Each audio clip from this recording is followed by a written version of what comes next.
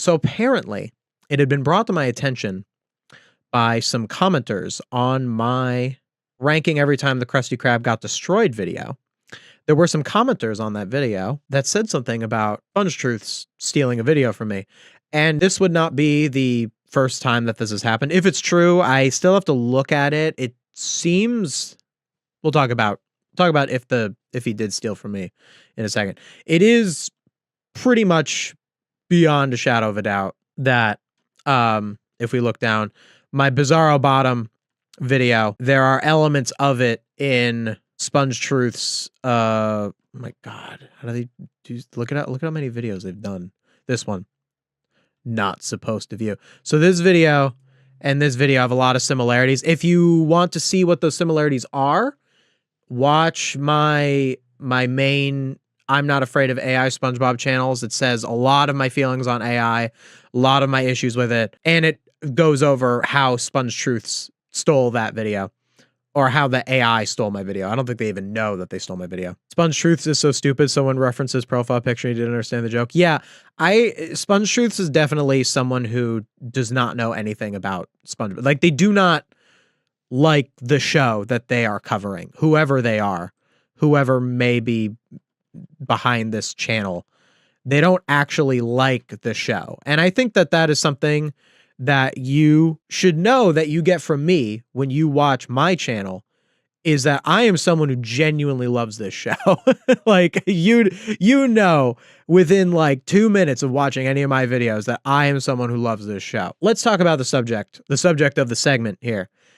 Apparently, so I posted this video ranking every time the Krusty Krab got destroyed. It's actually performing quite well. So thank you to the audience for watching this video, for supporting it.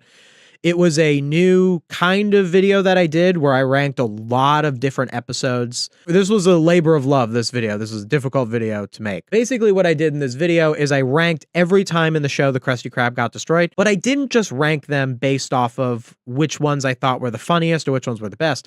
I ranked them based off of how much I thought Mr. Krabs deserved to have the Krusty Krab destroyed. So it wasn't just a video where I talked about episodes that I thought were funny or episodes that I liked.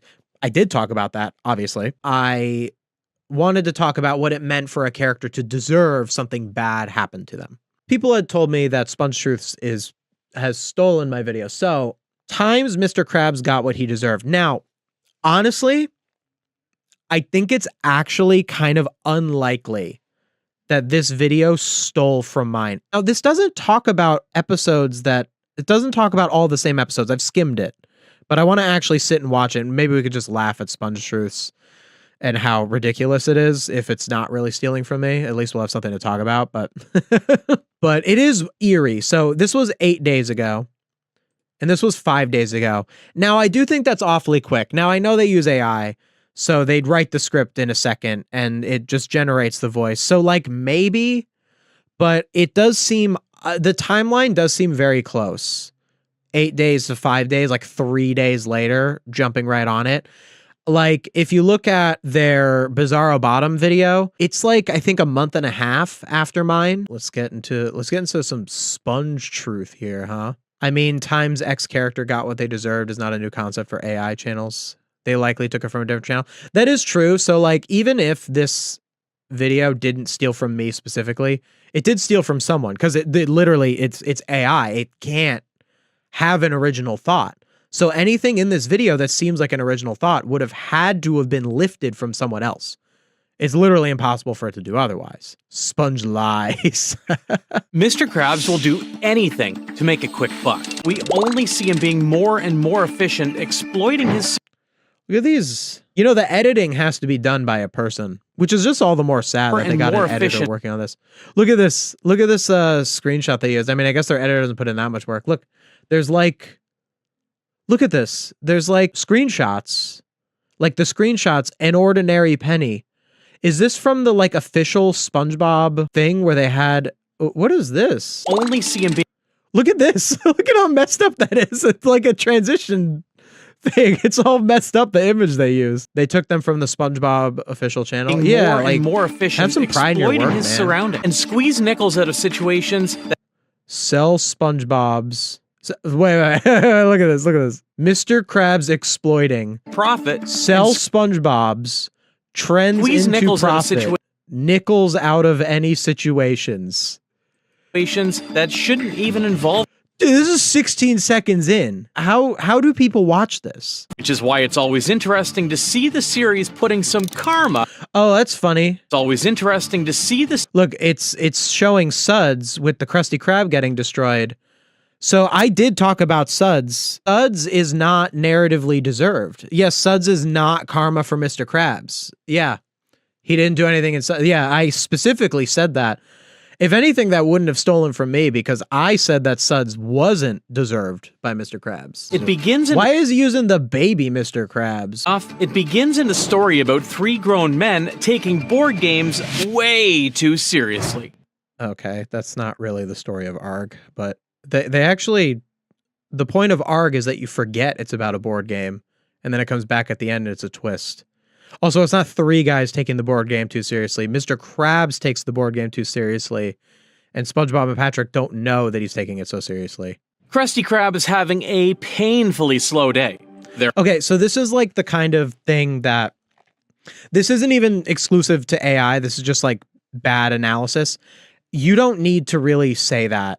If I was doing an analysis on Arg, I would not start by saying the Krusty Krab is having a painfully slow day. It's not really relevant to the main story. Like, it is relevant to the story, obviously, but like, it's not relevant to his point. There are no customers and no money until SpongeBob mentions it. Why are you using that frame of SpongeBob? But it's not real money. SpongeBob and Patrick are just playing this board game, the Flying Dutch. Oh, it was supposed to represent like SpongeBob was talking about money like gold. Treasure hunt, with the box proudly saying it's based on a real treasure map. This is just recapping. Based on a real who cares? It's that we've seen the episode. Keeps playing and playing and playing. He's just describing the episode and he's putting like these edits on it. To the point where he throws out these aren't your customer and closes the restaurant. Eventually the night comes and SpongeBob Eventually the night comes. Like, wants to go home to get some. Like, that's not writing. That's not how people write. So he packed up the board, said sorry, and oh, this is actually another AI. I don't know if it's an AI tell, but this is actually really common. This was also in the Bizarro Bottom video where they said SpongeBob wakes up in the morning, stretches, and gets out of bed. This is another very similar AI. He got carried away. So he packed up the board, said sorry, and went home. So he packed up the board, said sorry, and went home. Like, that rhythm is another like AI rhythm. And obviously it's a rhythm because there are times where people write real sentences that sound like that. I think what makes it tell a little more as AI is that it doesn't like mean anything that he said sorry there or that it was a part of the story. The flow of the sentence is very off. I can't believe people watch this. There's no way that this is not mostly bots viewing this. We're in bad shape as humanity if the views on these are not mostly bots. Now, you think Krab's obsession ends there. Nope. Next morning. I think another thing too is the way that he's talking about the characters is as if they're like real people in real life. Like, you think that Krabs would stop there? Nope. They're not looking at it. And obviously it's AI, it's lies. But I'm talking about like people who watch this and it resonates with them. It's surface level. It's just so.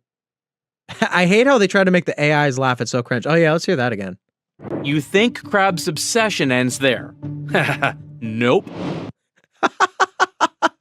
Look, a real laugh. You can hear the difference. We learned that from SpongeBob. Robots can't laugh. Robots can't cry, and robots can't love. So there's your proof right there. So anyway, the problem with like saying something like, "Oh, you think Mr. Krabs will start there?"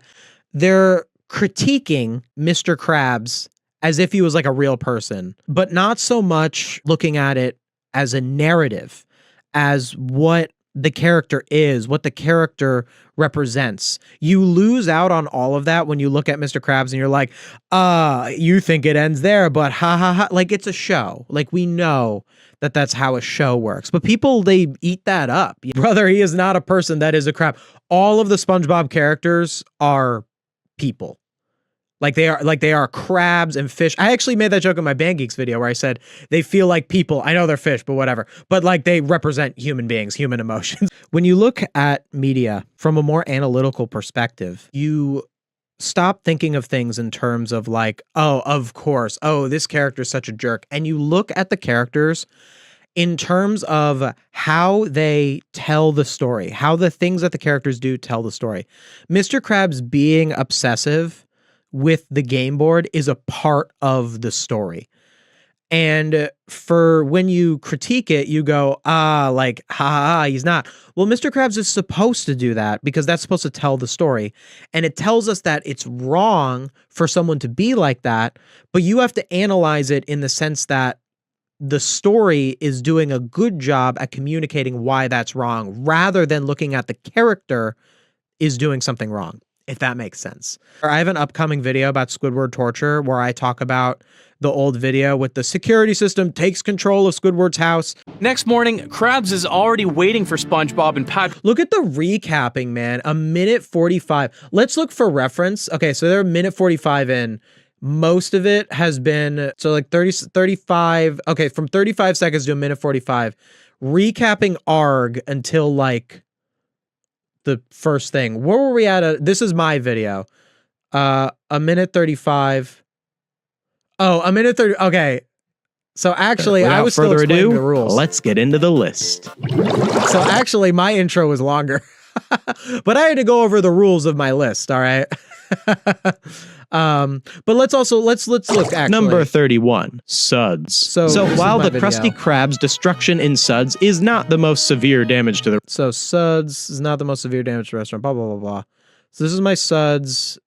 destroyed Krusty Krab to hammer that point home. Too bad poor old Mr. Krabs had to get caught in the crossfire. 1:40 to 3 minutes. So it took me 1:20 to describe Suds. 1:20 is what it took. In that same amount of time, roughly, he's just to the part in ARG where Mr. Krabs appears with the ship. In the time it took for me to explain. And I explained, if you see the video, like the whole story. It's not just about when the Krusty Krab gets destroyed.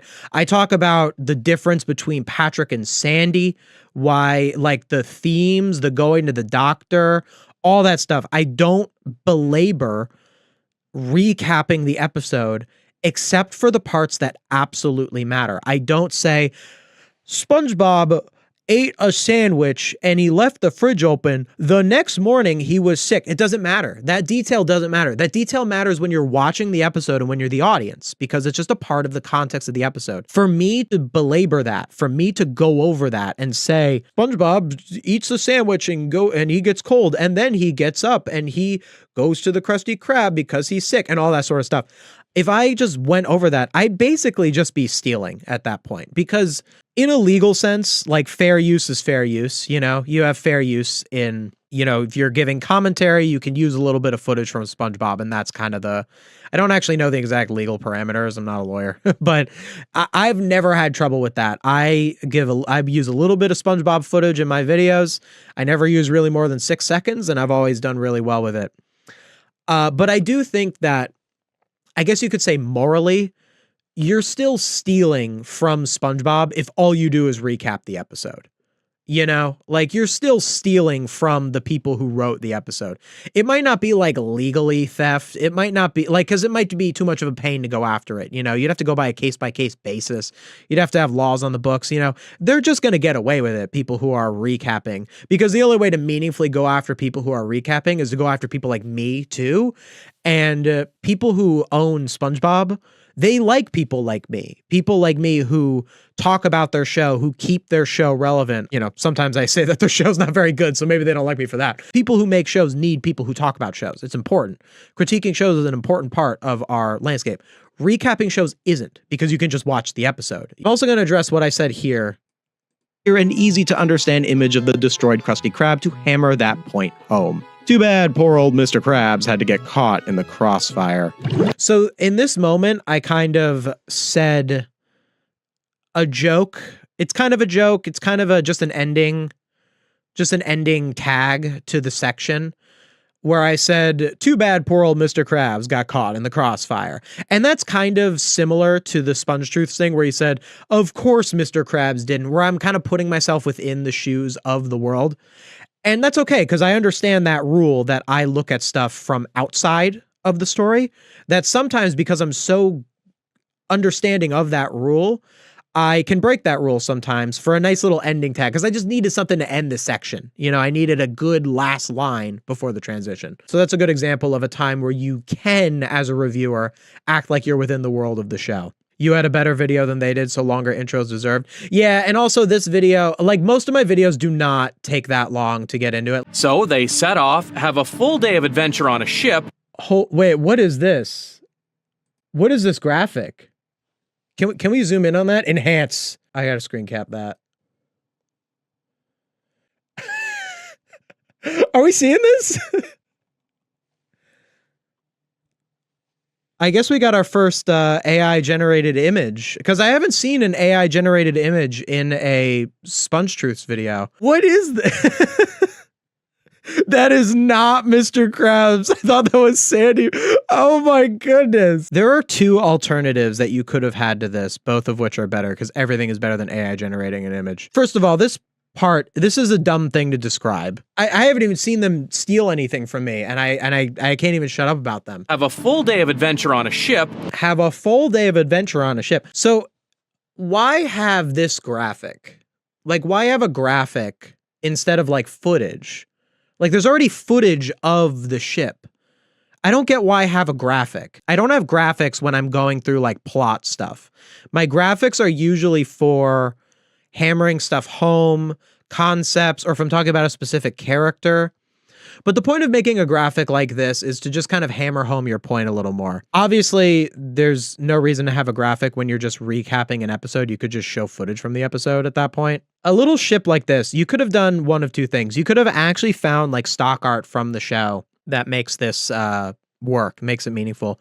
Or you could actually have an artist make something, use this as an opportunity to make some kind of like fan art. Is its owner, Mr. Krabs. So But does this So this is some fan art that I had commissioned for this video. I am my fiance. My fiance made this, and I commissioned this to kind of hammer home just a little joke in the intro. Because I thought it'd be funny to be like, oh, what if Mr. Krabs got like denied in, insurance? Like, because I thought about that. I was making the video, did Mr. Krabs get insurance? And so I just had a little piece of like fan art commission. And these are like the things that can enhance a video, stuff like this. And what enhances something like this is that it's human made, it's made by a person. Just generating a little boat with not even the right characters. It's never going to make someone stop and think like, oh, like this is like something. It's just going to disappear into the noise, and that's beyond the fact that it got the characters wrong. Even in the world where it would get the characters right. Your fiance is a great artist. She sure is. I'm very proud of her. So it makes us appreciate the creator more. But if you just generate an image with a wrong thing, not only are we going to mock you for getting it wrong, but you're also like, you're not adding anything to your piece. You're not adding anything to what you're making. Until they camp for the night. And when Krabs suddenly... That's so odd. They do so much recapping, but they just skipped so much. It's because it's AI, obviously. AI didn't understand. It just chooses random stuff. Not random stuff, but it chooses stuff. Why did he poof into Minecraft particles? Because it was just a silly edit. It's a real editor, by the way. The SpongeTruths does hire real editors.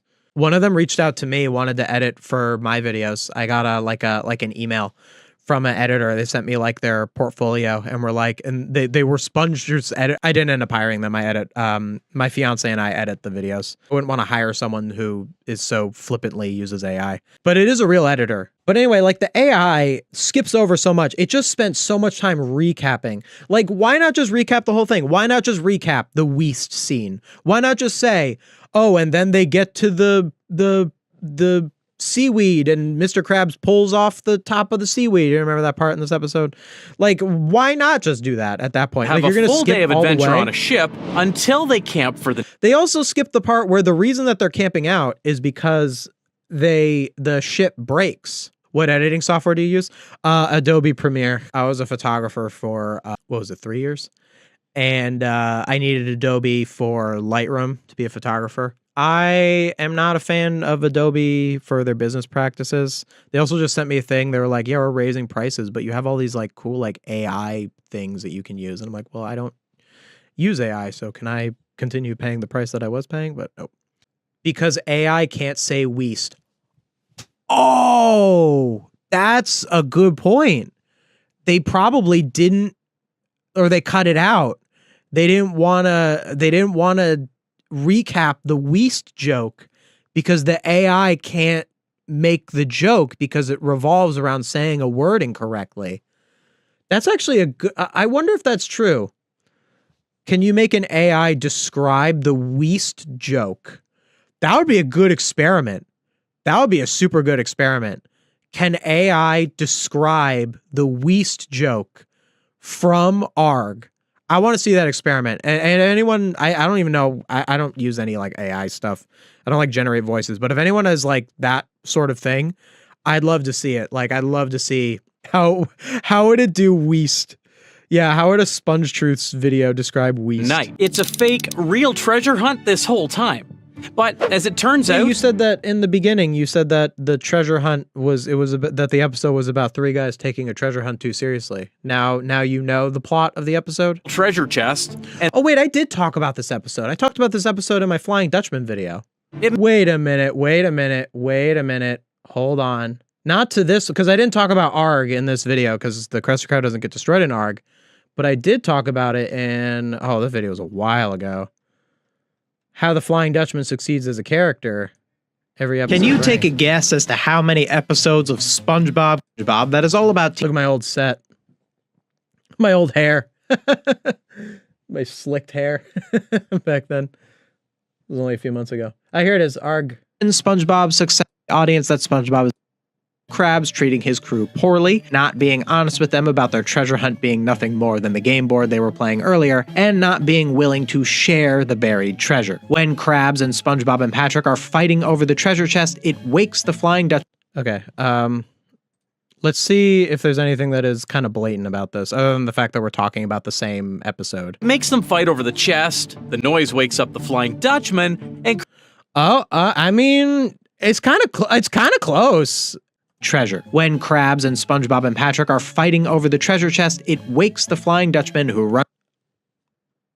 I don't, like, it's because it's AI. Like, if a non-AI channel said this same thing, I would understand why they would say the same thing. But it had to take it from somewhere. So why not take it from me? They might be stealing your edits.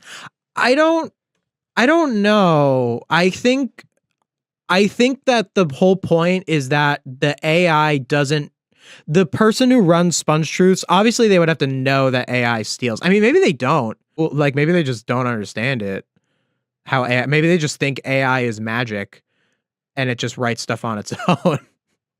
There are probably people who think that. Maybe they don't care. Of course they don't care. of course, it makes them fight over the chest. The noise wakes up the Flying But let's see Dutchman, about the actual and Krabs panics point. and rewards SpongeBob and Patrick with 2 gold coins for saving him the effort. And when Krabs asks for a reward too, he gets a tiny plastic treasure chest. And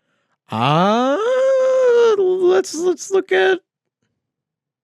In this classic case of misdirection works is that it is consistent with the moral lesson of the episode. SpongeBob and Patrick were a loyal crew and were willing to share the riches of their adventure, so they are rewarded with See, Mr. Krabs treated them poorly, so he is rewarded with a plastic fake treasure chest. Symbolize. The only thing that it's really taken so far are the parts that describe the plot. If it takes this part, The reason this classic case of misdirection works is that it is consistent with the moral lesson of the episode. so I said that it's consistent. I was talking about how the misdirection is the Flying Dutchman isn't mad at them for digging up the treasure. You think the Flying Dutchman's going to be mad. Krabs blames it on them, but Flying Dutchman is grateful. And the reason that that's good writing is because it rewards the people who were morally good in the episode. But so does SpongeTruths say that? Because that's the real meat of the video.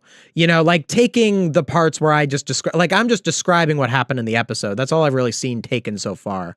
The Dutchman just needs to humble Krabs' greed. Because for a lot of time in season 1, Krabs has always been consumed. Yeah, it's like the problem with the Bizarro Bottom video is that it stole the meat. Like it talked about how Bizarro Bottom had no story, which I said. It talked about how SpongeBob and Squidward are opposites, which is what I said. The only things that I see here that are exactly like mine, because all this is doing is recapping the episode. It didn't say anything about the episode at all. I just asked ChatGPT to explain the Weast joke from ARG. It said SpongeBob was the one to say Weast. It made the fake quote, "That's west, then what is that east? Oh, so what is Weast?" See, this is why we should never let AI write anything, because it would never write the Weast joke. It could never write any good joke, to be honest. I hate AI trying to do bro talk. This is where Krabs fumbles the bag so bad. Yeah, trying to make it sound like casual. Jackson, watching your videos is like getting 2 gold doubloons, and watching SpongeTruths is like getting plastic. That is a great. There's so many SpongeBob episodes like that like with the synthetic patties and selling out, the King Neptune making the. I got comments on that when I did my AI video where they said your videos are like SpongeBob making the Krabby Patty, and SpongeTruths is like King Neptune, making all the Krabby Patties with magic. A proper business, while Krabs is watching from across the street in jealousy. Proper business, while Krabs is watching from across the street in. He's not watching from across the street. He sees it on the news. The episode hit Krabs with the most humiliating form of karma: customer feedback. Because the next day, the customers start complaining about. What? Is that the most humiliating form of karma? The negative effects of the patties, which quickly turns into a mob situation aimed directly at Mr. Krabs. Mobs. I said the mob. I did say the mob in my video. I refer to the background fish as the mob a lot. It actually was from my first video on my media analysis channel. I referred to the background fish as the mob. This one is truly satisfying. It's so disingenuous. Like, this one is truly satisfying. Like, it's not satisfying because you see, like, the character get punished. I mean, I guess, like, it is. But the point is that it's telling a story. It's making a statement. It's not that, oh, we're seeing something bad happen to Mr. Krabs. It's that bad thing happening to Mr. Krabs tells us that being like SpongeBob is the right way to be, because SpongeBob was the correct one in the story and Mr. Krabs was the wrong one in the story. That's what's supposed to make you feel satisfied, not just that someone gets hurt and you have schadenfreude is not the point. But surface level analysis, AI or not, would not really get that. And now it ends with SpongeBob off to the side, casually rubbing pickles. This episode is simple. SpongeBob and Patrick painted a house and it went wrong. Wait, hold on. How SpongeBob can make any situation entertaining. How to write web painters. SpongeBob SquarePants is, at its core, a show about the mundane. While the premises of most cartoon shows revolve around big concepts like magic powers, aliens, or grand adventures, SpongeBob excels at telling deep stories using the most simple of situations. Look, and see, like, that's my wet painters video. Wonder where it got it from. Talking about how simple the episode is. That's straight from me. That's straight from me. The whole setup is already suspicious. He knows his house is basically a minefield. No, he's not doing it on purpose. Mr. Krabs just has a lot of stuff because he's an old rich guy. It's not a part of the story that Mr. Krabs put all his stuff there. It's there in other episodes. He just wanted them to paint his house for free. Unironically, it ain't that deep, bro. And this episode is very deep in a lot of other ways. Watch my video on it. Watch my video on wet painters. You'll see how deep this episode actually is, because it is quite deep. It took a little bit from my Flying Dutchman video, and it took kind of the premise of my wet painters video. But it didn't take from that one, and it's because it was 3 days later. You know, 5 days ago was this video at the time of this stream, and the Krusty Krab destruction video was 8 days ago. I think SpongeTruths has their videos like in the pipeline. Like whatever video comes out was probably made a lot earlier, because when you're AI, you can just pump them out. And SpongeTruths has an editor. So SpongeTruths probably has an editor give them the videos, and they have them a while in advance. And that's how they can put like 3 a week, because they just use AI to streamline it all. So it didn't steal from that video specifically. The actual verdict is it didn't steal that video. I mean, it's still AI, so it stole from a bunch of stuff, including me and other videos. But I think what we can learn from this is these AI channels are not like all powerful. I think the reason that a lot of people wanted to notify me and leave comments that say, hey, SpongeTruths stole your video, is because it's scary to see that. Like, you're a fan of mine, you see my video, and it does look very similar, you know, like it, and it also says the words deserved, you know, times Mr., not capitalized Mr. Krabs, times Mr. Krabs got what he deserved. The grammar, man. 130K subscribers, by the way. 130K subscribers. They gotta all be bots. They gotta all be bots. So I think what we can learn from this is that these things aren't like all powerful. They aren't to the point where they're like pumping out a video the day after that's just a rip off of mine. That is not happening.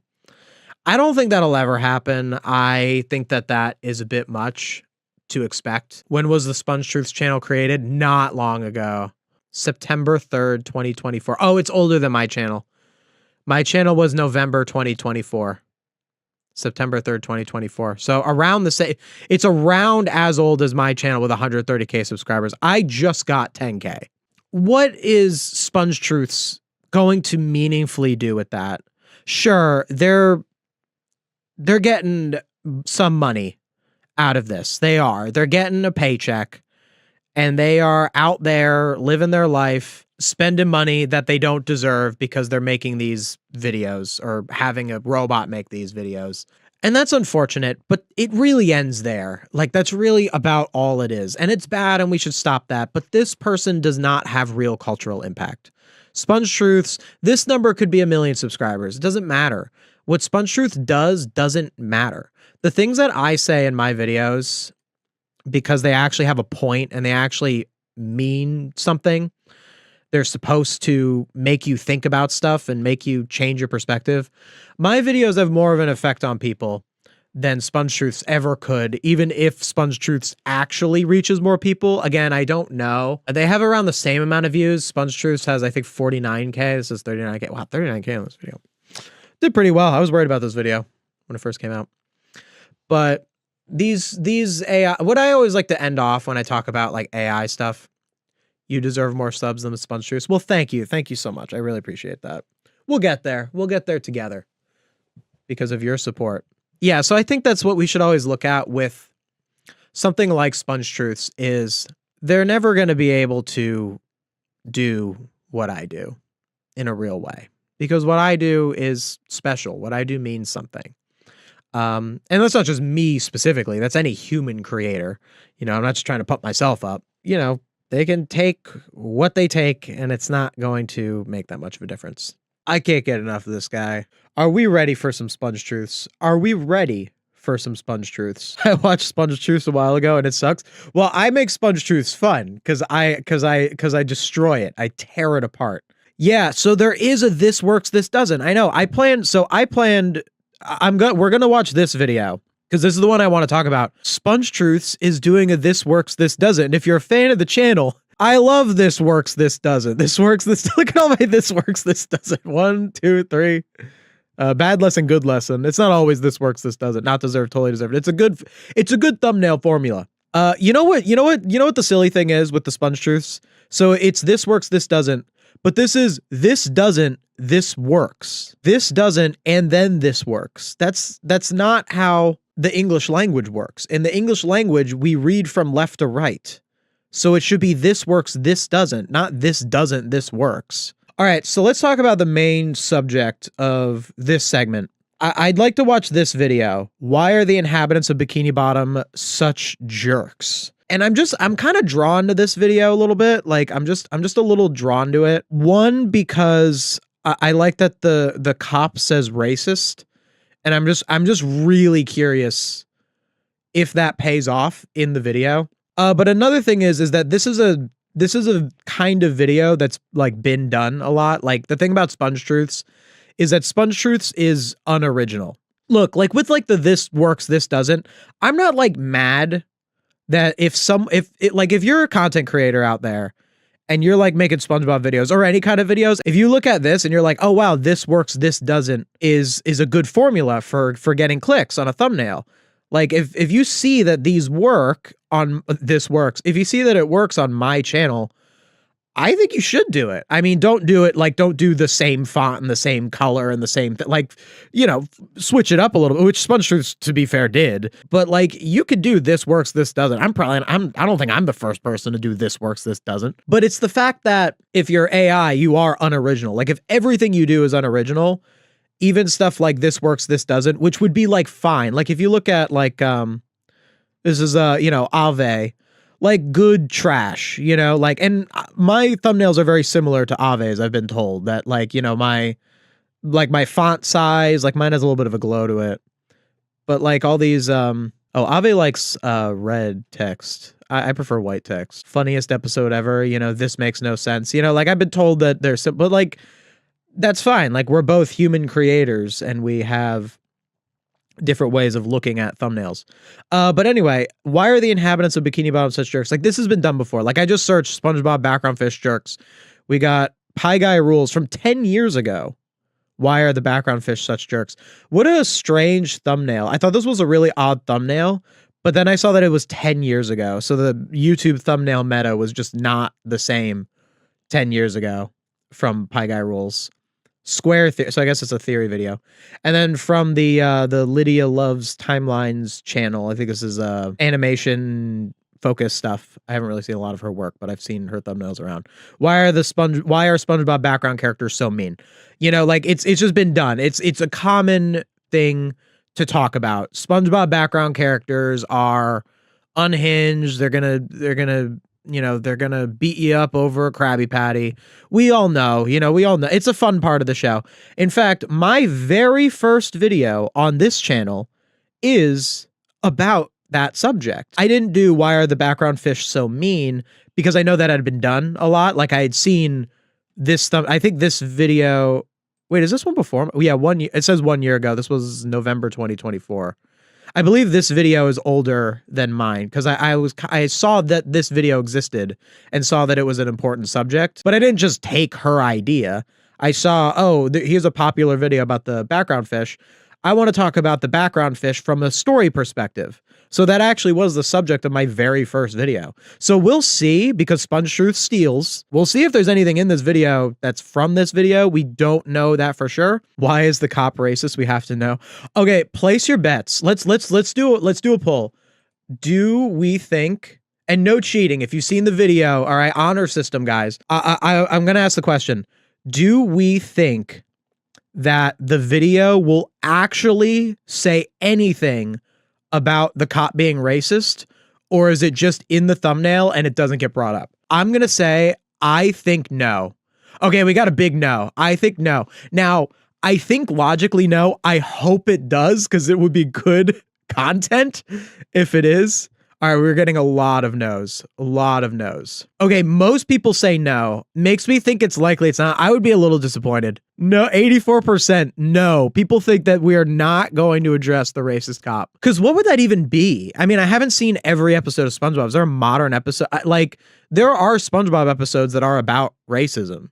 Squirrel jokes. I think the thumbnails can be similar as long as the videos themselves differ. Of course, like I said, if you're an aspiring creator who does not use AI, look at my thumbnails and be like, which of my thumbnails are working? But look, yeah, it's even, so my this works, this doesn't. So look, this is my Nosferatu video.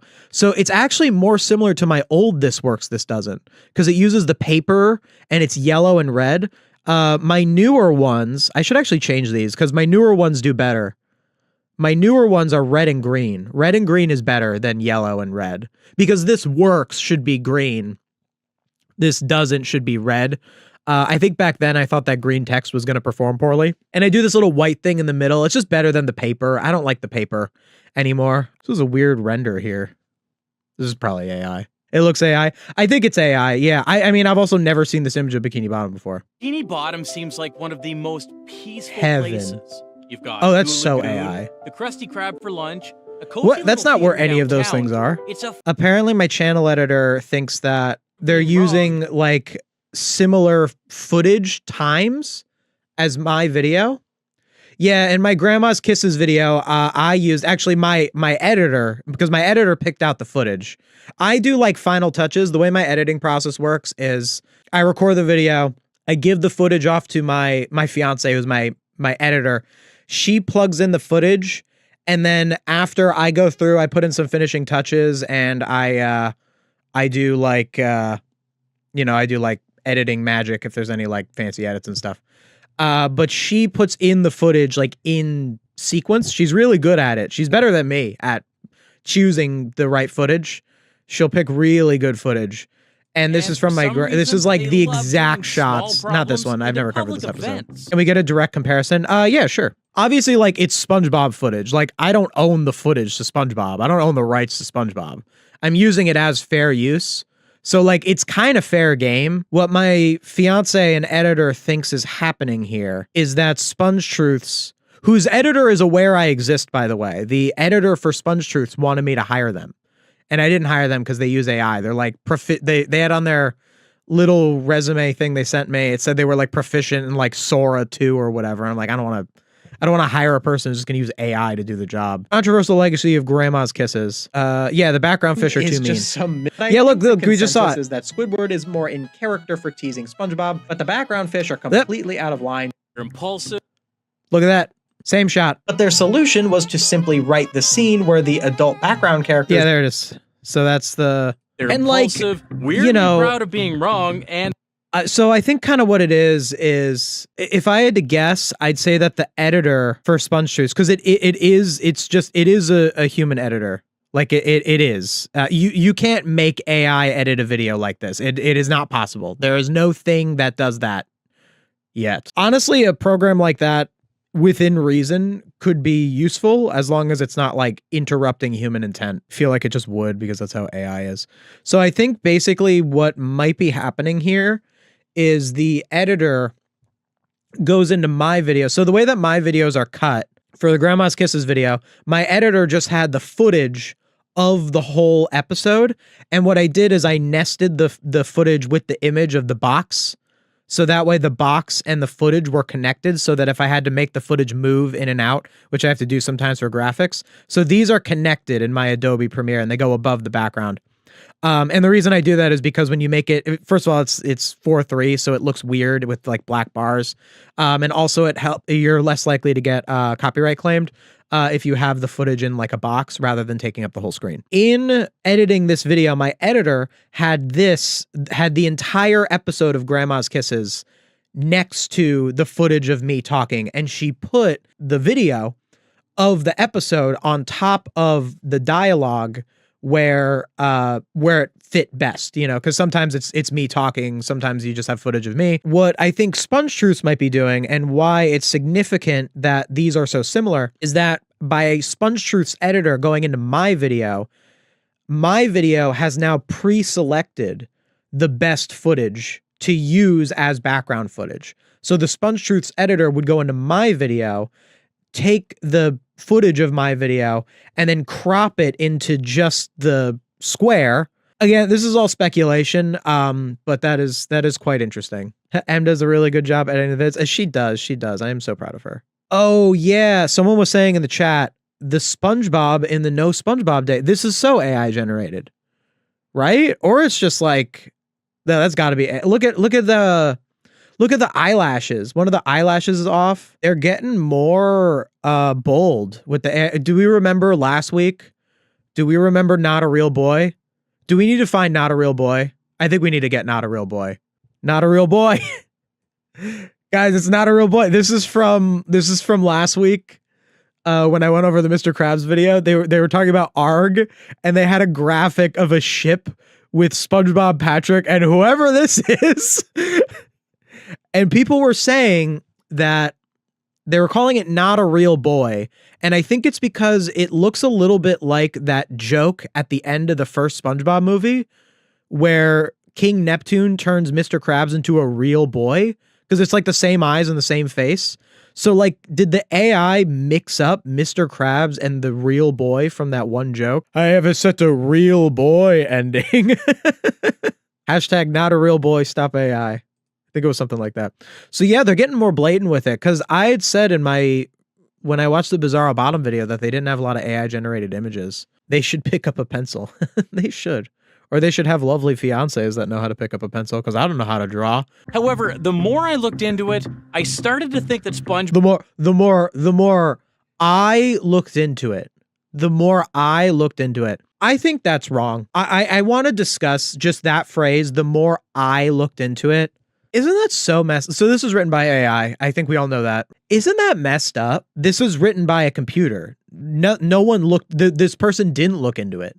They didn't, like, when you watch my videos, I have to set aside time to watch all of the episodes that I talk about. Like, that's a part of the process. I'm doing another video like my Krusty Krab video, but with the chum bucket, where it's every time the chum bucket is destroyed. But I have to set aside time to watch all of the episodes where the chum bucket gets destroyed.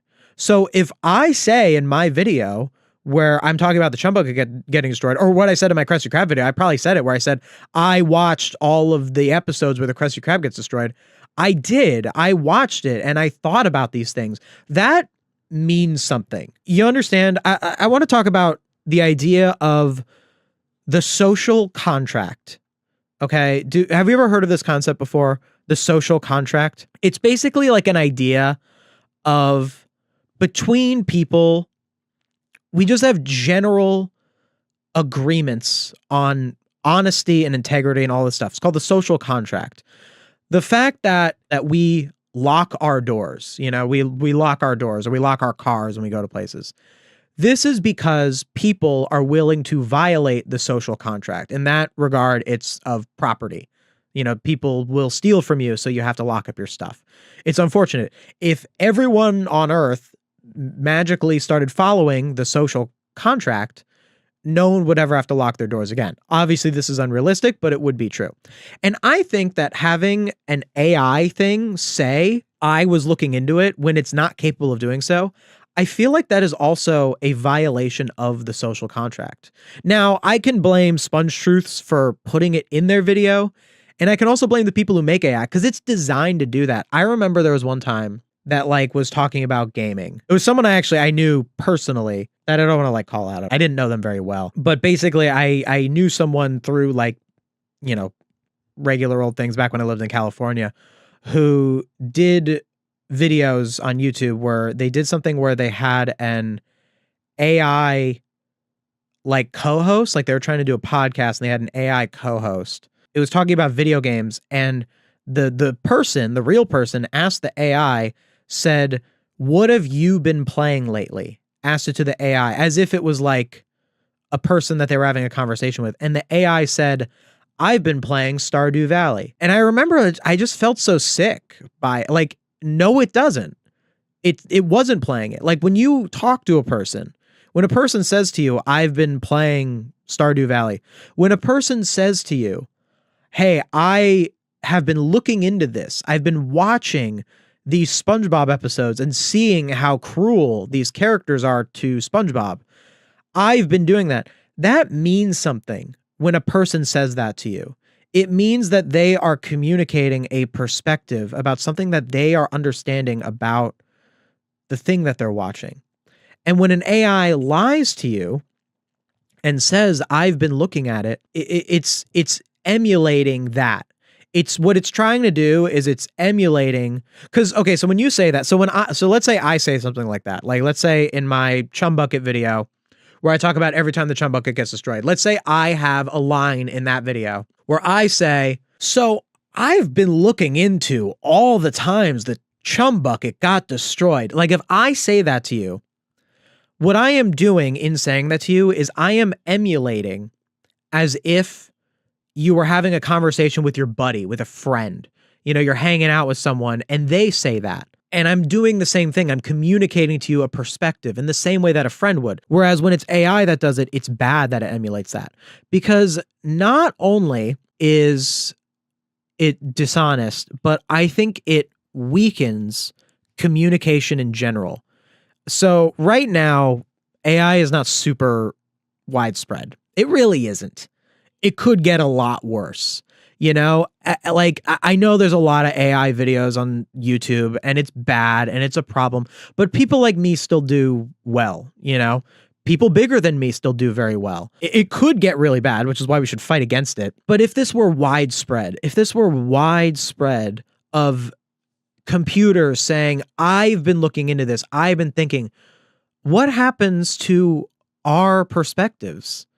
What happens to the value of an actual human perspective when opinions are no longer mostly people?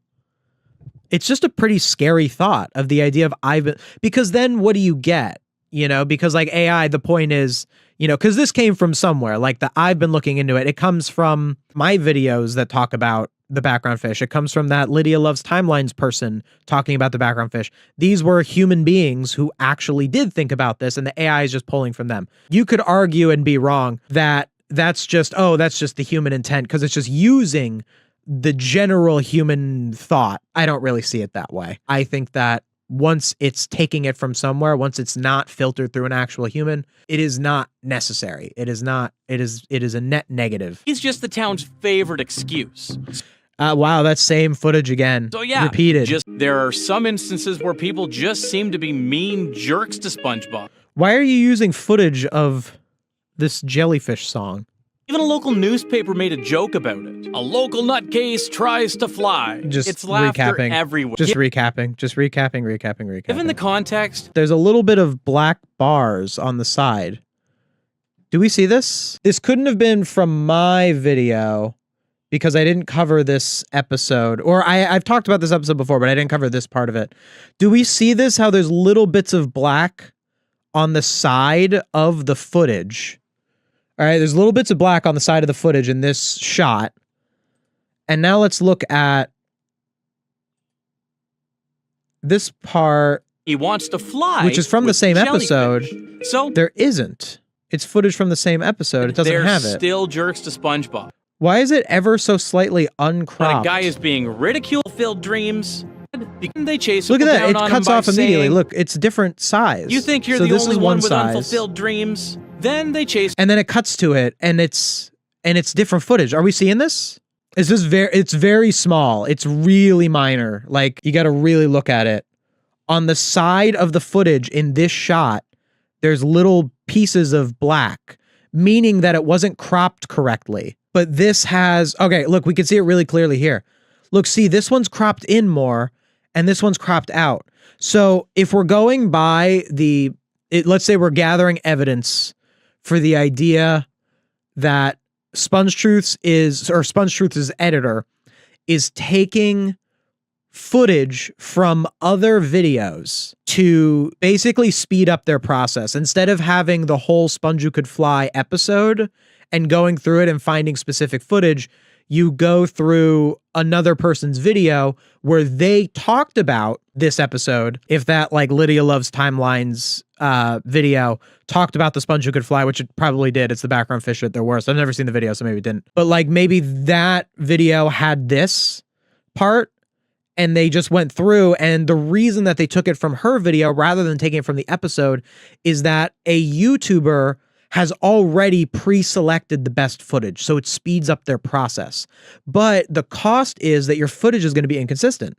You're going to get it over here, you're going to get it over there. Very interesting, and just kind of an indication of, and also I do think that's bad in a couple of ways. I don't think it's like illegal because it's all fair use. It's all SpongeBob. You know, we don't own SpongeBob. I don't own the rights to SpongeBob. I use SpongeBob as commentary on the episodes. That is, when I use footage, it's commentary. It's the same here. That's just kind of how it works. So the reason that that's bad is not because it's illegal, but because it stifles innovation. Let's say you have 20 different YouTubers, 20 different SpongeBob YouTubers. Every single one of us made a video that was basically the same video. It was a review of the sponge who could fly. None of us stole from each other's videos. We all made these videos independently.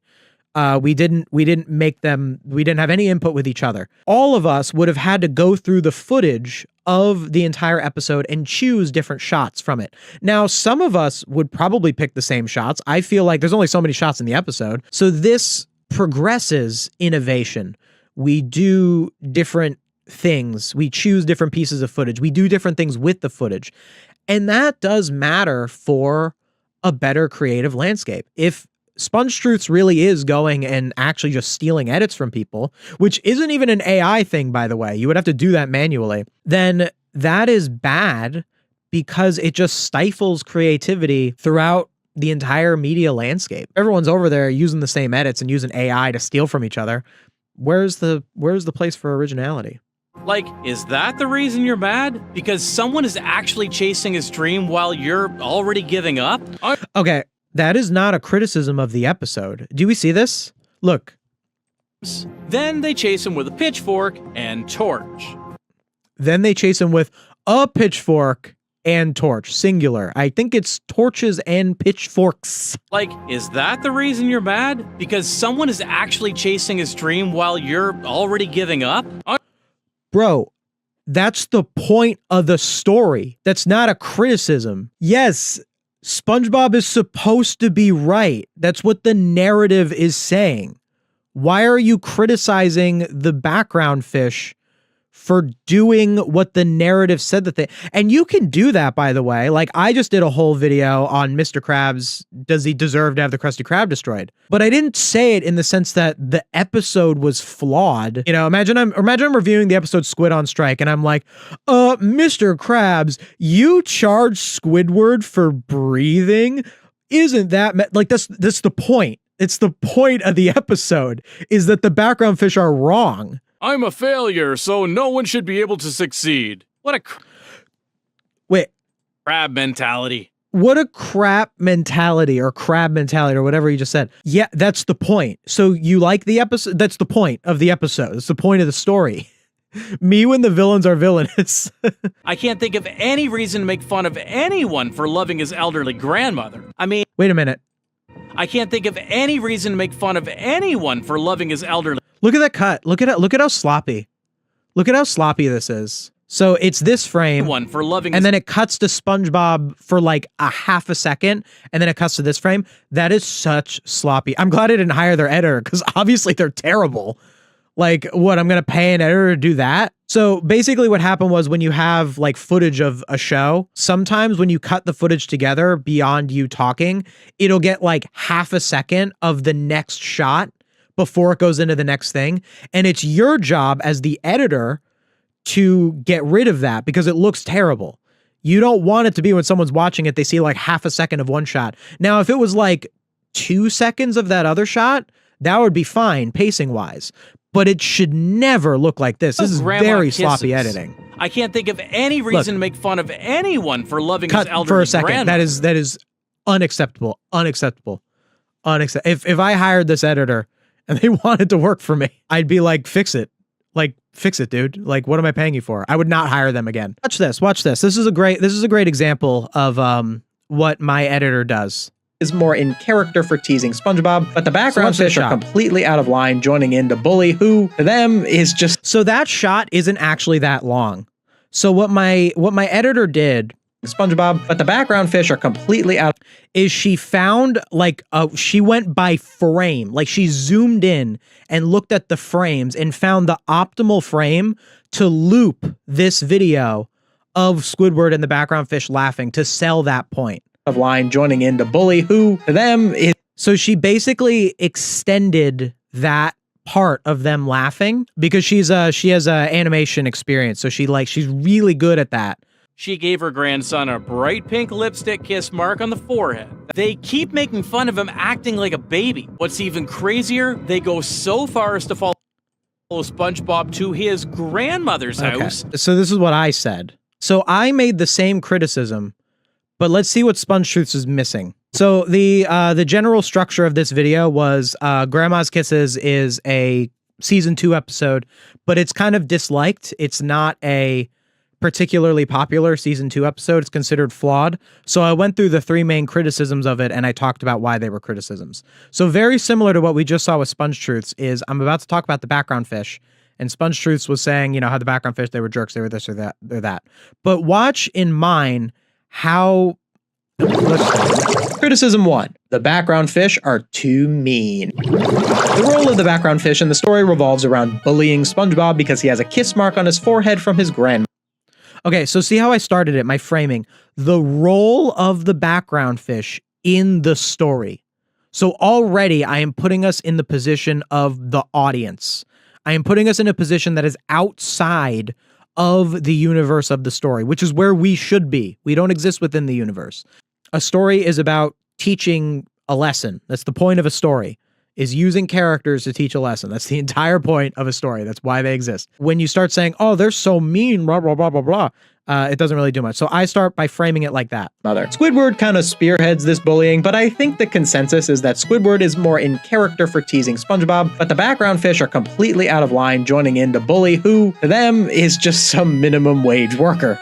Okay, so so that sentence is similar to the like SpongeTruths point, is like, why are they bullying SpongeBob? Oh, they're being so mean to SpongeBob. So because I framed the point as the role of the background fish is to bully SpongeBob, now when I say joining in to bully who, to them, is just some minimum wage worker.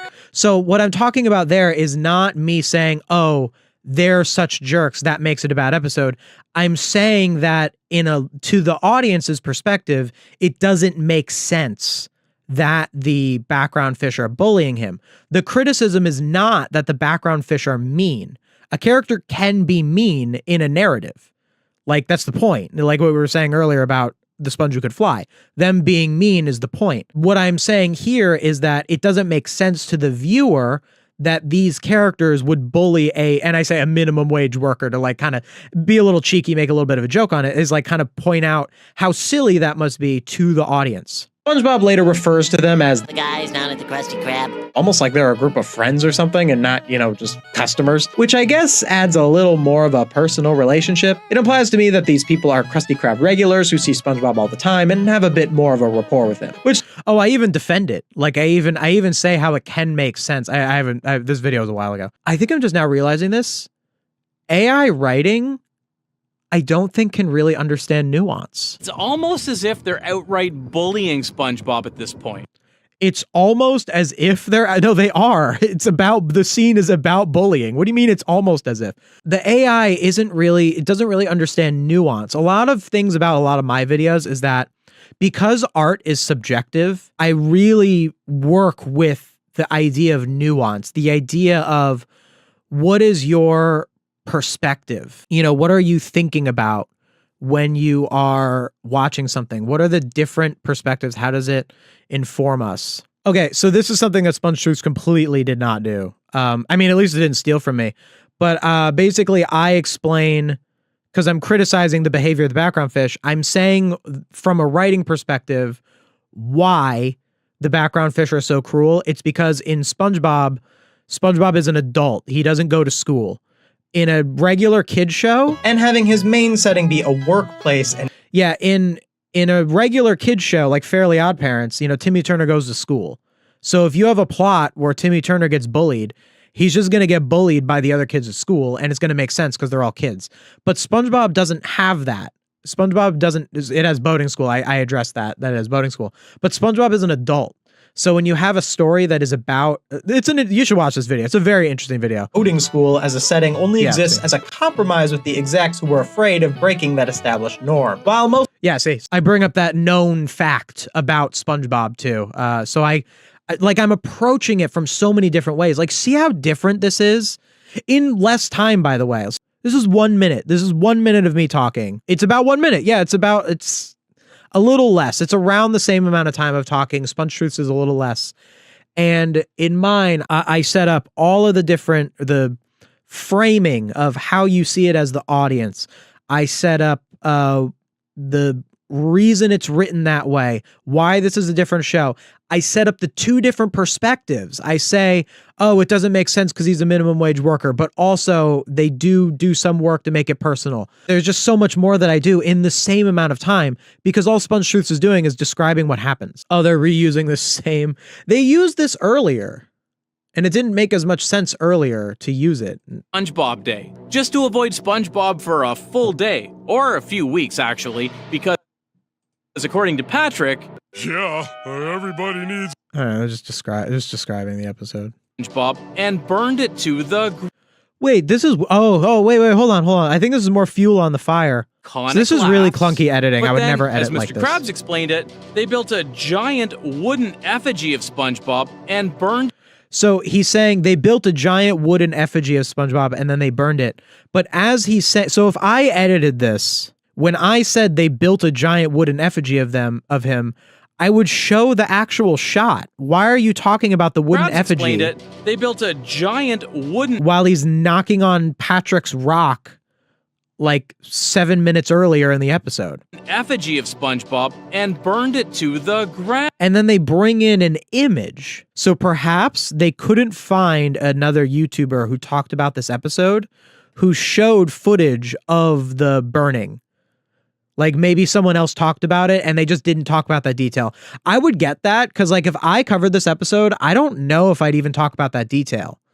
You know, I don't even know if because it's a joke, you know, like they burned the wooden effigy of SpongeBob. It's just a part of the joke. Like, I don't think I would really describe that part. So it's likely that another YouTuber who talked about this episode probably talked about Gone from the sake of it being like a psychological episode, it being like how SpongeBob, you know, goes crazy and he deals with it. So maybe they just didn't have that footage, and instead of getting footage of the actual episode, They built a giant wooden effigy of SpongeBob and burned it to the... They just got an image and put it in. Oh, and they have footage of the dancing? Wait, why did they not have footage of the effigy? That's so weird. I wouldn't be surprised if they were trying to curse... You know what it is? I bet that the video that they took it from didn't have video of the burning. On top of the ashes, but like it did have video of the dancing. Because if I were talking about it and I said, yeah, they were celebrating No SpongeBob Day, I probably would use this shot of them dancing, but I probably wouldn't use the burning of the effigy. No, tomorrow. I wouldn't be surprised if they were trying to curse SpongeBob while they were at it. What? Why? That is what? First of all, why are you speculating on what they would or would not have done? The narrative just tells you what they did. Why would they keep that like subtextual? They wanted to curse SpongeBob? What the heck? This video is 4 minutes and 25 seconds in. It has recapped 3 episodes where other characters were mean to SpongeBob and criticized only that the characters were jerks, which is the point of all 3 of those episodes. You may be able to criticize the Grandma's Kisses one. It didn't. It didn't talk about the actual criticisms of the Grandma's Kisses background fish behavior, which there are real criticisms of it. I addressed them in my video. And there also are real criticisms of Gone too. The way they act in Gone actually might be worse than Grandma's Kisses because it's very mean-spirited in Gone. You need to say why narratively it doesn't communicate the message very well. And he basically ends... Why is this 16:9? Why is the aspect ratio... Are we seeing this? Why is the aspect ratio a rectangle for what... Oh, you know what? So this is from Graveyard Shift. Graveyard Shift is from season 2? Season 3? Season 2 or 3.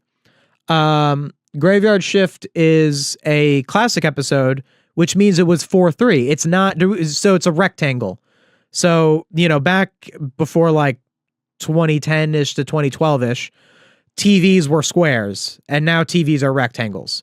So when SpongeBob aired on TV back in the early 2000s, all of the episodes were squares, including Graveyard Shift. So if you watch my videos and I talk about something like Graveyard Shift, it's going to be in a square box. But if I talk about a modern episode, Graveyard Shift is season 2, thank you. If I talk about a modern episode, like say Squid Ferratu, I'm going to have a rectangle. And I work that into the editing. This is a 4:3. It's called 4:3 aspect ratio, but this is a 16:9 aspect ratio for what is a 4:3 aspect ratio episode. Doesn't Now, belong. why is that? Why would that be the case? Well, I think I have an answer. If SpongeBob wasn't SpongeBob SquarePants official, if Graveyard Shift was an anime, what?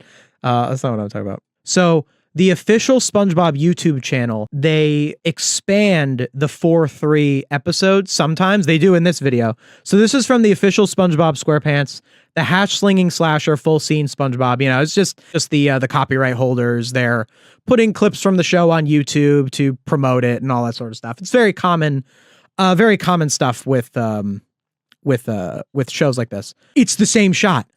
Look, are we seeing this? It's the same. That's where they took it from. They took it from and we saw this last week with the Mr. Krabs video. Guys, we're learning a bit about SpongeTruths today. SpongeTruths steals edits too. That's so nuts. Yeah, so look, employee of the month. And also look, 16x9. 16x9 employee of the month. Watch. It's the same color. It's the same color. There it is. We found it. Wait a minute. It's even worse. So look, there it is. There's the shot. Employee of the month. It's actually, look at this. It's their transition too. It's the same transition. How lazy can you be? Look, it's exactly from there. It's blurred out for some reason on SpongeTruths. And then look, it's literally the same transition. So SpongeTruths takes the edits too. What the barnacles? And it also makes it inconsistent. Like why is this a square? This is not a 16x9 episode. If you look at my videos, when I cover an episode from the 4:3 era of SpongeBob, when it was 4:3 aspect ratio, all of the footage is going to be in the box, is going to be in the square. All of the footage from the HD era and onward is going to be in a rectangle. It's just weird how you're discussing a season 2 episode here and it's a rectangle, and back here it's a square. It's just inconsistent. I've said it before, but I just love how honest you are about your video making process. Thank you. I really like doing behind the scenes stuff. I really like people knowing my process. Dude. And he basically it's ends so every blatant. kind of conversation with a lie. Look at this. SpongeBob laughing for 10 minutes. Have you no integrity? With just popping up in there, SpongeBob laughing for 10 minutes. So many cases of SpongeBob destroying Bikini Bottom. Why is this the footage? So many cases of SpongeBob destroying Bikini Bottom. And it's him with his teeth on his own house. I'm sorry, a man can't bite his own house? Why is this the footage used? I mean, I know why. It's because they're lazy with getting the footage. Because of just stupid stuff. That is not SpongeBob's fault. That's Squidward's fault. They used dying for pie as an example of SpongeBob destroying Bikini Bottom.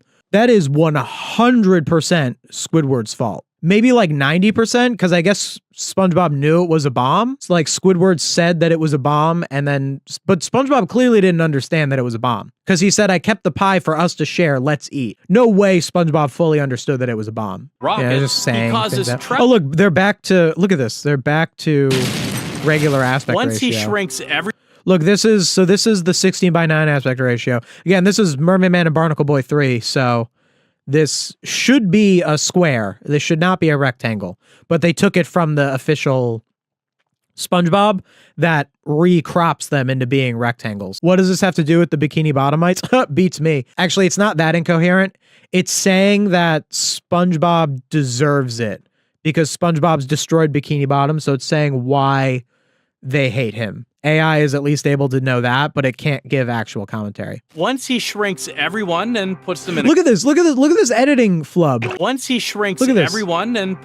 For like I can't even pause it on the right side. For like a millisecond, it takes up the full screen. Why?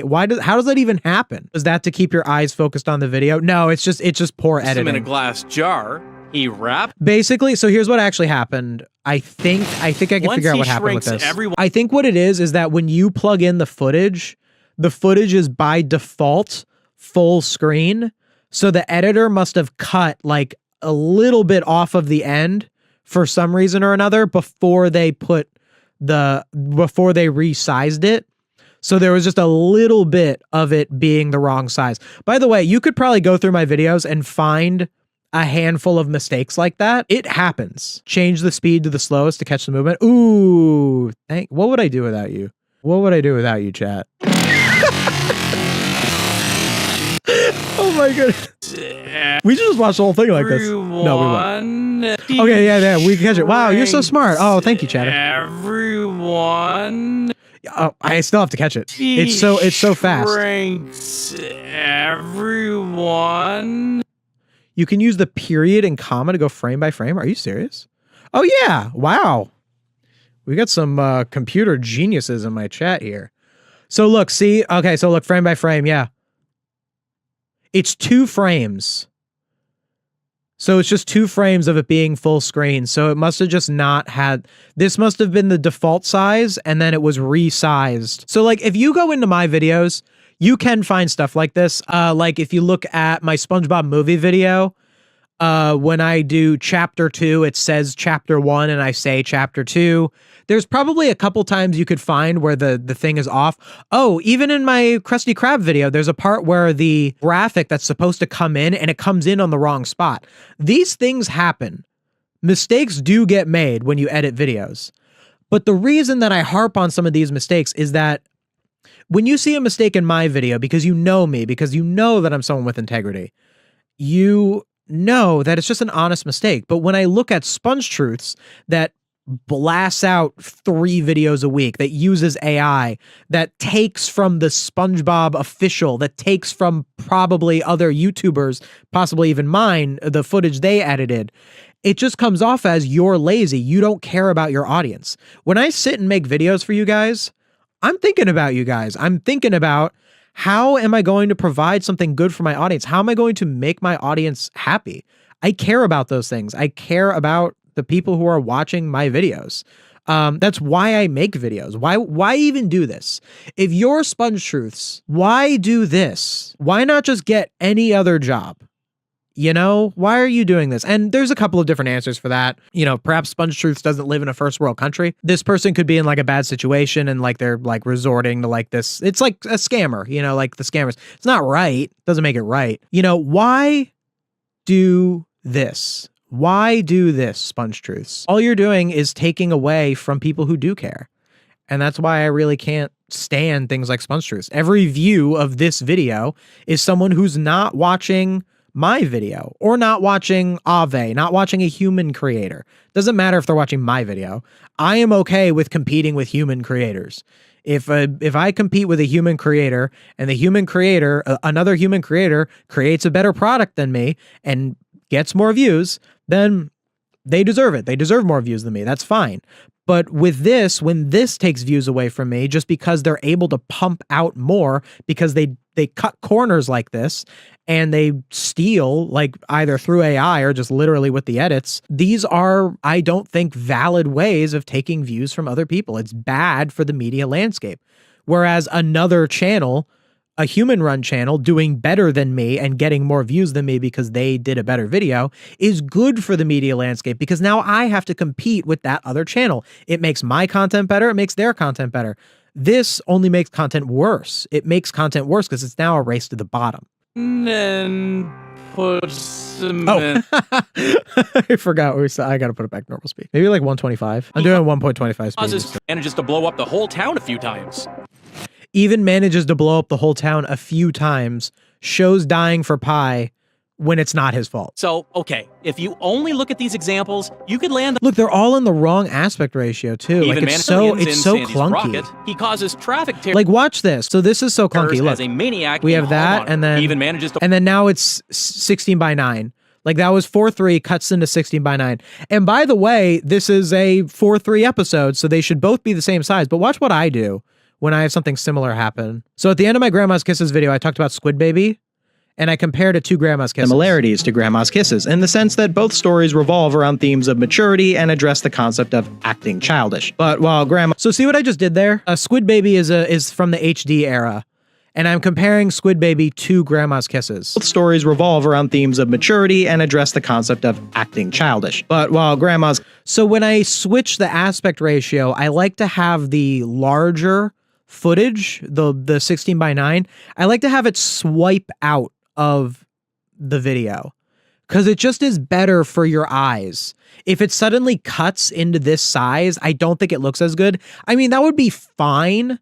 Like, it's okay, but it's so easy for me to do that. It literally, I just cut the tail end of this footage and I copy paste it. It takes me like 10 seconds for each time I have to do Stories this. revolve around themes of maturity and address the concept of acting childish. But while Like, grandma it's so easy to do this. But the difference is there's two major differences. So this is talking about two different episodes from different eras of the show.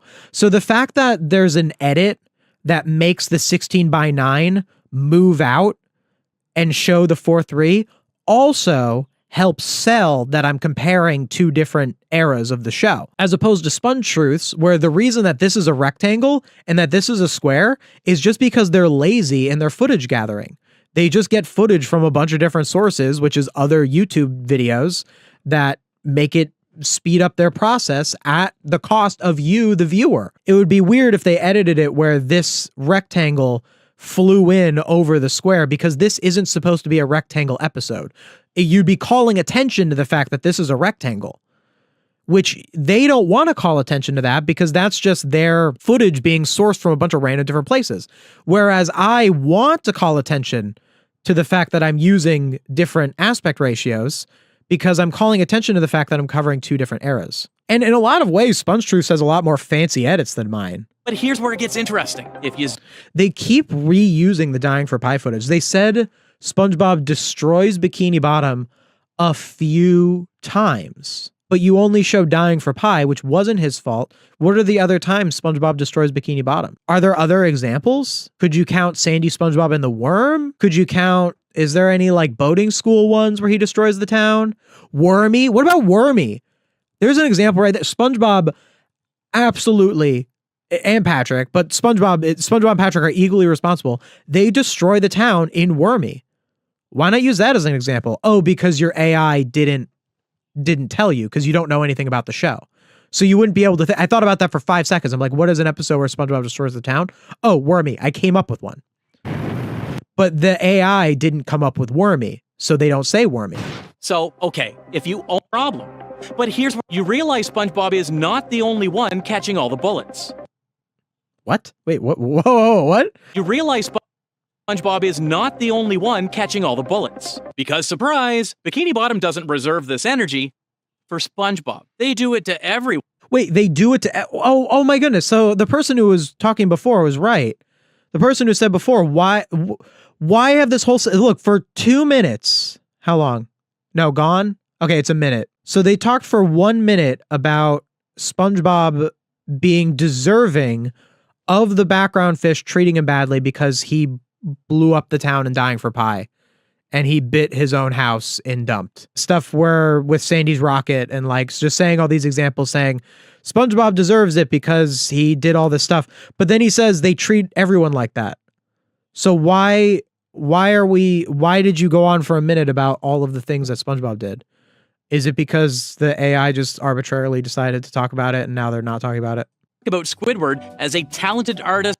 What is this image? This looks like fan art. Where did this image of Squidward come from? It doesn't look like AI. It's like weirdly shaded. Like it looks like it's from a broader piece of fan art that has like shading on Squidward. I don't like to use fan art in my videos. It's not like the worst thing in the world to do. I forgot to mention that the SpongeTruths voice has changed many times, as pointed out by Ave. That is true. Yeah, that is kind of the...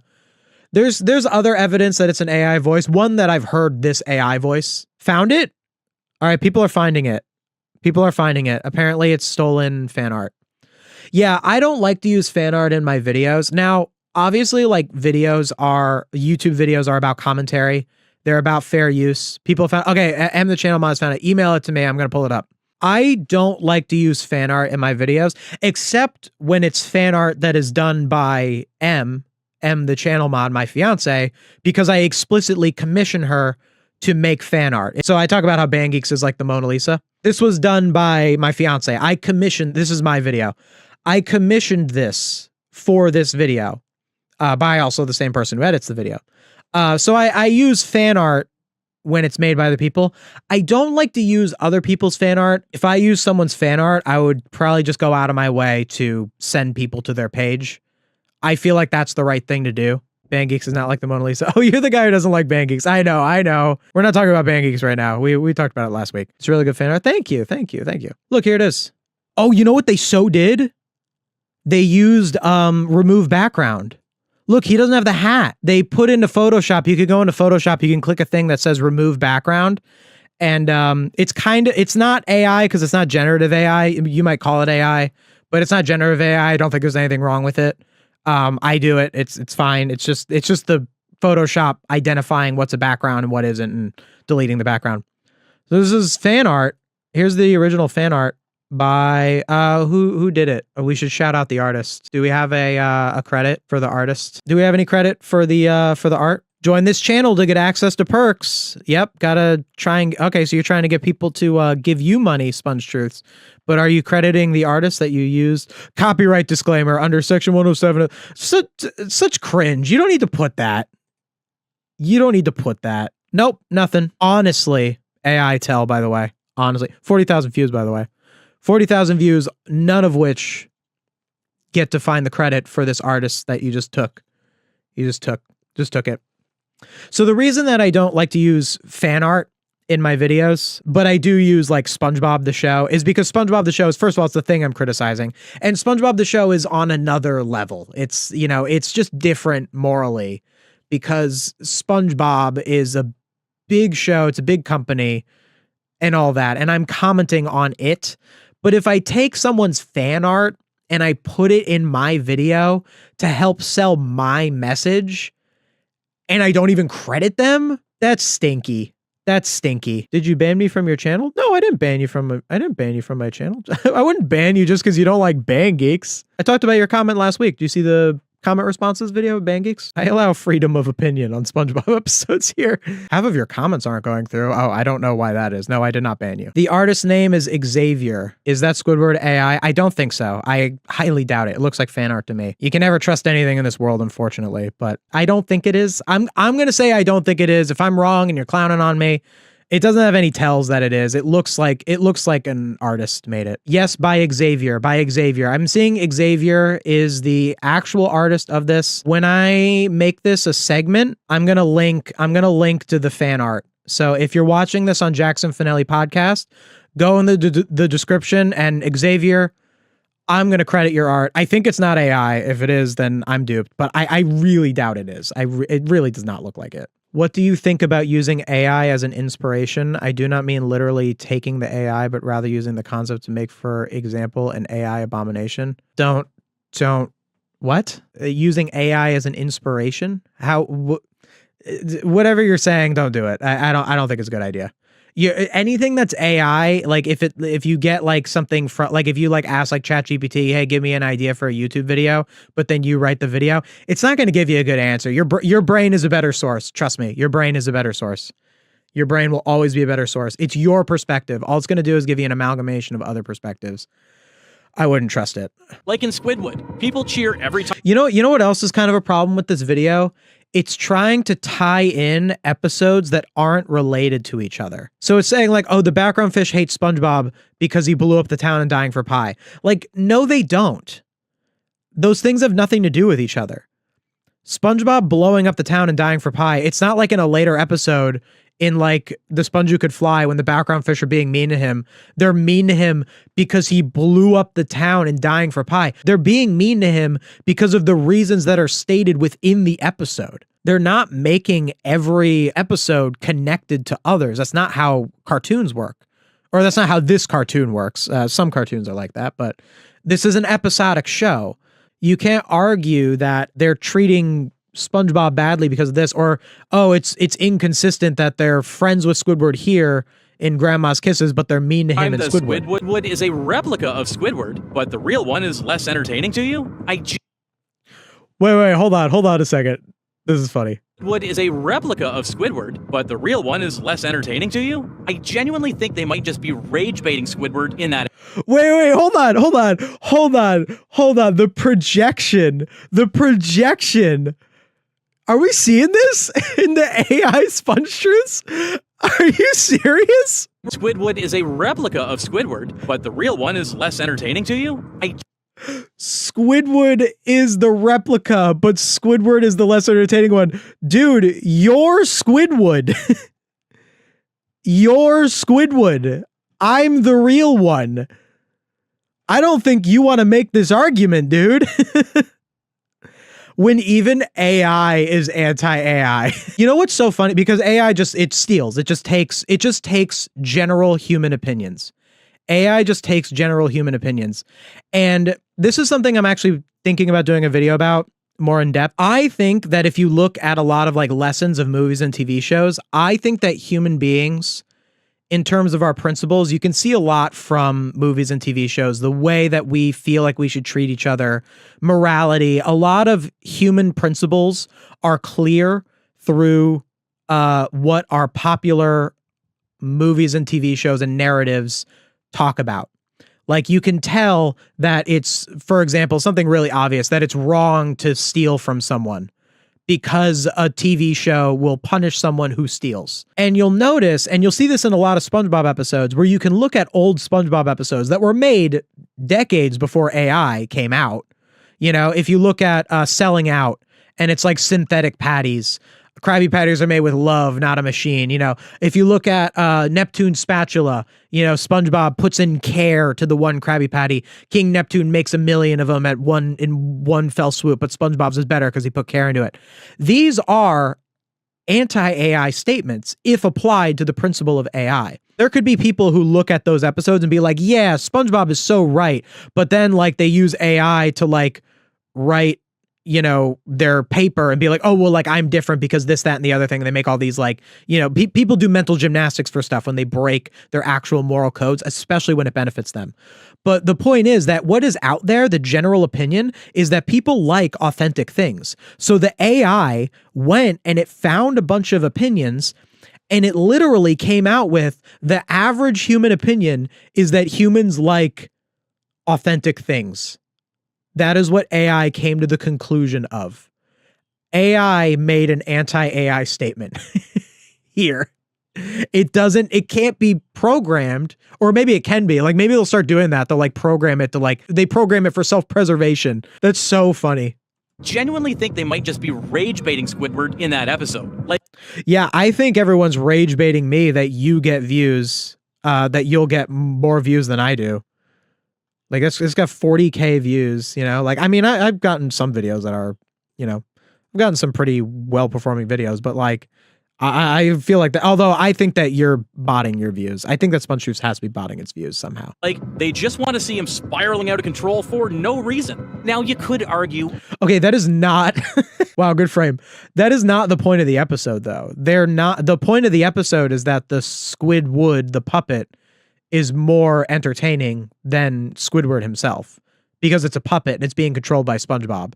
It's actually an indication, like, I don't think Squidward, I haven't seen it in a while, but Squidward isn't really like an anti-AI thing, like in the way that I mean, obviously it was made before AI, but in the way that like Neptune's spatula or Selling Out, you could take anti-AI.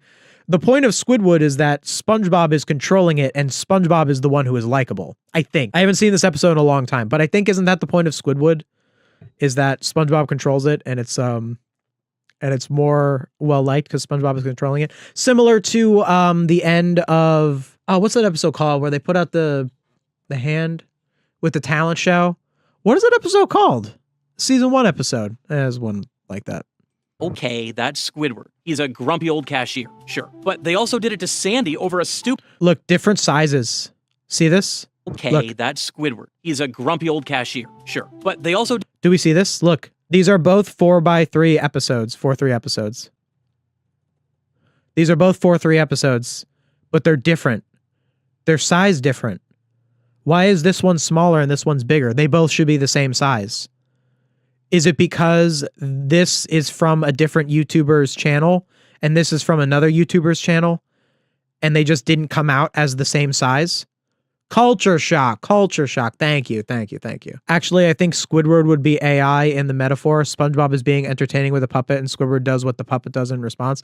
Oh, that's funny. If you look at Squidward's actually the one who's being AI. Yeah. So it's just different. It's just weirdly like mine aren't inconsistent. You will never find something like this in my videos where one square, I go out of my way to size everything to the square.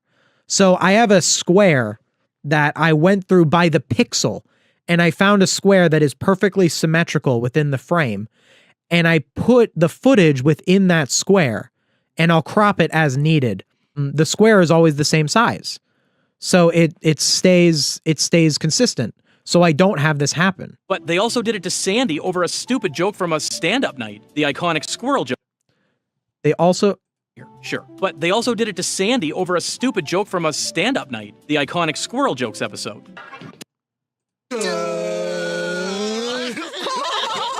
So they're just saying times. So what they did, here's the structure of this. They talked for a minute about how SpongeBob deserves to get bullied by the background fish, then said none of that matters because they bully Squidward too. Had a thing about Squidward, now they're talking about squirrel jokes. Like, how can you not understand it's just a joke, but still decide to pick on her because it's just a fun thing to do? Not to mention, they also made fun of What is this take about squirrel jokes? Because that's the point of the episode, is that the joke is indicative of real racism. SpongeBob, that's the point. How can you not understand it's just a joke? Or is it quite the opposite? How can you not understand it's just a joke? Dude, that's the point.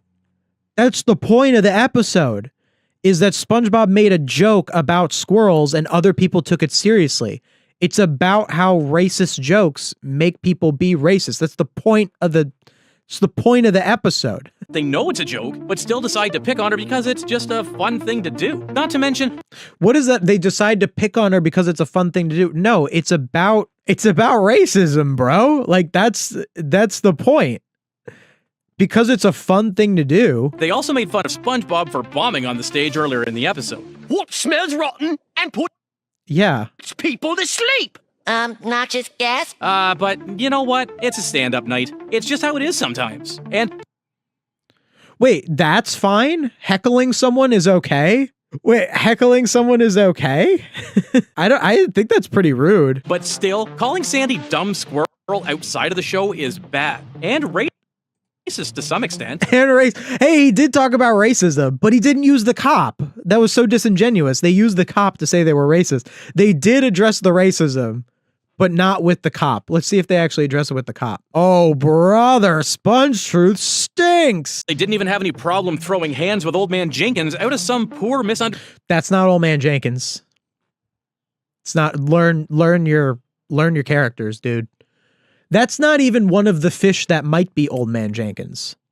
And there's like a couple that have been called Old Man Jenkins. That fish has never been called Old Man Jenkins. Understanding. Twice. How many times do we have to teach you this lesson, old man? Wait, this is them being nice though.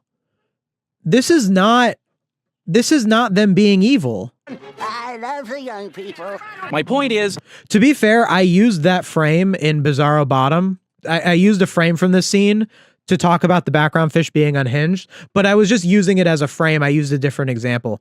But this is actually not an example of the background fish being jerks. In fact, they're being nice here because they think that the old man is going to bully SpongeBob. They think that the old man is a bully. It's a misunderstanding. they just love being mean to each other. Whether it's SpongeBob, Squidward, Sandy, Plankton, Why was that your... they just love being mean to each other. Choices Whether it's SpongeBob. Whether it's SpongeBob, but it's a frame where Squidward is more centered. Squidward. Look at that choice. Look at that choice of Squidward. You couldn't find any other frame of Squidward. You needed this weird out of context frame of him getting headlocked by Bubble Bass. What the heck is this? Why don't you just put an image of the character? As long as it satisfies their ego, they don't think twice. Or maybe it's some weird kind of love language. Okay, this is not making an argument. Like, they're saying like they don't care, but they're not a unit. So, okay, so here's the thing about the background fish. The background fish are they're just people.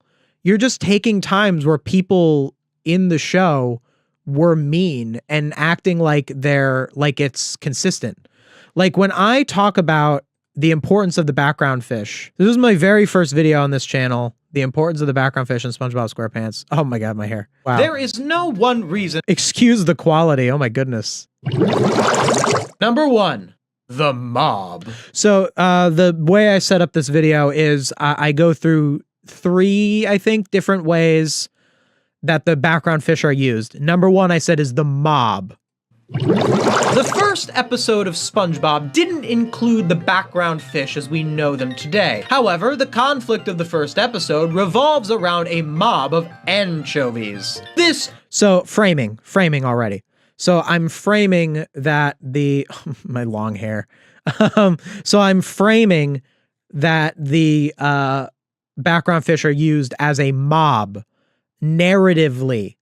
And now I have set up that the background fish are a unit, but I also talk about how they're used in specific episodes. I'm not saying that there's some weird force that makes these citizens of Bikini Bottom like cursed or evil or whatever. In the first episode, satisfying the anchovies with their Krabby Patties is what allows our protagonist to prove Man, I tried to be such an announcer back then. I talk so much more conversationally now. himself and achieve his want, the job at the Krusty Krab. The anchovies are also used to give comeuppance to Squidward and Krabs. They are attacked by the anchovies, fearing for their lives, and we as the audience can get a little bit of satisfaction from that since they were so rude to SpongeBob earlier in the episode. Other episodes that use background fish as the mob include Patty Hype, where the mob's extreme Oh, I didn't know I talked about Patty Hype in this. love or extreme hate of the pretty patties motivates the character's actions and the results of the story. The final conflict in Yeah, like see how much stronger that is? Like saying the background fish, whether or not they like or dislike the pretty patties, is the result of the story. Doesn't that mean so much more than just saying they're mean, they did this? Like, and that's not that much more. AI can't do this. AI cannot write this sentence. This little description of pretty patties, AI could never do this. Ask AI to describe pretty patties, and it would just say that the background fish are mean. It would just say that. It would not be that precise. It just would not get it. It would just not write what I just said. Yeah, basically my whole argument about the background fish here is just that they are used in the story as the public opinion. If there's an episode of the show that is about public opinion of something, like right here I use Jellyfish Hunter, the public opinion of the jelly patties is important to this episode. The point of this is that the opinion of the background fish, especially through Fred singing the song, is what motivates Mr. Krabs to be the villain of the episode, because he's trying to appease the background fish. Them being the mob, their mob mentality, is what matters in the episode, and that's how it tells the story. I'm not just talking about they're being mean, they're doing this, they're doing that. I'm actually talking about how it sells the story. SpongeTruths has none of that, and SpongeTruths would never have anything like that. They're willing to dogpile individuals for trivial stuff like this, then what? Wait, trivial stuff? What are you talking about? Scarier. Think about it. If they're willing to dogpile individuals for trivial stuff like this, it's not trivial. They think that he's trying to assault SpongeBob. You could say that they're being rash. You could say that it's like they're too quick to beat up the old man. Also, to be honest, I didn't talk about this in my bully video, but this moment actually is pretty spot. And I think the bully is a flawed episode. The bully is a pretty flawed episode in terms of its message. But actually, the bully does want to make a comment about like the cycle of violence. And this actually does a good job of that, because SpongeBob is saying he's trying to kick my butt. They go and beat up the old man. That wasn't even the person who was going to kick the butt. Like, it's just senseless violence going around in a circle. It's actually a pretty poignant moment in what is an episode that doesn't really have a great lesson. That's probably why this is the most memorable joke from this episode, because it's actually a really good message. But this is another problem with AI, is that it's going to, like, you know, you say, like, it's the classic thing, AI gets things wrong. But while there are things that they could do with the algorithms that will make AI more accurate, it will always get things that are a matter of perspective wrong. Saying that this is trivial is way scarier. Think about it. If they're willing to dogpile individuals for trivial stuff like this. So saying that that's trivial is objectively incorrect. However, it's still a matter of perspective. So because it's a matter of perspective, what algorithm could you ever create that would get that right? What kind of mechanism, what kind of data center would you need to create in order for you to have text that is generated that understands this episode? And why would you need to do it when we already have people who can do that always? Now, the mean streak is one thing, but Bikini Bottom. Wait, what was that? Why do you suddenly have a box? Guilty. Sure enough, it won't be pretty. Now, the holy inconsistency. Why is there a box on this one? Why do you have a frame? Like, I have a frame. It was smaller back then. I made them bigger now. But I have frames in my videos. They used to be tinier. I was afraid of copyright. I thought that I had to make it tiny. Didn't realize I could make it a little bit bigger and not get copyrighted. But why have a box in this one shot? Mean streak is sometimes they do have frames around their footage, and sometimes it's just there with a shadow. But Bikini Bottom's real. It looks so much worse with the shadow. I don't like the shadow. I think footage like this should have frames. If you covered like the whole screen, I could see the shadows. Like the shadows would be good. I do that with my gaming videos because when I make videos on gaming, I like to cover the whole screen because game footage doesn't get copyrighted. So I cover the whole screen with gaming footage. And if I'm playing like a GameCube game or a Game Boy Advance game that's not 16:9, I'll usually put shadows on each side of it. But this just looks sloppy.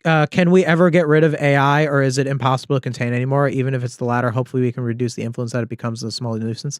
I think we can get rid of AI. I think it's possible.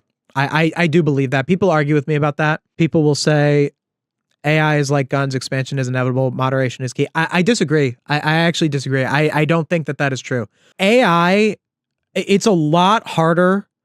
It's just the mechanism. So like, if we're comparing it to firearms can be created in a way that is a lot easier than AI. An AI data center, do you know how huge these things are? I mean, if we get to a point where like, if you know how like the moon landing, if you have like the rocket that took us to the moon is now like has less data than like your cell phone. If we get to the point where what now takes massive data centers is like hard drive size, yeah, we're in big trouble. But that's not the reality right now. So I get what you mean. It's never going away. It can if we stop it. It totally can. If it were made illegal to have generative AI on the grounds of protecting the arts and preventing the spread of misinformation, which are two legal precedents that are completely reasonable, and you have it be where it's like, okay, OpenAI, okay, Anthropic, okay, Grok, you know, all this nonsense. You can't have your data centers generate text as if a person made it. You can have it search for text and give people text. You can't have it generate text. You can't have things that generate images. You can't have things that generate video. You can't have things that generate music. You can't have things that generate voices that sound like humans. These things are illegal. You can't build data centers that make them. Maybe other countries will. Maybe you'd have to restrict its existence if you log into one that's in China, if we don't have jurisdiction over it. Fine. That's tough. These are challenges. But it can be done. It can absolutely be done. Like, let's not act like it can't. Will it get done? Will it be hard to do? Is it unlikely to do because the population is mostly very dumb? Of course. But like, could it be done? Absolutely. Like, of course it could be done. There was a time where data centers that made AI generated images didn't exist. You could just make it illegal to build and operate them, and then AI generated images wouldn't be able to be generated anymore. It is that simple in theory. Actually doing it is the hard part, but it can be done. Like, let's not act like it can't be done. It should be done. It definitely should be. We're gonna get regulation. We're not gonna get it anytime soon, but there's gonna be regulation. There's gonna be strong if we have regulation on copyright law. We do. We have regulation on copyright law, like we just do. And some of it's not perfect, with the Mickey Mouse and the extension and all the Disney stuff. There's a lot of problems with it. But we made these laws about copyright to protect the arts. We have always gone out of our way to protect the arts. We're not just going to let the arts get destroyed. It's not going to happen. Let's start with Wormy. The plot's simple. Wait, you do know about Wormy? So earlier, I was talking about how they're saying the SpongeBob destroyed the town multiple times. And that's why he deserves to get bullied by the background fish, because he destroyed the town multiple times, and they used Dying for Pie as an example. And I said, what about Wormy? And I was like, oh, okay, Wormy, they weren't thinking about Wormy, which it wasn't, because the AI didn't call Wormy as an example. But when the AI was writing this part of the video, it did call Wormy as an example. Let's say I did a version of this video where I wrote it, which would basically be my actual importance of the background fish, because I'd actually talk about story. But if I was talking about SpongeBob deserving something because SpongeBob destroyed the town, and I didn't think of Wormy at that point, I didn't use it as an example, but later in that same video, I was like, oh, I'm going to talk about Wormy. I'd be like, oh, wait, SpongeBob destroyed the town in Wormy. I'm going to go back and write into the earlier part about Wormy. I'm going to add that in. AI can't do that. A person could do that, but the person who runs this channel doesn't know anything about SpongeBob, so it wouldn't be able to do that. Also with the border, why not use this border the whole time? SpongeBob and Patrick are taking care of Sandy's pet caterpillar, Wormy, while she's away.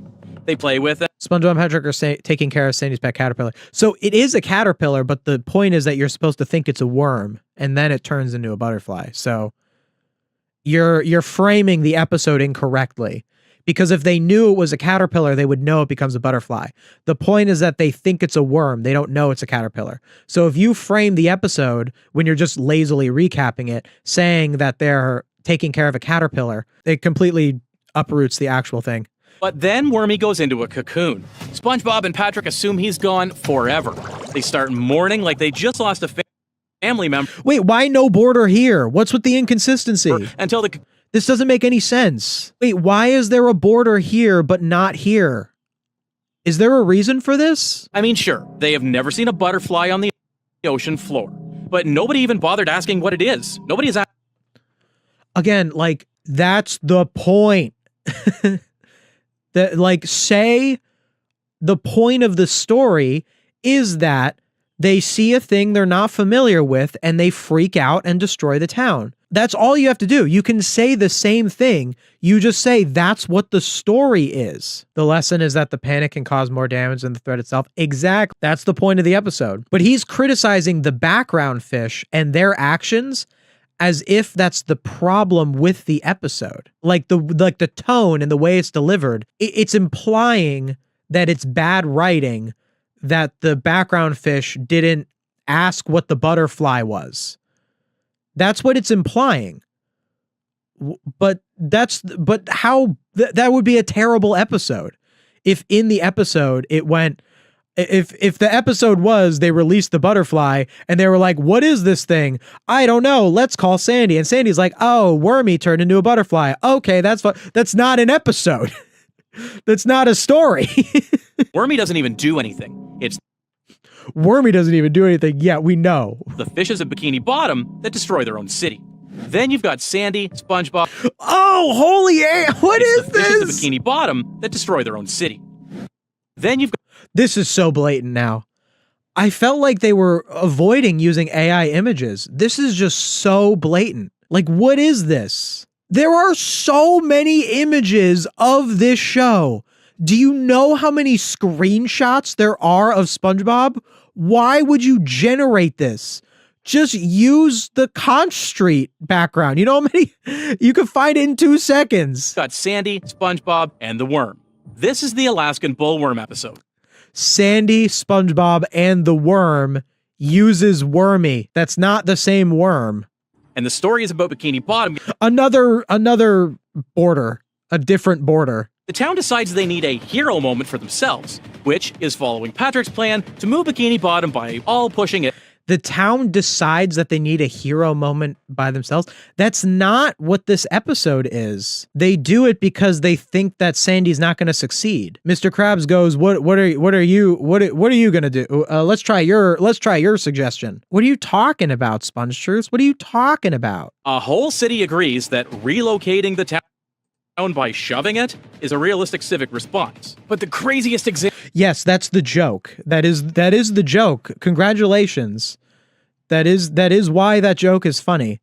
And SpongeBob realizes Another he random forgot one. border. A mad... Or maybe ask a real vet for an answer. No, they just think this is a good time for an outbreak.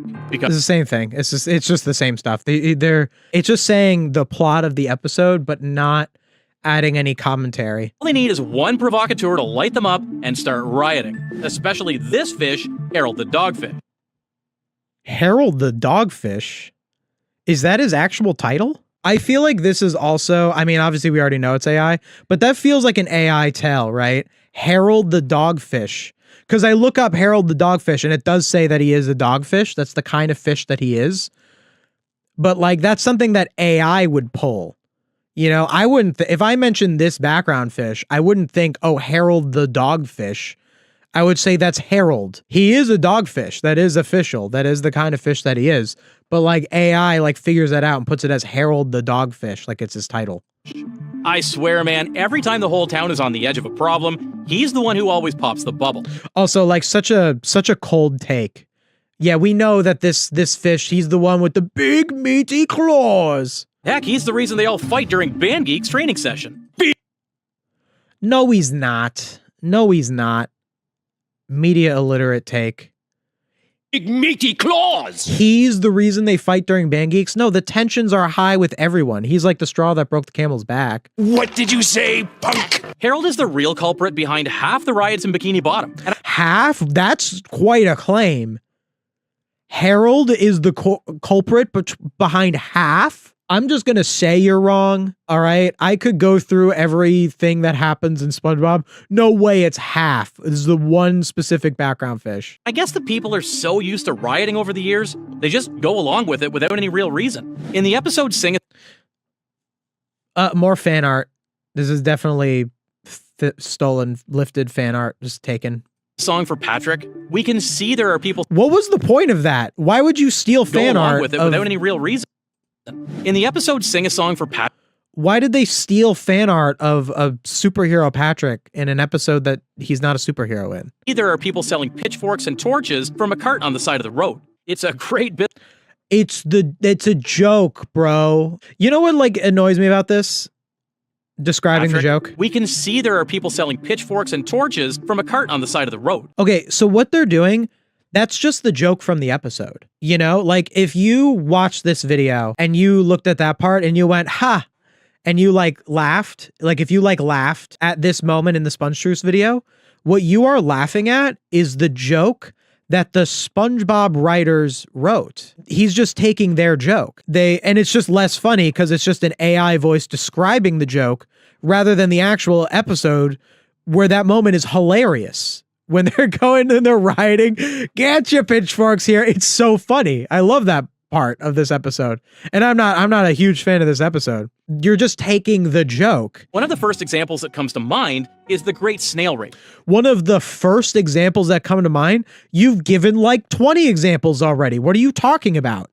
One of the first examples. Compete with Snelly and Rocky, but everything turns into one of... Oh, yeah. SpongeBob enters the Great Snail Race to compete with Snelly and Rocky. Not going to give any context to what those two entities, who we've never heard of, if you haven't seen the episode, you can't just say Snelly and Rocky like we know who they are. You can say, like he said it as if he said, oh, yeah, like SpongeBob is he's competing with Squidward. Because you can assume that the audience would know who Squidward is. Snelly and Rocky, but AI doesn't understand that. AI looks through the description of this episode. They see Snelly and Rocky as if they're just mentioned as often as a main character would be in this one episode. So the AI doesn't understand that someone watching a review of this episode would need more context as to what Snelly and Rocky are. Which is why the Bikini Bottomites are idiots joke isn't really about fish. It's about us. Because that's my point. I said that. That is, oh, you thief. Oh, what videos I talk about that? I say that all the time, that the background fish are just like people. The Christmas one is a good example. Thank you so much. Someone remembering my videos better than me. I think it was the Christmas one. Yep. I also would Here we like go. to acknowledge the role of the townspeople in this special and how they enhance the episode. Something special about the SpongeBob background fish compared to other shows is just how well they reflect real people. Oh, you. No way, SpongeTruths. Bottomites are idiots joke isn't really about fish. It's about us. It's about us. It's just how well they reflect real people. Finicky Is just how well they reflect real people. December 13th, 2025.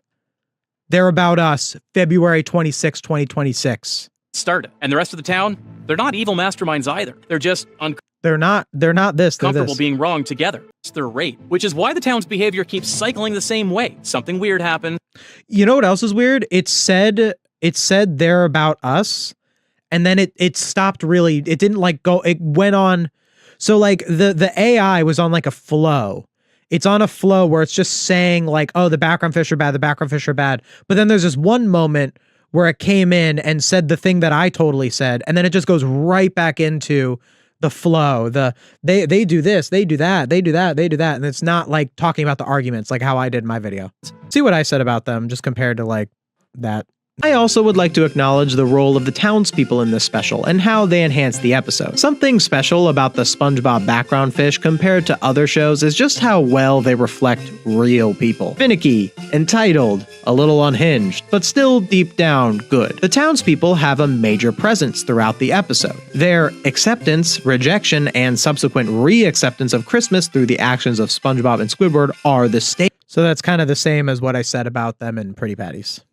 of the episode. And like most SpongeBob episodes, it doesn't shy away from portraying the flaws of humanity through the background characters. They're Portraying the flaws of humanity through the background characters. Yeah, that's what it took from me.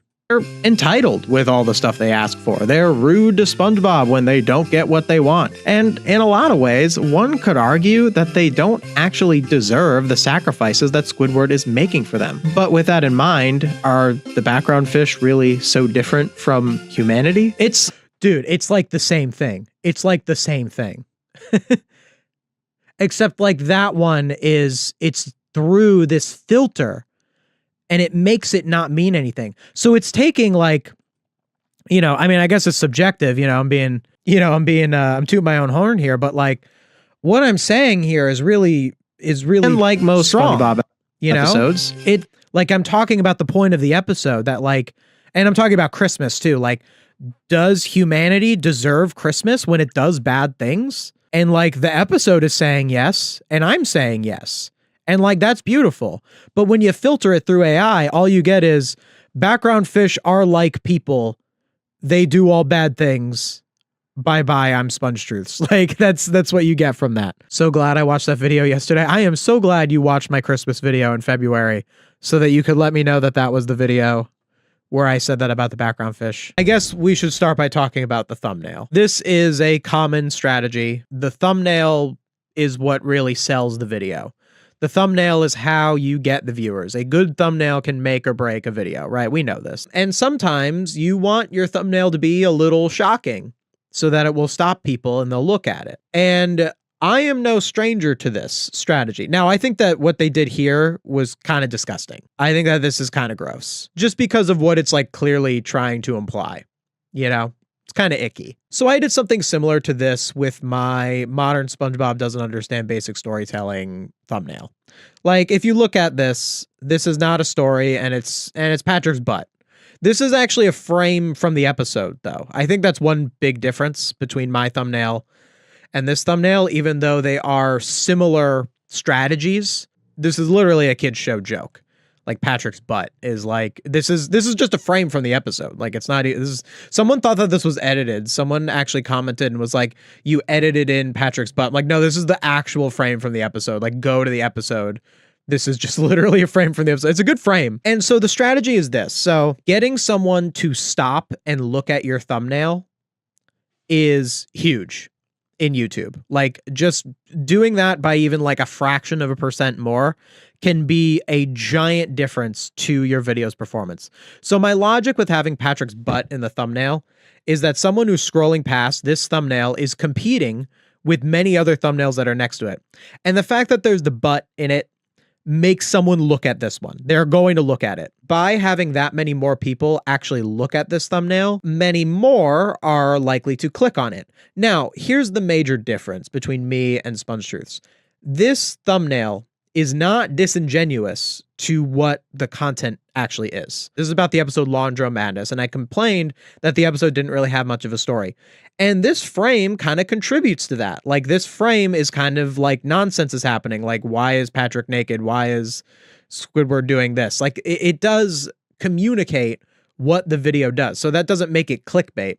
Is it something that is a little spicier to get eyes on it? Absolutely. And it worked. This video did pretty well, especially around the time I did it 4 months ago, because the channel wasn't even as big back then. This was a pretty overperforming video relative to a lot of the videos that were posted at around the same time. Now, I would say the biggest difference is, first of all, a butt is, you know, already childish anyway.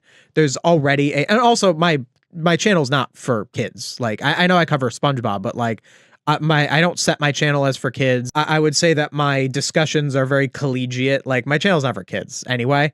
But this is literally a frame from the show. It's from the episode. Like, this was on Nickelodeon. Like, it's fine. Whereas this is not a butt. It's supposed to be implying something else, and it's like blurred out, and we know what it's supposed to look like. We know what it's supposed to look like. Real bad vibes on this video. Let's see what we're dealing with here. The most heavily censored episodes of SpongeBob ever. However, there's one episode that involved so many curse words, they had to censor all of it. To Wait, the point is this actually the premise of this video? Is it just talking about Sailor Mouth? This is just an analysis of Sailor Mouth? Are you kidding me? That's what that thumbnail is? Guys, this is so clickbait. The most heavily censored episodes of SpongeBob ever, and it's about Sailor. You know that Sailor Mouth wasn't censored after the fact. Sailor Mouth wasn't. It was censored. Oh, yeah, we'll talk about this in a moment. Their other thumbnail. Sailor Mouth is not a censored episode. It's an episode about cursing, and they use the dolphin sounds as a way to cleverly bleep it out. The problem is that the AI doesn't understand that. Yeah. There's just so much interesting stuff happening behind this episode. There's interesting stuff happening behind. Oh, is this going to be about... Oh, it's so dull. Let me guess. It's going to talk about how when the voice actors recorded Sailor Mouth, they actually cursed. And somewhere out there in their archives, there's the voice actors actually cursing. Yeah. That never came out, though. Is that even true? It might be true, but I think it doesn't, like, it's not publicly available, them actually cursing. So it was closing time at Krusty Krab. At Krusty Krab. Just the AI forgot about the word the. Before Mr. Krabs stopped him and said, "Wait, you should take that pile of filth with you." Oh, Mr. Krabs, you shouldn't talk about Squidward like that. No. Just. Krabs was talking about the trash bag. Just literally just telling the joke that's in the episode.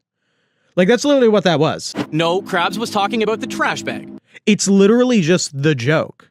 Like, SpongeTruths just took the joke from the episode. Like, like, if you watch the episode, that's just the structure of the joke, is Mr. Krabs says, take that pile of filth out with you. And then he says, you shouldn't talk about Squidward like that. And Squidward's like, you're just repeating the joke.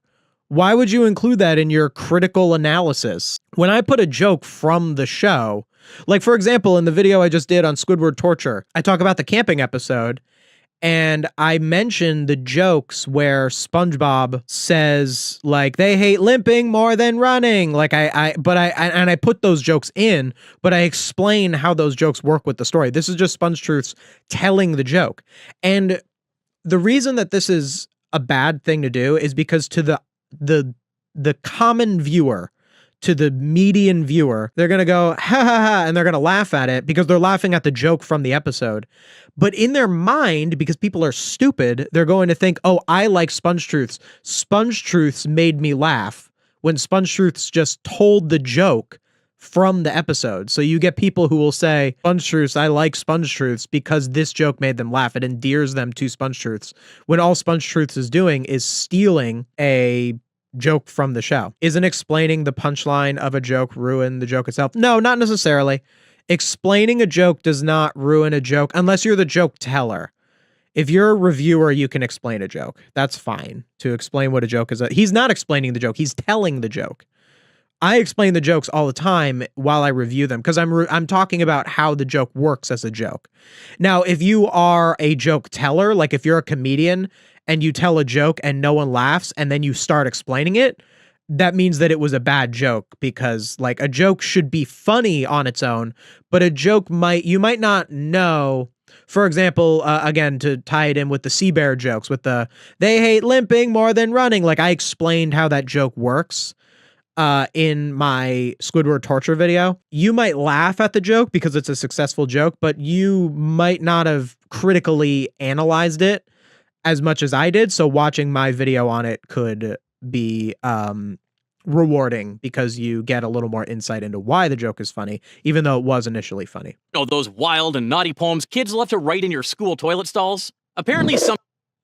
Oh, isn't that weird? Kids love to write in your school toilet stalls. I mean, I guess it's just an AI thing. Like, I guess I could read into that a little. It's not like it's made for kids because it would have like comments off.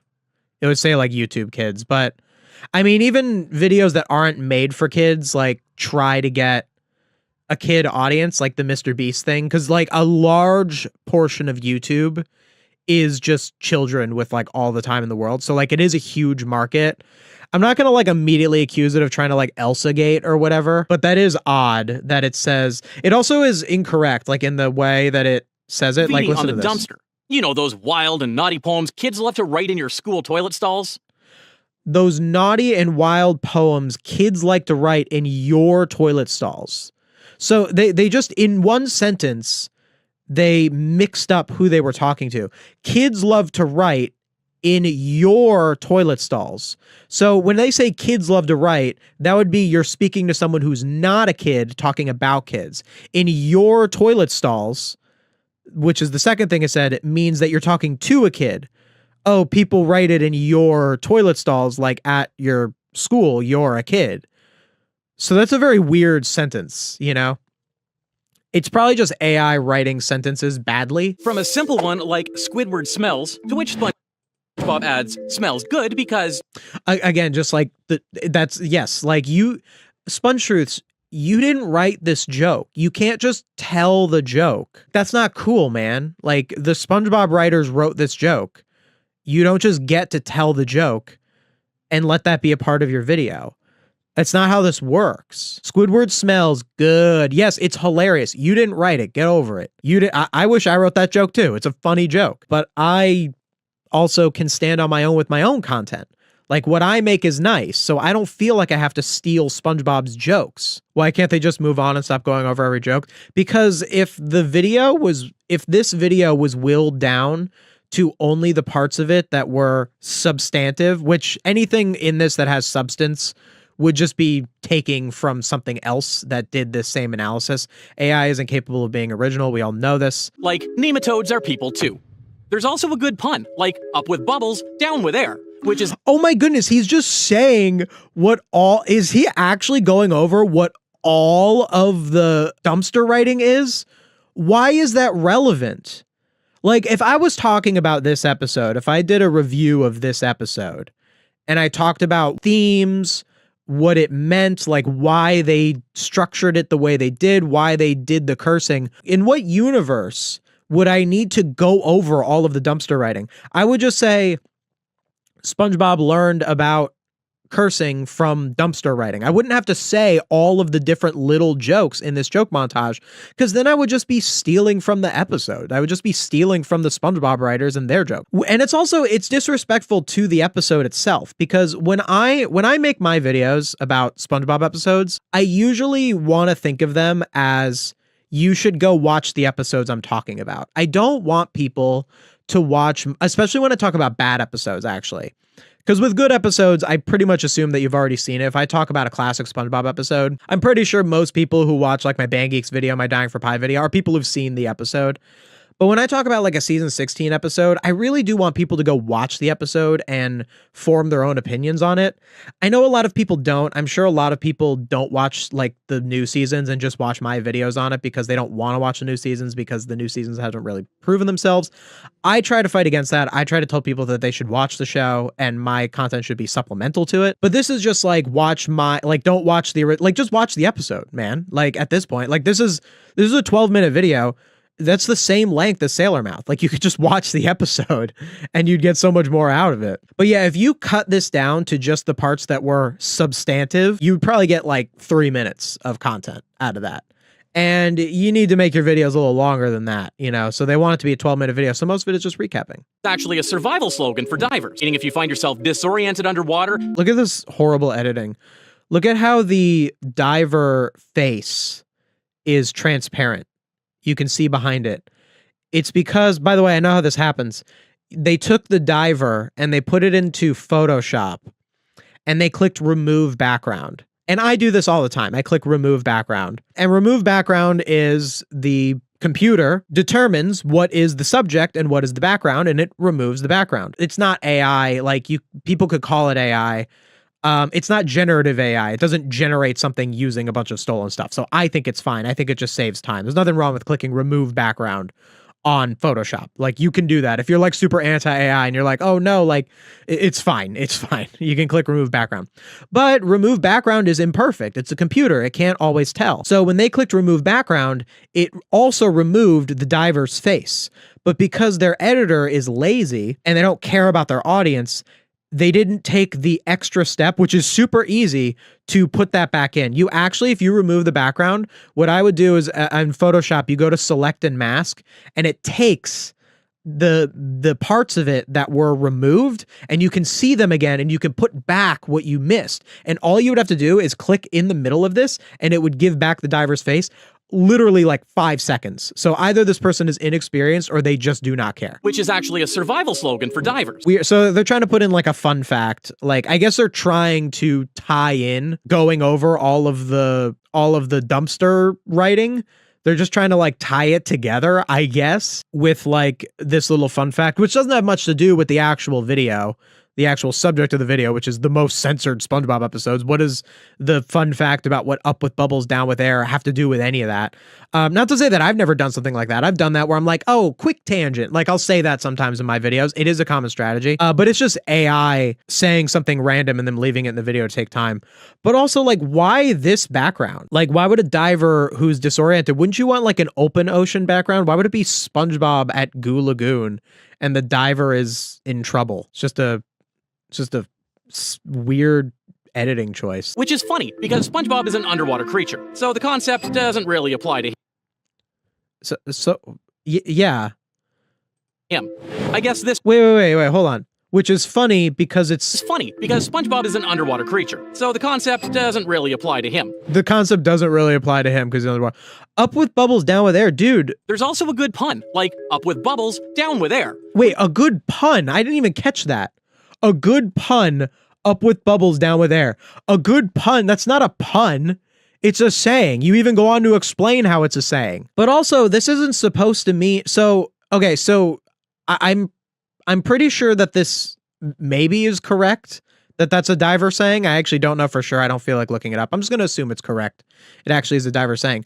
But the point of up with bubbles, down with air that makes this a clever joke is that it sounds like almost like a protest thing. Like it's up with bubbles, down with air. Like you're almost saying like seize the means of production. Like that's what I always read this as, you know, but they just use this they use this real saying about diving to make it as a joke of something saying that. So you just going, oh, that's weird. Like that doesn't apply because they're underwater. And it's like, well, kind of missing the point there. I guess this was the equivalent to us laughing at Dory's slogan, just keep swimming, right? You get the idea. Wait, what? Wait, why would it be? That's incoherent, right? Am I missing something? I guess this is the equivalent to us laughing at Dory's slogan, just keep swimming. He's referring to Finding Nemo. Just keep swimming isn't a joke. Is it a joke? It's a theme. It's a main part of the theme. It's not a joke. And what does that have to do with what you said? That's just so incoherent. Just completely incoherent. Anyway, what's important here Anyway. is the next graffiti that SpongeBob is about to read. Krabs is, Now, when I first watched this as a kid, I really thought it was just... When I first watched this as a kid, how sinister. When I first watched, again, trying to be relatable, being like, oh yeah, when I say that, because I probably said that in my most recent video on Squidward Torture. I probably said, when I watched this as a kid, I thought this. Like, that means something. When someone says, I watched this as a kid, that means something. That matters. And I don't want this to be normalized, that it's okay for a robot to say, when I watched this as a kid, when it didn't. I think that's so wrong. I think that's so repugnant. Patrick said you can use it when you want to talk fancy. He's you just just sprinkle it over anything you say, and whammo, you've got yourself a spicy sentence sandwich. That's just the line from the episode. Why not just have Patrick say the line? Usually when I quote a line verbatim, I just put in the clip. They said their mouths felt tingly when saying all those spicy sentences. They're just recapping this is the most heavily censored episode. What a sensationalist title. We're 3 minutes in and they're just recapping the beginning of Sailor Mouth.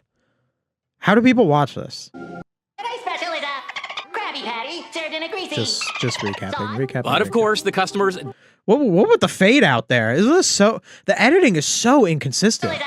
Sauce. But of Look at why did it just fade out like that? The editing is so incoherent. I just put out a pretty long video on Squidward Torture, and I did a couple like new editing things in it that I hadn't really done before. But I try to keep my editing, me and my editor. I'm not my fiance is also my editor, so she works on the videos too. We do so much to make the editing consistent. I think that's a really important thing in a YouTube video. Like, if there's going to be a time where there's a noise that comes in, or times where you like fade out or switch between things and do a certain transition, Sauce. But of course, like there shouldn't be a random fade to black that doesn't mean anything to the transition. It's almost like the editor uses like just stream of consciousness is like, oh, like maybe this will work here. And they just like put it in instead of actually having a specific, consistent way of editing. That's the point. I mean, people Another fade out. Wait, that's so weird. They didn't have fade outs in the other ones. love Popeyes for their sassy attitude over here, but not to this extent. What? Especially Wait, why when are you're there so many eating lunch fade with outs? kids. Mr. Krabs rushes from the bathroom after seeing all of his customers go. Recapping. And he gives SpongeBob... You don't need to explain all this. You could have just, if you're talking about the themes of the episode, you could be like, SpongeBob learns... It's so easy. SpongeBob learns a bad word. Him and Patrick say it a lot. All the customers leave. Mr. Krabs gets mad at them. The story then revolves around, it's like you don't need all this. He said the F word is a bad word. He said the F word is a bad word. No, it is never confirmed what the word is. The word that is censored by the dolphin sound is not the F word. That's not how it works. But AI doesn't understand that. It just sees cursing. It does, so it assumes that it's a thing. But it's never actually said what the word is. Like saying the F word, that's giving someone the wrong impression of the episode. The whole point is that you don't know what the word is. I mean, they're both just innocent kids trying some new slang. They're not kids.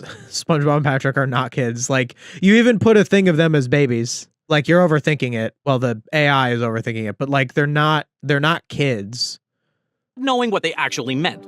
They're kind of kid coded in this episode because it is supposed to be that Mr. Krabs is like the parent and they're like the kids. So SpongeBob and Patrick are kid coded in the episode, but SpongeBob does a good job of not making it too much like the characters are kids. Like, that's a part of why SpongeBob is successful, because it doesn't really say, oh, they're kids, they're adults, they're this. It just kind of moves past it. Harping on it and saying, oh, they're kids, they're this. You're actually like obfuscating how the episode actually works. You're giving someone who is watching this instead of watching the actual episode, which most people who actually watch this have probably seen the episode, but they're just getting a shallow, incorrect interpretation of the episode. SpongeBob said it again in the middle of frustration of a ladder board game. But this time, of a ladder board game. Wait, so why skip so much? So like they harped on for so long about explaining all of the dumpster stuff and going over the scene. Look at this. For like a whole minute of just explaining the scene at the Krusty Krab. And then they skip over eels and escalators, which is the most iconic part. Like, why not just over-explain eels and escalators? frustration of a ladder board game. In the middle of frustration of a ladder board game. A ladder board game. Ladder board game. First of all, it's eels and escalators. There are no ladders. Is it saying that because eels and escalators is clearly a parody of Chutes and Ladders? Eels and escalators, Chutes and Ladders? But there's no ladders in the game. So the AI doesn't get that, and the AI doesn't get eels and escalators, so it just says a ladder board game. He actually said the bad word himself. Yes, that is. Now, Yes, that is what happens in the episode. Thank you for again, 5 minutes in.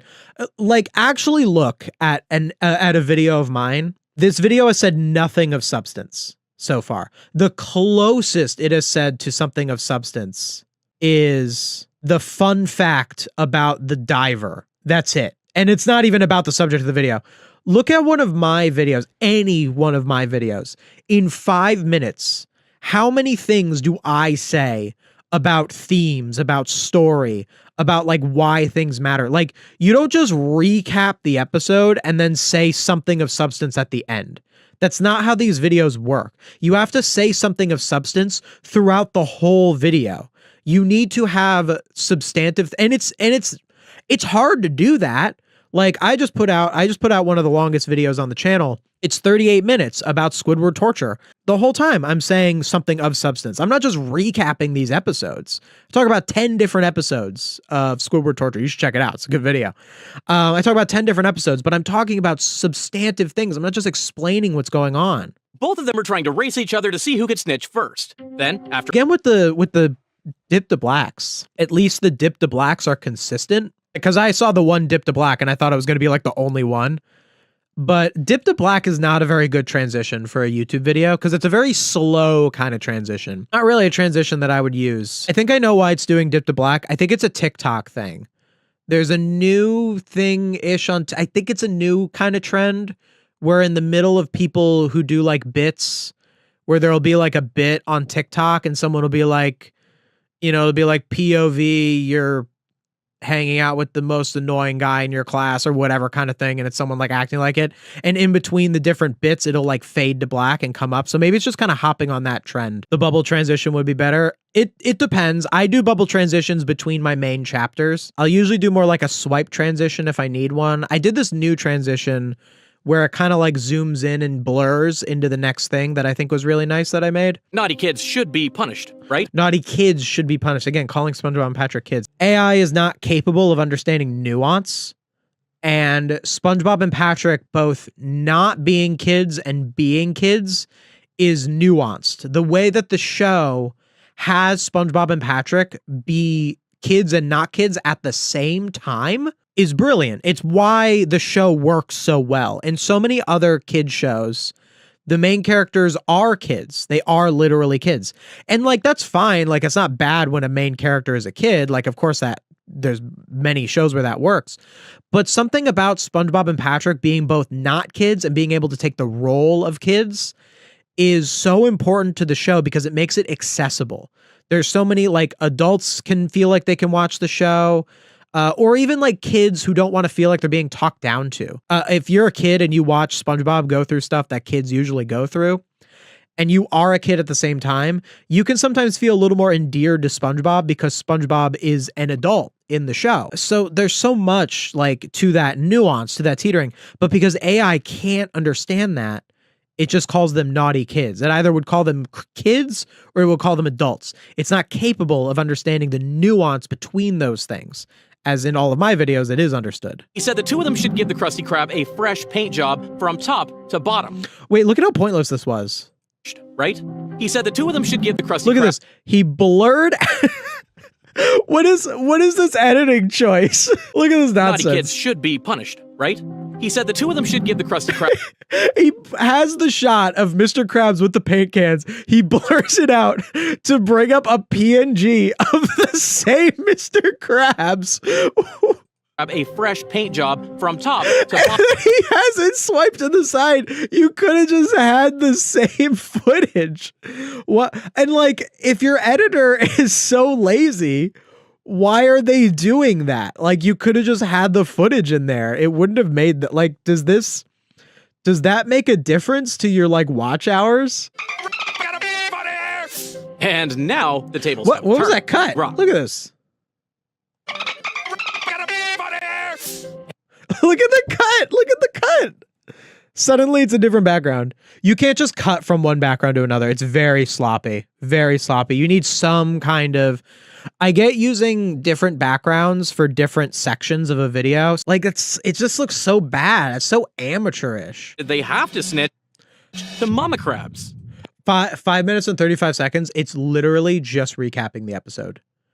Like, there is other than the diver thing, there has not been a single thing in this video that has not just been explaining Sailor Mouth. And again, let's remind ourselves, this is a video that had a thumbnail, that suggestive thumbnail, saying the most heavily censored episodes of SpongeBob, and it showed this episode. You understand this episode is not censored, right? This is not like it's self-censored. Technically, the word censored just means like bleeping something out. Sure, you could be like, oh, it's censorship. The most heavily censored episodes of SpongeBob implies that the SpongeBob made something and then later on it was censored. Like that, like, and that can happen, by the way. That's the Panty Raid episode. They banned the Panty Raid episode. They got rid of it. I mean, it's still self-censorship because Nickelodeon themselves decided to pull it down. It wasn't like made illegal or anything, which that's a whole can of worms too. Like, what is self-censorship and censorship that's literally by law, or censorship by TOS? Censorship is a very broad term and it means a lot of different things. And literally, SpongeTruths is talking about the most mild version of censorship ever, which is someone choosing to put a bleep on a curse word so that they can reach a wider audience. That is the censorship of this episode. This is a family show and they wanted to do an episode that teaches kids about cursing. And if they had them actually curse, families wouldn't watch the show and kids wouldn't learn the lesson. So they chose to put dolphin sounds in it. It is the most mild, innocent version of censorship ever. It does not warrant you calling it the most heavily censored episode and putting that title where SpongeBob is naked, by the way. Like, and that's not even what is censored. And saying, you should all be ashamed. If you're going to talk like a sailor, you all better work like a sailor too. Just show the clip then if you're going to say, and I know why they don't. The reason why they have the AI voice quote the lines instead of putting in the actual lines, and sometimes they do put in the actual lines. The reason why they want the AI to say the lines instead of having the character say the lines is because it seems like it's SpongeTruths doing more content. The less of your video that's you talking, the more of your video is clearly the episode. So by having the AI voice say the lines, they're making it seem like it's more content that they made when they're really just quoting the episode and recapping the episode. 6 minutes in, by the way, only recapping. Needless to say, we were all just waiting for the final punchline here because Mama Krabs did. We were all just waiting for the final. Yeah, that's the case in any comedy show. There is always a final punchline. In any comedy show, that's how that works. Did kick a little rock just like Eugene and said all the foul words too. Or no. And said all the foul words. No, she said one foul. No, she didn't even say a foul word. She did not say all the foul words. She said one foul word as what the audience would think, but she said one word, not all the foul words. But the AI doesn't understand that because it thinks that it's a repeat of the Mr. Krabs scene. Actually, it was just Mr. Jenkins with his jalopy. Howdy, Mrs. K. Again, with the PNG over the shot. Like, what's the point of this? Why do you need a PNG of the thing that's in the shot? It's already on the screen, dude. Mama Krabs is a fine lady. She would never talk Look at how this transition... with his jalopy. Howdy, Mrs. K. Mama Krabs... This is like a circle transition. Like, it's a fine transition. I mean, like, it's what... I mean, you can just do it in, like, Premiere Pro. Like, there's presets that do it. Like, this is a more Actually, smooth it was just transition. Mr. Jenkins with his jalopy. Hello there, Mrs. K. Mama Crab's Like, that transition is more smooth, but then you go back here, and and then you have that transition, but then you have a circle transition. So why the inconsistency? Why not have every transition be that circle transition?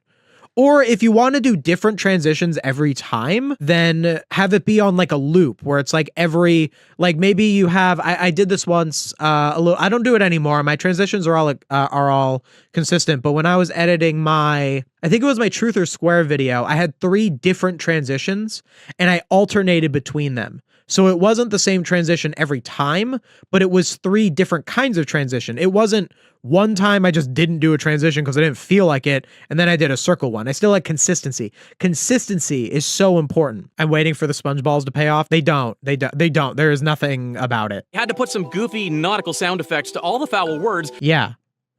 Yeah, that's the joke. That's what the SpongeBob writers did to make the episode interesting. Thank you. Thank you for explaining that thing that is apparent to everyone who's watched the episode. Why don't you talk about things that are difficult to know? Like, talk about themes, talk about deeper things. Like, anyone who watches the episode is gonna know that. You're gonna know that if you watch the episode. Oh, they use dolphin sounds because it's not. Great. If you watch my videos, there might be some stuff if you watch my videos where you'll be like, well, like, I knew that. Like, that was obvious. But a lot of the stuff that I say in my videos, I try to say stuff that wouldn't immediately be apparent to the average viewer. And like, that's why review content like this exists. So that stuff that isn't apparent to the average viewer is something that we can think about more. That's how I share my knowledge. I studied film. I studied writing. Like I have a master's degree in creative writing. So I studied this stuff deeply, and I like to pass on that knowledge to everyone. Then that's what I make my videos for, so that everyone can see a little bit of what I spent years studying. I like to pass on to people. I want people to share in knowledge. But this is just a waste of time. And every second someone spends watching this that just recaps and says nothing of substance is time that people don't spend watching my videos or another creator who is just as good at doing that. And now you're going to lose your job to this AI slop. I think I'm going to be fine. I think if this is the quality of the AI slop, I think I'm going to be okay. This kind of story is just going to make us more curious about the words. I'm not going to lie. SpongeBob and Patrick. What? Is it trying to say that like, at least this is an argument. Content analysis for children's television made by PTC, or Parents Television Council. So like now they're actually saying anything of substance. They also mentioned this was an example of how levels of profane, sexual, and violent activity have increased in children's television programming. Which is, well, they're not wrong. Even What is this Puritan nonsense? Are you kidding me? They're not wrong.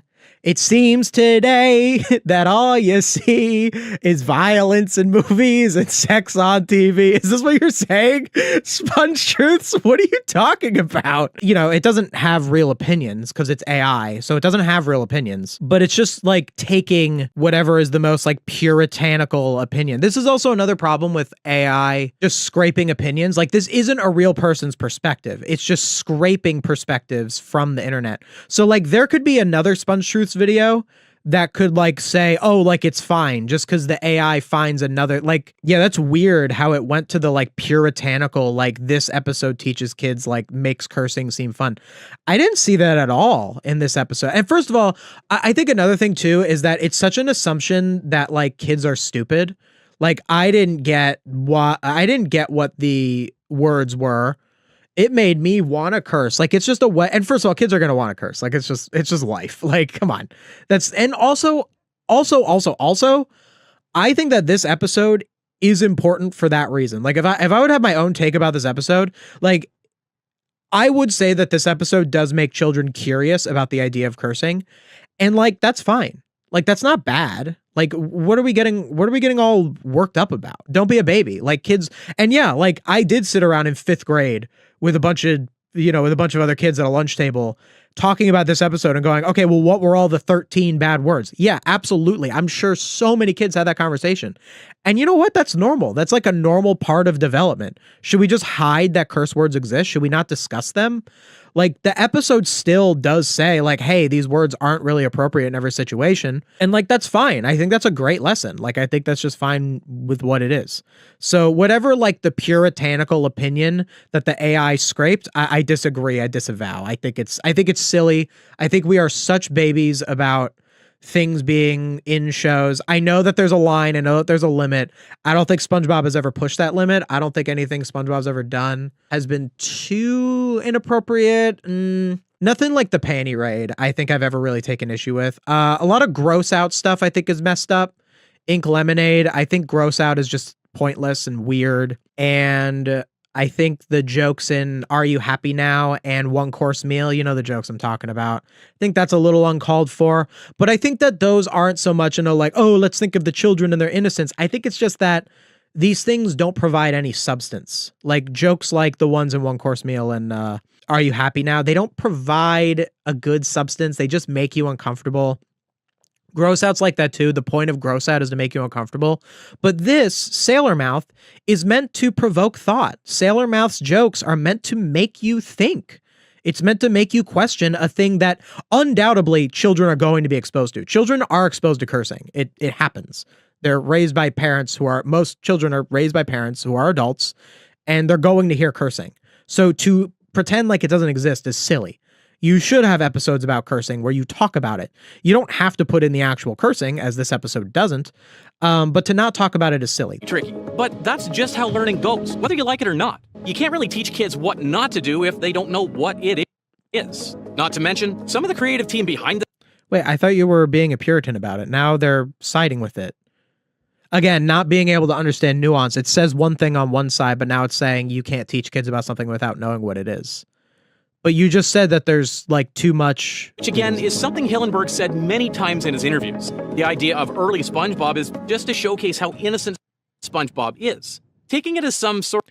The idea of how early SpongeBob is to showcase how innocent SpongeBob is, that's probably not, that's a little incoherent, right? Like, I don't think that's, like, I guess it would be that what he's probably quoting out of context is the show is about innocence. Not early SpongeBob. It's not specifically early SpongeBob. Early SpongeBob was just what Steven Hillenburg worked on. Doesn't have anything to do with being, oh yeah, early SpongeBob is about innocence, but later SpongeBob isn't. Which I think we should applaud them for. They're willing to do... I think we should applaud them for. But you just said that... But you were just saying that it was bad. You're saying we should applaud them for it? But you just said back here... Make us more curious about the words. This story is just going to make us more curious about the words. Not gonna lie. SpongeBob and Patrick only... So you don't like it. Sexual and violent activity have increased in children's television programming, which is what... Violent activity has increased in children's television programming. They're not wrong. Well, they're not wrong. So you're making a very puritanical statement there. Well, they're not wrong. You're agreeing with the thing that in 2006 said that certain more profane content is becoming more common in kids shows. And you say they're not wrong, but they are wrong. They are factually incorrect. If anything, a lot of shows are cleaner now. I guess it's a kind of a difference. Like back in like the Looney Tunes days, there was a lot of like firearms usage that they don't really use a lot in modern cartoons. Like if you look at like old Tom and Jerry, you know, but I guess like nowadays you have like dirtier jokes. Like I guess it just kind of changes. And also we haven't really seen much of an upward trend with that either. You know, it's just puritanical nonsense. And it's weird that he says later on, making such a puritanical statement, that he says we should applaud them for that. What's easy, on the other hand, is talking about all the bad words. What's easy, on the other hand, yeah, I wouldn't want to watch a YouTuber that breaks down difficult topics. Why would I want to watch someone break down difficult topics? I want someone to break down easy topics. What a self-report there. I'll talk about difficult concepts in my videos. First two are F word and ass. Someone actually posted the uncut version transcript for this episode, but I can't confirm whether it's legit or not. So maybe take it with a little grain of salt. You had to actually curse in the recording session. Yeah, they're just saying they had to actually curse in the recording session. Okay. That means an uncut version of this episode with the uncensored cursing does exist, though it's that I knew that it was going to bring that up because it's just such a sensationalist thing, but it doesn't add anything to the commentary. Saying this is out there with the cursing, the voice actors actually doing the cursing, saying it's out there, it doesn't mean anything. And again, this is another thing, like that's just like a fact that's out there. or it might not even be a fact. I think it's just conjecture. Well, I guess it might be a fact. I don't know. I've just heard that before. Like, oh, they actually cursed. The voice actors actually cursed. So SpongeTruths, this is very similar to SpongeTruths, just taking the jokes.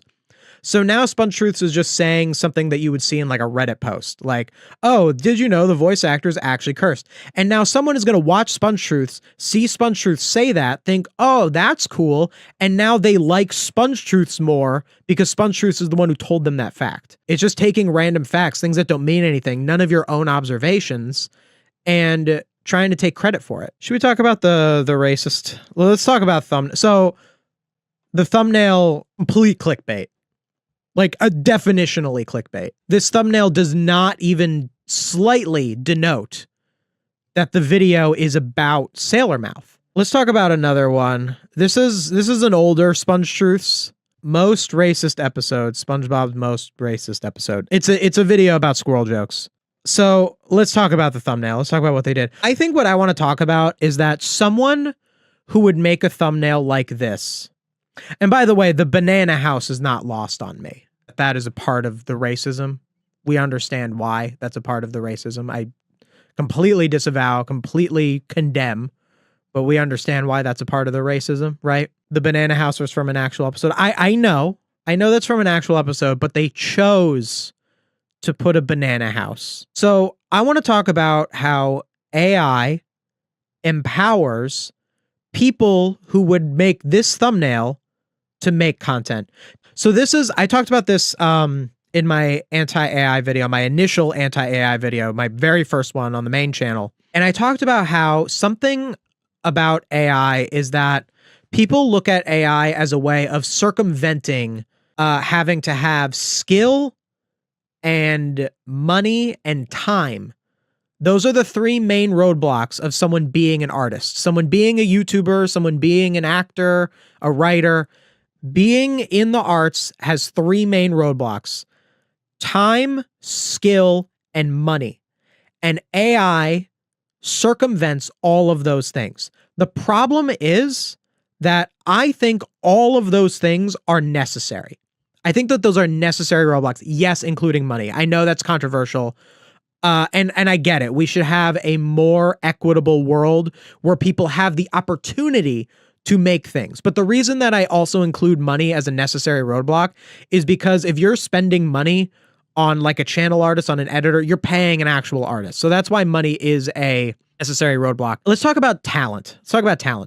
So generally people who are talented are people who would not do this. You know, it's not a one-to-one. There's definitely a lot of talented people who believe wretched things, who are even racist. But usually people who are talented, people who are introspective enough to make YouTube videos that would get 161,000 views, usually people who are good enough to do that would not make this thumbnail. But AI empowers people who would make a thumbnail like this to make content. And I think that's a problem with it. I think that people like this should not be able to make content because they can't without AI. Someone like this, whoever's behind SpongeTruths, they can't cut it. They can't write. They don't understand the show they're talking about. AI empowers them to do it. That's not better. It's worse. It's not this, it's this. It's bad that people like that are in our media landscape. They should not be able to make content, but AI empowers them to do so. Let's check out SpongeBob's most racist episode. It's easy to laugh when you're not the one being laughed at. I think she should buy both. You'll catch it stupid. It's the stupid A lot more clips at the beginning of this one. squirrel. You remember squirrel jokes? It's the episode where SpongeBob becomes a comedy star by making fun. This was 7 months ago. You can already kind of hear how the AI voice is a little less human sounding. Coincidentally, this is SpongeBob's most racist episode. This is SpongeBob's most racist episode. So that claim is saying that the episode itself is racist. Different voice? No, it's the same voice, but it's less advanced because it was 7 months ago and AI voices have just gotten better since then. Now, I'm not saying SpongeBob himself is racist, but this episode shows exactly how racism sneaks into our daily lives. Okay, wait. So you already contradicted yourself. This is SpongeBob's most racist episode. So this is SpongeBob's most racist episode that sentence means that the episode is racist. The episode promotes racism. That is the statement that you are making when you say that. But this episode shows exactly how racism sneaks into our daily lives. This episode shows exactly how racism sneaks into our daily lives. So it's an anti-racist episode. You just said that the episode was racist, but now you're saying that it's an anti-racist episode. Contradicting yourself. Again, can't understand nuance. It's either one extreme or the other extreme. Like what you could say, I don't think I would argue it about this episode, but if you were trying to say it's a racist episode, you could be like, oh, well, like they tried to tell a story about how racism is wrong, but it ended up being racist. Bikini Bottom always treats anyone who doesn't fit the mold with a little... Okay, that's not Bikini Bottom, that's in Squidville, so that's not in Bikini Bottom. Sometimes all it needs to hurt someone is one joke. It all starts with a... All it needs to hurt someone is one. He makes multiple jokes. Open mic night at the Krusty Krab. The problem is that he makes so many jokes. It's not just one joke. Or as I like to call it, comedy night for bottom feeders. Sponge... Ugh, that's so cringe. Mic night at the Krusty Krab. Or as I like to call it, comedy night for bottom feeders. Or as I like to call it, comedy night for bottom feeders. Isn't that so cringe? Like you're talking about they're not real, dude. Like, why are you insulting animated fish? This is a problem with critiquing a show as if you exist within the world. Comedy night for these bottom feeders, like they're made up, bro. SpongeTruths is a bottom feeder. See, now that works. The person running the channel is a real person, so we can call them a bottom feeder. Bob gets a shot at stand-up, and let's just say, it's rough. What's the deal on those things? So, what does he do? That was a weird example. He It didn't say the joke. It just said, what's the deal on those things, and showed the cricket. That's not a very good example. panics. He scans the room. He finds the one person he knows won't boo him, his best friend, Sandy. Did you ever notice how big squirrels' teeth are? So he's just... He goes for the easy target, not because it's clever, but because it just works. Not because this, but because that, yeah. He cracks a line about Sandy's teeth, then her fur, her smell, her brains. You don't need to go so much into it, man. You don't need to explain every different joke. Stupid! Sandy laughs it off at first, because what... Different background. Is the music AI? Probably. Probably. I assume it is. If everything else is, why would it not be? I've never heard it before. It could just be like copyright free music. Usually those you have to like put a credit. Join this copyright disclaimer. So cringe. Usually you would credit it, but I guess SpongeTruths might be the type to just like find copyright free music and just not credit them. I don't think they ask you to when you use the copyright free music. I mean, I use the music from the SpongeBob video games because you can use video game music in pretty much any YouTube video. So I usually use SpongeBob video game music from the GBA games. It's probably AI music. I'd be surprised if it wasn't. Don't stand too close to a squirrel, Billy. You'll catch it stupid. A child is told she might catch the stupid. Yeah, you just showed the line and then you said it. It's a pretty surface level reading of the episode.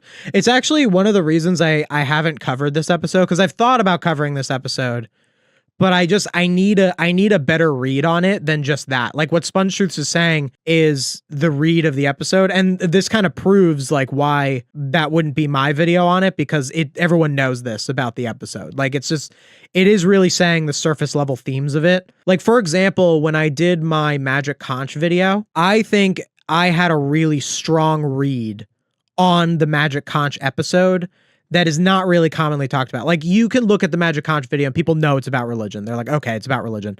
But I went a lot deeper into it. I talked about confirmation bias. I compared it to how in the real world there are real consequences. The same, like you can look at the cartoon world, but then you can look at the real world and see what happens when religious thinking bleeds into our lives. Like I could kind of do that if I covered this episode. I've been considering covering this episode. I might cover it in a broader video about a deeper subject. I'm guessing SpongeBob is white and Sandy is black in this narrative. It's not really supposed to be any specific race, I would say. I'd say that's kind of the point, is that you could apply it to any two people who are different, who make jokes about people. It's one of those things where by not by not saying it's about any one group of people, it's now about every group of people, and it makes the story a more one-size-fits-all narrative. That's why Squirrel Jokes work so well as an episode, is because the fact that they're sea creatures and she's a squirrel, you can't really put any real race on it, and that's okay. That's the point. We don't want to. We want to think of it like from outside of a specific thing, so that if you're in a situation where it's just two different kinds of people, you can say, oh, it's like that in that episode. Just like that, the crowd turns on him. So he makes a choice. Yeah, you don't need to recap a whole episode. Like, look at again, I'm bringing it up a lot, but look at my most recent video, my Squidward torture video, where I cover 10 different episodes. I don't recap every single one. I talk about the things that matter. But when you do a whole, it's actually really tough to do. You'll notice that a lot of my videos recently have been about many episodes, and it's a general subject that covers a lot of different episodes. Even videos that cover like one episode, like for example, my Laundra Madness video, the central episode that I was covering was Laundra Madness, but I talked about like 5 other classic episodes in comparison. So most of my videos cover a lot of different episodes, mostly because it's hard to do a video where you just talk about one episode. It really is. It can be done. I have lots of videos that do talk about one episode. I go really in depth when I do. But sometimes they're also shorter videos too. I was looking at my Splinter video. My Splinter video is 11 minutes long. I don't make videos that are that short anymore. They're usually closer to 20 minutes now, even some 30. You know, when you make a video that's only 13 minutes long, but it's about only one episode, you end up just recapping for a lot of it. And AI also doesn't understand the difference between recapping and critical analysis. So AI will spit out a script that's mostly recapping if you ask it to write you one. He gets on stage, puts on a costume, and delivers the worst line of all. We're laughing with you, not at you. Honestly, that line should be in a museum. It's the rally. Honestly, another AI tell. That line, that should be a museum. Why that line? That's not Laughing with you, not at you. Honestly, that's not really one of the more like poignant lines of the episode. It's just supposed to be SpongeBob being wrong. Like, I think the AI just kind of arbitrarily chose that as a line to like prop up and act like it's deeper than it is. Cause this episode is deep, but that line isn't exactly deep. That's just him being incorrect. Like, the part of this episode that's brilliant is seeing how the racism gets normalized, but we're laughing with you, not at you is more of just a symptom of that. It's not really one of the moments where you're like, oh, that's like the brilliant line. We're not being mean. You're just being sensitive. It's how people justify. We're not being mean. You're just being sensitive. Like, that is true. Like, that is like, but I mean, it took it from someplace else. It's not an original thought. Racism in comedy. We're not being mean. You're just being sensitive. SpongeBob. Wait, it just repeated itself. We're not being mean. We're not being mean. You're just being sensitive. We're not being mean. You're just being sensitive. They just said it twice. And like, that's not an incorrect point, by the way. I mean, it's a common point. Like, that's a very obvious, like, clearly the AI took it from, someone who's made that statement. Like, it's a common statement. It's important for even, I guess I could talk about it in the sense of, so this is making a statement that I agree with, right? Saying, oh, it's just a joke is a way of hiding real bigotry. But because it's an AI saying it, it's only going to say so much. It's going to be so surface level. It doesn't have any real perspective to actually meaningfully address that. So even though it's a statement that I agree with, it's not being presented well because it's being presented in such a shallow way. It's not making the statement properly. He follows up with a punchline that hits everyone around evenly. It's a small redemption and a reminder that being funny doesn't have to be cruel. SpongeBob learns the real... Wait, a reminder that being funny doesn't have to be cruel? No, he's still cruel in the end. He's still cruel. Like, it's still, like, it's just the butt of the joke is everyone. Because if you make jokes about, like, that is actually, it's kind of true. Squirrel Jokes is a complicated episode. I feel like a take that I would have on it, and I should probably, if I was to really get into it, do a video on it. I'm a little conflicted about Squirrel Jokes as an episode. Like, I think that it's as good of a message as you could do in an episode. So here's the thing about comedy, or here's the thing about making a joke about a group of people.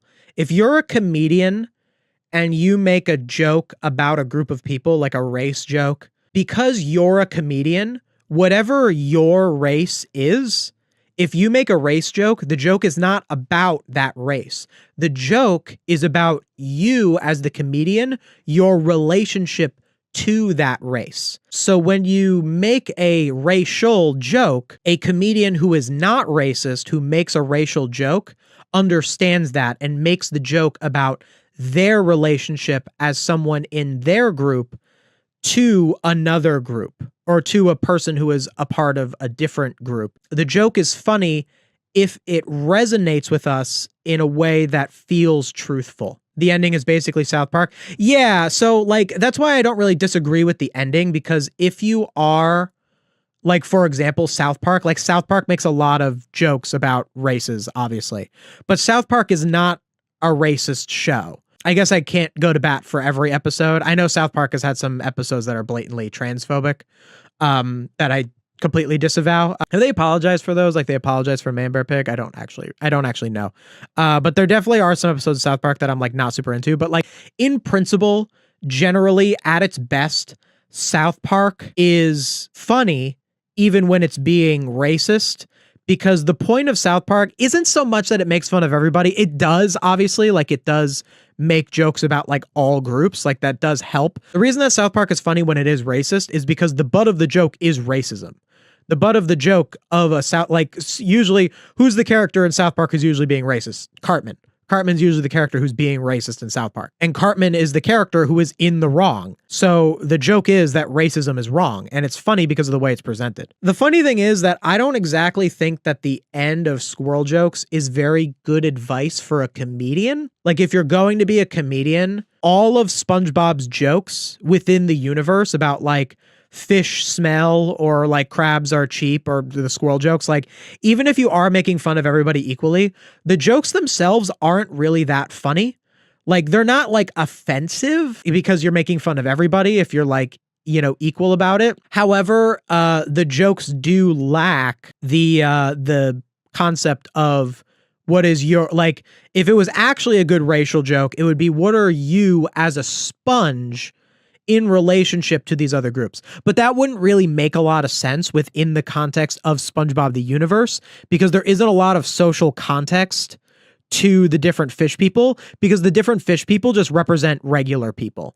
So you would really muddy the water. So I think the ending of Squirrel Jokes is fine for the message of don't single out one specific group, but it actually isn't good comedy advice. But that's like fine, because the episode isn't about comedy. If you're getting to the point where you're going to seriously pursue being a comedian, I think you'll figure that out on your own. I think Squirrel Jokes is a great lesson for kids in general, because kids don't really go and be like stand-up comedians. To compare this to the other one, it's 440 minutes in, and it just recapped most of Squirrel Jokes, and it actually did have things that I would call substantive in between it. Obviously, it's AI, so it stole it, but it's almost like better structured than the other one, because the other one was just recapping the whole episode. Whereas this one, and I guess like that's kind of what AI is, it's a roll of the dice. It's a slot machine. Like maybe the prompt for this one was write me a SpongeBob script about racism, and maybe that's why the AI found stuff that had more substance.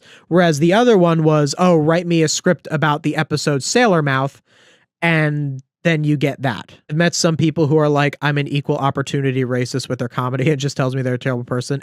Exactly. Like the actual ending, like just because you make fun of everybody doesn't mean you're not racist. Like there is more to it than that. Okay, so every joke has truth in it. Every joke is truthful. If someone ever says it's just a joke, it doesn't mean anything, they are lying to you. Every joke has truth to it. So whatever that truth is, if the truth is, I think something racist, then the joke is racist.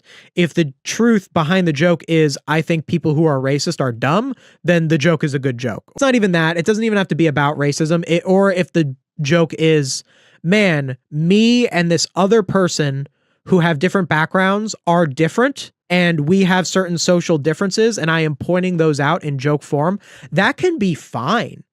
There could be nothing wrong with that. You could do that without putting anyone down, saying that we are different people with different backgrounds. It doesn't mean you're inherently different. It just means you're socially different. It really just depends on what the truth is behind the joke. Squirrel Jokes is absolutely an anti-racist episode, by the way. I do not find the episode to promote racism, even in the sense of like the bully. Like, you know, like the bully, I could tell they had good intentions, but they just kind of failed. I think Squirrel Jokes actually did teach the lesson that racism is wrong and teaches kids how to approach it. I think that Squirrel Jokes has a positive lesson. It's not just a stand-up comedy episode. It's a case study in how, It's not just a stand-up comedy episode. not because they're okay with it, but because standing up makes you a target twice. Wow, there's so not this, but this. It's so common. I knew that like AI did like not just this, it's this. It's like everywhere. I guess I don't have to worry that much about it because sometimes when I write my scripts, I'll see that I write something that says it's not this, it's this, because it's a common thing to write, but I don't make it every other sentence. My goodness. The first time SpongeBob pokes fun at her teeth, Wait. You're getting it incorrect. The first time SpongeBob pokes fun at her teeth, this isn't the first time. This is later. This is later on. He pokes fun at her teeth the first time. He doesn't have the fake teeth at that time. So it's the wrong footage. let's talk about pressure. This one's kind of wild when you think about it. SpongeBob's most racist episode, singular. You're talking about 2 episodes. Also, the episode wasn't racist. You said Squirrel Jokes was racist. You're done talking about Squirrel Jokes now, but you talked about how it's anti-racist. Because she's not just trying to win, she wants them to understand. Not just this, it's this. I cannot believe it's that common. It's everywhere. Oh, is he also Some talking about people, like Squidville? Squidward, just get tired and leave. And when they do, what they're looking for isn't peace, it's relief. 3 episodes. Yeah, 3 episodes. SpongeBob's most racist episode. Just say episodes. It's not a home, it's a filter. Oh my goodness, it's not this, it's this. Tentacle Acres becomes less about peace and more about segregation. Look, there's no drop shadow on the frame now. It looks awful. So yeah, Squidville doesn't have the jokes about land creatures or SpongeBob in a racially coded costume, but make no mistake, it's Wait, why does it say the jokes about land creatures Wait, listen to this. This is hides behind incoherent. order. So yeah, Squidville doesn't have the jokes about land creatures or SpongeBob in a racially coded costume. SpongeBob doesn't have the jokes about land creatures. Oh, it's supposed to be referencing pressure. So it's referencing pressure and squirrel jokes. It's incoherent. It's incorrect. The AI said jokes about land creatures. I didn't understand what it meant because there's no jokes about land creatures. I guess it's squirrel jokes, but they say land creatures. That's a pressure thing. And then they say racially coded costume. And it's SpongeBob doing a laugh at himself. Those big teeth are SpongeBob's teeth. SpongeBob does put in the fake teeth. That's supposed to be the racist costume. But that's later. That's after that. That's not that shot. But make no mistake, because here's what all 3 of these episodes have in common. They each show what happens when someone feels out of place, not because they're wrong. They both show what happens when someone feels out of place. I'd say that only applies to squirrel jokes. In pressure, they both groups think they're superior than the other. Like, pressure is also about racism. So if you look at squirrel jokes as opposed to pressure, squirrel jokes is about one group represented as squirrels, even though there's just Sandy, but it's still like one group, like squirrels as a group being oppressed by the other. So squirrel jokes is specifically about oppression of one group over another, sea creatures over squirrel. But pressure is about 2 groups that both think that one thinks they're better than the other, and they are against each other. So that's a very disingenuous framing of pressure, because in pressure, both groups are in the wrong. Sandy's in the wrong, and SpongeBob as the leader of this group are in the wrong. Both groups are in the wrong in pressure. So that's a very disingenuous framing. 3 of these episodes have in common. They each show what happens when someone feels out of place. When someone feels out of place, there is no feeling out of place in pressure. Pressure doesn't feel out of place. Pressure is 2 groups that think that they're better than the other. Not because they're wrong or bad or causing harm, but... And Squidville, that's a complete stretch about Squidville. A complete stretch about Squidville, saying that it's about someone feeling... I mean, Squidward feels out of place in Squidville. Of these 3 episodes, Squidville, I would say, is the one that is not about racism, but racism is there in Squidville. They have it where they all are squids. They all live the same and act the same. And the guys say, we don't accept your kind here. Like, they have all of that in there. But Squidville is more about how someone who is not even is racist, It's more so, Squidville is more so about someone who only interacts with people that are like them, that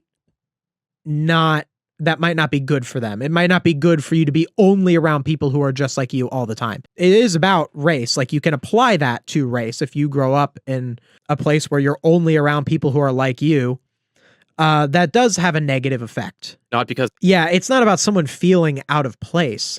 Like, Squidward does feel out of place, but not because of his race. Like, the racial elements of Squidville is very below the surface. It's there, but it's not like the point of the story. It's just a way of going with the story. Whereas Pressure and Squirrel Jokes are specifically about race. Actually, it's called Tentacle Acres, not Squidville. Yeah, true. And I also know that there's a couple of ice cubes. And while Sandy fought back, Squidward, he just left. Because when the group won't hear you out, sometimes the only... Well, Squidward didn't... Wait, that's a bad comparison. And while Sandy fought back... Sandy fought back. Okay, so this is the wrong footage, because this is from Pressure, where Sandy fights the seagulls. But I think what they're referring to is Sandy fighting back in Squirrel Jokes. So while Sandy fights back at the end of Squirrel Jokes, Sandy doesn't take it anymore. She fights back. That's the comparison. That's what they're saying. Squidward, he just left. Okay, so here's the problem with this comparison. They're comparing Sandy's actions at the end of Squirrel Jokes, where Sandy stands up for herself, with the actions of Squidward at the beginning of Squidville. But the ending of Squidville, Squidward is just as brave in the end of Squidville as Sandy is at the end of Squirrel Jokes. Both stories have their protagonist at the end of the story stand up for themselves and stand up for what they believe in, and that's why they succeed. Squidward doesn't leave. But just because Squidward doesn't leave at the end of Squidville. He leaves at the beginning. And the end of Squidville is Squidward leaving Tentacle Acres. So this is very disingenuous. It's drawing a connection where there is one. This is another problem with AI not understanding nuance. A human being would know that. A human being would be able to make that connection, but because AI just scrapes and takes whatever it is and just tries to make a point based off this amalgamation of words, it's going to give you nonsense, and it's giving you misinformation. This is incorrect. This isn't a correct way of looking at the episodes, because Squirrel Jokes and Squidville, they don't say the same thing, but they both have characters that stand up for what they believe in at the end. sometimes the only move you have left is to walk away. So, but he doesn't walk away. I mean, he does at the beginning, but Sandy just walks away at the beginning too. Squirrel Jokes and Squidville have similar arcs. In Squirrel Jokes, Sandy at first ignores it, just as how in Squidville, Squidward at first ignores SpongeBob and Patrick by moving away. And then throughout the journey of the episode, they see that ignoring it didn't work. Even though they ignored their problems, it still comes back to bite them. In Squirrel Jokes, this is shown by people being racist towards Sandy. In Squidville, this is shown by Squidward being unhappy in Tentacle Acres. So they solve their problem. Sandy does that thing where she uses the stereotypes against SpongeBob and tortures SpongeBob and teaches SpongeBob the lesson. And in Squidville, Squidward stands up for himself by playing with the reef blower and then flying away from Squidville. Flying away from Tentacle Anchors. So in a way, they tell the same story. So acting like Squidville is about someone avoiding their problems, whereas in Squirrel Jokes, it's about someone facing their problems. You're just incorrect. Hey, Justin's Deep Dives with the $2. Thank you. You are an inspo and I made my own SpongeBob channel. Well, thank you. Thank you. Very good luck to you. it's about habit, Pop in. ignorance. And look, the other one is a different size. The Squidville footage is slightly bigger, so look at this. So it doesn't fully cover it. So it pops up, it goes ahead of it, and then the footage just disappears. Like if this were well edited, if this were edited by a competent editor, it would go above the footage and then the footage would disappear behind it.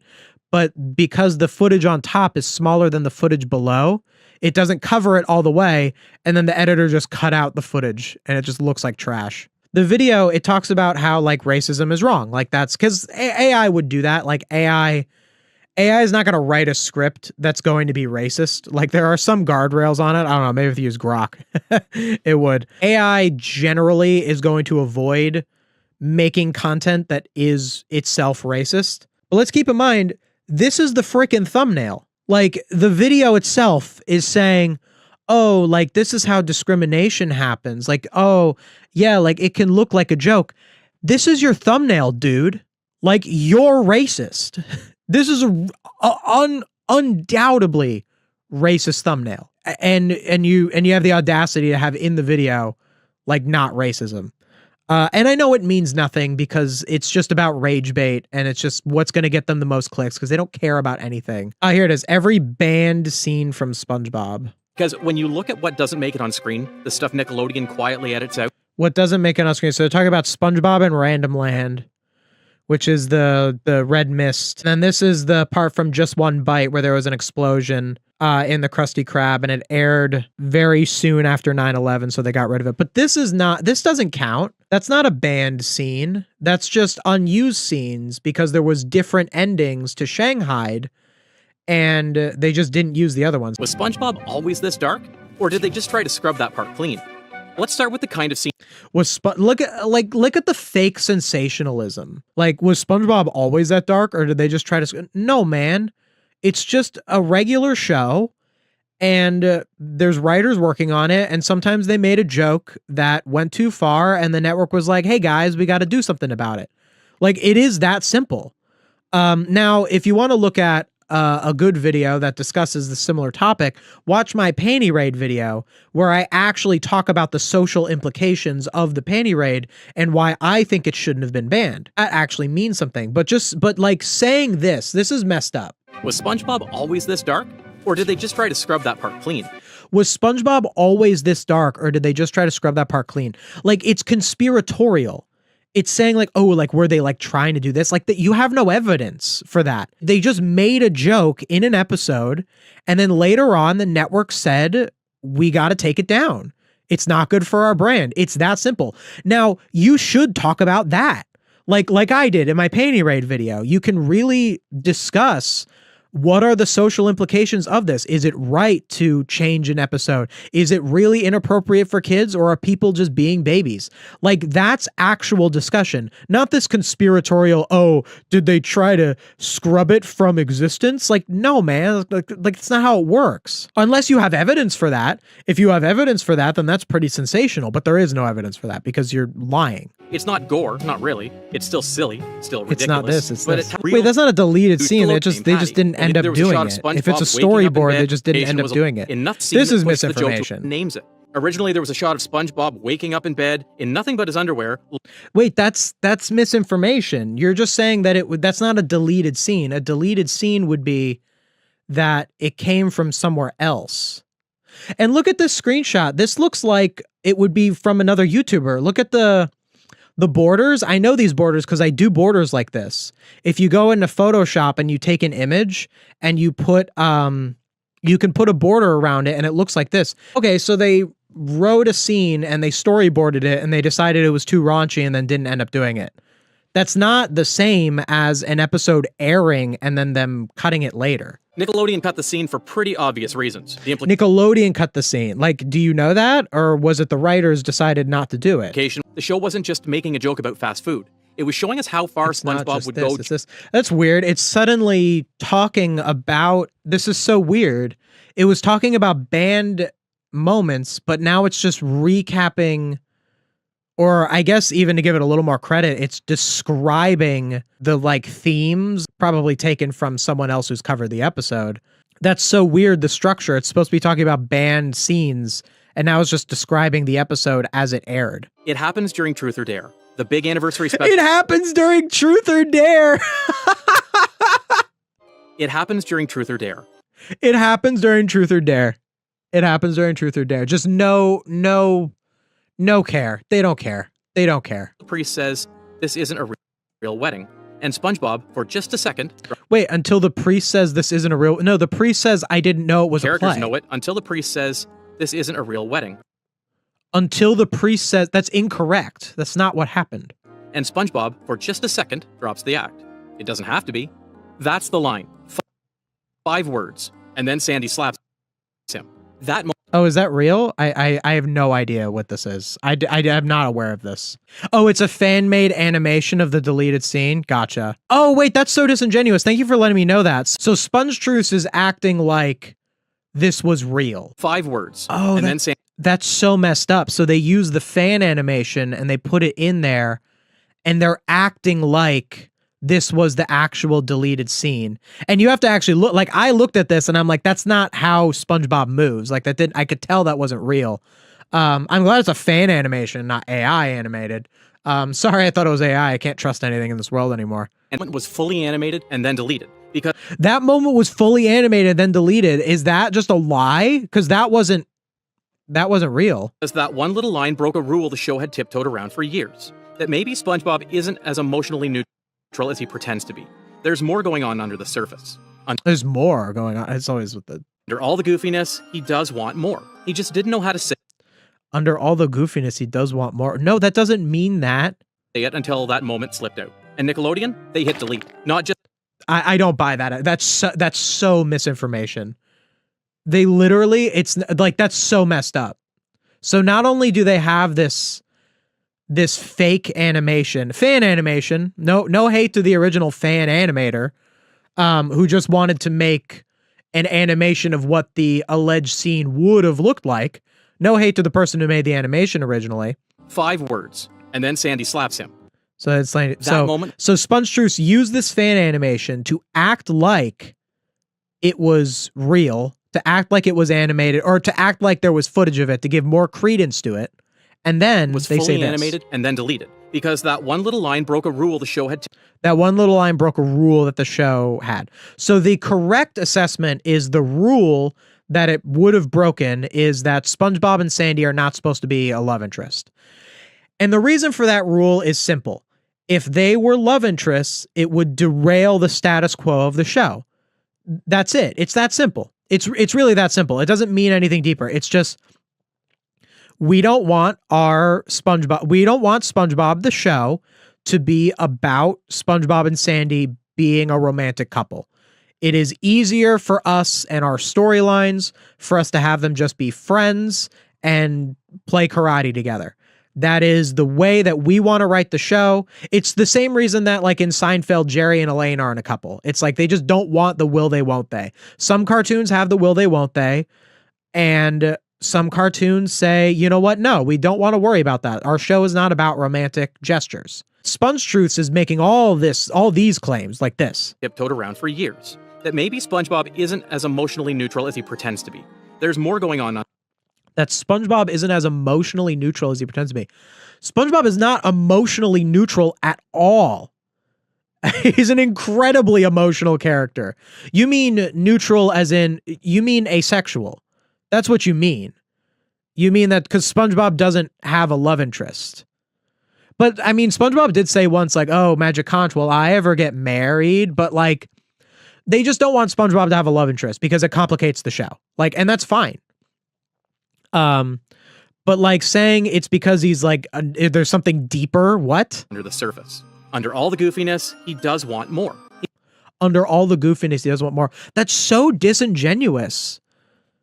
Acting like SpongeBob is not a genuine character because he's a goofy guy, because he actually wants to be with Sandy. And then just saying... didn't know how to say it until that moment slipped out.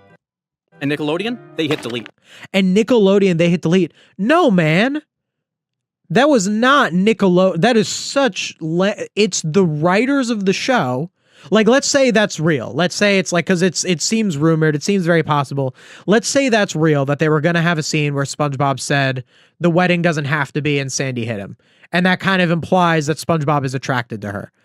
And what probably happened was the writers were like, that goes too far. We don't want to imply that. We don't want to imply romance. We're going to play it safe. And that's it. It's not Nickelodeon hit delete and ooh, this. Like, it's such fake sensationalism. And that's another problem with AI, is that AI is going to buy into fake sensationalism. AI hallucination. We're seeing it right now. Not just about SpongeBob's feelings, but about the boundaries they built around his character. Not just this. He's not supposed to want. He's not supposed to feel. What are you talking about? He's not supposed to want. He's not supposed to feel.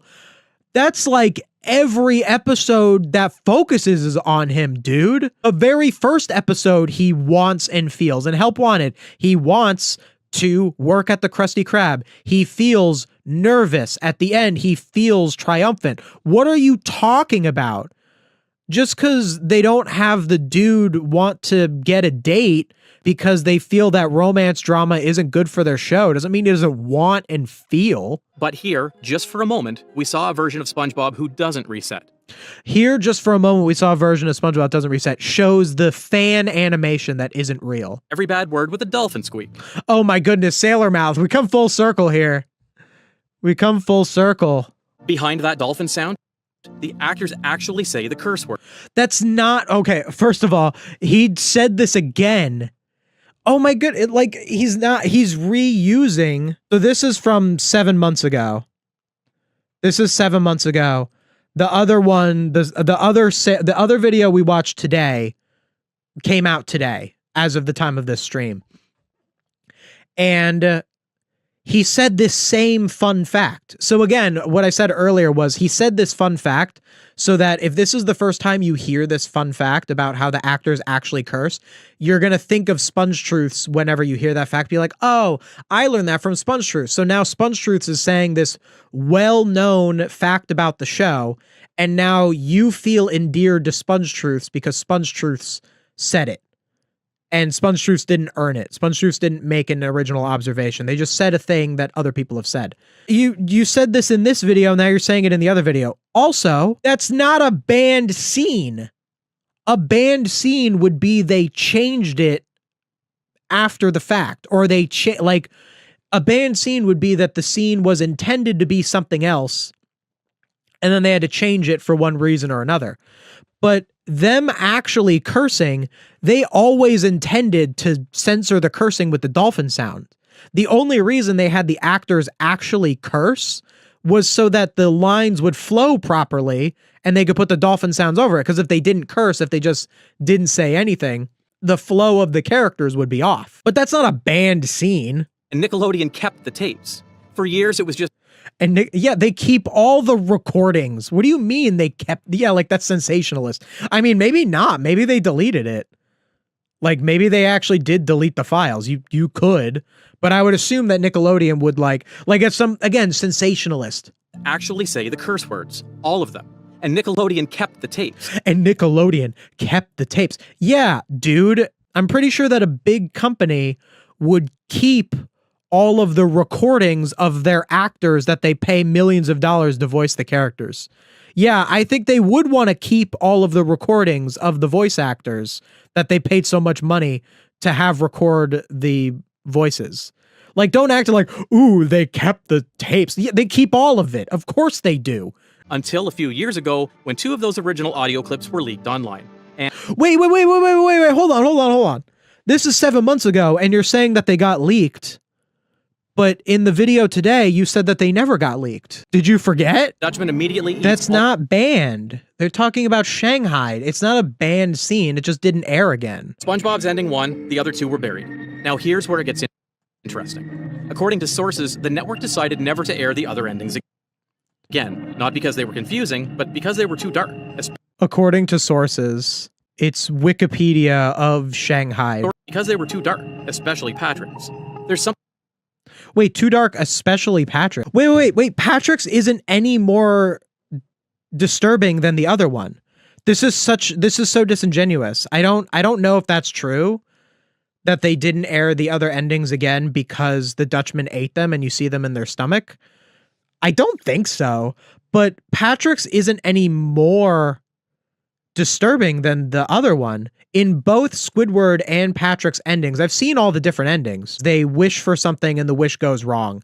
Patrick wishes for gum, and Squidward wishes that he'd never met SpongeBob and Patrick, but then it goes like nothing changes except they're like, "Hi, I'm SpongeBob." Like that's the joke. In both non-SpongeBob endings, you see the Flying Dutchman eat both of them. So why single out Patrick's ending? Patrick's.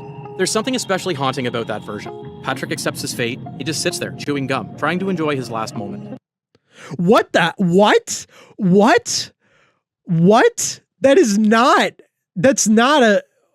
read makes no sense. haunting about that version. Patrick accepts his fate. He just sits there chewing gum. No, bro, he's not accepting his fate chewing gum. Unironically, it ain't that deep, bro. But like, it ain't that deep in the sense that like, that's not the point.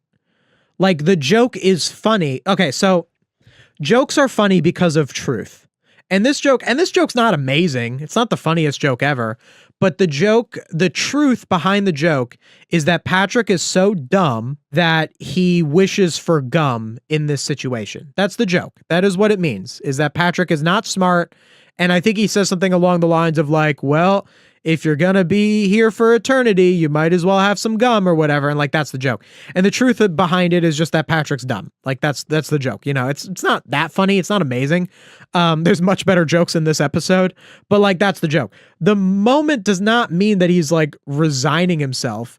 Squidward and SpongeBob kind of do that because they chew the gum too. And they kind of like resign themselves. They're like, yeah, well, we might as well have the gum if we're going to get eaten. But like, that's not what happens. Even Squidward's fate, though played for laughs, ends in erasure. His one selfish wish makes him completely alone and forgotten, then eaten anyway. SpongeBob Yeah, you just acknowledge they get eaten in both of them. So why is Patrick's darker? The SpongeBob ending is the best one narratively. I talked about that in my Flying Dutchman video. The fact that you don't see them get eaten and it ends with a cycle is a much better way of concluding the story, where the Dutchman doesn't win and they don't win. None of them win. They just end up going in a circle forever. It is the best ending. Watch my Flying Dutchman video and that'll was it rigged? I think so. I think it was rigged. I think it was always supposed to be the SpongeBob ending. I think the SpongeBob ending was the good ending. I think that they knew that that was the strongest one, but they wanted the gimmick. But they knew that the SpongeBob ending was the most narratively sound ending. I think at the same time, though, like, even if it wasn't rigged, of course SpongeBob was going to win. He's the title character. So, of course, he would get the most votes. So, yeah, who knows? Because why would they ban them? I don't believe this is true. Like, according to sources, I don't know. Like, I guess maybe they did. But the point of Shanghai, the original airing is that you chose the ending. Like, you chose the ending. And whatever ending you chose is forever the ending in syndication. So why would they need to ban the other endings? There was never a reason to ever air the other endings anyway. So why would they even need to ban them? In the middle of that episode, there's a quick cut to an image. Squidward, bloodshot eyes. But once people caught it, Nickelodeon pulled the scene, replaced it with something harmless. Baby Squidward giggling in a diaper. Which somehow I think is even creepier. I've seen a Reddit comment that basically said exactly what SpongeTruths just said. Is that the other, because I've researched this before at SpongeBob at Random Land. I actually considered doing a video. I might still do it. I considered doing a video on like surreal SpongeBob episodes. So I researched a little bit about SpongeBob at Random Land and how the edited version has the Squidward baby. And I saw on Reddit basically someone saying exactly this. So that's probably where the AI got it from. Because Red Mist was never meant to be part of SpongeBob. But the creators acknowledged it. They folded it into the fabric of the show, even if it was only for a single frame. Yeah, it was just supposed to be a joke. And that's the part that sticks with you. Because if that can bleed into a show, even if the darkest, most disturbing fan nightmare... It was just the writers and animators having a little fun and putting in a creepypasta reference. It doesn't make the creepypasta canon. It's just the writers and animators having a little bit of fun, and then the network realized what they did and told them to take it down. It ain't that deep, bro. Flash on screen, then you have to ask, what else made it through? So what does that mean? What do you mean, what else made it through? Nothing else made it through. Because we would know. What do you mean, what else made it through? It's an incoherent question. What do you make of all this? When you look at the scenes Nickelodeon cut, the awkward ones, the gross ones, the ones that... The scenes Nickelodeon cut. So what do we make of all this? When you look at the scenes Nickelodeon cut, the awkward... The awkward ones, that's not a real animation.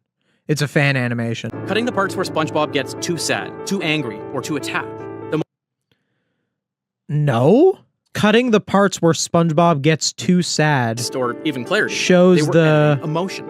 Cutting the parts shows the Sandy.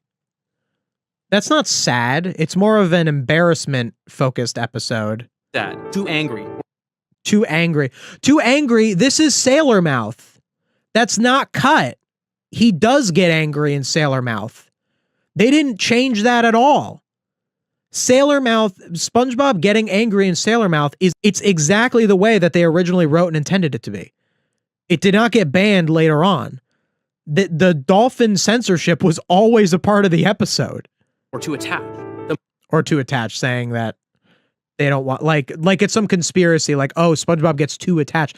No, man, they just think romance is a boring storyline, so they didn't want SpongeBob and Sandy to be boyfriend and girlfriend. It's that simple. They look at other shows where you have the typical boy has a crush on a girl, and they thought, that's boring. I don't want to do that. I want our female lead to be a cool scientist who does karate, and her and SpongeBob are just going to be friends. And it's that simple. That's the way that they wanted to tell the story. Whereas in other shows, they would have had it be romantic. It's not some kind of like conspiracy. Because sometimes it's not the gore or the language that crosses It's not this, it's this. I can't believe how common that the is. line. That's what these deleted moments reveal. No, they're not. No, they're not. The deleted moments, first of all, most of those aren't deleted moments. Or afraid they'll never be seen the way they want to be. That's what These deleted moments are deleted because they're controversial. It's that simple. The Squidward getting blown up with the gas is controversial because it was right after September 11th. The thing with Patrick rubbing Sandy's back, they just thought it seemed raunchy. The SpongeBob saying the thing about the wedding, that's not even banned. Like, that's not the same as like the other example they just said. Those were banned because they thought that they would be inappropriate for a family show. The one with SpongeBob and Sandy is just the writers deciding that they didn't want to go in that direction with the character. It's that simple. It's that simple. But it's none of what you're saying. and a show that sometimes said more in what it removed than what it left in. But A show that said more on what it removed shows a fan animation. Oh, look, we got the thumbnail for the most racist episode. SpongeTruths. SpongeTruths. Hey, Jack, are you going to look at other SpongeTubers and dissecting them? I'm considering, I think next week I want to talk about No Villains Are Safe. Other like SpongeTubers, like non-AI SpongeTubers. I don't know. Are there any I should look at? Like, I think the AI ones, because I have a lot to say that's critical. I don't think I'd really want to look at a SpongeTuber I like, because then I wouldn't really have much to say other than I like them. And also I really like being anti-AI. I think anti-AI is a pretty big part of me. How are we all doing today? You were probably doing a lot better today before I showed you these thumbnails from our old pal SpongeTruths. I gotta give credit where credit's due. I would not be covering this if it wasn't for Ave. We love Ave on this channel. Honestly, been a big help in having me like identify AI stuff. Like, not even so much identify, like, because you can tell it's AI when you watch it, but like just helping me be aware of it. And Ave's video yesterday was about bad AI thumbnails. Great video, by the way. You should go watch it. And one of them was this new child thumbnail. He didn't talk about the video itself, and I get why he didn't. He was talking about thumbnails. Like the video wasn't about this video, so like I get why he didn't talk about it. But I was like, I gotta see this video. And I don't want to just watch it like on my free time, so I decided to torture all of you with this video, with this what if SpongeBob became a father and weird kink. Like, quick recap if you've never seen SpongeTruth.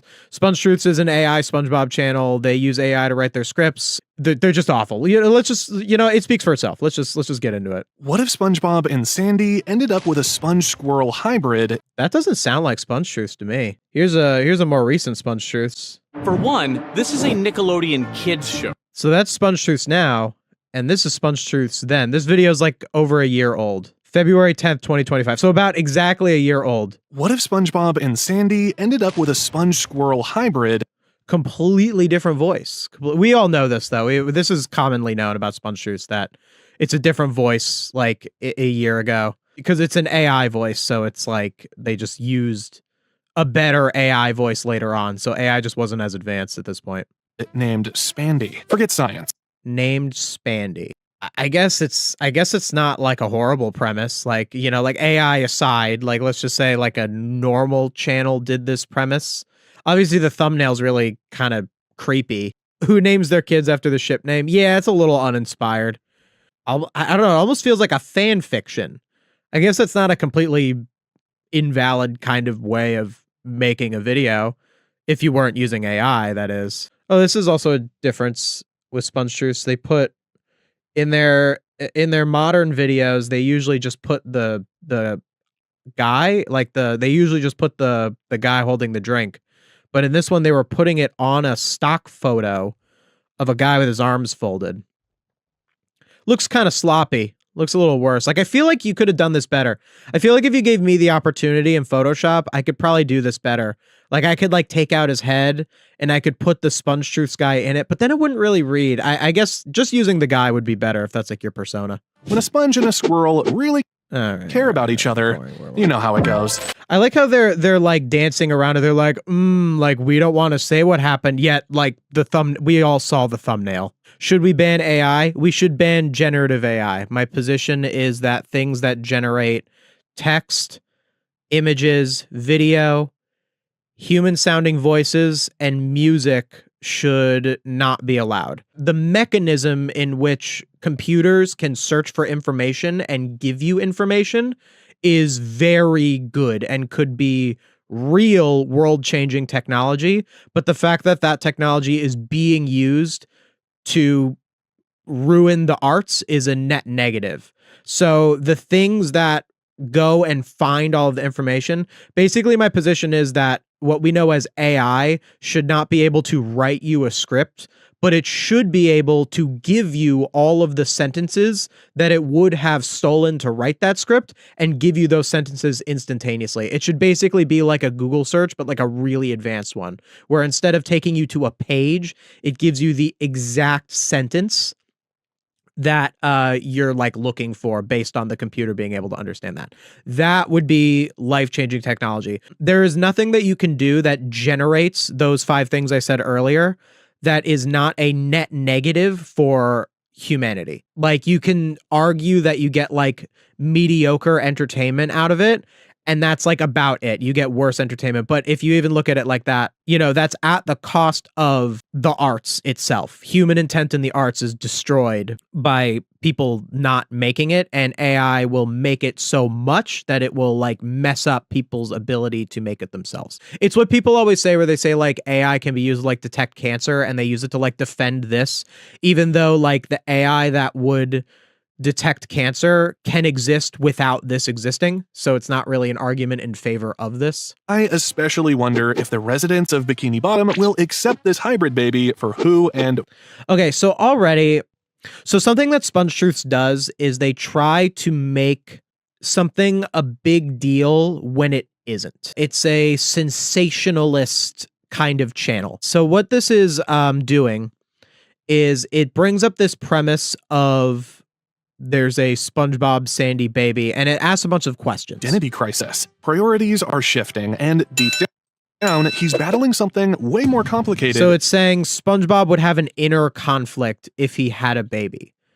But like, that's true about anyone. And like, SpongeBob doesn't have a baby in the show. Like, that doesn't really say much about like his character. Now, maybe it will, but I do think that's like a bit of a weird thing. Like, SpongeTruths, or the AI that SpongeTruths asked to write a video, manufactured this idea of what if SpongeBob had a baby, and now it's saying, oh, he's battling these inner demons. Like, this all kind of comes from nowhere.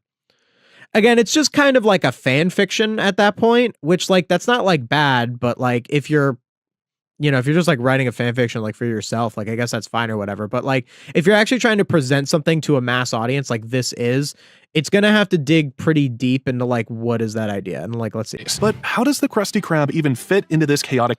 How does the Krusty Krab even fit into this? Like, is that a real question? Like, if SpongeBob had a kid, like, would he? I mean, I guess he'd probably still work there because he'd need money.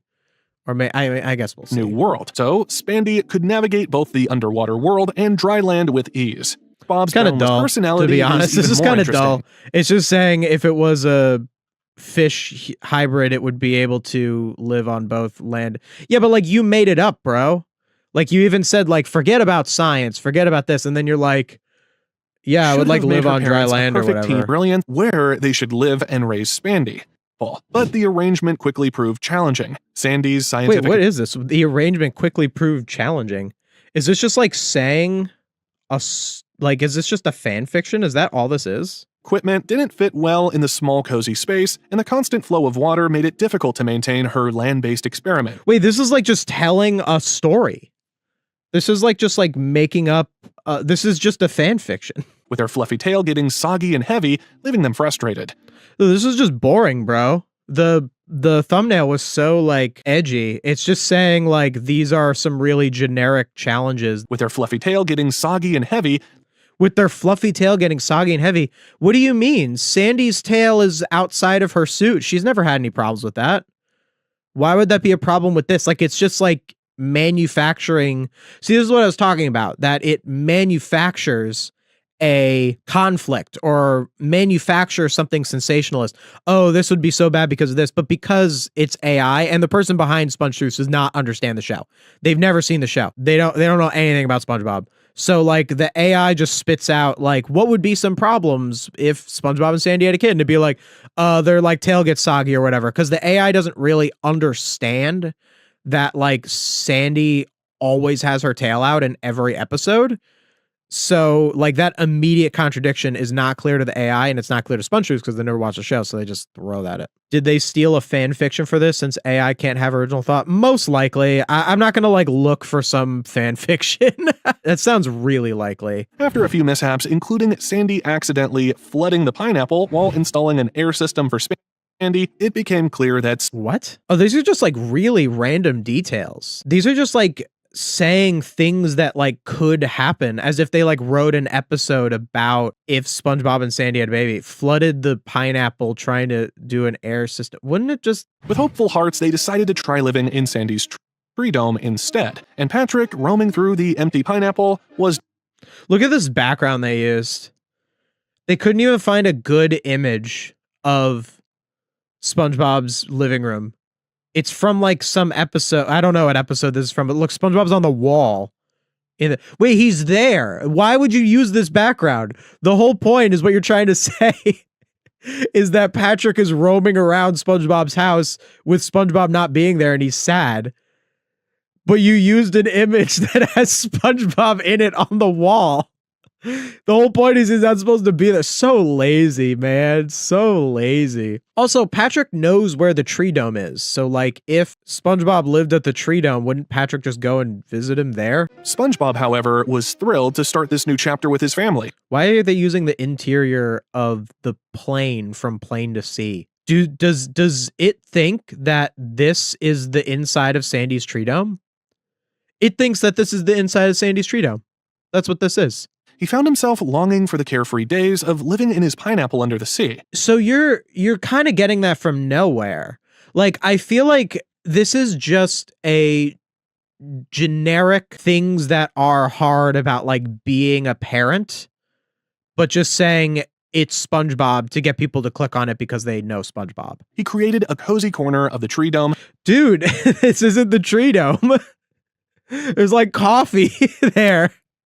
That's so funny that it thinks this is the tree dome. Filling it with familiar items from his pineapple, his trusty alarm clock, Gary's food bowl, and Gary, and even a framed picture of himself and Patrick from one of their many misadventures. That's just random stuff. He moved in and he brought these things.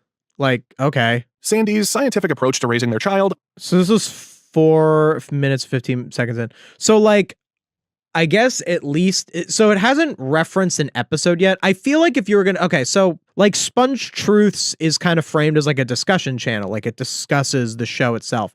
I feel like if you wanted to do a video like this and you were a channel like SpongeTruths, what you would probably want to do is cite episodes that say how SpongeBob would feel in this situation because of how we see him in this episode. Like it said earlier, SpongeBob longed for the carefree days of living in his pineapple, but it didn't really cite any like evidence from the show as to why that would be the case. Like, why would SpongeBob feel that way? You know, it could cite episodes from the show. And it wouldn't really be that hard.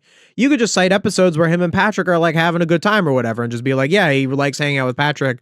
Maybe that would be hard if you had a kid. But you can even hear right now how much of like a stretch that is. And I think the reason that that's such a stretch is that the show and the way that its characters exist is just not really designed for that kind of drama. Like that whole idea of like the struggles of like raising a kid. First of all, SpongeBob already did approach that with Rockabye Bivalve. I think Rockabye Bivalve is a great example of how SpongeBob actually would approach this topic and how this video gets it so incorrect. Because in Rockabye Bivalve, first of all, they don't have it be SpongeBob and Sandy. They have it be SpongeBob and Patrick. And this accomplishes a few things by having it be SpongeBob and Patrick. One, it does kind of normalize the idea of two guys raising a kid in a kid's show. In a way that you probably couldn't have gotten away with otherwise during the time, which I think is pretty awesome. I don't know if that was intentional, if they just like thought it would be like funny, but that definitely helped with my positive perception of same-sex couples because of that episode. Like genuinely, when I started to learn about that concept as I got older, I was like normalized for me. But I think the main reason that they made SpongeBob and Patrick the parents in Rockabye Bivalve is because by having it be that they're usually best friends and they're pretending to be parents, they're playing at being parents, even though the thing that they're the parent of is an actual living thing, which gives more stakes to the episode. By having them play at being parents, it makes it like this is just for this one episode. It makes sense at the end of the episode when the clam flies away that we can return to the status quo. And it allows us to explore the characterization of how these characters would react to being parents in a way that is still funny, in a way that is still light, and in a way that doesn't disrupt the status quo. If SpongeBob and Sandy had like a permanent biological kid, that would completely shake up the show forever. Another episode that kind of did something similar is Karen and Plankton had a kid. They had a kid who was like a calculator, but because the kid was a computer, he grew up throughout the episode. He aged faster. So by the end of the episode, he was like already going to college. So they were able to have it be that now Plankton and Karen like canonically have a kid, and they explored that with the characters, but they didn't have it shake up the status quo as much. Those are two episodes that actually talk about this concept. Episode is called Karen's Baby. It was kind of good. Yeah, I actually liked it. I did enjoy it. I actually watched it for my Is Karen AI video, but it turned out to not really be relevant to the subject, so I didn't end up actually using it. What this is doing is it's taking the concept of SpongeBob and Sandy having a baby, and it's not applying how SpongeBob the show would actually address that. First of all, how SpongeBob the show would actually address that is they would never do it because it would shake up the status quo of the show too much. But it's trying to go into all these like deep things to kind of manufacture drama, and it's just not landing. While Sandy relied on charts, schedules, and data to monitor Spandy's development, SpongeBob's instincts leaned toward fun and creativity. This difference in parenting styles occasionally led to tension between them. Sandy might Look of typo. Detention. Wait. It led to detention between them. It meant to say tension between them, but they put in detention between them. So the editor must have heard it as detention between them. Who's Spandy? It's the fake name for the SpongeBob and Sandy kid. Hey, if you're gonna do like a fan fiction, why not give the kid a more interesting name? Like, I think the idea of saying Spandy would be like, if you say like they had a kid, it's named Spandy, that would be like hypothetical. But if you're doing like a fan fiction, you should give the kid like an interesting name. Why would it lead to tension between them anyway? Sandy loves having fun. That's a literal aspect of her character. That is so true. That is so true. So it's saying that SpongeBob feeling inadequate, while Sandy relied on charts, schedules, and data to monitor Spandy's development. Yeah, it's saying that Sandy's gonna use so many charts and data to monitor development, which like I guess she would, like it is in line with her character. But the idea that that would be a conflict between her and SpongeBob is incorrect. That is incorrect. Like the whole thing about SpongeBob and Sandy is that they usually really get along, especially in that regard, with having fun and creativity. Sandy wouldn't be against that. But because the AI video is trying to manufacture a conflict, or maybe it was stolen from a fan fiction that was also manufacturing conflict but getting it incorrect. If this is based off of someone's fan fiction that they didn't mean to take too seriously, that they were just like, you know, I don't like fan fictions aren't always supposed to be taken super seriously. So if this is stolen from some fan fiction that like some person just like kind of was like, whatever, I put it out there. No hate on that person. But if you're SpongeTruths, if you're a serious YouTube channel trying to get lots of views and one of your videos is basically just a glorified fan fiction, it should be more correct than that. It should be more correct than that. Encouraging Spandy to play games instead of focusing on learning. It was kind of a bad choice to call the thing Spandy, because Spandy sounds so much like Sandy that if you're listening to this, you're gonna get it. Like, it just said Spandy. Sandy might nag SpongeBob for encouraging Spandy to play games. Like, it just said encouraging Spandy to play games, but it's Sandy in the frame. So you could get confused because Spandy sounds so much like Sandy. So it was really poor choice of the name. Like, they should have just like given it a name. Well, SpongeBob felt that Sandy's methods sometimes overlooked Spandy's emotional needs. But something happened. That is not an argument that... Can you imagine SpongeBob saying that? You're overlooking her emotional needs? No, man. He's SpongeBob. He'd just be like, I like imagine... Like, does SpongeBob ever talk like that to Squidward? When Squidward is like a fuddy-duddy, like in the imagination, does SpongeBob sit and explain, hey, Squidward, I think you're neglecting your emotional needs? No, he just says, imagination is fun. Like, that's how SpongeBob talks. Like, you're just getting it wrong. Spandy's brain is mostly squirrel, so she's a bit disconnected from being a... Spandy's brain is mostly squirrel. Why would it be? Why would it not be? Why would it not be half and half? You're just making that up. Body would absorb water too quickly, leaving her swollen and immobile until SpongeBob found a creative solution, usually smacking her gently with his trusty spatula. What? This is so out of nowhere.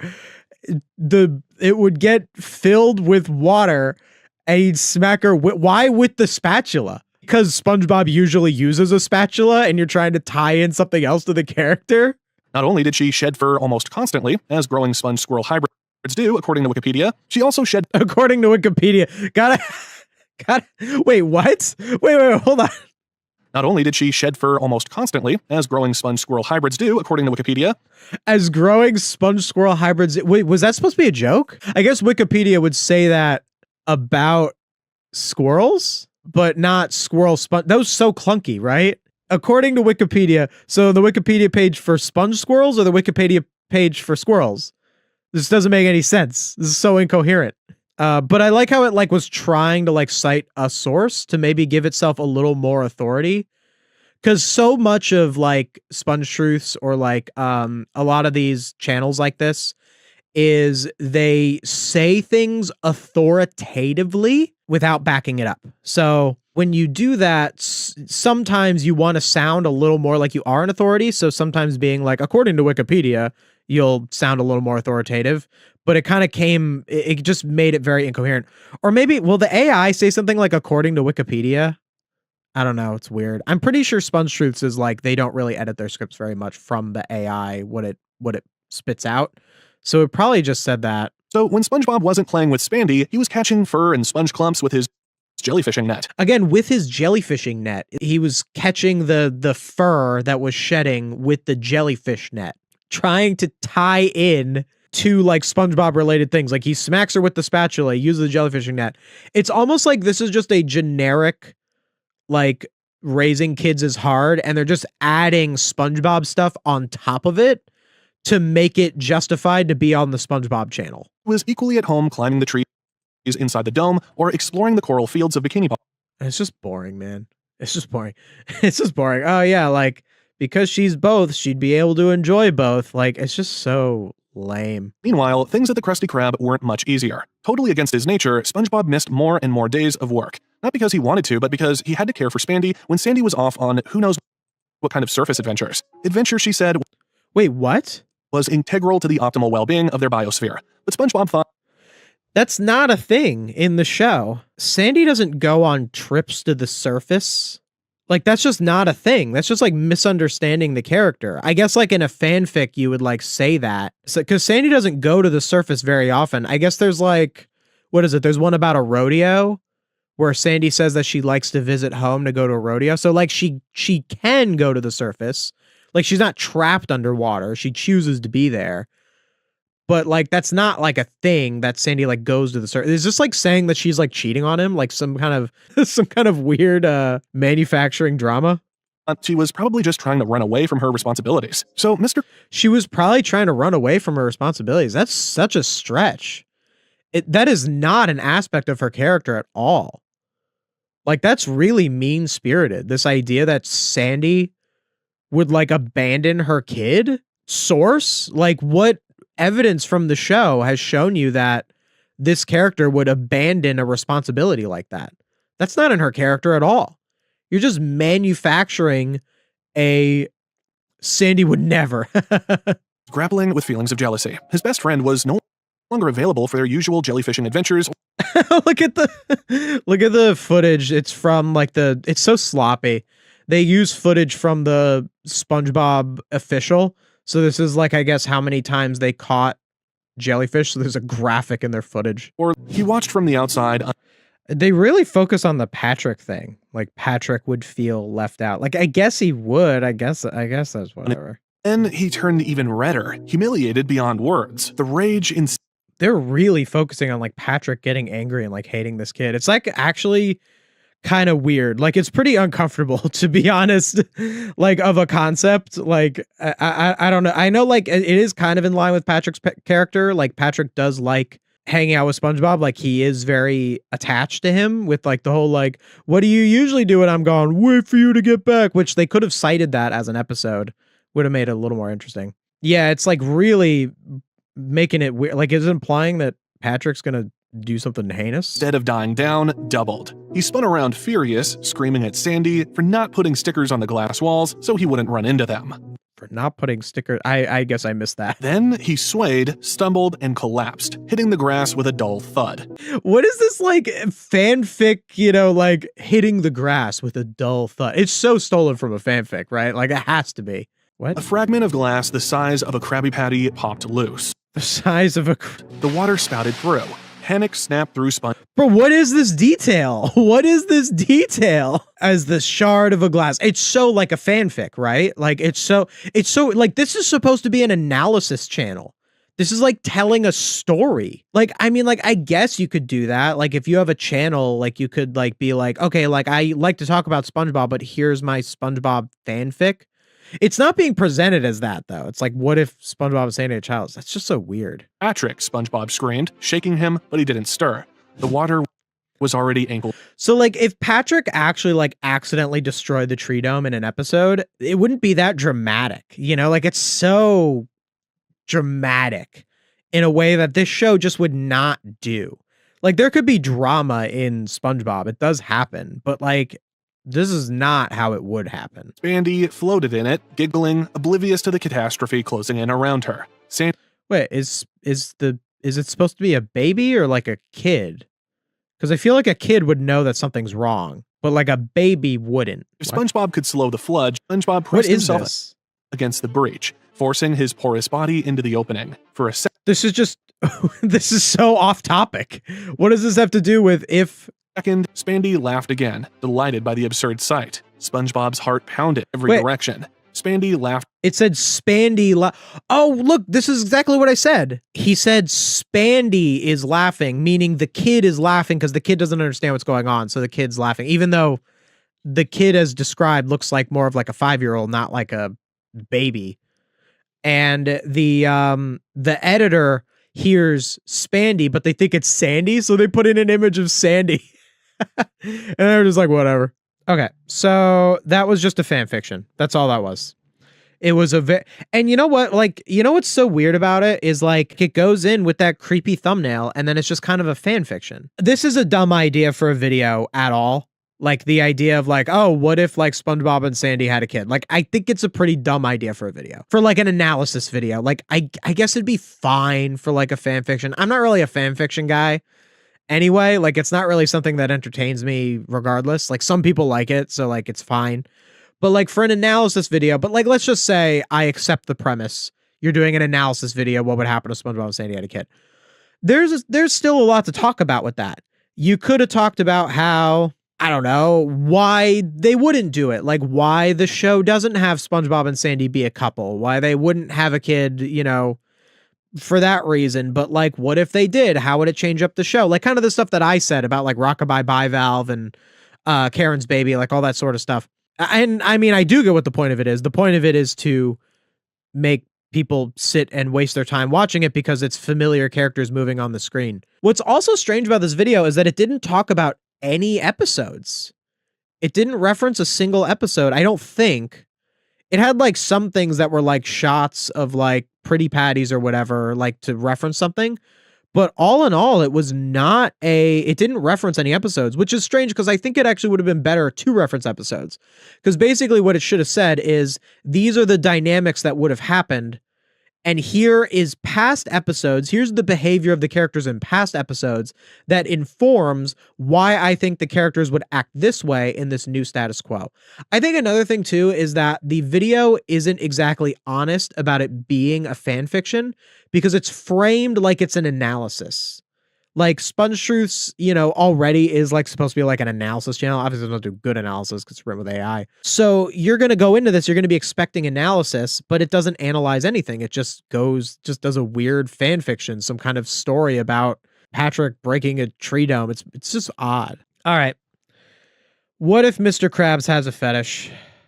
I guess we should just dive right in. I mean, what if his love for cash ran so deep, so bizarre, that it crossed into the realm of a fetish? Oh my God. Is this really? Oh, okay. So again, this is fake sensationalism. Complete fake sensationalism. There is nothing in the show that would indicate this. The point of Married to Money is that Mr. Krabs is really obsessed with money to the point where he'd want to marry it. Like, Married to Money is like a saying. You say, oh, you're married to money. You're married to your work. Like that's a common saying. Like, that's all it means. It doesn't mean that doesn't even make any sense. Yeah, you heard me. A fetish. He named his... Oh, I heard you. Mr. Krabs' relationship with his beloved dollar bills is anything but ordinary. Okay, but why was that the thumbnail? So this is the thumbnail. Weird kink, and he has Squidward in the saddle. And the video is just going to talk about all the times he's greedy.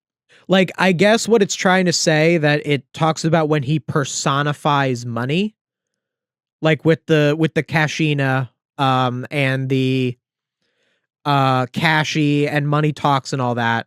That doesn't mean that, bro. Like, that doesn't mean that. You're so just trying to make it. It's just so they could do this thumbnail. It didn't even work that well. Like this, I mean, it got 58,000 views on this. Oh my goodness. I really hope they bought their views. If this actually is that many people like clicked on this.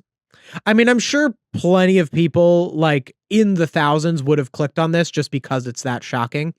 But these videos actually, for the ones that are around it, they actually didn't do as well if you look at it. So like, what if Mr. Krabs has a fetish? 58,000. This one with the murder is 107, so almost twice that. What if Squidward became successful is more than that. And then this one is 59,000 with the weird new child one. Like, the really shocking thumbnails didn't seem to really serve them well. What if Patrick Was Never Born got like ton? That's crazy. Get that. So like, it didn't really do that much for them. Although this one we talked about, this awful one right here with the heavily censored, that one did really well for them with this monstrosity. Yeah, I hope all that is YouTube autoplayer bots. I know, right? Like, I can't imagine, like, I have heard from a lot of people who do comment all the time and they say, you helped me realize SpongeTruths was AI. So like, it is a thing that people don't know. They will just watch SpongeTruths and not be aware of it. Penny pinching monster who is the proprietor of the Krusty Krab. And that penny or the arm comes off.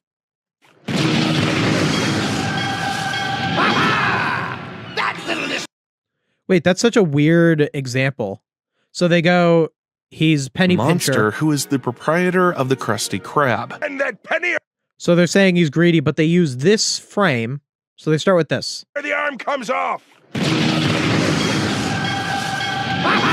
Shouldn't they have done like the 5 seconds before that? Where he says, oh, look, a penny, and he grabs him and he says, unhand that penny or the arm comes off. Why have the part where the Flying Dutchman comes in? You would have to have actually watched this episode to know what this is referring to. Which, like, I'm sure most people did.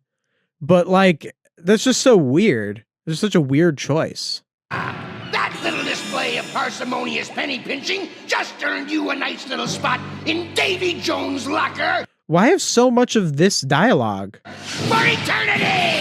I'm not cheap. I'm generous. He has That was such a weird choice. They basically showed all of the parts that don't get the point across. Because literally the moment right before that clip was him grabbing the guy's arm and saying he was going to tear his arm off if he doesn't give him the penny. And the moment right after that was Squidward saying, you almost tore a man's arm off for a penny. But that part does not make any sense out of context. a very well-known restaurant, a literal whale daughter, a sponge working as his chef, and an octopus as his cat. Why are you listing these things? What does this have to do with what if Mr. Krabs has a fetish? You're just listing that he has a daughter and a sponge works for him and an octopus works for him. Then why is he having just 2 employees? I know some of you are going to... Why is he having just 2 employees? The 2 primary employees are just SpongeBob and Squidward. You know, I never like this take when people say stuff like this, like, why do only SpongeBob and Squidward work at the Krusty Krab? And it's like, it's because it's a show, man. Like, I don't know what else to tell you. Like, don't try to read into it. The reason that only SpongeBob and Squidward work at the Krusty Krab is because it's a cartoon and there aren't that many main characters. So if there was like other shifts it would just complicate things. All right. It would just complicate things. That's why. Maybe you could do some cool stuff with it. Like maybe you could kind of read into it where you go like, I don't know. I never like taking that too seriously. Like obviously any real restaurant is going to have a rotation of different employees, but like it's just simpler that way. Mr. Krabs is the owner and SpongeBob and Squidward work there. And like that's fine. Squidward's the cashier, SpongeBob's the fry cook. Just move past it. Another reason is Mr. Krabs is too cheap to pay for new employees. Well, that's what he's going to say in this video. He's going to say Mr. Krabs is so cheap because he has a fetish for money, I guess. That's what it's trying to say. If I can remember, there was an episode where SpongeBob literally paid Mr. Krabs to work at the restaurant. 18, 19. Yeah, it's just a joke though. Like they do, yeah, they have. Well, this example isn't. You know what's funny? They could have said for this, they should have talked about Big Pink Loser. Because in Big Pink Loser, there's an example where in Big Pink Loser, there's a scene where SpongeBob says, wow, Patrick, you got hired at $50 an hour. I had to pay Mr. Krabs $100 an hour when I first worked here. Like to say that, you know, he has to pay Mr. Krabs to work there. Like that was just a joke. But this example actually isn't correct because this example, SpongeBob paying him is actually, it's like a bill because they got charged for like slacking on the job. And this is Squid on strike, so it's like the reason that they went on strike. So that's kind of what this is referring to. 15 and 20. Here you go, Mr. K. I think this should cover all my nonsense. I think this should cover all my... Yeah, that kind of almost references it. And Squidward just keeps working there because he's depressed. Need some change? And Squidward keeps working there because he's depressed? No. Squidward works there because he'd be homeless if he didn't. We see what happens. And Can You Spare a Dime? Squidward quits the Krusty Krab and he becomes homeless. It's just the only job he can get. Like no one else wants to hire him. He's a cashier at a restaurant because he isn't good enough at his artistic goals. No. Why? Because I'm all... Why are they using Skill Crane when he says he's out of money? Why are they using that as the example of Squidward works there because he's depressed? First of all, the context of this scene is that Squidward is broke because he spent all his money on the crane game. So that doesn't have anything to do. So him being broke is just a this episode thing. He's not usually that broke, but he's not well off enough that he does have to work at the Krusty Krab. That is known. That if he didn't work at the Krusty Krab, he'd be in trouble. He needs to have a job. He doesn't work there just because he's depressed. If I was running a successful full restaurant, I would be willing to pay my employees at least the minimum wage. But Mr. Krabs doesn't do that. Again, like it's just silly. Like I get that this can be interesting. Like there are like theory videos where people will like look at a discrepancy like that. Like, oh, SpongeBob and Squidward are the only two employees. You could probably make something interesting based off of that. Or like Mr. Krabs like doesn't pay. Well, first of all, Mr. Krabs does pay them in the majority of the canon of the show. Mr. Krabs just pays them minimum wage. Like that's like pretty obvious that like that's what he would pay them.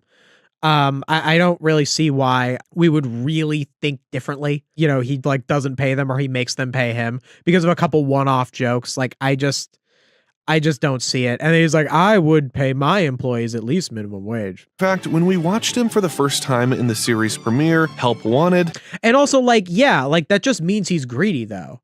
Like even if you did want to take that at face value, yeah, Mr. Krabs makes his employees pay him. He doesn't pay them a living wage. He makes them pay him. Like you can say that, but the conclusion to that is just Krabs is greedy, which the show is already established. It doesn't mean that he has some kind of fetish for money. You're going to need better examples than that. We already know he's greedy. You don't have to prove that he's greedy at that point. You're trying to prove something further. Everyone already knows that Mr. Krabs is greedy. You're trying to prove that his greediness is something more. That's what you're trying to imply here. So why are you spending so much of the video trying to prove that Mr. Krabs is just greedy? We already know that. Oh my goodness, look at this. So look, when I go up here, there's a little X where I can, I guess, X out. Yeah, it's X out of the full screen. Look. The help wanted that's in that they have the screenshot of has an X in the screenshot. Meaning, oh look, there's like an M here. There's like a transparent M. The title card, dude, all you have to do is search help wanted title card. You don't need a screenshot from a YouTube video. Why? It's so lazy. May 1st, 1999, Mr. Krabs' character. Why did you need to give the date of when Help Wanted came out? Which aired on May 1st, 1999. Yeah, it's so weird. They have like which aired on May 1st, 1999, and they put in the text of the date. The M might have been the text, the M in May. Oh, was it? First time in the series premiere, Help Wanted. You're so right. Misinformation on my part. You're so right. The transparent M was from the editing of the video. Okay, so the Help Wanted, so to clear that up, the Help Wanted title card just has an X on the top, which isn't the X from this YouTube video. That is in the video, that X, which means they screenshot it from a YouTube video and they happen to have their mouse up to trigger the X when they screenshotted it. Look at this. They just pressed remove background and they didn't even go in and get rid of there's blue in the background of whatever this image is. Look at that. I experience this all the time because I'm always clicking remove background to make my thumbnails. Look, it removed some of his arm and it didn't take out all of the background. You can go in and fix this in Photoshop. You just have to click select and mask and you can go in and you can put that back. You can take this out and it takes just a little bit more work, but a little bit more work, I guess, is too much for SpongeTruths. Why is being greedy a fetish? It's not. It's a stretch. It's trying to make a sensationalist claim based off of something that is not true. I mean, if it's only one editor, they have a very quick turnaround time. Well, then you're going to have to work around that. I guess it is acceptable if you look at, I just want views and money. It's not acceptable from an I care about my audience perspective. Is willing to give her money when she demands it. And there's always a but. Mr. Krabs bought a bed for her when she was born, and she had been using it since then. Wait, what was that sentence? Mr. Krabs bought a bed for her when she was born, and she had been using it since then.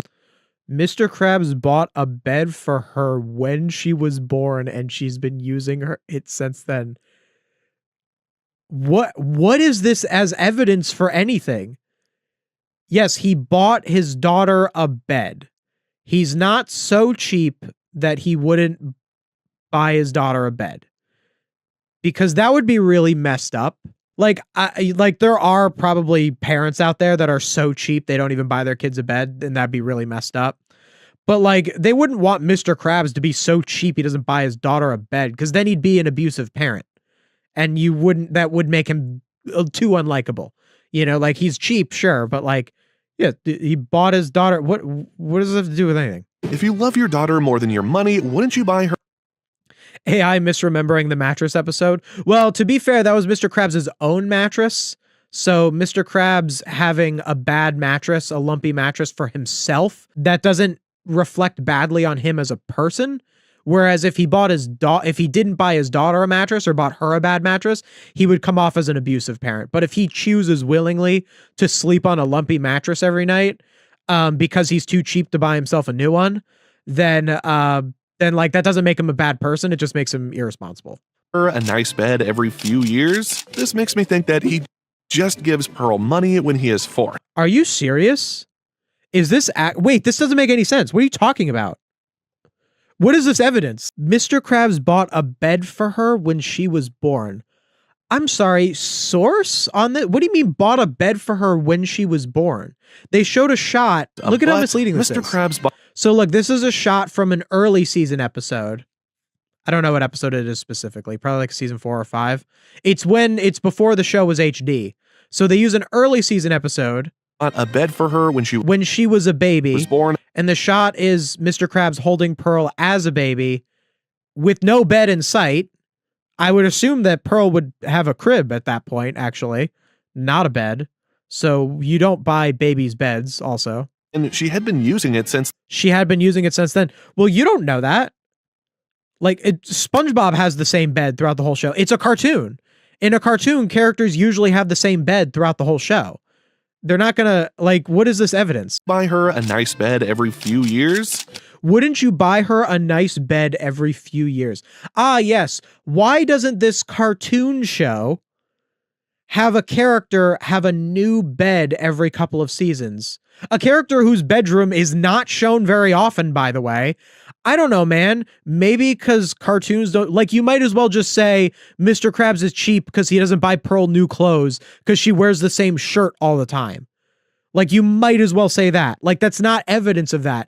Every cartoon has a character have, like, the same room.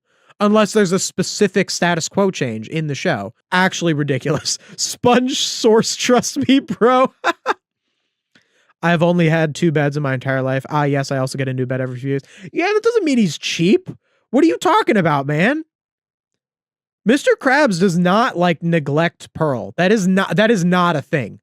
They have never had that. In fact, that's one of the things that makes Mr. Krabs a more well-rounded character, is that the thing about Mr. Krabs is that he's super greedy, but there are things that Mr. Krabs loves more than money, and Pearl is one of them. Another episode, Mrs. Puff. He cares more about Mrs. Puff than money because he keeps spending money on their dates. You cannot use Pearl as an example of even, by the way, this is just trying to prove that he's greedy. You can't even use Pearl as an example of Mr. Krabs being greedy, let alone that he has some kind of fetish for money.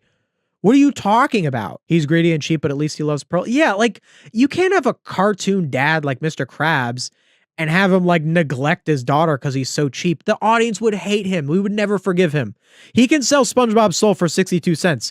Like, I know that's a worse action, you know, because you're selling a person's soul, but also, like, it's so cartoonish. It's so out there. He sold his soul for 62 cents. Or he fired SpongeBob to save a nickel. It's so absurd that it makes it seem less bad. But if he didn't buy his daughter a bed, that'd be pretty awful. So no, I reject this. This makes me think that he just gives Pearl money when he is forced. Now, he just gives Pearl money when he is forced. That is not true at all.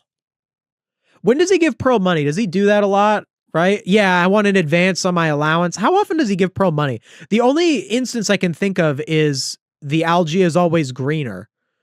But in the algae is always greener, Plankton took Mr. Krabs' place, and Pearl was asking Plankton, and Plankton was her dad in that universe because Plankton took Mr. Krabs' life and asked him for money. So I know it's a thing that she does. Like, she's known to do that in the show.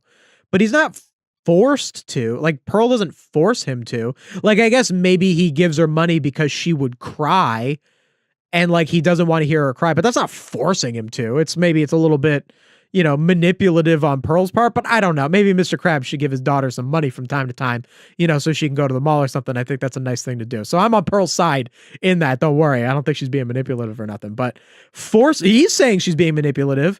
Pearl forces him to, it's his daughter. Okay. He's a cheapskate. Isn't the reason people hate Whale of a Birthday is because Mr. Krabs is borderline neglectful of Pearl in that episode?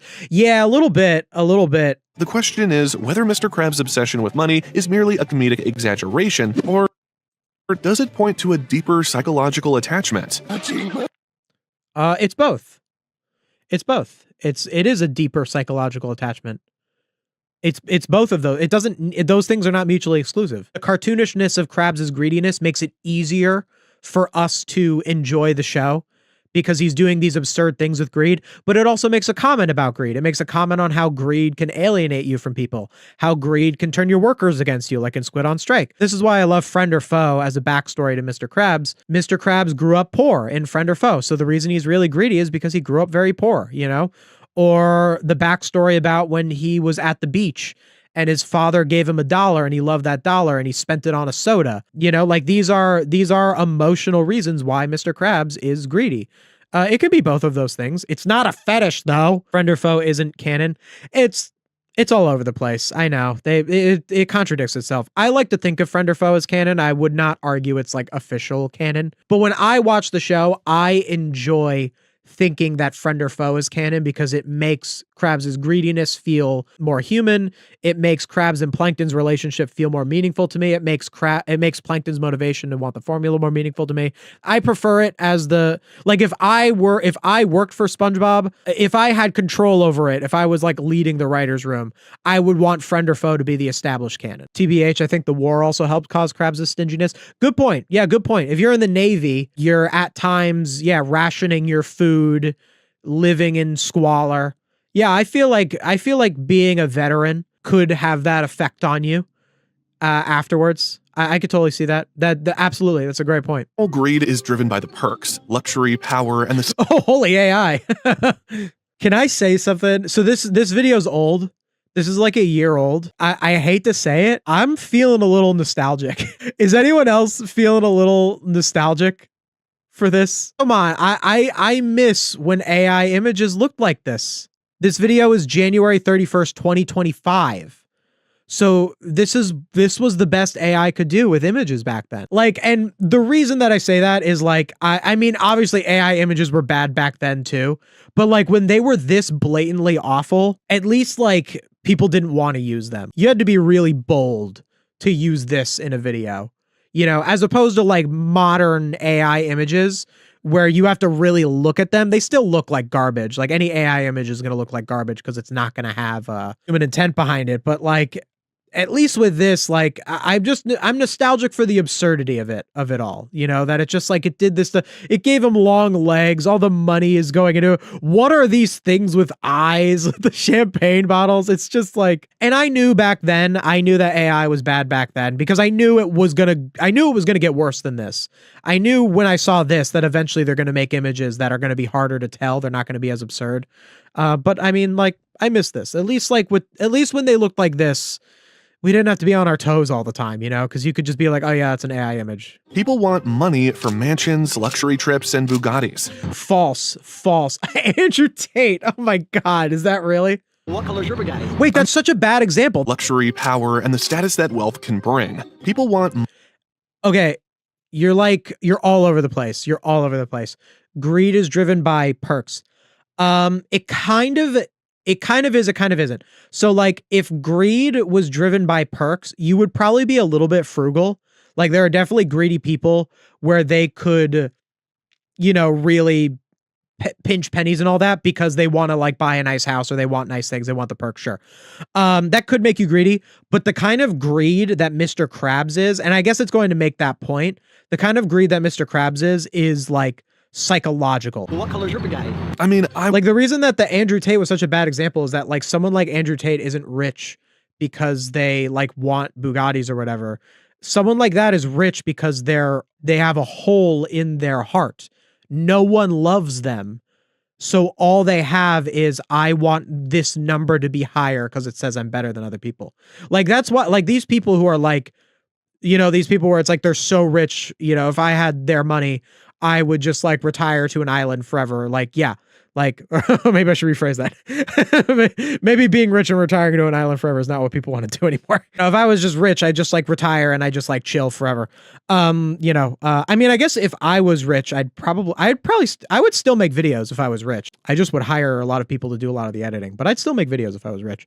A lot of people would be like, yeah, if I was that rich, I just this. Well, like, it's not about that for a lot of these like super rich people, especially Andrew Tate, that example. Like, these are just people who have like holes in their heart because they have no love and they fill it with all of this like status idea. And you're saying that that's like normal greed. It's just getting muddied. It's trying to make a deep statement, but because it's AI, it's muddied, you know? So the point he's making of like greed is driven by perks, but it's also something deeper. The point he's making is the word equivalent of this image. You look at it and you can understand that it's communicating something, but it's all over the place, you know? And by communicating something so incoherently, it ends up communicating nothing. It's easier to spot when it's this image than it is with words, because you have to think about it with words. Or hosting elaborate parties. Look at the watermarks on this image they use. Just such lazy image choices. Would it have been that hard to find this frame? It's not a bad frame to use for that example, saying he wants to host parties. I know it's not a party in this example, but it looks like a party. It's the end of the SpongeBob movie. But it looks like a party. It's not a bad image to use, but you just are lazy. You didn't get the right image of it. No, his fixation is purely on the physical bills and coins themselves. If he Yes, that is sometimes how really rich people operate, where they care about the number. Yeah, the number. Well, the number, it's usually like a bank account number or more so, not a bank account number. It's usually a stock number, a stock valuation number, like hyper rich people. That's what they care about. It's not literal bills. It's shown as literal bills because it's a cartoon. I wonder if it would address that they show the literal bills because it's a cartoon. They probably don't, because they don't have that kind of introspection. wanted nice things, he would at least buy a nice house, just like Squilliam Fancy Son III. I mean, Wait, what are you talking about? Mr. Krabs absolutely has a nice house. Wait, he does that. He so does that. You're so lying. You're just like, this is just false. It's saying that Mr. Krabs would at least buy himself a nice house. He does, though. His anchor is a super nice house. I mean, I guess it's not a mansion, but that's okay. Like a lot of rich people will like not buy a crazy mansion. There are rich people who don't need that kind of space. Like how they're saying with Squilliam Fancy Son. But Mr. Krabs has a nice house. Like he doesn't live in a shack. Like that would be one thing. But also Mr. Krabs has a lot of material possessions. Wet paint, that is the premise of Wet Painters. The premise of Wet Painters is Mr. Krabs has a lot of knickknacks on the walls. So he's like a collector of nice things. So he does spend his money. So this is not correct. My personal preference wouldn't want to live in an anchor. I think it's more so that his house is just stylized like an anchor. Like it's not like it's a literal anchor. It probably just has like regular central heating and stuff. Like I'm sure it's a regular house. It's just shaped like an anchor because it's a nautical show. It's just evidence of him being a cheapskate, by the way. This is not about what if Mr. Krabs has a fetish. We know he's cheap already. We know he's cheap. You are 4 minutes and 35 seconds into this video. 4 minutes and 35 seconds into this video. You have not made an argument for it being a fetish. You have just made arguments that he is cheap. We already know he's cheap. Easy recap bait. Yeah, exactly.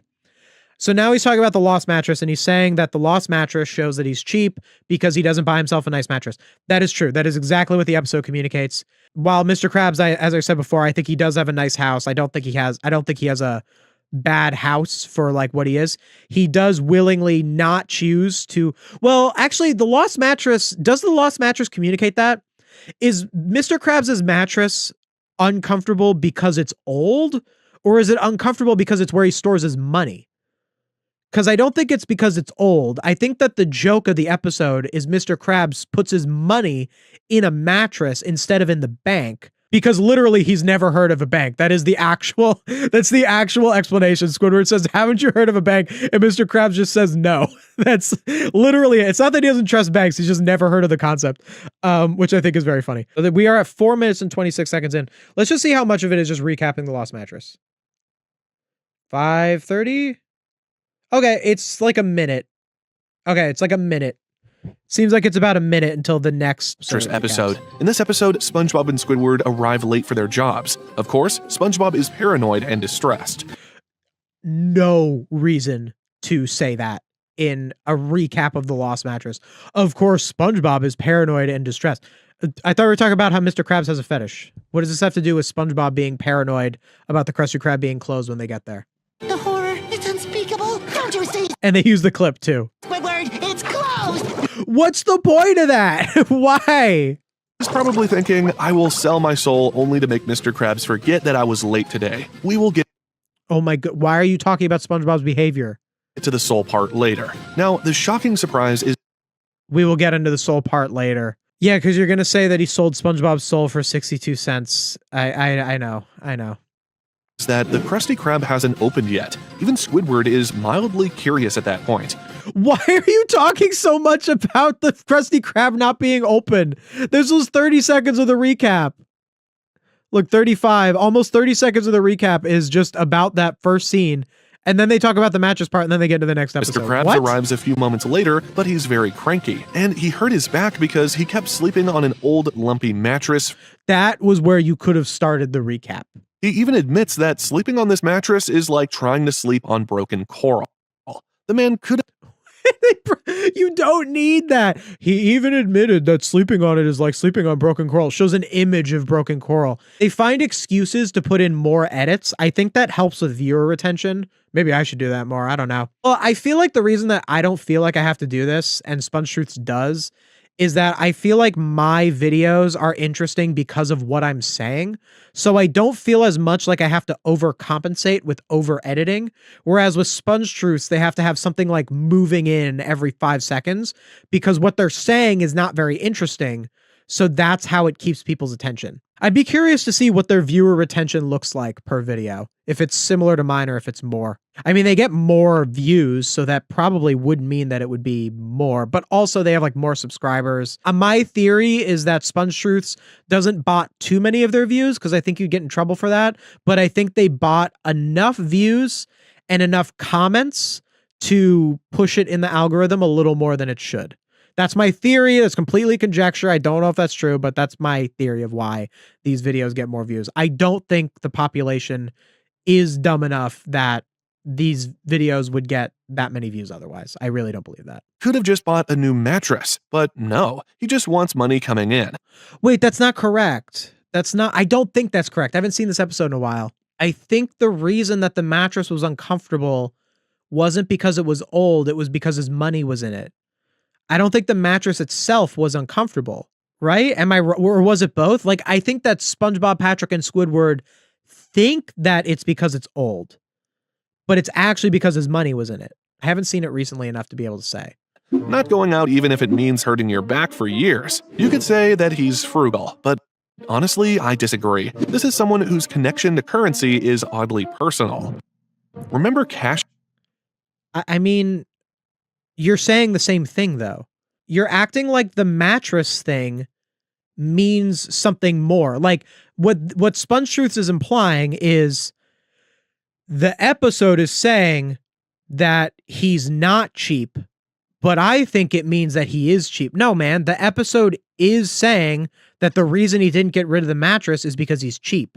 Now, I think the episode did it again because it has his money in it, but still, like, you're saying that the episode is not saying this and that you're saying it, but the episode is already saying it. You're saying the same thing that the episode says, but you're pretending like the episode says less and that you say more so that it looks like there's more going on. Remember Cashy, the cash register he named and treats like a sentient being? The cash, yeah, the cash. I know he calls it Cashy, and yes. Well, SpongeBob does that too with his spatula. That's not just quirky, I think that's downright peculiar. And the physical effect Yeah, it's supposed to be that he's obsessed. section, oh boy. In multiple episodes, Mr. Krabs is seen kissing, sniffing, and tucking his money into bed. Like, I guess you can say that, but you know, this is what no media literacy does to someone. Well, it's AI. So AI has no media literacy. So AI is going to think this. But then people are going to watch this and they're going to internalize this. This is very media illiterate. The reason that's Mr. Krabs kisses money and cuddles money and like all that stuff, it's just a way of showing to the audience that he's obsessed with money. That's all it is, bro. That's all it means. It doesn't mean that it has a fetish. He cries after losing his beloved millionth dollar. And don't get confused, we are not talking about $1 million. We are talking about a single dollar. And don't get Wait, that's so incorrect. Dude, you're such a liar. He wasn't sad because he lost $1. He was sad because it was the millionth dollar. It was sentimental to him because he achieved the goal of getting $1 million, and that was the dollar that was his millionth dollar. That's why it was special to him. It had a sentimental value. That has nothing to do with greedy. I mean, okay, it does have to do with greed because the reason that he cares about making $1 million is because he's a greedy person. But honestly, even with a not greedy person, I think that would be pretty reasonable. If you started a business and you got your millionth dollar from that business, I would not find that crazy to like frame that dollar. It's kind of like framing the first dollar you ever made on something. But he's implying that that he did that because he lost $1. Now, like, he has done crazy things for small amounts of money. Penny Foolish, I think, is a good example of that, where he's like super obsessed with the one penny. But even then, like, it's about the emotional attachment. It's about the obsessiveness. But he's just saying, oh, it's because he's greedy. And again, 6 minutes and 30 seconds in, all he's been proving is that he's greedy, not that it's a fetish. He said the closest he's gone to saying that it's a fetish is that he hugs and kisses money, which is just a cartoonish thing. And don't get me started on his vacation to the Bikini Bottom Mint in Krabs Takes a Vacation. Who picks that as a getaway? Well, Who picks that as that might be an interesting place to go. I don't know. I mean, yeah, like if you're a greedy guy, you might want to go to the mint to see money. I would 100% take a vacation to a United States mint. What are you talking? That sounds awesome. That sounds like a super fun, like I would want to go because it'd be like, like historical, and it would like talk about like I'm actually like a coin collector. I have a thing. I'm not gonna go get it, but I have like a little cutout, and it's like all 50 states and many U.S. territories, and I'm actually collecting all of the different state quarters. So I have some limited edition $2 bills that have the Grand Canyon and Yellowstone National Park on them. Like I have I have some like cool, like interesting coins. I don't have any like super rare coins or anything, but I'd love to go to a mint. What are you talking about? Sounds like a fun place to go. And yeah, I get it. Like he goes there because he's greedy, but like mints give like tours, right? So it's a great vacation spot. I'd love to go to a United States mint if they're open for tours. Jackson lore reveal. I know.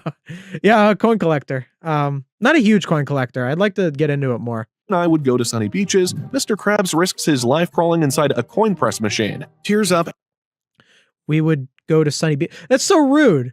Oh, I'm so cool. I'd go to a sunny beach. Well, maybe it'd be fun to go to the mint. I don't know. I think it'd be fun. Mr. Krabs Takes a Vacation is extremely underrated, by the way. I should watch it. It's a whole series, right? There's a bunch of different episodes with different characters who take vacations. I should do a video on it. Screams, Mr. Krabs has a money fetish. It's the episode Money Talks. In this wild I disagree. First of all, when the money talks, they're all men. Well, I guess that's one episode. Mr. Krabs finally gets what he's been dreaming about. Actual conversations with his cash. If I can talk the money, come along! Whoa, no, don't you copyright me. And again, it's the same thing as like you see him hug and kiss money. Like it's just a way of personifying that, yes, he loves money. But that doesn't mean, so what this is trying to say, like has a fetish is like, we all know what a fetish is. I don't need to explain it to you. But this does not really mean that. And it definitely does not warrant a 16-minute video. And then he makes a deal with the Flying Dutchman, wishing that his money could talk. Let's stop right. He makes a deal with the Flying Dutchman that his money could talk. He didn't show the footage of the Flying Dutchman. You know why he didn't show the footage of the Flying Dutchman? Because this footage, and I can tell because this footage is 16:9. This episode was in season 5? Season 5 was 4:3 aspect ratio. This footage should be a square. But the reason this footage is not a square is because the editor took this footage from the official SpongeBob account because they're not good at gathering footage. There are better ways to get footage than this, where you get it in the correct aspect ratio. But if you're lazy, you don't care about that. I guess the footage of the episode didn't have the Flying Dutchman in it. So he must have just not used the footage of the Flying Dutchman. But it's so lazy. If I was going to say he made a deal. I've talked about this episode, actually. I talked about this episode in my Flying Dutchman video. I'm sure when I said Mr. Krabs made a deal with the Flying Dutchman, I showed the Flying Dutchman on screen. Is not no Dutchman. Wait, there he is. What are you talking about? Wait, what? Wait, you do have footage of the Flying Dutchman. And then he makes a deal with the Flying Dutchman. Why are you using that footage for he makes a deal with the Flying Dutchman? And then you did have footage of it. Incoherent. Just complete nonsense. Let that sink in. This man made a literal deal with the Flying Dutchman, offering up his soul just for the chance to chit-chat with his cash. Yeah. What does that have to do with having a fetish? He listens to it, cares for it, even flirts with it in his own. Even flirts with it? Does he? I haven't seen this episode since I made my Flying Dutchman video. Does he flirt with it? Does he flirt with the money? Because the money is portrayed as masculine because it has like the presidents on it. It has like the fish guy that like looks like a president, like how American money is. It gets even weirder. Mr. Krabs starts spending money against his will, buying fairy princess outfits, corn dogs, and diapers because the money begs him to. Possession off a cliff. If this were just about greed, he'd be thrilled to spend a little to make a lot. Wait, that doesn't make any sense. If this, he'd be through. No, he's just spending it. He's spending it on worthless stuff. He's not going to make a lot.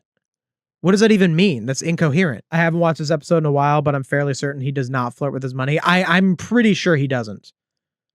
I'm pretty sure all of the things that are like Mr. Krabs, like flirting with money, is like literally just a way for the cartoon to cartoonishly show you that he's greedy. To top it off, this behavior aligns eerily well with the psychological traits of fetishism. A fetish involves attributing No, it doesn't. human-like qualities or emotional significance to inanimate objects, often coupled with intense, irrational attachment. Is that true? I think a fetish is something else, bro. That is not what that means. Yeah, is that like an academic? I don't want to search the word fetish on stream. Maybe I'll see if there's any definition of that. Maybe I'll just on my other monitor off stream.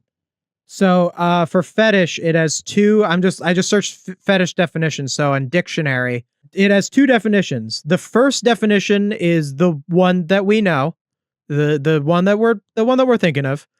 And the second definition does say an inanimate object worshipped for its supposed magical powers or because it is considered to be inhabited by a spirit. So that is technically a definition of the word, but that is not what its thumbnail implied. So basically, it's using a more obscure definition of the word fetish so it can use the word fetish in its title to be sensationalist. And then it flips it around on you after 9 minutes of just random examples of Mr. Krabs being greedy.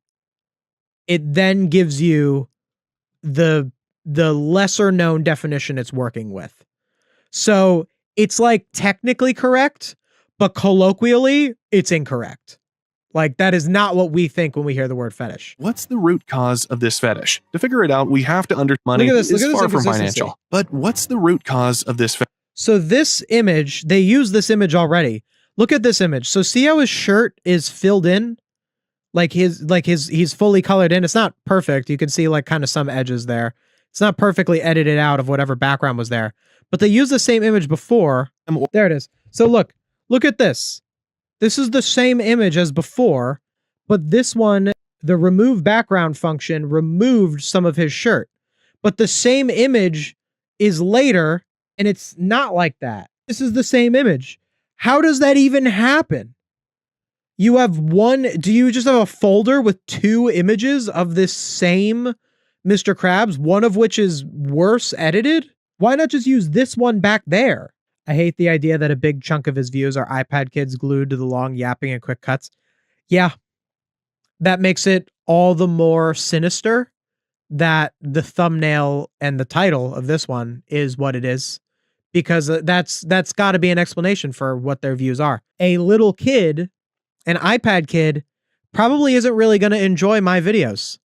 You know, they just like maybe if a kid's really not thinking about anything else, like, but I don't make my videos with kids in mind. I just don't. My videos are very academic. But yeah, a little kid could sit and watch this.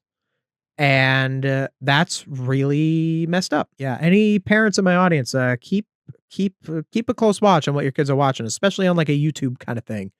It is not like when we were kids and it was on Nickelodeon and, you know, it all had to go through like regulations and censors and stuff. There's just anything on there. Definitely jingling keys for iPad kids. Yeah, I think so. I think we know enough where we can say that that's what this is doing. And the fact that it uses the word fetish makes that even worse. I don't know. Nick had predatory stuff too. They did and they didn't. Like, yeah, there's some stuff in those Dan Schneider shows that I think is a little messed up. I don't count the panty raid. I think the panty raid was totally innocent. But even then, like, there were standards, all right? You're not going to get what if Mr. Krabs has a fetish with that thumbnail. You would never see something on that level on Nickelodeon. It just would not happen. It just would not happen. Some say YouTube Kids was a mistake. It's been 6 years since that was enforced on this website and people, yeah. Oh, YouTube Kids is worthless because kids don't want to watch YouTube Kids because YouTube Kids is worse content. Kids aren't watching YouTube Kids. They're watching this. Hey, Future Jackson here. I had some off-camera thoughts about this whole SpongeTruths iPad kid thing. While I was streaming, I wasn't really thinking much about how much that could play into SpongeTruths' view count, but after thinking about it more, I do think that it's really likely that SpongeTruths videos are actively targeting younger viewers. What with all of its quick cuts and the fact that it's covering, well, SpongeBob, a kid's show, and it's not exactly very academic in the way that it covers it. I just want to say that while that alone is already messed up, the fact that it's doing videos like the ones I'm talking about here, and also that other heinous thumbnail from the other video that I covered not too long ago, it makes me think that there's something really sinister going on here. Kids can be really curious about this stuff, and if you remember a lot of the Elsagate stuff, you can see how using these sorts of subjects can play on the curiosity of the minds of young people in a way that's just really gross and predatory. And the worst part about it is that SpongeTruths and other channels like them have so much plausible deniability. They can just be like, oh, well, I don't set it as for kids, so if kids watch it, that's on the parents, when they know damn well exactly what they're doing. So I'm just gonna say, I think SpongeTruths knows what they're doing, and I think they're doing all this creepy stuff because they know it'll get them more views. And shame on them. And don't fall for their plausible deniability. I think it's malicious, and I think it's intentional. In a way, his greed became a coping mechanism, a way to fill the void left by the betrayal of someone he considered a friend. False. False. What are you talking about? Are you saying his greed is because of his friendship with Plankton falling through?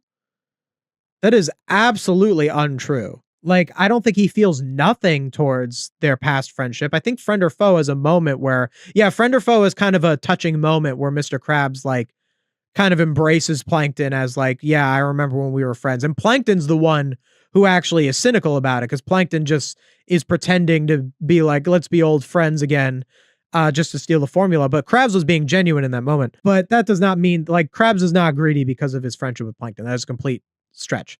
Friend or Foe, even, like, it reveals that he's greedy because he used to be poor. Like, that's enough. That's already enough. That's fine. Psychologists call this a textbook case of displacement, redirecting feelings of... Thought it was a fetish. This could also fall under objectophilia, which is a condition where individuals form deep emotional or romantic attachments to inanimate objects. Frankly, Man, I also hate when they do this with, like, cartoon characters, where it's like, so the thing about cartoon characters is... cartoon characters do stuff that's very exaggerated. We know this. We know this, that cartoon characters do things that are very exaggerated. And I just can't stand when people look at cartoon characters that clearly do things that are exaggerated for the sake of communicating the story and say, here's like a psychological condition for it. Like, I just don't get behind that. I think it's not only media illiterate, because it's very media illiterate. Because it's not understanding what the actual show is trying to say about greed. It's also bad for people who have actual psychological conditions to compare them to a character from a TV show that isn't representing their condition. Like if like he just cited a serious condition that someone would probably have to spend years in therapy overcoming and saying, haha, funny crab man has that. I think that's kind of disrespectful. I think that's kind of messed up, you know? Because Mr. Krabs does not need to go to therapy for years to deal with what he has. Because he doesn't have anything. He's just greedy. That's it. And the stuff about him kissing money and saying, I want to talk to money is just about that. It's just about him being greedy. For me, it's Tigger having ADHD that annoys me. Exactly. Like, we don't need that. We don't need that with like conditions. It's not, unless it's like a way that you can feel heard. Like I talked about in the episode, Are You Happy Now? And I talked about how that did talk about Squidward having depression, but that's supposed to be representing depression. You know, like we could, like, you can tell the difference. This is why media literacy is important, because then you can tell the difference. You can tell, oh, okay, in Are You Happy Now, the episode is trying to teach the audience about depression. It's trying to say that Squidward has depression. And if you're a person who also has depression and you need to go to all this therapy and all this sort of stuff, then you can still feel heard because the episode is actually accurately portraying what you have. But Mr. Krabs is not supposed to be portraying having objectophilia. That is not in the text. Like, when the writers were writing the episode, Are You Happy Now? I am sure they used the word depression in the writer's room. They said, we are portraying depression when they were talking about Squidward. I am sure that not once in the writer's room of SpongeBob, they have said the word objectophilia to refer to Mr. Krabs. Not once, all right? I would bet me millionth dollar that they would not that I have $1 million, but I'd bet a lot of money that they never said that. It's like he's saying, if I can't trust people, at least I can trust these crisp dollar bills. And Oh, you're such a the fakes. You know what's like this is so messed up too. it's like he's saying, if I can't trust people, at least I can trust these crisp dollar bills. No, I reject this. It's already fine. Like the story itself of Mr. Krabs grew up poor. Mr. Krabs was in the Navy. He has some traumas. That's why he's so greedy. Like, that's fine. It's already a fine story. But now you're going to manufacture this drama with his friend of Plankton and saying, if I can't trust people, at least I can trust these crisp dollar bill. Like, you're just weakening it for the sake of your narrative. Didn't you also say it's bad to say it's just a cartoon? Don't look too deeply into it. Do we not project our own emotions through the characters we create to make our problems less severe? That is true. And it is good to look at cartoon characters and feel heard. But saying this cartoon character has this condition is a step too far. That's actually the other extreme. So like, if let's say you were someone who had this objectophilia, I don't think that you as a person, if you had that condition, would feel heard by Mr. Krabs. I don't think you would feel heard by Mr. Krabs. I just think that those things don't apply to each other. So saying that Mr. Krabs has this condition is just disrespectful to those people because it just doesn't apply and you're just doing it to sound sensational in your YouTube video. Whereas something like Are You Happy Now? People commented on the video where I talked about Are You Happy Now? My mean-spirited SpongeBob episodes video. They said that episode Are You Happy Now? Made them, as someone with depression, feel heard. That's the main difference. We should absolutely look deeper at cartoons. That's like the main thesis of my channel. We should look deeper at stories. They matter. These things matter. Should we do Is SpongeBob an Alcoholic? Do we want to go triple feature? What if SpongeBob was an alcoholic? I'm just too curious. It just seems similar to these other ones. He's become an alcoholic to fill the void. But it wasn't always like this. You have seen It wasn't always like this. It's never been like that, dude.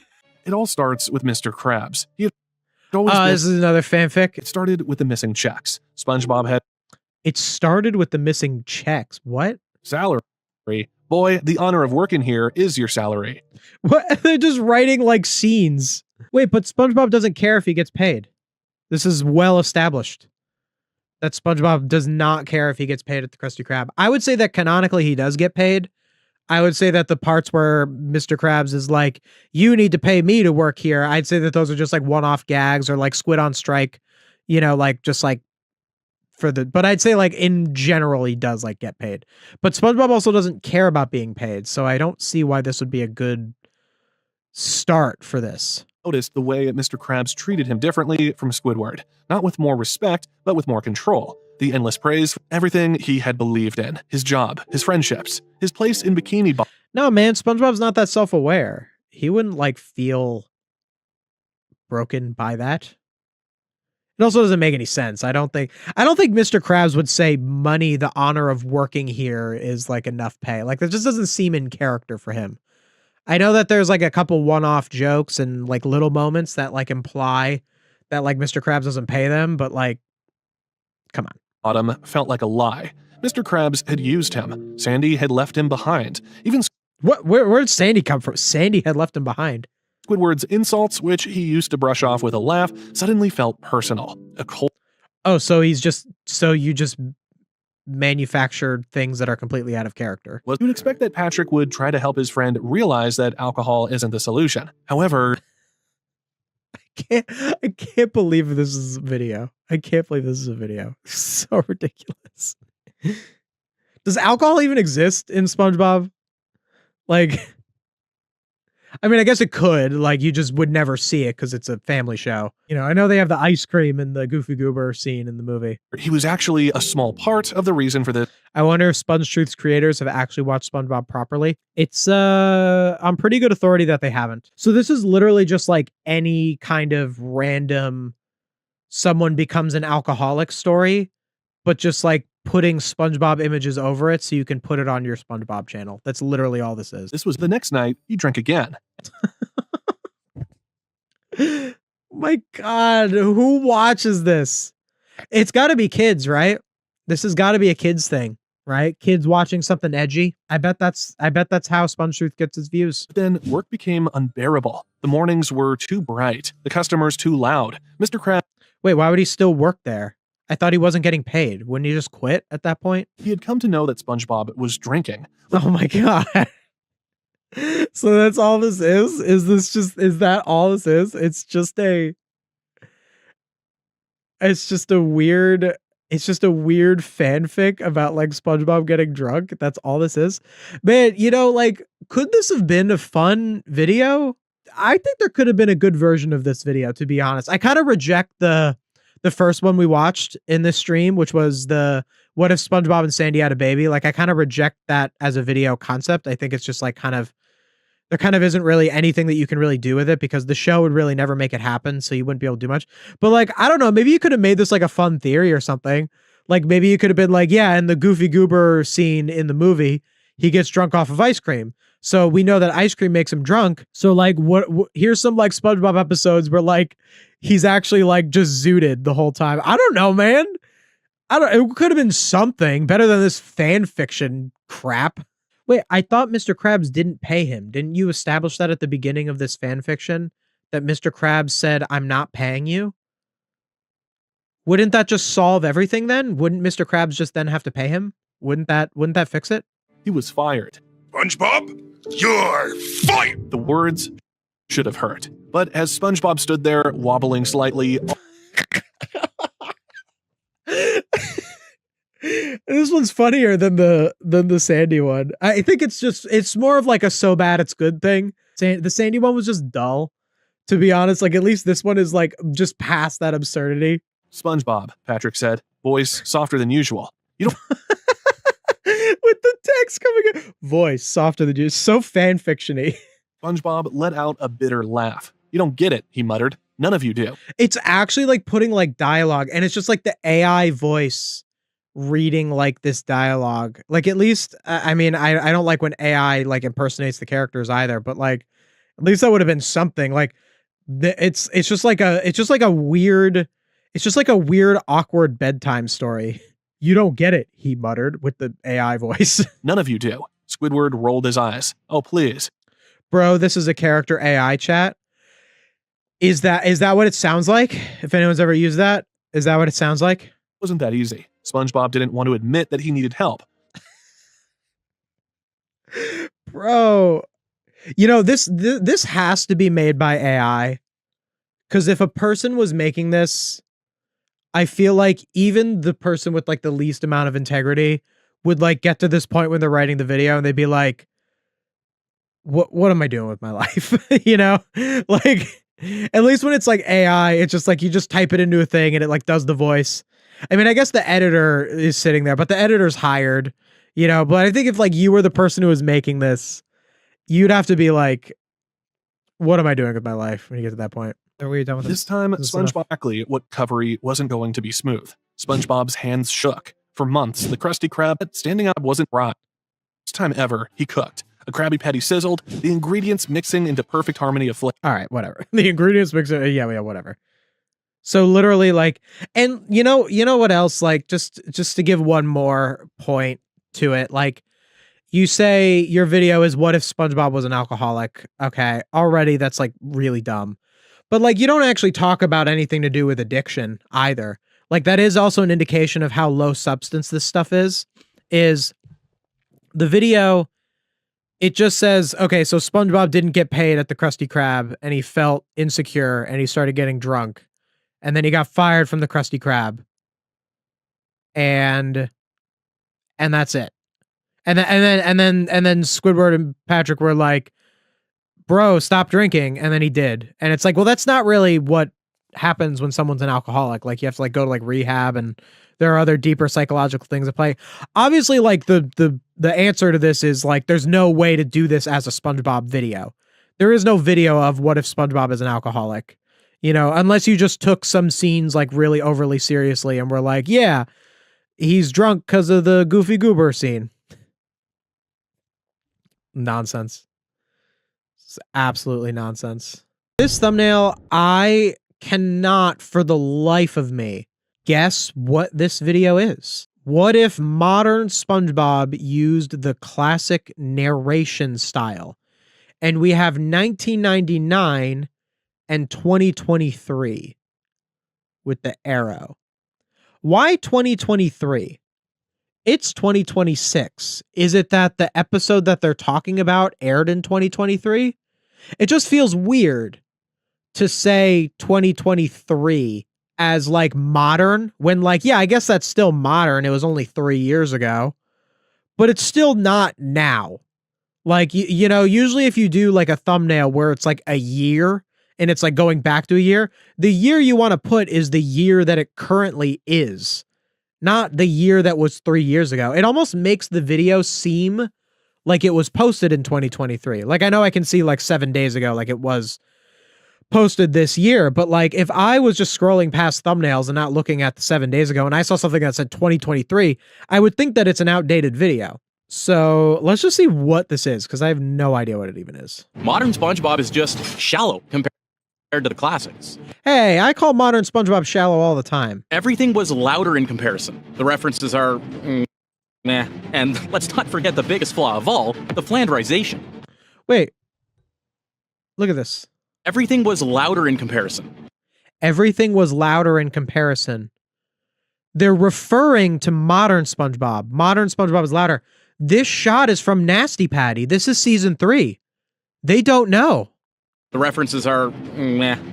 The references are meh. That's from Hooky. That's season 1. And let's not. And look at that bubble transition. That bubble transition, that's not from the show. That bubble transition is from the official SpongeBob YouTube account to transition between the clips that they're putting on their YouTube account.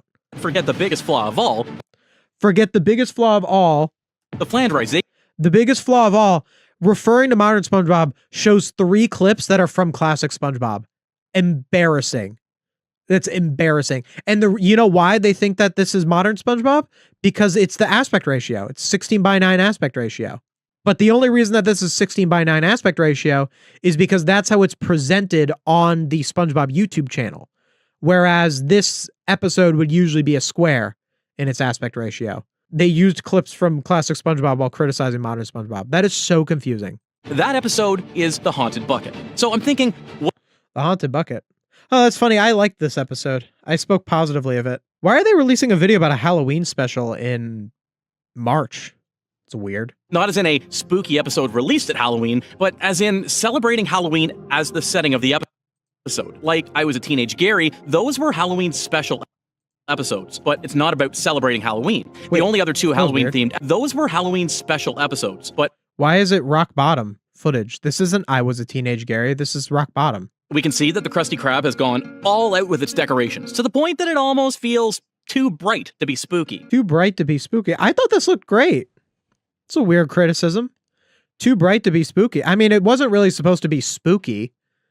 It's supposed to be that they decorated the Krusty Krab, so why would it being bright? I thought this looked great, art direction-wise. Just finished his shift, so he rushes out to meet his best friend Patrick because they want There's recapping. to spend the rest of the night celebrating Halloween, dressed together as a sea mule, which, unfortunately, both of them prepared the rear end part. Oh my god, just explaining the joke, man. Yes, watch it. Wait, okay, so you're talking about how this episode wasn't very good, yet you're explaining the joke.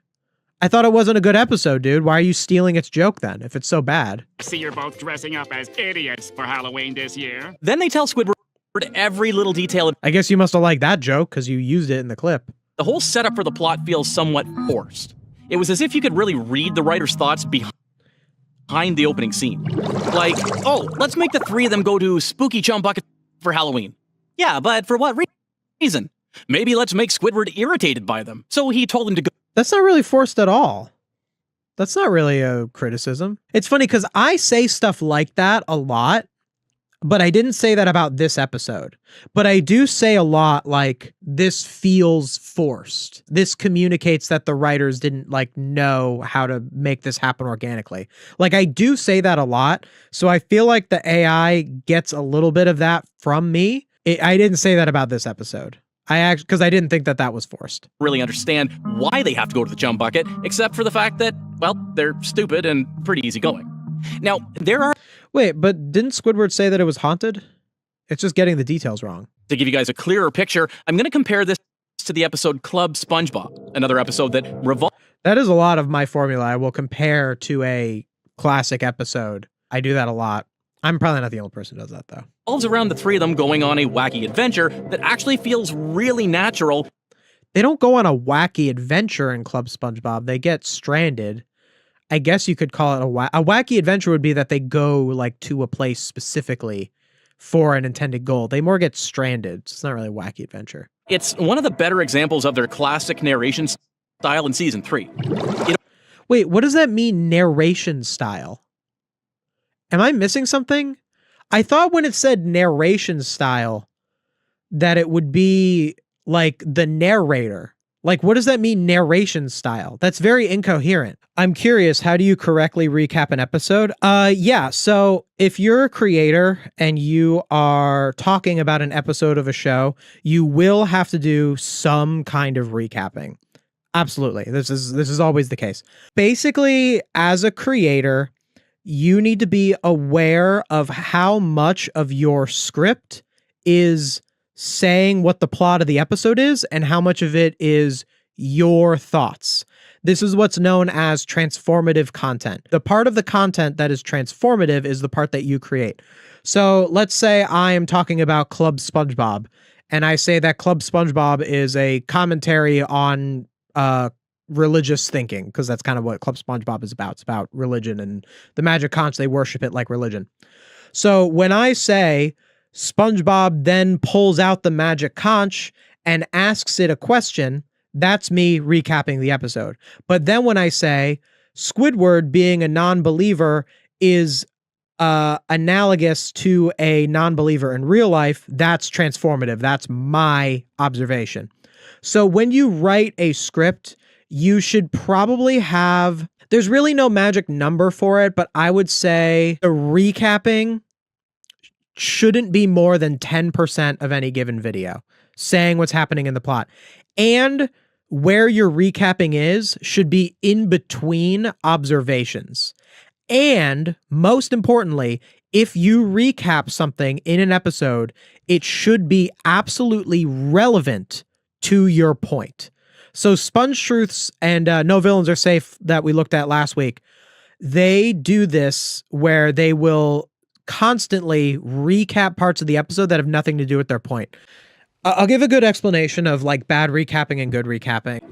It opens up with Squidward cycling to Krusty Krab for his shift. It opens up with Squidward cycling to Krusty Krab. It always says to Krusty Krab, not the Krusty Krab. That's weird, right? Right? But before he could even leave Conch Street, he heard Patrick and SpongeBob laughing from above. They kept throwing inside jokes that only made themselves laugh to the point that it He heard, so look at all the different sentences it's using to describe the opening of the episode. really irritates Squidward. So now Squidward got even more annoyed and said, well, what does it take to be a member, aside from being stupid? Which they replied, you can't even get in, even though you tried. Then Squidward Even though you tried, just incoherent. gets mad because it clearly hurt his ego. That's who he is. He will always want to prove that he's the better person.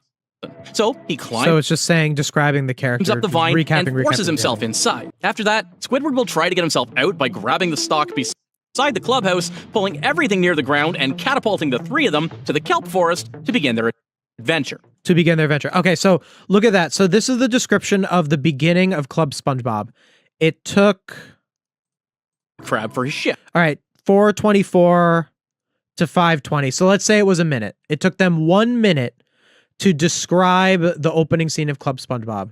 Let's see how long it took me to do it in my actual Club SpongeBob video. Conch. Let's see how long it took me to So the episode begins with Squidward getting annoyed with SpongeBob and Patrick, who are sitting in this treehouse and have adopted this strange speech pattern where every word they speak starts with a W.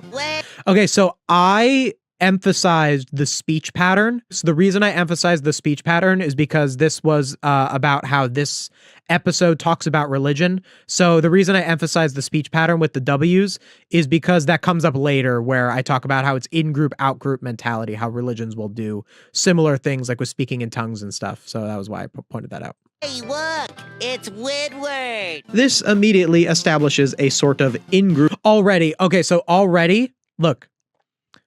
So this is the difference between my recapping and SpongeTruths. The magic conch.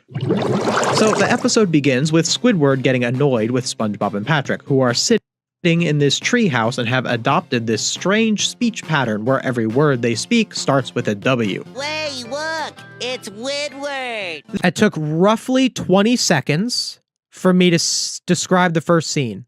Okay? So now we're at 48. 20 seconds of describing the scene, and now... Woodward. This immediately establishes a sort of in-group, out-group dynamic between our two. This establishes an in-group, out-group. So that's me. That's the transformative part. So the first part, I was describing the episode. That was 20 seconds. That was recapping. That is complete recapping. And you have to, because no, the audience wouldn't really have the context if they don't. But now I'm saying my part. SpongeBob and Patrick have this high up distance. They are speaking strangely. They are talking about how Squidward isn't a member of the club. So that's half recap. So now what I did there is now that I've established that I am making a point, now my recapping is in between me making that point. So I'm saying, oh, they're speaking strangely, they're doing this, they're saying Squidward's not in the club. But I already said this is about in-group, out-group. So now you're thinking, oh yeah, this episode is about an in-group, out-group mentality. And then at this point in the video, you're like, oh, like that is what this episode is about. So my recapping is becoming more transformative. This leads to Squidward getting stuck inside the treehouse. Already, this opening gives the audience a lot of dense concepts about the nature of communication, how easily communication can be muddled and misunderstood, and the nature of the desire for the out-group to want to be a part of the in-group. So you see how I'm putting in a lot of my thoughts in between the recapping.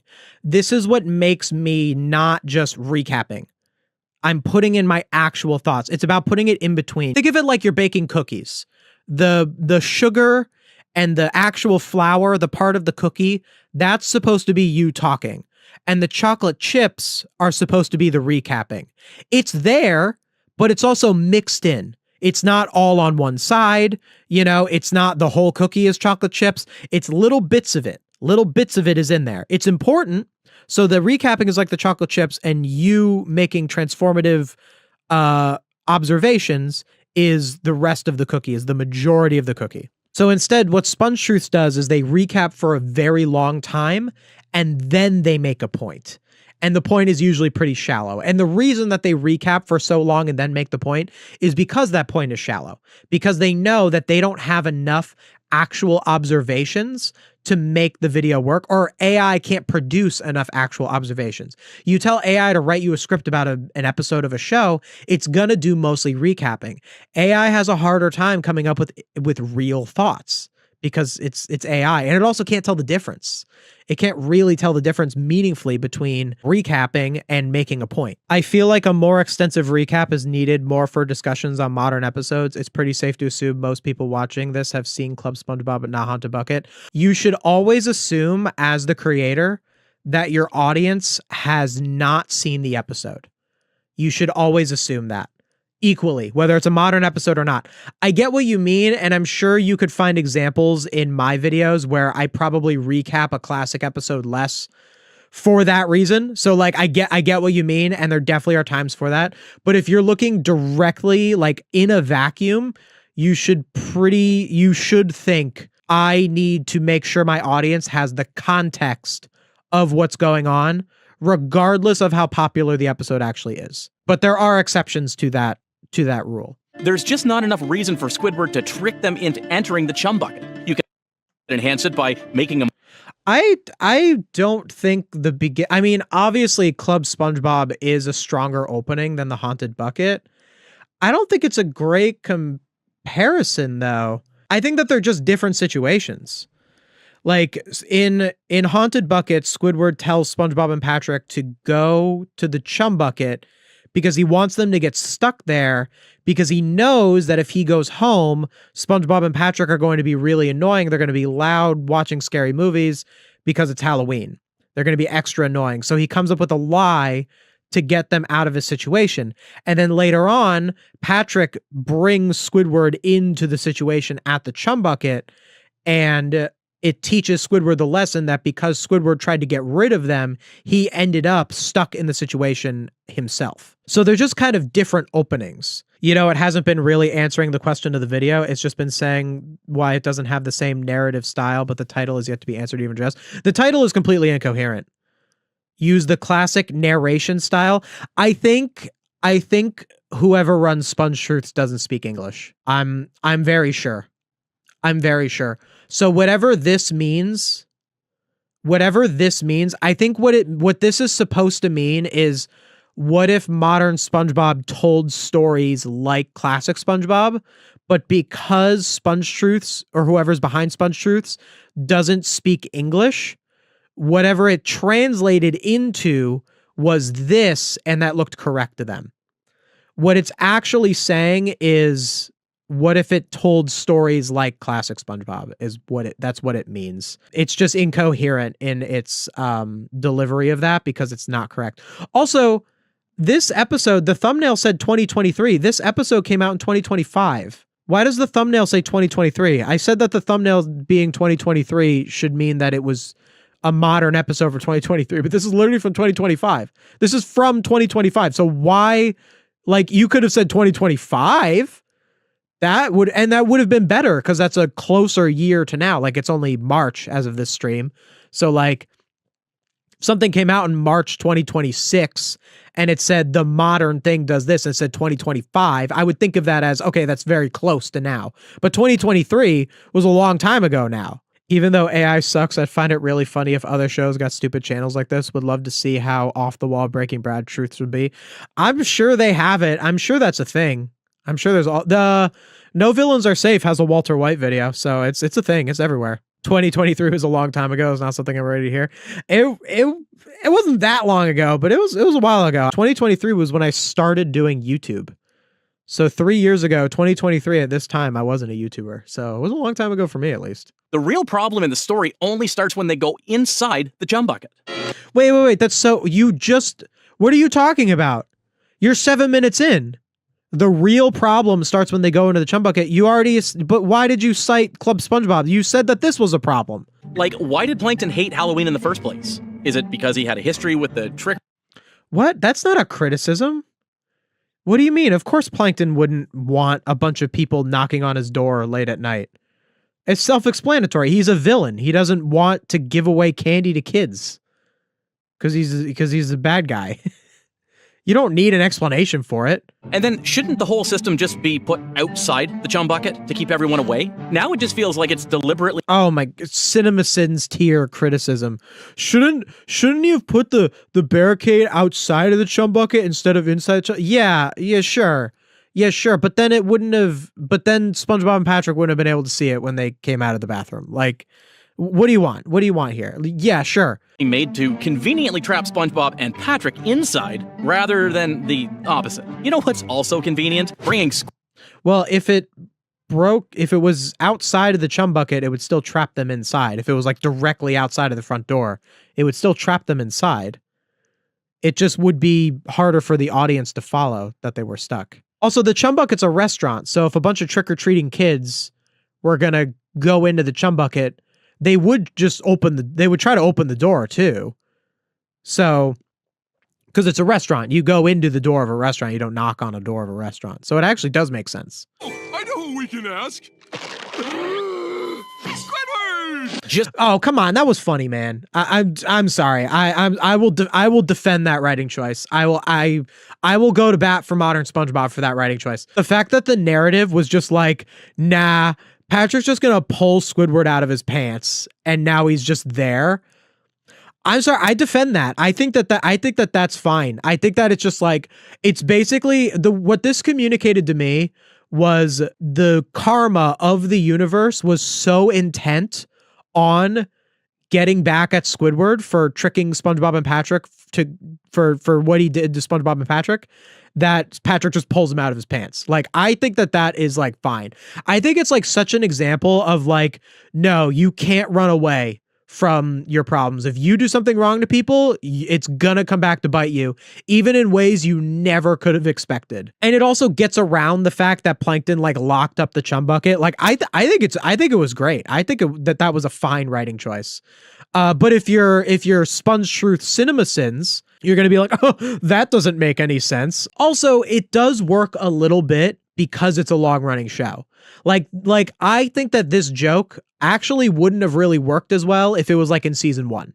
Like, that is true. If Patrick just pulled Squidward out of his pants in like jellyfishing in like the 4th episode, it'd be like, what? Like, it'd be weird. But we do know these characters, and it's been 16 seasons with them, and we know that Squidward always ends up in the situation with them. And yeah, that does make the joke land more. Like, it does, you know? Like, and you got to give the writers a little bit of credit for that they did understand that it would land there. And it's also narratively deserved because Squidward did something bad earlier. Yeah. Just like that, Squidward has to be included in the journey. I don't want to keep saying the same words, but it does really feel forced again. They don't even... Nah, disagree. It's not forced. I don't think it's forced at all. Bother thinking of some, I don't know, clever way to make Squidward enter the chum bucket on his own. Anyway... But that was a clever way to make Squidward enter the chum bucket on his own. He pulled him out of his pants. It was just cosmic circumstance. You can't escape from your problems the way Squidward did. What Squidward did was wrong, so he ended up stuck in the situation. So they said, fine, if it's a scare they want, I will give them a scare. Shouldn't you hate Halloween, Plankton? Now, this is the second flaw of the episode. What? No, shouldn't you hate Halloween, Plankton? I mean, Plankton would like tormenting people, like he'd like to torment intruders. But he wasn't like... That's not inconsistent. That Plankton wanted to torture them because they invaded his space, but he also put up the barricade so that no one would invade the space. If anything, that makes sense because Plankton put up the barricade showing that he did not want people in the chum bucket on Halloween. But now that he's been alerted that someone broke through that barricade, now he wants to torment them. That doesn't have anything to do with him hating Halloween. I think he just wants to get back at the people that invaded his home. In Club SpongeBob, right after they got lost in the kelp forest, they started to talk about how dire the situation was that they were in, highlighting each of their own personalities. Does the haunted bucket not show their individual personalities? I guess SpongeBob and Patrick are kind of a unit in the haunted bucket. Again, like, I'm not going to be like, yeah, Club SpongeBob's a better episode for sure. But also, in Club SpongeBob, they were in a more dire situation. They were in a survival situation. In the haunted bucket, they're trapped in the chum bucket, But them being trapped in the chum bucket isn't like the really dangerous thing. As soon as like the ghosts start attacking, that's like when it's more dangerous. So you're just kind of, you're comparing different sort of situations and acting like one is better when they're really just different. Even though I do think Club SpongeBob is a better episode than the Haunted Bucket. After that, we get almost 3 minutes full of slapstick jokes where Plankton chases them by swinging Ghost Karen everywhere, which makes the three of them run inside the basement and then later hit every... There is a lot more slapstick in modern SpongeBob. That is true. That is true. And I'm sure that in this episode is a symptom of that. There is a lot in the Haunted Bucket where they lean a lot more into the slapstick and there's less opportunity for story. That is true. Actually open up some kind of spectral gateway for every kind of ghost to come in. Squidward actually asks why the first ghost looked like a cowboy, which Plankton answered with, Well, oh my goodness, are they going to recap every different ghost bit? They are, right? Let's see. So added that the ancient cowboy burial ground was made on top of a pet cemetery, a shipwreck, and a prehistoric tar pit. Yep, so here's how I recap this scene. Which ends up backfiring on them when they release the actual real ghosts into the chum bucket. I did really enjoy the bit where all the different kinds of ghosts come out with Plankton explaining all the different kinds of burial grounds that the chum bucket is built on. So see how I did that differently? So I said that I liked that joke. And the reason that I said that I liked that joke is because modern SpongeBob is known for like not being very funny. So I did want to acknowledge that it was a good joke. So I said with Plankton explaining all the different kinds of burial grounds the chum bucket is built on. Notice how I didn't say every different joke. Explanations as to why Chum Bucket is cursed and always feel as to why Chum Bucket is cursed. It's weird they don't say the. It's weird that they don't say the with Chum Bucket and Krusty Krab. Like Krusty Krab going to Krusty Krab. Why Chum Bucket? They don't say the. It's very weird. Another indication that SpongeTruths does not speak English. Unfortunately, now all the ghosts are causing mayhem and scaring them because, well, it's Halloween. However, it didn't stop there. The ghost... I think they scared them because they're ghosts, not because it's Halloween. The ghosts are in the episode because it's Halloween, like from a writing perspective, but the ghosts aren't like, it's Halloween, we'll scare you. This is where the real story begins. However... No, it's not. It always says weird stuff like that. This is where the real story begins. It said something like that earlier where it's like, and this is where the problems start. Like it always has those like filler words, those filler sentences in there. My guess is because the isn't on the restaurant signs in the show. The signs are just called Krusty Krab and Chum Bucket. Oh, that makes sense. That makes sense. Yet every time they say it in the show, they say the Krusty Krab and the Chum Bucket. No one would ever say they go to Chum Bucket. It's just not how it's ever said in the show. This is meant to be the big idea for the episode. Shouldn't you open the portal sooner? Like, you could make SpongeBob and Patrick go straight to the basement from... Yeah, that wasn't really my criticism of the episode. Would that have made it, like, a better episode, though? Like, does that matter? Does the amount of time they spent solving the problem? I guess, like, what it's doing is it's acting as though the premise of the episode is the ghost taking over Bikini Bottom. But really, that's not. The premise of the episode is that they're stuck in the chum bucket and Plankton and Karen are scaring them. And the ghost getting summoned is actually a surprise. So the fact that the ghost gets summoned so late into the episode is actually a great way to take the viewer on more of a journey, because we think that the episode is just going to be Karen and Plankton messing with them, and then they release the real ghosts, and that's a bigger deal.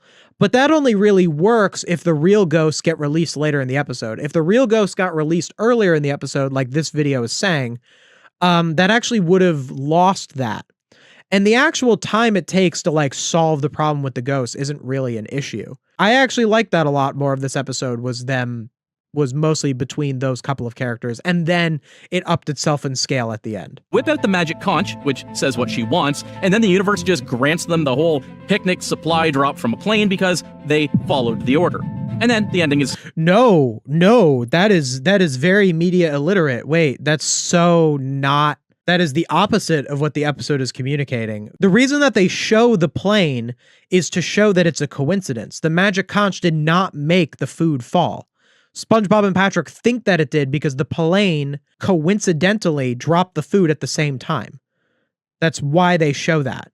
Holy media illiteracy. Of course the AI believes in the conch god. That's so true. AI would have an agenda to want to think that, because the AI is the magic conch. AI just copies stuff on the internet, so someone else must have said that. Oh, definitely. Like, definitely it's just someone.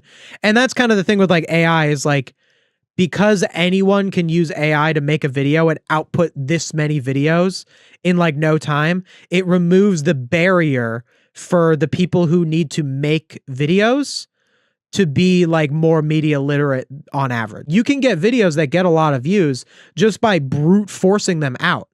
Before, it wasn't like that. Before AI, you really would have had to have media literacy to do that. But now, because an AI will pull from everywhere, so AI will only be as media illiterate as the average people are, which is not very, you know? Or before, a person, when only people could make videos, the people who would make the most videos would usually be the most media literate people. There was a selection process where only the people that were the best at writing scripts and making observations would make videos, because those were the only people who could actually reasonably get a good amount of views when they put out their videos. Whereas now you can make bad videos, but if you make enough bad videos that you brute force them out and you post 3 times a week, and you also put barely any effort and barely any time into those videos, you can make this happen. And it makes the overall population less intelligent and less media literate. And that's why generative AI should be banned. Everything that happened before and after is just an exaggeration of their own beliefs. And as viewers, we fall. What? No, it's not. An exaggeration of their own beliefs. This is, watch my video on the magic conch. I have mine's better. I have a better analysis on this. Hey guys, what if AI never existed? I'd be criticizing something else right now, and we'd probably not have so many problems that we're going to need to solve soon. Meanwhile, in Haunted Bucket, or modern SpongeBob Why is Sandy there? Sandy's not even in Haunted Bucket. in general, it often feels like SpongeBob and the others are reacting to a plot that conveniently was already decided for them. Squidward. That's not that's not correct about this episode. Squidward had a specific character flaw that got challenged. Now, maybe some of you are going to say, Haunted Bucket and Club SpongeBob are two very different scenarios. You I said that. yeah, they are. They're very different. can't really compare them apple to apple and make everything about the character in such a horror plot. Well, we also have Shanghai. Wait, you're just agreeing with that? Wait, I thought you were going to refute that. They're like, you might be saying thing that I said. Well, yeah, you're correct. Okay. Then why did you compare it to Club SpongeBob the whole video and then concede that they're different episodes? And they're also saying it just on the grounds that one is a horror episode. And well, you can compare something that's like a horror episode to a non-horror episode. Like, that's fine. That's not why I said that they weren't the same. I said that they weren't the same because they just had different messages. Since the whole idea is to make it more character-driven, we could focus more on Squidward for this one. We could focus more on Squidward for this one. Episode could have benefited from having Squidward, who seems to have the biggest arc in the episode, have more of a rejection of Halloween.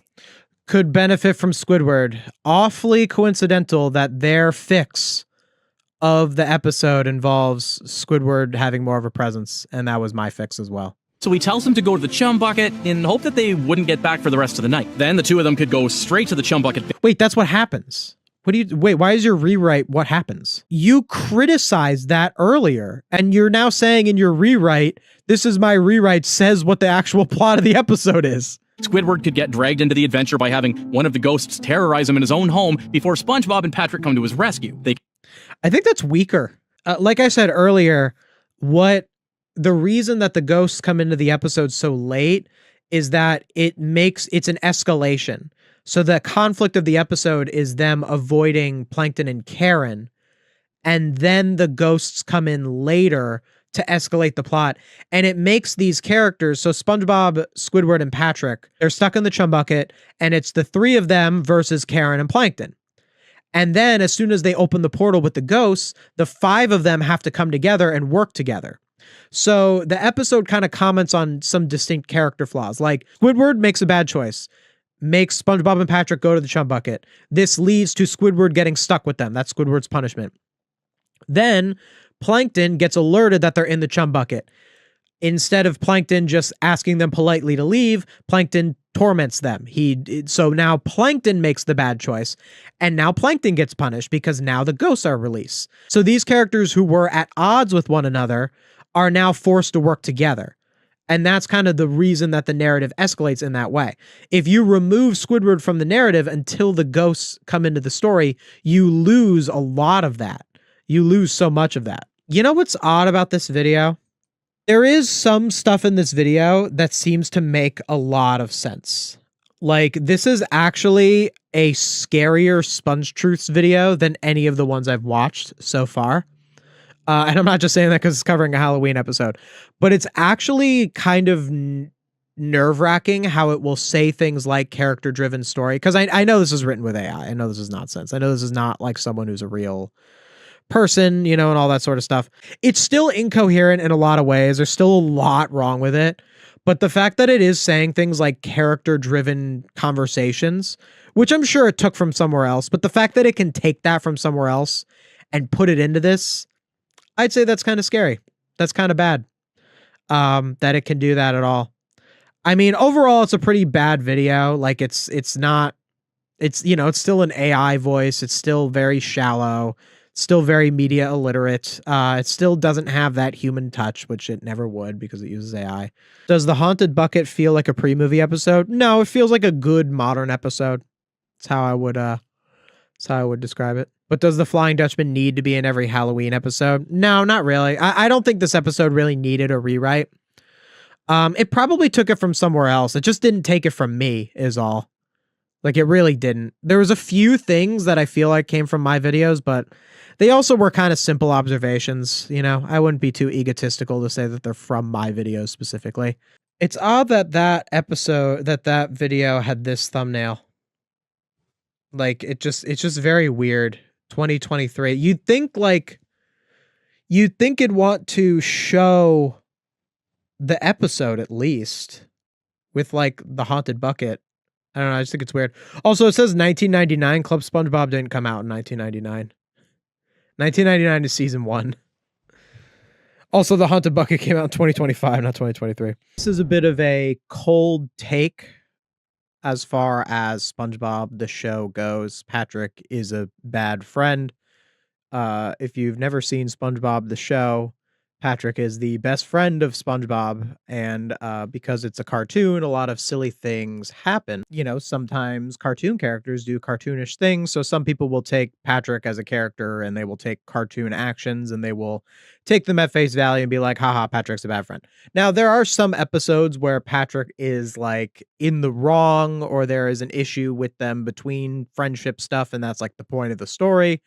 And I feel like this video is probably going to take stuff like that and be insufferable about it and be like, oh, that means Patrick's a bad friend, when really, like, it's just like a character flaw thing. We're going to talk about that when they inevitably do it. Why is there a question mark? Why is there a question mark? Good question. Why Patrick is not SpongeBob's friend and how it relates to you? There's that is not a question. SpongeTruths is, I mean, I don't want to say illiterate. It could be a translation thing. We've theorized that SpongeTruths is someone who does not speak English, and some of the weird stuff is just translation issues. There are definitely like grammatical things. What was one? Oh yeah, we talked about this Mr. Krabs one a while ago. Times Mr. Krabs got what he deserved, like Krabs with the apostrophe S and Mr's not capitalized. Mr. not being capitalized, that's just sloppy. That's not a language barrier thing. Like, I feel like, I mean, could it be? I don't know. But that could just be kind of a language barrier thing, so I don't want to fully say it, but like, it could just be general illiteracy. I mean, I don't know. I don't know who runs SpongeTruths, and they can't be that smart. They have to use AI to make their videos. They can't make actual videos. My guess is that the AI saw a sentence beginning with why or how and put a question mark. Would AI write the titles? I mean, a title, how long does it take to come up with a title of something? And that would be so easy to fix. Like, let's say that is the case, that AI wrote the title and they were like, yep. And then they just put it in. Like, it takes like 2 seconds to go into the video and just take out the question marks, be like, oh, that's not, it thought it was a question, but that's not a question. And then you just take it out. But they don't even think about that. They just go Get out there, video. By the way, 90K views. SpongeTruths has been kind of on the up and up lately, by the way. It's kind of crazy. Like they just had a 500K. This like Narlene one. I'm gonna cover this Narlene one soon, but I'm planning a big Camp Coral video. I haven't finished watching all of Camp Coral, so I'd like to have all of the knowledge about Narlene about Camp Coral when I criticize this video. But this video has been like their pop off lately, 508K, and they got like 90K, 95K on this nonsense. We're gonna talk about this video later, by the way. The secret room with the what is even happening here? If there's one thing everybody agrees on when it comes to SpongeBob, it's that SpongeBob and Patrick are best friends. Like, that's If there's one thing that everyone agrees on, it's that they're best friends. I guess agrees on, I thought that it was going to say, when it said agrees on, I thought it was going to say, if there's one thing everyone agrees on in SpongeBob, it's that Patrick is a bad friend. It's that they're best friends. Wait, people don't agree on that, really. That's kind of the premise. That's kind of the reason that this video exists, is because a lot of people don't think that. They're like, oh, Patrick's not a good friend. Squidward's a better friend because Squidward stood up for him in pizza delivery. You're just, if there's one thing that everyone agrees on, it's this thing that the show states. What a weird phrasing. Yes or no checkbox with no questions. Yeah, what does this mean? Yes, no, yes, no. What is that referring to? Why are there checkboxes? Wait, is that trying to say that what everyone is agreeing on with the yes, no is that they're best friends? Like this is supposed to be the audience? Or is it that like, oh yeah, like Squidward, they're agreeing? What is yes, no? What is this? This would have to be made by a human editor. Why is it as incoherent as if AI made it when a human editor put this together? I'm very amused by the idea of letting a snail vote on this. What are they voting on? Yes, no, yes, no. Weird. I Love Turtles 101 says, I love turtles. Well, thank you, I Love Turtles 101. Are you the person who commented that my video was so negative it made your turtle sad? Because that genuinely made me sad. For every wholesome Patrick moment, there are about 5 others where SpongeBob is either getting humiliated, losing. That's a pretty strong claim. For every one wholesome moment, there are about 5 others. I kind of get the sentiment, but whenever I would write something like that, if I wrote a line like that, if I was making a claim, for every good thing, there's 5 bad things, I wouldn't word it like that because you're wording it with a number. Like it's kind of almost provably false. I mean, he's kind of right. Patrick is a jerk sometimes. Yeah, but it's saying, I'm not disputing that Patrick can be a jerk sometimes. It's that it's saying for every one good moment, there's 5 bad moments. Like that's a huge claim. That means that Patrick is mean to SpongeBob 5 times more often than he's nice to SpongeBob. And that just, even the way I'm saying it right now, that sounds false. It's for dramatic effect. If it's for dramatic effect, you shouldn't use a number. You shouldn't say it's 5 times more. If you're saying it for dramatic effect, you can say seems like, you can say this. Numbers mean data. Numbers mean facts. If you're saying something is number this, you should be prepared to back it up with data. And this particular claim, to actually substantiate this claim of Patrick is mean to SpongeBob 5 times more than he's nice to SpongeBob, you would have to watch every episode of the show and actually count the amount and see if the number is around that. Obviously, they didn't do that. And even like if you could have like AI do that, which I wouldn't condone, but like I guess if anything could do that, AI could. You know, it'd be kind of silly to rewatch all of SpongeBob just to make one claim about Patrick with a number when you could just easily say, it seems like Patrick is mean to SpongeBob more than he's nice to SpongeBob, which is a not data-driven claim. And the even worse part, you probably know somebody exactly like this. Okay, you probably know somebody exactly like this. This right here is the reason I want to talk about this video. I'm going to go through and I'm going to talk about how it gets stuff wrong, you know, the usual stuff, like, you know, we get the hits or whatever. But I'm also trying to, with these stream segments, talk about different subjects that have to do with AI. I'm not just going to go through all of SpongeTruth's library and just like nitpick every little thing that they do, because I want to talk about unique problems with using AI to make videos, with why these videos are socially bad. All right, I'm not just saying, oh, these videos suck. Like, I'm saying that these videos are a social problem. In this particular video, the social problem that I am pointing out in this video is AI moralizing. AI should not discuss matters of morality. I mean, I think like generative AI like shouldn't exist or whatever. You know, I've stated my positions on generative AI many times. If you don't know exactly what they are, just, you know, watch me more, they'll come up. But my point is, if we're going to have these things, if we're going to have this thing where you have a AI thing and you are like, give me an answer to a question. Like that's like that's like the main thing that people like about AI that like sounds reasonable. You know, this idea, like if you see any like commercial for like Google Gemini or whatever, the guy will be like, what's the best Mexican restaurant in my town? And the AI will like figure it out for them or whatever. Like you couldn't do that before, like Google search, but you know, like that's what it will, that's what it'll say. But that's like kind of the idea of like how AI makes your life easier is it can more quickly answer your questions. Oh, it'll give you a recipe immediately. And in a vacuum, I don't think that that's so bad. Like the idea of, because that's like just like a really advanced Google search. Like that's kind of fine. Now you get into the issues with it gets stuff wrong. It hallucinates. It tries to talk to you like a person. It takes so much more processing power and it poisons your water supply. It's all that sort of stuff. You know, all this, you know, all these other questions about it come up in that. But in a vacuum, the idea of asking a thing on your phone to give you a really precise answer to something, that's pretty good. That is world-changing technology. Even with Google search, Google search can give you answers pretty fast, but you sometimes have to look. You'd have to, you know, like there are positives to the idea of that. But if you're going to have this thing that's going to give you answers, it should only give you factual answers. Like the example I just provided. What's a recipe? What is a recipe for chicken cutlets? What's a good what's the good, well, good is subjective, so that actually might be a problem. But what is a Mexican restaurant in my area?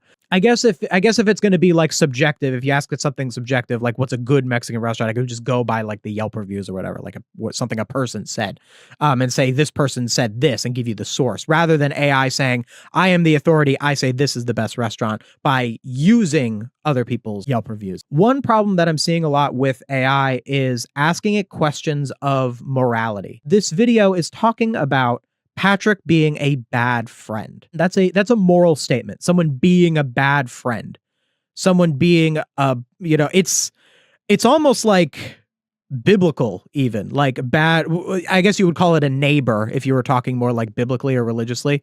You know, love thy neighbor, be a good person, be a good neighbor, be a good friend, be a good brother even, you know, if you go to that as well. Like being a good person is a very moral discussion. And I think that this is a discussion that AI, as long as it's going to exist, should just butt out of. It should just be like if you ask AI, if you go like, hey, ChatGPT, what does it mean to be a good friend? It should respond to you and say, I'm a robot. I don't know how to answer that. You got to figure that. You got to figure that one out for yourself, dude. So when you have something like SpongeTruths, which first of all, SpongeTruths claims to not be AI. Most people who watch this, well, most people who watch this are probably iPad kids who aren't really engaging with it at all.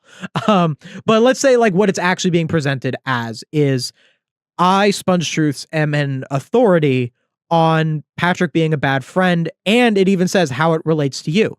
You should be a good friend, and here's how I'm going to tell you how to be a good friend. But the problem is that this is not a real person. It's not giving you a real perspective. Now, it takes an amalgamation of human perspectives, but that's going to give you the lowest common denominator, the median. Whereas if there was a person who was even if I did it, you know, like, and I'm more of like an arts person, you know, like I don't know how much of an authority you could say on what I would be of like how to be a good friend or whatever. But at least if I'm a person, you're going to get a very specific perspective. And if I'm someone who's able to achieve getting a lot of like YouTube subscribers, obviously not everyone who's ever gotten a lot of YouTube subscribers is immediately a good person. There's definitely plenty of people who have lots of success on YouTube who are bad people.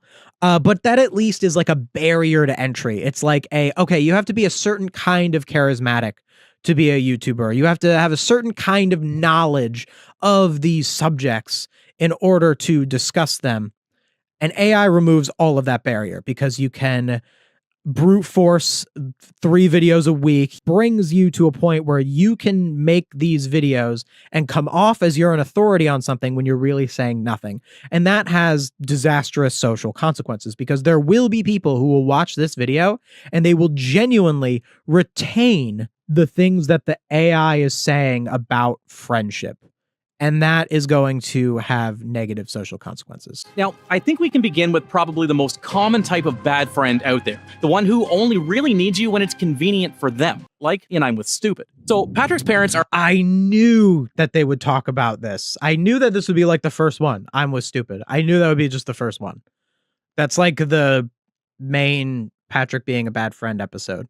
And true, this episode is a little flawed with the way that Patrick is. However, SpongeBob, being the world's most loyal friend, comes up with a plan. He'll pretend to be the dumb one. SpongeBob being the world's most loyal friend. That's a interesting framing because SpongeBob himself isn't always a good friend either. SpongeBob is a flawed person as well. Another thing that AI will do when writing these videos, it will do anything to prove its narrative. And it just went, SpongeBob is the best friend ever to anyone, to try and push that narrative, because the whole point of this video is Patrick is a bad friend. And when you say, hey, AI, write me a video about how Patrick's a bad friend, it's going to do anything to just prove that. It's kind of like how people say when you like talk to AI, like it always like agrees with you, you know, it tells you like you're the best person. Like if you've seen like, I think I should find it. ChatGPT to someone's divorced dad right now. You're right.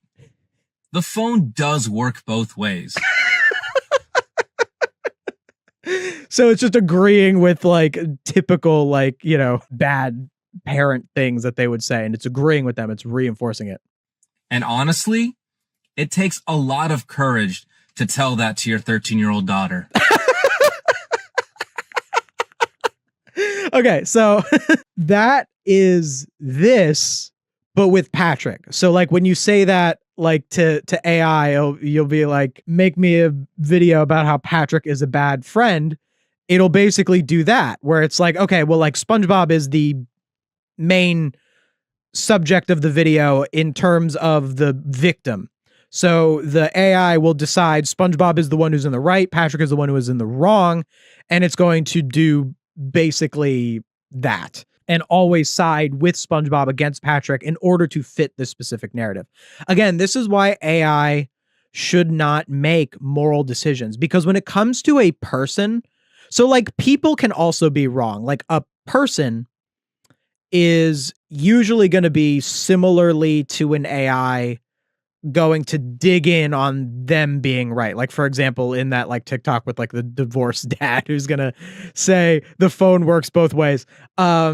That person would think that they're right. But the problem with an AI is that it gives another authority on that being right. And it just makes people dig in to what their own biases are. Because an AI is not going to tell you, like, there's not going to be an AI, you know, I'd like to see an actual test to it. Like, I know that person was doing a bit, but like, if you actually went to an AI and you were like a bad parent and you were saying, I think all of these things that are like clearly negative, that like most people, vast majority of people would think is wrong, like telling a 13-year-old the phone works both ways. Do you think that the AI bot would be like, actually, I think you're wrong? Like maybe it would. I don't know. I don't really use them, but like, I don't think they'd really get a lot of business if they disagreed with their customers. Okay, so this is not a great episode. Like I'm with Stupid is considered one of the worst classic SpongeBob episodes for a couple of reasons. I haven't watched it in a while. It's kind of been overdone in terms of it being criticized. Like if I did an I'm with Stupid video, I feel like I wouldn't really have that much to say about it that hasn't already been said. That's why when I criticized The Bully as a classic SpongeBob episode, because The Bully hasn't really gotten as much criticism as like I'm with Stupid. I even mentioned I'm with Stupid in The Bully as like this is a commonly criticized episode. So I haven't seen I'm with Stupid in a long time. So the problem with what SpongeTruths is saying right here is that this is not actually the issue with the episode at all. Patrick gets so comfortable in the bit that it feels like he stops pretending. So that criticism is not what's wrong with the episode at all. If you're criticizing the episode based on just that, I guess you're correct if you're saying that it means that Patrick is not a good friend, which is kind of the point of the video, but it's also being presented as a flaw in the episode itself. And that is not a flaw in the episode itself. It's not a flaw in the episode's writing. The issue with the episode is not that Patrick leans into bullying SpongeBob for being stupid when SpongeBob pretends to be stupid, because that is just his character flaw. The problem with the episode is that Patrick does not meaningfully learn his lesson. There's no moment where Patrick is like, oh, that was wrong, I'm sorry. That's like not that, and that's kind of a thing that would be required in a narrative like this if the characters are supposed to be best friends otherwise. Like the kind of friendship that SpongeBob and Patrick have of they are best friends, they should hang out, requires that in an episode like this, you need Patrick to feel remorse and say, I'm sorry, I won't do it again, or something like that. Whereas like if you had something like this happen in like South Park, if like Cartman was being as big of a jerk as Patrick is in this episode to like Kyle or something, you wouldn't have to have Cartman at the end of the episode be like, oh, I'm sorry, Kyle, I won't do it again. Because Cartman's always a jerk to Kyle. That's their dynamic. Whereas the fact that SpongeBob and Patrick are usually friends, when you have them do something like this, you need some element of forgiveness to kind of reset the status quo. So that's the actual criticism of the episode, but instead it's criticizing Patrick's behavior. But Patrick's behavior in the episode is the point of the episode. The reason that Patrick does this is because he's insecure. And that actually is good writing. The problem with this episode is the ending, not the actual episode itself, at least from a story perspective. There's probably other stuff you could criticize about like humor or this or that. Again, I haven't seen the episode in a while. And instead of stepping in to defend the guy who was literally embarrassing himself as a personal favor, Patrick just lets it happen. Yeah, that's just describing the character flaw. This is actually why, like, the way that I talk in my videos, and this is not specifically an AI problem. There are plenty of creators who were human creators for decades even. I talked about this in my Squidward torture video when I talked about the security system takes control of Squidward's house. This is why it's so important to use terms like character flaw, character arc. The story is trying to communicate this narratively deserved. You hear me say these things all the time in my videos. SpongeTruths never says anything like that. He is criticizing the episode as if he exists in the world. The point, and yes, a person doing what Patrick does is wrong. But that's the point of the episode. The episode is trying to tell us that. Stop training the AI is what I'm doing right now, training the AI. I don't think AI would be able to actually meaningfully figure out what I'm saying. I think no matter how much because there have been creators who talk about the right things when they criticize media before me. I'm not the first guy to do it. AI just isn't capable of making those kinds of observations. It just really isn't. Like, maybe you could have AI say something like character flaw or narratively deserved or all that sort of stuff. And maybe if I say it as often and it catches on more as a term, AI will start using it. But it's not going to get it as correctly. Whereas something shallow, like Patrick is a jerk in this episode, it's going to be able to do that. You've met this person. Usually they call you when they need a favor. Usually they call you when they need a favor. I don't think Patrick asked him for help. I think SpongeBob offered. So already it's getting the details of the episode wrong in order to moralize it. So it's taking a thing that is complained about, a friend who like only needs you when they need you. And there are people like that, by the way. Those people do exist. I've known people like that. Like that does exist. Like that is a thing that is real. But the problem with an AI pointing that out and not a person is that this AI has never had like I just said, I've known a person like that. Personal experience informs me saying that. When I say I knew a person like that, I'm thinking of the person that I'm talking about in my brain right now. AI doesn't do that. It just takes it from a person who said it before. Now, that person who said it before on the internet, on Reddit or something, who said, I had a friend who was only there when they needed something, that was based on a real person. It was based on a real perspective. But the AI doesn't know that. The AI is just saying it because it was there and it fits this narrative. And that weakens what it is. Not to mention that it's literally just getting the episode wrong. SpongeBob offered. So it's saying that, hey, thank you so much. I'm proud of you for the $100 super chat. Wow, thank you so much. I really appreciate that. So anyway, it's getting the episode wrong as well. because Patrick did not ask SpongeBob for help. And that's kind of an issue because you shouldn't look at this episode and get that from it, that Patrick is a person who only asks you for help when he needs you. Because first of all, Patrick is not that. Patrick has never been portrayed as that kind of friend. SpongeBob and Patrick hang out all the time. Also, SpongeBob asks Patrick for help. Literally the first 2 episodes, I guess Reef Blower's in between them. But if you take, Patrick's not in Reef Blower. If you take very first 22 minutes of SpongeBob, Help Wanted, Reef Blower, Tea at the Tree Dome, Patrick's not in Reef Blower. So in Help Wanted, the first thing that Patrick does, the way that we are introduced to him as a character, is he stands outside of the Krusty Krab because he went all the way to the Krusty Krab. He was at his house. He had no reason to be there. He came out of his house. He said, go SpongeBob. And SpongeBob goes up to the Krusty Krab and he goes, I can't do it. And he turns around and Patrick's standing there, which means that Patrick knows his friend well enough that he followed him to the Krusty Krab just so that if SpongeBob got nervous, he would be standing there to talk him out of it. Literally, that is the introduction to the character. And then in Tea at the Tree Dome, when SpongeBob meets Sandy and she talks about air and SpongeBob doesn't know what air is because he lives underwater, who does he go to? Patrick. He asks Patrick for help. Patrick is there for him in both of those instances. What are you talking about? Patrick's the kind of friend who is only there when you need him. You're just trying to fit a narrative. Like that kind of friend, a friend who's only there when you need him, wouldn't really work as a SpongeBob character because that would be too unlikable of a character.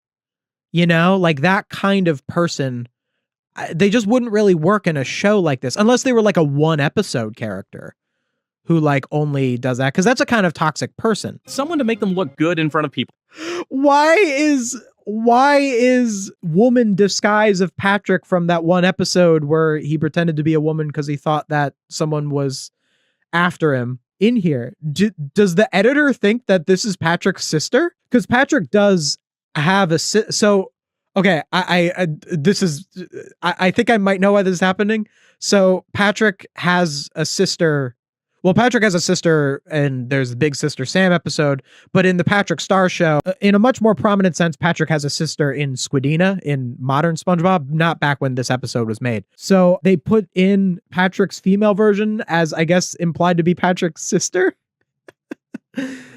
What? What is this? How do you not know? How do you not know? Like, you're the editor for this SpongeBob channel. You've never seen the show? I mean, like, I guess you could not know that, but why would you make this judgment? Like, why would you put this in if you're the editor? Why would you put in, because the episode itself, you must have looked at the episode. You have the footage of the episode. There's no sister in the episode.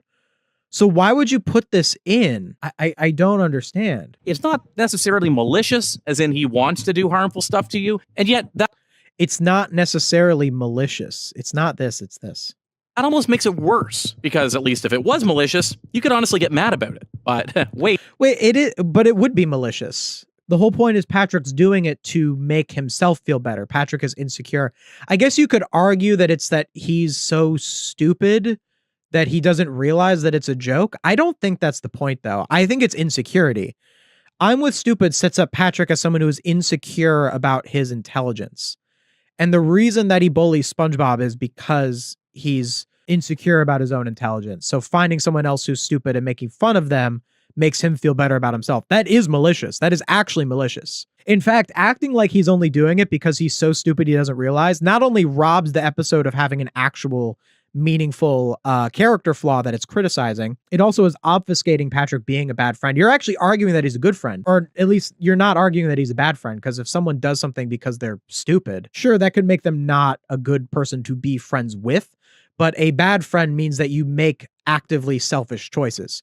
If you're being dumb, if you make a choice because you are stupid, you're not exactly making an actively bad choice, even if the choice ends up being the same. Again, I'm a human, so I can actually like kind of parse that moral ambiguity there. AI can't parse that moral ambiguity because AI is not a person. in yours, mine, and mine. Man, I should have done a thing where I like guessed every episode that they would have talked about, because I'd be 2 for 2 right now. What are some other ones? I promise I have not pre-watched. Let me try to guess some other ones I think are going to be in it. Definitely The Card. No way it doesn't talk about The Card. New Student Starfish, I'd say is like 50-50. At the top of my head, I can't really think of that many other ones where he's that bad of a Pet Sitter Pat and Patrick's Staycation. I don't think I've seen those episodes. I've probably seen Pet Sitter Pat. What's Pet Sitter? Is that season 7, season 8? I really can't think of that many episodes where Patrick's a bad friend, actually. I think he's actually a pretty good friend. Mr. Krabs, in a rare moment of creativity, puts a toy inside the kids' meal.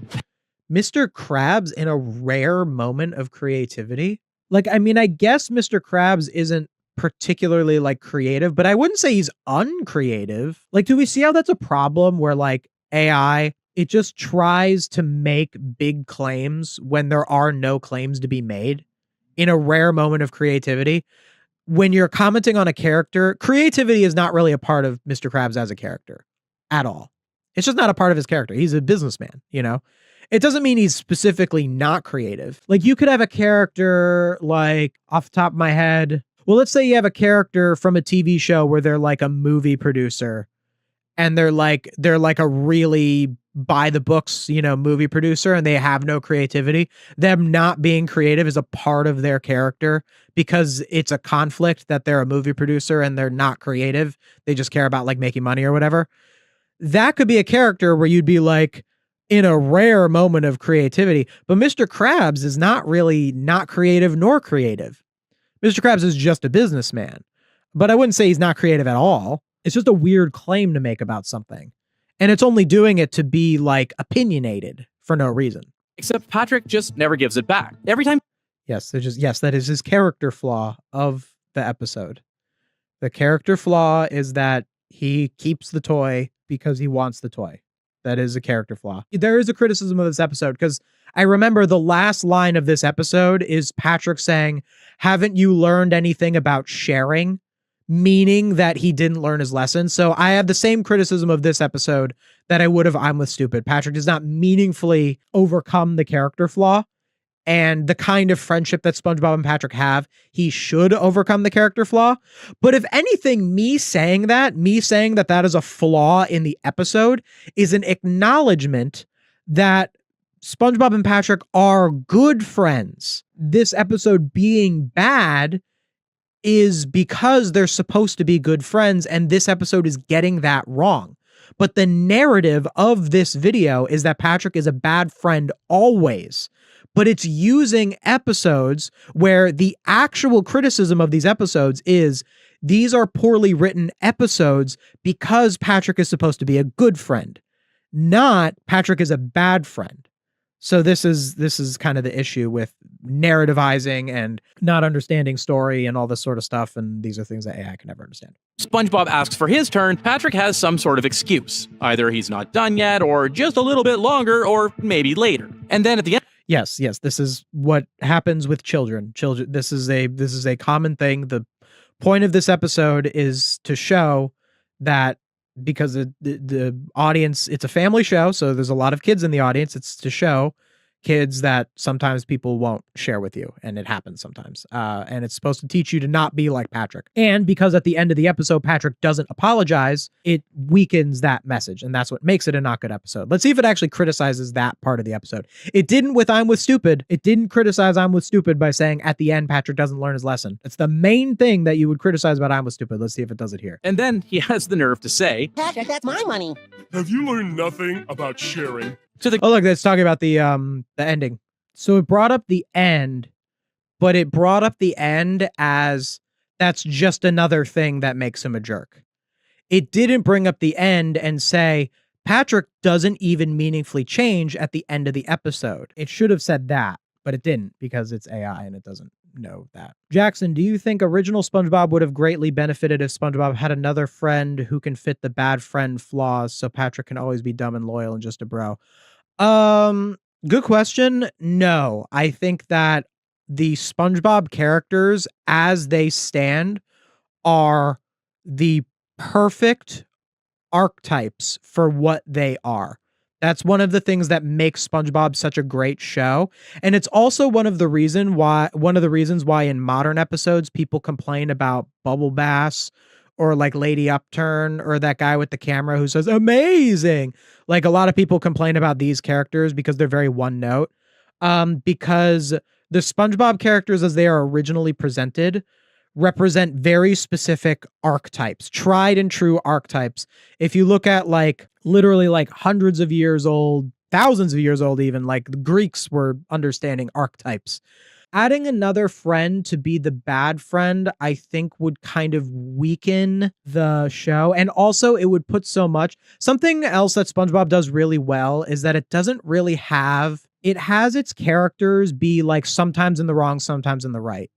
Like, okay, in most situations, SpongeBob is the moral center of the show, and Squidward is usually in the wrong. Sometimes Krabs, sometimes Plankton, but it's usually like SpongeBob is the opinion that the writers think you should have. Squidward is the opinion that the writers are against. By showing the interaction between SpongeBob and Squidward, the writers are saying you should be like SpongeBob and not be like Squidward. This is not always the case in every single episode. There are some episodes where SpongeBob is in the wrong and Squidward is in the right. Happens. There are some episodes that are nuanced where both characters are sometimes in the wrong, sometimes not in the wrong. And I think that is something that the show does really well, is that every character in the show can be flawed and be good in a lot of ways. And I think a character that exists to be the bad friend would weaken it. I think that it's a good thing that in some episodes, Patrick isn't always the best friend. You know, like both of these episodes, Yours, Mine, and Mine, and I'm Was Stupid, are episodes that are story-wise only ruined by the fact that Patrick doesn't learn his lesson in the end. They could have been the same story, just with the ending being Patrick learns his lesson and says, I'm sorry. And they actually would be good stories. They might not still be good episodes. There could be, you know, maybe the jokes aren't that funny. Maybe some of the parts are like still too mean-spirited. Like there could be problems. But as a story, that's the flaw. That's the problem with those two episodes. Patrick acting like a bad friend sometimes is good writing, because sometimes your friend is not a good friend. That's what life is, you know?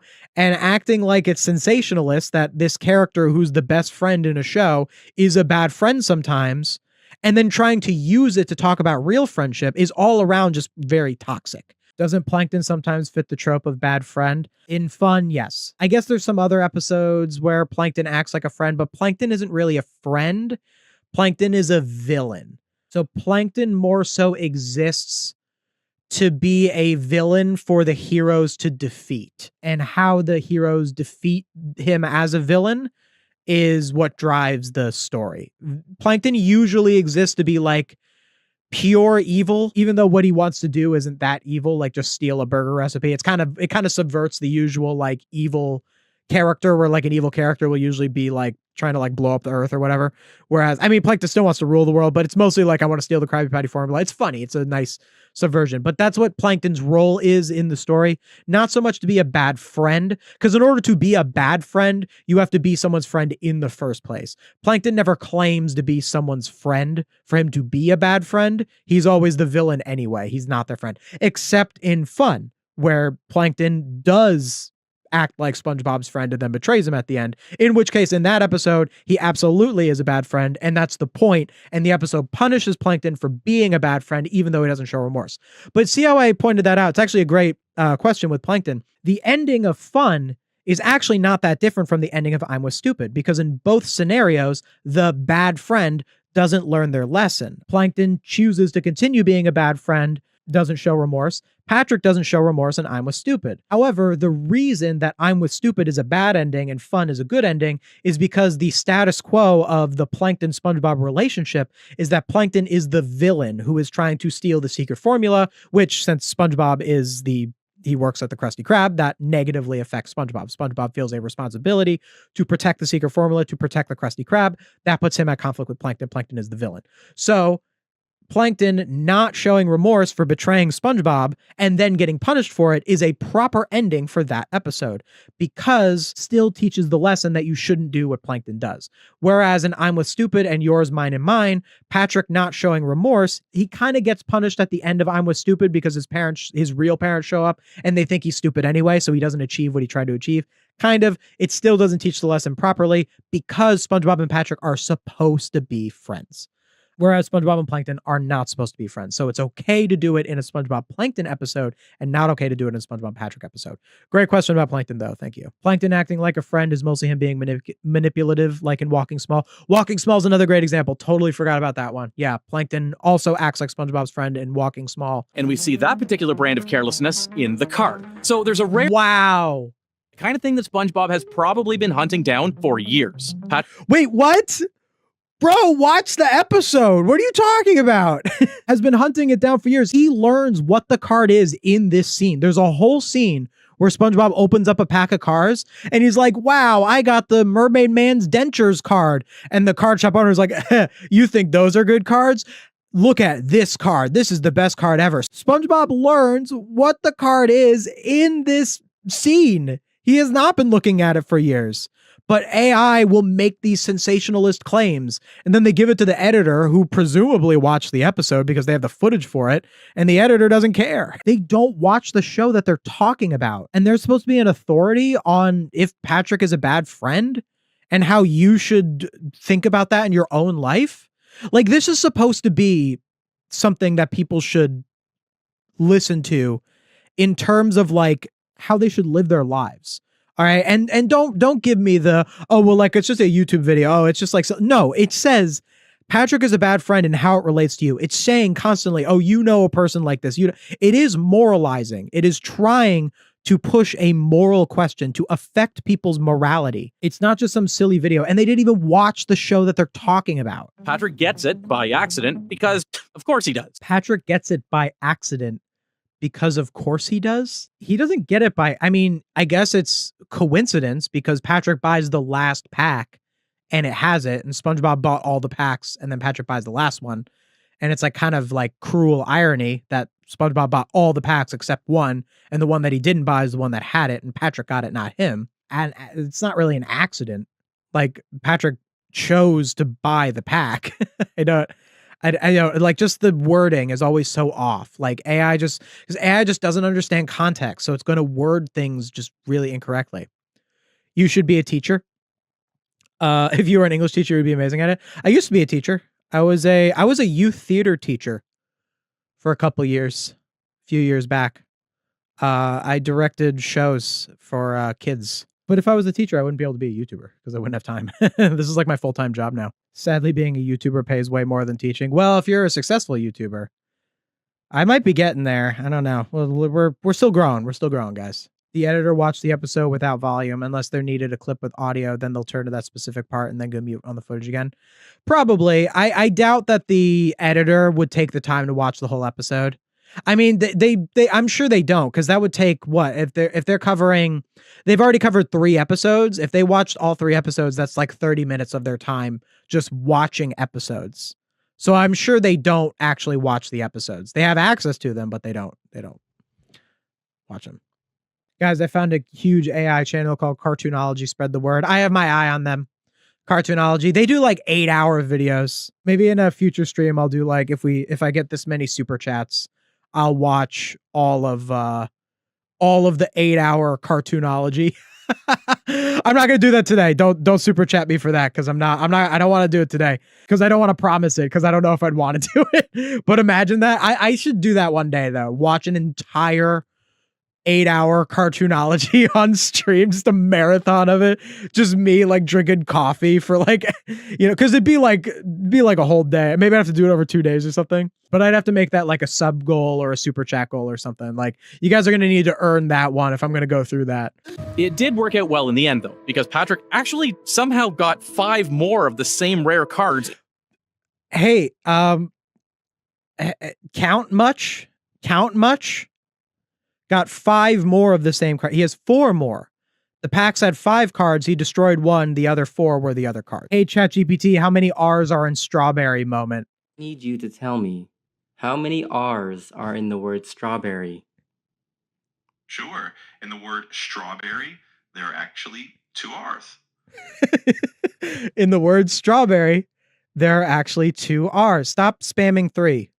Yes, we know that there are 3. Why did you say it a million times? Apparently the reason that ChatGPT would think that there are 2 R's in strawberry is because there are like debates over like the word berry, or not debates, where people would say how many R's are in the word berry in strawberry. So they'd say there's 2 R's in the word berry in strawberry is a common question. So the AI saw it as there's 2 R's in strawberry.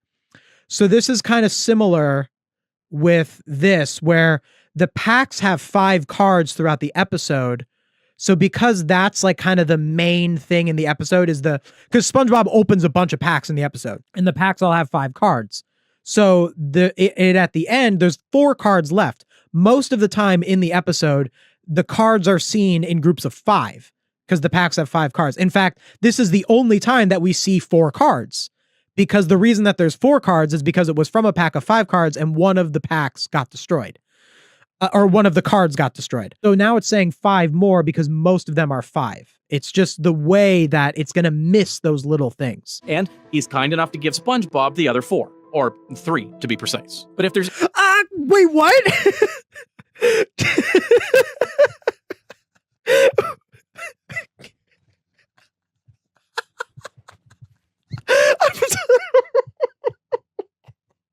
Did we hear that? Did we just hear that? And he's kind enough to give SpongeBob the other 4. Or 3, to be precise. What is this counting? Listen to this.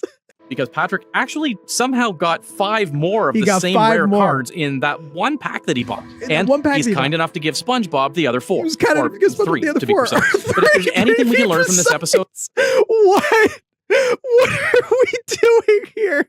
How does it get it that wrong? A human would never make that mistake. It's in front of you. It's that Patrick never once considered that SpongeBob's feelings about this card were worth taking seriously. This is so incorrect. I just talked about this episode in my mean-spirited SpongeBob episodes video. You should really check it out. It's a good video. I just talked about this episode. So this episode is fresh in my mind. There is literally a scene like 2 minutes before this one where Patrick says, "Hey, you like this card so much. Why don't you just keep it?" That's literally him doing the thing that SpongeTruths just claimed that he doesn't do. Now, the problem with this episode and why I think this is a bad episode is Patrick says that, and then he does a 180. He immediately just goes, "Can I keep the card till the end of the night?" And then he destroys the card. So like that scene is pointless. The scene where he says, "Why don't you just keep it?" But it does, in fact, that scene actually makes Patrick worse because it shows that he's self-aware that the card means something to SpongeBob and he keeps it anyway and destroys it anyway. But he does do that. It's just completely incorrect. I just commented how many R's are in Strawberry and SpongeTruths' most recent video. I do not advocate for harassing SpongeTruths in their comment section. Just leave them alone. They will not change. There's no reason to. But that is kind of funny. It's okay if you comment how many R's are in Strawberry. Just don't be obnoxious about it. I'm on the hunt for AI slop, and I found this channel called SpongeBob Diaries. Yeah, Ave covered them. They're so small, though. I almost feel like I'd be platforming them. I looked them up because Ave did a video on them. Ave's video on them was interesting because they did a video that was about the episode Smartificial Intelligence. The video was saying that like AI is dangerous because Smartificial Intelligence is a SpongeBob episode that's actually anti-AI. The message of the episode is literally anti-AI. And so the AI was talking about how like AI is dangerous, and that was like kind of the irony. So I thought that was a good video, but I feel like I'd be like, they don't even get many views. Like they're trash. They're not even good at doing something that takes no effort. That's how bad they are at making content. Like if you know, at least SpongeTruths is good at being bad at making content. Like they get results at least. I don't know. Like it's not good that they get results. Obviously that's a huge problem and their content is garbage. But like SpongeBob Diaries, they're just like failing. They're just they're using all this AI and putting out this complete trash and they're not even getting views. Like it's just embarrassing. Seems like all SpongeTruths is saying is recap an episode where Patrick does something that is considered being a bad friend and say, you know, a guy like this in real life. Like that's basically all it's doing. That friend who borrows something you care about and then hands it back broken with a shrug. Actually, Patrick did that in Best Day Ever. Patrick actually felt bad about it in Best Day Ever. When Patrick broke SpongeBob's jellyfish net, he was like kind of embarrassed about it. I guess he did do that, but he actually felt bad about it. Shows up late to the one thing you actually needed them at on time. Who forgets the thing you told them 3 Okay, Patrick doesn't do that to my knowledge. times because they weren't actually listening any one of those 3 times. Patrick didn't do any of those things. What are you except like the first one, kind of. Why are you saying Patrick is like the friend who does these things? And if Patrick did do any of those things in an episode, I don't have complete encyclopedic knowledge of everything Patrick's ever done in the show. If Patrick did do those things, then give an example of an episode. I'm just going to assume you're lying if you don't have an actual example. You can't just be like, oh, he's like this, and then just say. Also, these are just shallow r/am I the butthole, like, you know, like just the most random, like actually talk about what it means to be a good friend. If you're going to do an episode, if you're going to do a video that moralizes friendship, why don't you actually talk about what it means to be a good friend? Not just give examples of stuff that is like bad friend behavior. And if you think that was bad, at least the card was just a card, not your dearest pet. Oh, wait, he does. Who said Pet Sitter Pat? Who had Pet Sitter Pat? Who had Pet Sitter Pat on the bingo card? You are the lucky winner on The Price is Right if you said Pet Sitter Pat because someone guessed it. Gary is more than just a pet to SpongeBob. Oh my God, Gary is more than just a pet to SpongeBob. So yeah, it's just a typical poorly written Patrick episode where he just does a bunch of messed up stuff. Yeah, whatever. It's the same as the other example. Who is literally the victim here, gets told he's being ungrateful. Now, if that dynamic sounds familiar to you in any way, then you already understand that this is a gold standard for gaslighting. No, stop it. AI with the therapy speak. Please don't learn definitions like gaslighting from AI SpongeBob channels. Please don't do that. First of all, that's, and I don't want to do my own therapy speak, but that's not really what gaslighting is. Like gaslighting is, I'd say like the most you could say about the background fish is that they like misunderstood the situation. Gaslighting is supposed to be intentional. To my understanding, I'm not a therapist, so I'm not doing the therapy speak and acting like I'm an expert on a very real, gaslighting is a very real accusation that is levied against actually abusive people who actually do damage to people. Okay? This is just ridiculous to be like it's the background who don't even know SpongeBob. I think the point of gaslighting is that the person who is doing the gaslighting knows that what they're saying is a lie. Like they know that they're doing it to manipulate the person. So like when you say stuff like this, and they're only saying, and by the way, the intention is also, it's just to be sensationalist. Oh, gaslighting, that's a strong word. I'm going to throw it in. The AI is like, I'm going to throw it in to just make this as narrativized and as spicy as possible. And now little kids who definitely are most of the audience of this channel are going to watch that and they're going to be like, that's gaslighting. And they're going to throw it around. And like, I know that the term gaslighting getting thrown around, that's not exclusive to AI. People have been throwing around that term incorrectly since it became a big term, since it became commonly used. But man, give SpongeBob a chance to explain, he just immediately decides that he's been wronged and proceeds to destroy an entire theme park. This is another problem with being so media illiterate or that AI is just by default media illiterate. It's not understanding that the point of this episode, why this episode has Patrick act this way, is to demonstrate a character flaw on both Patrick and SpongeBob. Both SpongeBob and Patrick are flawed in this episode. SpongeBob is actually the character who mostly has a character flaw in Valentine's Day, which is that SpongeBob was not upfront with Patrick. SpongeBob was so wrapped up in giving Patrick the big surprise as the present that he actually ends up messing with Patrick's head. So like when they're at the carnival, Patrick is like, "Oh, what's my present? You're talking about this big present. Where is it?" And like Patrick's like kind of like he's getting all freaked out because SpongeBob is riling him up with this big present. and Sandy like doesn't bring it on time, and there's all this sort of stuff. And it's supposed to show that on SpongeBob's part that SpongeBob is so wrapped up in the presentation that it ends up messing with Patrick's head. That's actually the lesson. That's the character flaw that the episode is trying to point out. And Patrick's behavior is, first of all, cartoonish, okay? Like destroying the stuff in the carnival represents his feelings. It's not, you're not supposed to take it literally. You're not supposed to look at it and be like, oh yeah, Patrick is literally like destroying a carnival and causing collateral damage. Like it's obnoxious. It's media illiterate to be like, oh, that's what's happening here. The point is that because of the emotional stakes of the story, Patrick was made to lash out emotionally. And because it's a cartoon, having him physically destroy stuff communicates that message. Okay. This is meant to communicate that to a 5-year-old. Okay. But unfortunately, we now have the media literacy of 2-year-olds because of all this nonsense. And people will be like, yeah, Patrick's so in the wrong because he destroyed all that stuff on Valentine's Day without understanding at all why these things happen and what the actual story is supposed to be. Meanwhile, SpongeBob is running around desperately trying to manage the situation that he didn't even cause.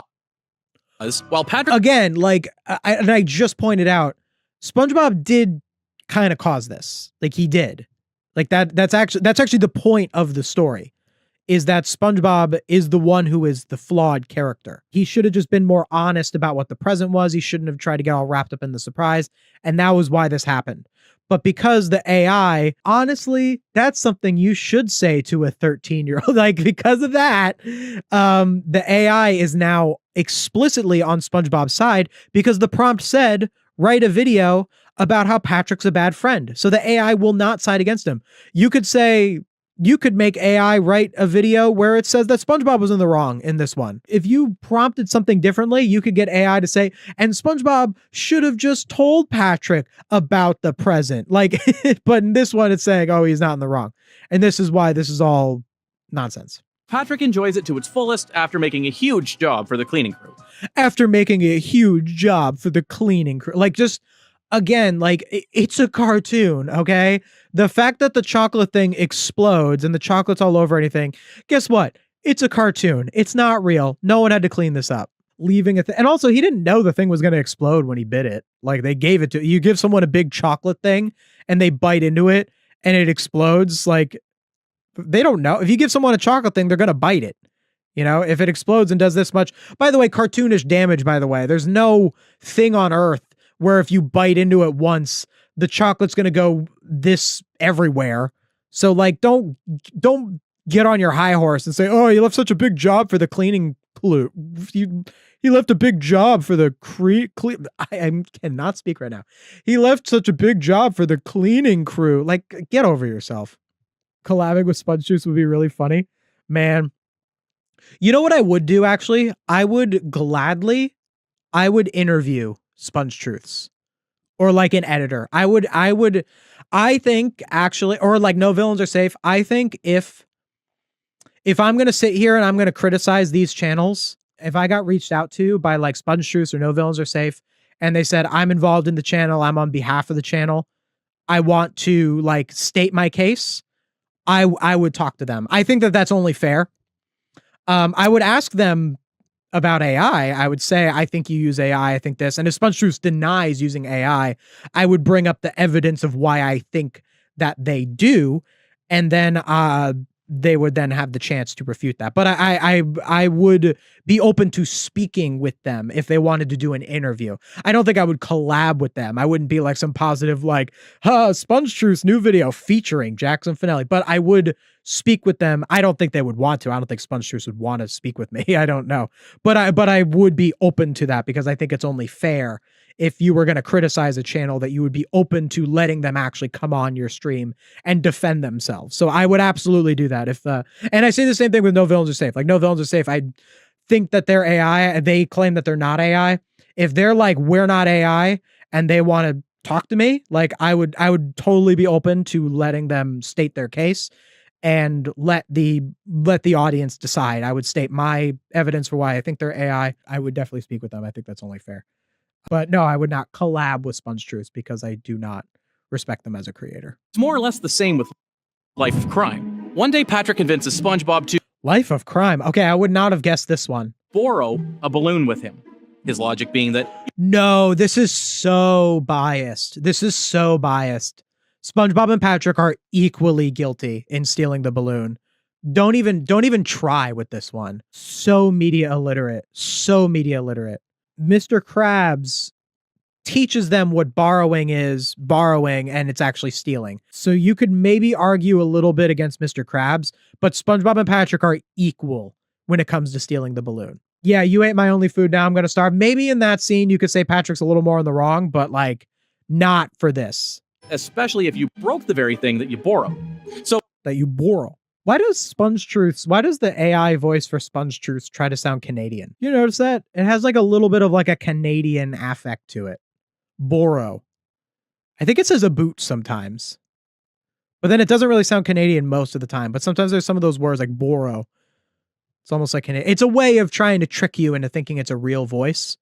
Like, I think that's kind of the strategy, but like, it is odd that went with Canadian of all things. they each have a chocolate bar. The deal is simple. They'll share everything equally. Oh my God, it's not that hard to explain. They both have a chocolate bar. The deal is they should just say they have chocolate bars and he eats one. Oh my God. That's the whole foundation of their survival plan. Oh my God. They never shut up. Patrick eats his chocolate bar immediately, the same day. And then the next thing we know, he accuses SpongeBob of stealing his. You stole my candy bar! Not because he genuinely forgot, or at least, even if he did forget, the moment SpongeBob... Not because he genuinely forgot. No, he absolutely forgot. No way. It's funny. It's the opposite take. Wait, he got this wrong. This is the opposite of I'm with stupid.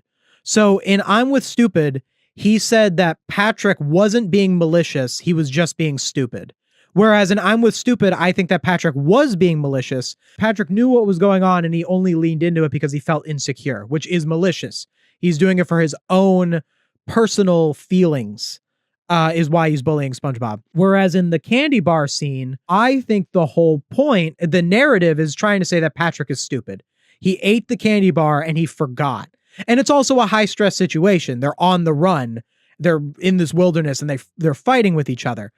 But this scene works comedically because Patrick forgot. If Patrick's being like manipulative, if he's going like, ooh, I'm going to pretend I didn't eat the candy bar so I could steal SpongeBob's, that is so out of character. That would be so much more evil and so much more unlikable. And there's no textual evidence for it. Everything in the scene is implying that Patrick just forgot because he's stupid. You ate my only food and now I'm gonna starve. Like, that does kind of portray him as like kind of a jerk where it's like, oh, I'm gonna starve when he's all fat and already full.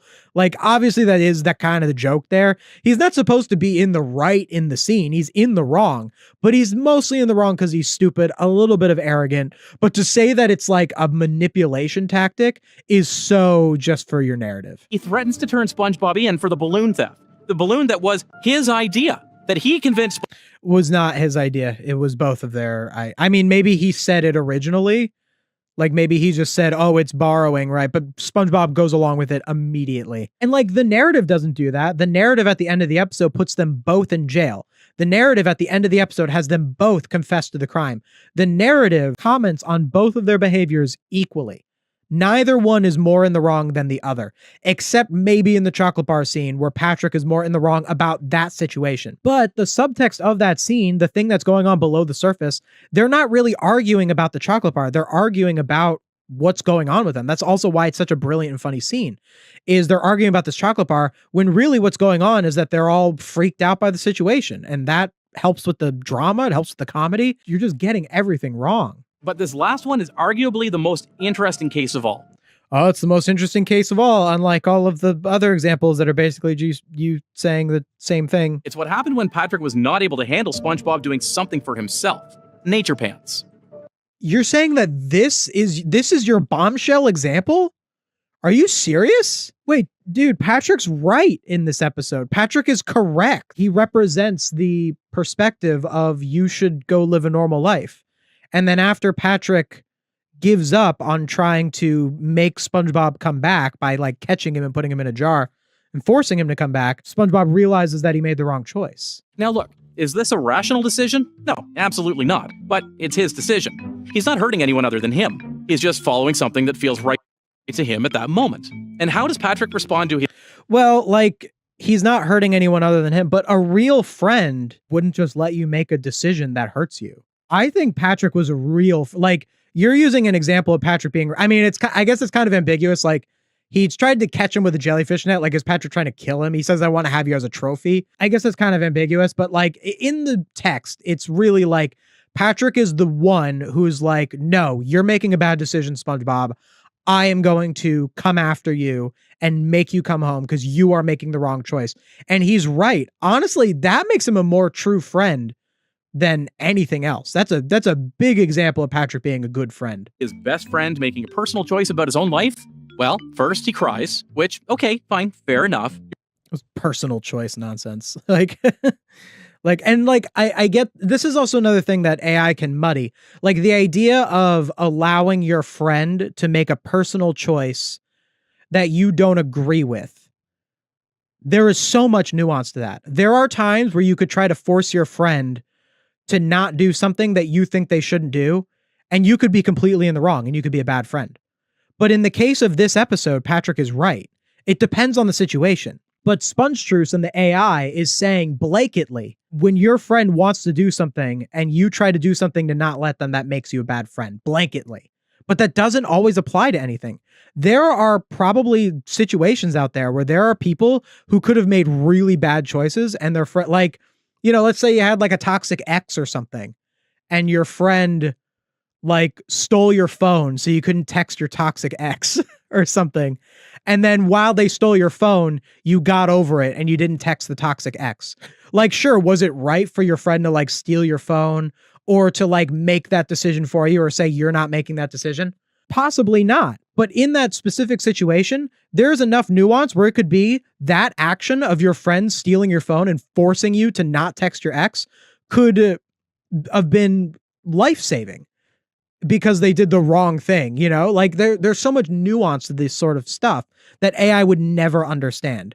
And that's another issue with like AI answering questions of morality is that it's going to frame those questions in a way that's going to be satisfying to you personally because you are the one using the AI. AI will always want to be on the side of the user because you're not going to use it anymore if it doesn't agree with you. And in this case of SpongeTruths, they wanted to write a video. So it's on the side of SpongeBob against Patrick. Because that's the narrative of the video that the user of the AI wants. But another thing that it's going to do that's going to be a problem is that it's going to authoritatively apply specific rules to specific situations when all situations have certain levels of nuance to them. There are times where someone could make such a bad choice that you're going to have to like force them not to, or like they die. Like there could be such things like that. Like what if this represents like in Nature Pants, another SpongeTruths reference, what if SpongeBob was an alcoholic? That's actually a SpongeTruths video, by the way. I covered it in my SpongeTruths most disgusting videos video. So like, what if SpongeBob was an alcoholic? And like this represents like someone like forcing him, or as much as a person could force someone to like go to rehab. Like there are situations where like you have to like let someone make the correct decisions. And then there are situations where actually like making someone do something is actually the best thing for them. And it just depends on the exact situation. And I think what Nature Pants does really well is that it presents a situation where Patrick really is in the right. He's really in the right for doing what he does. And Patrick fails to make SpongeBob make that decision. SpongeBob does have to make the decision himself because Patrick is unable to force him, which is also very common. But acting like this one size fits all, oh, every time you make someone do something is wrong. Most of the time, sure. I'd say more often than not, making someone do something because you disagree with their choice. Most of the time, I'm sure it's wrong. But that's the problem with AI is that it's going to, because it just regurgitates stuff that's on the internet, on Reddit, you know, general things, it's going to just regurgitate whatever is the majority opinion. Whereas sometimes there are minority situations, but it's never going to understand that. He chases him through the jellyfish fields. He tries to physically capture SpongeBob. He chases him through the jellyfish fields. You know what's so funny? It just said the jellyfish fields. If I wrote that sentence, I would say he chases him through jellyfish fields. Yet whenever the SpongeTruths AI says the Krusty Krab, it says Krusty Krab with no the. So jellyfish fields has the, but Krusty Krab doesn't? It's all backwards. Now, there's a version of this where you could maybe argue that Patrick just really misses his friend, and he doesn't know how to handle it. And sure, that's not what I'm arguing at all. I'm arguing that Patrick is correct to force his friend to not make a life-ruining decision. Because it would still be wrong. If you argue that he's doing it out of emotion, he'd still be in the wrong. Doing something wrong because you're emotional is still doing something wrong. So I'm not arguing that because that wouldn't be a good argument. The way Patrick responds to SpongeBob's independence says something really specific about SpongeBob's independence. Are you on his side? Did you watch the episode? He wanted to live in a tree, bro. To Patrick, SpongeBob's life choices are only valid if they include Patrick. No, it's not. Are you kidding me? He's living in the forest or in the SpongeBob's life choices are only valid if they include source, not this episode. I don't know. Maybe if I had a friend who was going to go live in a tree, I'd try to stop them too. It's not about them making choices that include me or whatever. I don't think we're going to see many laws for AI in the US until the midterm elections in November. Probably not until a while after that. I'd rather see Nuremberg trials part 2 first, and then we can do AI laws. But yeah, that'd be nice. Do you like Alex Bale? Never seen an Alex Bale video. Never seen one. Wait, have I seen one? Didn't I see one? Did Alex Bale do the theory that Squidward and Squilliam were a couple? Alex Bale did that theory, then I've seen that video a long time ago. I've seen Skin Theory, but Skin Theory is not Alex Bale. I should probably watch Alex Bale because I should probably watch... I won't watch Alex Bale on stream. I'll watch him off stream, and then I'll watch the AI videos that steal from him on stream. And then we can I'll be informed. Because when you look back at all of these episodes, Wait, when you look back at one of those was incorrect. Help Wanted. When you look back at all these episodes, the first one is Help Wanted, an episode that he did not talk about in this video, and an episode where Patrick is unambiguously a good friend. How does that even happen? You didn't even talk about the episode. Why would that title card make it in? I was stupid. That's correct. Yours, mine, and mine. The card. They were correct on all the other ones. Why was Help Wanted there? That's so weird. Patrick has never really had to ask himself what kind of friend he is, because SpongeBob never made him. And that brings us to the most important question of this. What does that even mean? He never had to ask himself what kind of friend he is because SpongeBob never made him? He calls him out in one of your examples in Stuck in the Ringer.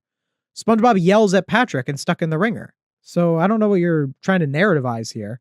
And then your other examples are like him like not being in I'm Was Stupid. He leaves. He runs out of he stops helping Patrick. So I don't think SpongeBob is as much of a pushover as you're trying to point out. It's not as dark as SpongeBob being It's not this. forced to stay because he can't leave.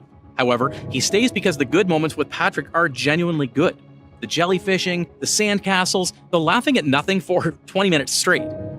And when those moments are good, they're really good. Good enough that SpongeBob decides the rest of it is worth putting up with. No, that's not a thing at all. What are you talking about? Look, it's another this is why AI shouldn't moralize. It's literally saying that because most of the time with Patrick is good, SpongeBob puts up with abuse. Because this is an abusive relationship thing is when you look at an abusive relationship from the outside, it's oh, how can you be with someone like that? They do all these horrible things for you because the horrible things stick out to you. But in most abusive relationships, they really love the person for most of the time that they're with them. And it's basically saying that, but about Patrick from the funny talking sponge show. You can't have these serious conversations just using characters that it doesn't apply to. There just isn't really an episode of SpongeBob that deals with the concept of an abusive relationship. It's just not, just wouldn't work. It's just not that kind of show. It's just not that kind of show. And it doesn't have to be. Not every show has to talk about every subject, okay? It's fine that SpongeBob episodes are usually about being a good friend or all that sort of stuff. You don't have to have SpongeBob have themes of dealing with an abusive relationship. It's actually like fine that it doesn't. You can save that for more serious shows with more serious subject matter. You don't need to stretch it and act like that's what it's about when it's not. For your sensationalist, worthless YouTube video. Most of us stay because mixed in with all the taking advantage and the carelessness and the selfishness are the real moments, genuine ones. Dude, it's like so awful. Like this is so sick that it's like actually comparing. It's comparing. Look at these characters. Can we look at them for a second? Look at their design. It's using these characters to try and make a statement about abusive relationships to make money on their stupid YouTube channel that somehow gets views from iPad kids. Like, that's sick. It's so sick. Like, there are people, I'm seeing people in the chat, people have actually been in abusive relationships. People have actually felt the things that this AI is spouting. And it's just so insulting to those people who have been through that they're like, haha, funny starfish man is like an abusive partner and gets 100,000 views and their AdSense money that whatever they do so they don't have to go get a real job. Every time SpongeBob shrugs it off and shows up the next day with the same open heart, Patrick gets one more confirmation that nothing really needs to change. And oh my goodness, like dude, it's an episodic show. They're just the titular best friends. They're just the characters who are the close friends in the show. It's not that deep, bro.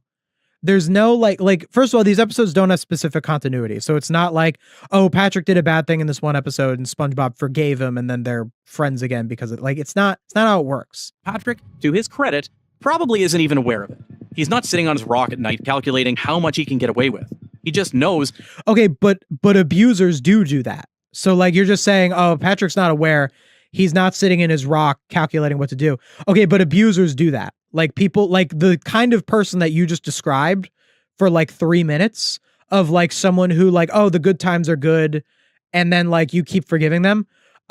Abusers, they do sit up at night and they go, how am I going to keep this person manipulated? They actually do that. So now you just painted a picture of an abuser and Patrick as that abuser. And because you put that abuser who probably makes someone's life a living hell who may be watching this, you put that abuser onto Patrick, a likable pink character with green Hawaiian shorts, and you said they're probably not thinking about ways to manipulate you. So that means that a person could watch this who's in an abusive relationship, who's trying to look for a reason to stay with the person because that's what happens with people who are abused. And they watch this with Patrick in the place of that abuser and they think, I guess that's like that. Yeah, they're not thinking every night how to abuse me because they're just like Patrick. They're just a little ignorant or a little dumb. Literally, someone could take that from this. This video has been viewed by 90,000 people on average for a video to get that many views. About 15% of those people would need to watch it to the end. That's around 15,000 people who have watched this all the way to the end. Sure, most of those people are probably iPad kids, but I'm sure in that ginormous number of people, the number of people who internalize that with their own abuser, it's not zero.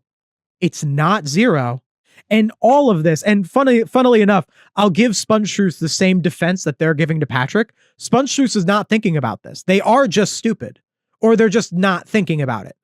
Like, it's kind of funny, but you see, I can understand that nuance because I'm a human and I can notice that. I can notice the behavior of different people and make that decision of that's what I think SpongeTruths is doing. And also it's AI. So SpongeTruths is not intentionally doing that because SpongeTruths is literally, whoever's behind SpongeTruths is literally too stupid to understand that because they can't write videos. If you're too stupid to write videos, you're too stupid to understand that. So the AI is just doing that. All SpongeTruths is trying to do is have a sensationalist video that'll get a bunch of views and then they'll get money and they don't have to go get a job that actually produces something for society. And they can continue being a leech. That is SpongeTruth's motivation. Yeah, it's not a Machiavellian thing where they're planning it. Most abusers, though, it is. They are choosing to do it actively. And again, there's also nuance to that. There are abusers that might be like SpongeBob who are just stupid. Doesn't make that much of a difference. You should probably keep them out of your life anyway. But yeah. Whew. Which means he never has to grow, never has to ask himself any hard questions, never has to become a better friend. Yeah, he never has to grow and change because he's a cartoon character, and the characters have to be the same in every episode so that you can follow the show easily. If the characters constantly changed over the seasons, then it would be difficult to do an episodic show like this. Like, stop, just stop. Like, this is why media literacy is important. You can't act like a thing that is because of what the show is why a character is the way that they are. SpongeBob is a cartoon. Patrick is a cartoon. None of this is real. But the reason that oh my goodness, stop doing this. You need to own your takes. This is even worse. You talk for 18 minutes about like Patrick is a bad friend, and most of it was recapping, sure. But you say stuff like, you know, a person like this, you use it to compare it to real life abusers. And then at the end, you're like, oh, but like it's a cartoon, you shouldn't take it seriously. Well, someone has already taken it seriously. Like that doesn't absolve you from this at all. this video exists is because the patterns aren't entirely fictional. You've seen them. Maybe you've lived them. Maybe you're living them right now. And if there's one... Maybe you're living them right now. Acknowledgement that someone watching this could have an abuser that's similar to what they described. Not similar to Patrick. Because there's no abuser that's similar to Patrick. It's ridiculous. One thing that's worth taking from all of this, it's pretty simple. The SpongeBobs of the world deserve better than endlessly forgiving people who never have to grow because of it. It's true for cartoon sponges, and it goes for you too. Now, if this kind of... Oh my goodness, with the more... Wait, is that your actual conclusion? SpongeBob and Patrick shouldn't be friends? They should, like, stop being friends? Because, like, that's literally, like, not the point of the characters. But that would be the point of, like, someone who actually has, like, a bad friend in their own life. Everyone missed this about Bikini Bottom. Secret room, and it's one of the clouds. Who clicks on this? Who clicks on this? 102,000 views. 102,000 views generally means that you have to have a certain, like, click-through rate. You could probably get maybe like with 3%, I would say, of my videos that have 100K views, I'd say they probably have around 3% click-through rate. It's not a hard and fast rule. I have 3% click-through rate videos that are lower amounts of views. I have 5% click-through rate videos that are lower amounts of views. So it's not like a hard and fast rule. But in order to get 100K views, you have to have a certain percentage of people who see your thumbnail click on the thumbnail. Now, like, maybe people are clicking on it because it's just that absurd. It's like, what is this? And they have to click on it to find out what it is. SpongeTruths also, they gotta be getting lots of iPad kids. That's gotta be a big part of it. I think a child would fall for this very easily. Secret room. But this is just nonsense. Everyone missed this about Bikini Bottom. I have no idea what this even would be. That thumbnail's taken from a real episode, by the way. Is it? What episode? This weird flower cloud thingy has been appearing in the sky above Bikini Bottom since the very beginning. This weird flower cloud thingy has been appearing in the sky. Weird flower cloud thingy, singular. What do you talk? They're just the clouds, man. The clouds in Bikini Bottom look like flowers. It's just a way of making the sky look unique because they're underwater. There are no clouds underwater. So the sky would look really empty if the sky was just straight up blue. So they were trying to figure out what to put in the sky, and they decided on the flowers. And the reason that they put flowers in the sky is because SpongeBob, at least used to, it had kind of a Hawaiian theme to it. So the point of the flowers is just, it's just a stylistic choice. What do you mean it's been sitting in the sky? What? 5 seconds in, already being incoherent. It's also been stated that they literally are just clouds. It's said in Pressure, I think is the first episode that comments on them, where they just say that cloud looks like a flower, and Sandy says they all look like flowers. It is true that they don't like explain what they are, but like they don't need to. It's just a way to make the world look nicer. Like it's fine. The flower clouds are fine. It's very underwater and Hawaiian themed. It's okay. Like we don't need an explanation for them.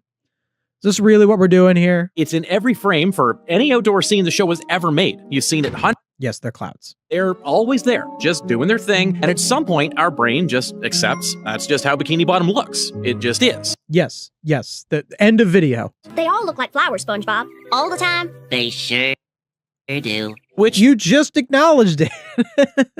Because what seemed like a simple background decoration has been trying to tell you something the whole time. So I'm sure it hasn't been.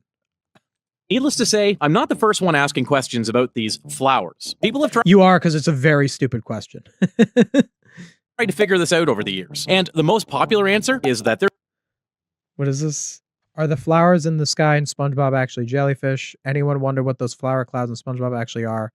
My personal theory is that they're massive filter-feeding floating organisms. SpongeBob's world, the clouds are alive. I guess it's a question you could ask, but it is literally just a stylistic choice. Like, it really doesn't mean anything more than that. It's just that underwater doesn't have real clouds, and they made the clouds look like flowers because it just makes the show stand out more, makes it more unique. Like, think about it. Even the background of look at this. Even the background of this thing, this SpongeBob background has the flowers in it. It's just a way of making the show stand out. It's that simple. The most popular answer is that they're boat propellers. They're not boat propellers. They're flowers. That doesn't even make any sense. They'd be too big to be a boat propeller. What? On paper, it actually makes a lot of sense. No, it doesn't. The shape is right. Most propellers have 3 to 5 The shape is right. Show something that is not that shape. blades. And if you look at the flowers, they always follow the same pattern. The distortion makes sense too. They have 5 blades. Boat propellers have 4, like the one that you just showed. Because light bends through water, so a propeller viewed from directly below would absolutely end up looking warped and colorful. And honestly, it fits the No, it wouldn't. It would not look like that at all. show's own world design. Because if you look around Bikini Bottom, everything in the city is basically surface world. Look at this. Look at how this disproves that so much. They're boat propellers that are... Why are these ones next to each other? Why is that one smaller? What are you talking about? How many boats would there be at once? They're out in the middle of the ocean. Wouldn't they move really fast? Wouldn't they disappear? It makes no sense. SpongeBob lives in a pineapple. Squidward lives on Easter Island, Moai. The Krusty Krab... Squidward lives on Easter Island, Moai. How do people watch this? And Squidward travels back to prehistoric times, you can see that there are no flowers in the sky because humans hadn't invented. Are they in UGG? They're so in UGG. Oh, see, in SB129, they're not there, which means they're boat propellers. Guys? UGG. UGG. What are those? Oh, yeah, those prehistoric boats. There's also an episode called is also set in prehistoric time. Then why did you even bring it up? Why are you bringing up an argument just to disprove it? To the oil pollution theory. You know that there's a popular belief that Bikini Bottom is set beneath Bikini Atoll, right? Oh my goodness. This is like the most milquetoast. Like, yeah, it's like the nuclear bomb over Bikini Atoll. It's been said before, man. It's all so tired. And you can see how that becomes something that looks almost decorative from below. And on... No, but they wouldn't look like flat. It's just a stylistic choice. The clouds are just flowers. That's it. That's the end of it. It's not oil. It's not propeller. It's not any of these things. You're just wasting our time. Honestly, there's something unsettling about that image if you think about it. This cheerful, colorful... Well, that's not what it is. So sky that you don't have to be unsettled because you're just lying. They're solid enough for Squidward to grab... Oh, what episode is this? One and open it like a door, or even one falling down from the sky after taking some hits. And okay, I don't know what that first example is. Wait. So if that's featured in an episode, why would it say everyone missed this? I mean, I guess you missed it if you didn't watch that episode. Like, I didn't watch that episode, so I guess I missed it. So it's just an absurd cartoon thing, right? That's it? That's it. That's all it is. It ain't that deep. One and open it like a door, or even one falling down from the sky after taking some hits. And that's clearly just a cartoon thing to show that Karen threw the car really hard. I don't know that episode, but that's clearly just a cartoon way of showing damage being done. And that's not how any liquid behaves. So I think this theory breaks too. Now here's something that almost... So he's just presenting theories and then like debunking them? Nobody brings up in any of these theories. And I think it's worth mentioning before we go any further. Nobody brings up except whatever your AI scraped it from. In Hillenberg's original 1996 pitch Bible, he drew out the first map of Bikini Bottom. And on that map, sitting on the seafloor behind the city, was a giant flower-shaped arch structure. Isn't that a boat propeller? I don't know what that thing is. It's just like a nautical thing. Another piece of junk that sank from above and became part of the scenery. And maybe that's all it is, but I just can't help thinking. That is all it is. That is literally all it is. It's just a way to make the city look more interesting in the drawing. That's all it is. You just said it was from the pitch Bible too. Like they're not thinking about crazy deep stuff like that. They're just trying to get the show sold and trying to make it look pretty. This is actually what it's claiming, is that Steven Hillenburg is trying to get the show made. He's got the opportunity of a lifetime to pitch the cartoon that would eventually go on to be the biggest thing he's ever created. You really think he's drawing like the clouds and he's drawing the thing and he's going like, yeah, this is going to be some mystery of whatever you're claiming it is. No, man, he just wanted to draw a pretty version of this cartoon town so that he could sell the show. And it worked. Oh, man, it's just a thing that looks good in a shot. Like, sometimes it is that simple. And that's fine with, like, you know, people get mad at me when I talk about how, like, important, like, certain things are to the story. Like, I'll say, like, that, you know, stories need to have themes or that things need to represent things. I'm very against the concept of the curtains are blue, you know, where people will be like, oh, the curtains are blue because the character is sad. And people will say, ah, well, that's silly. Maybe the curtains are blue just because they're blue. And usually that's phrase of the curtains are blue is a way of acting like stories don't mean anything, which is media illiterate. But you actually can go another way with it, where it's like sometimes like the curtains are blue because in the way that the scene is filmed, blue looks best on camera. Like sometimes that actually is the case, and there's not actually an emotional reason behind it. And like, that's okay if the story has other things that are emotionally deep in it. I think this arch and the flower clouds are a lot like that. Now, it does feed into the story because there's, you know, like the arch it's a nautical thing. The flowers are Hawaiian. It makes it feel very much more ocean-like, which does fit with the vibe of the show. The very fact that SpongeBob is underwater has its own deep themes to it. There's, you know, it being underwater is about it being like magical and about creativity and loving nature and all the sort of stuff. So it does feed into that. There are parts of it that matters. It's not as simple as, oh, the curtains are just blue, but it also is like, it's also a part of just making the world more beautiful. Also kind of a bad idea for them to do a shot from the Patrick Star Show, because in the Patrick Star Show, the clouds, as you can see here, are stars. The clouds in the Patrick Star Show are flowers, but there also are stars because it's the Patrick Star Show. They wanted to make the sky look a little different in the Patrick Star Show to help differentiate it from the base SpongeBob show, because they have the same or a similar art style generally. So the sky in the Patrick Star Show helps us actually differentiate the two shows, and the clouds are a way of doing that. So I wonder if it's going to explain or try to have some kind of, if it's going to have some kind of explanation for why the clouds in the Patrick Star Show are clouds. If it's going to do something insufferable, or if it's just going to ignore that the clouds are stars in the Patrick Star Show and just make this other theory, even though the whole star cloud thing contradicts it. And they just chose this screenshot that totally defeats their point arbitrarily. We'll see what they eventually end up doing. Which is why I insist there has to be a bigger, better explanation for these flower clouds. So there doesn't. At this point, I think my explanation is pretty good. I don't know why you're acting like that's a bad explanation. Why the idea of it's just a way of making the show look better. It's not a bad reason. It's like why the Simpsons are yellow. The Simpsons are yellow because the logic was, if you're flipping through channels, if you see The Simpsons on for half a second, the fact that the characters are yellow, it sticks out in your mind more, and you're more likely to stay on the channel and watch The Simpsons. That's why The Simpsons are yellow. The flower clouds are kind of the same. If you're skipping past channels and you flip to SpongeBob, the sky looks more unique than a sky in any other show, and that's more likely to keep you watching. I don't know if that's the case with SpongeBob. Like with The Simpsons, I think that's like actually like an intention, whereas with SpongeBob, it might just be more of a way of making it look kind of different. But yeah, and like I think that that's a cool reason. I don't know. I don't think like the artists behind the show wanted to make it feel more underwatery, feel more Hawaiian-y.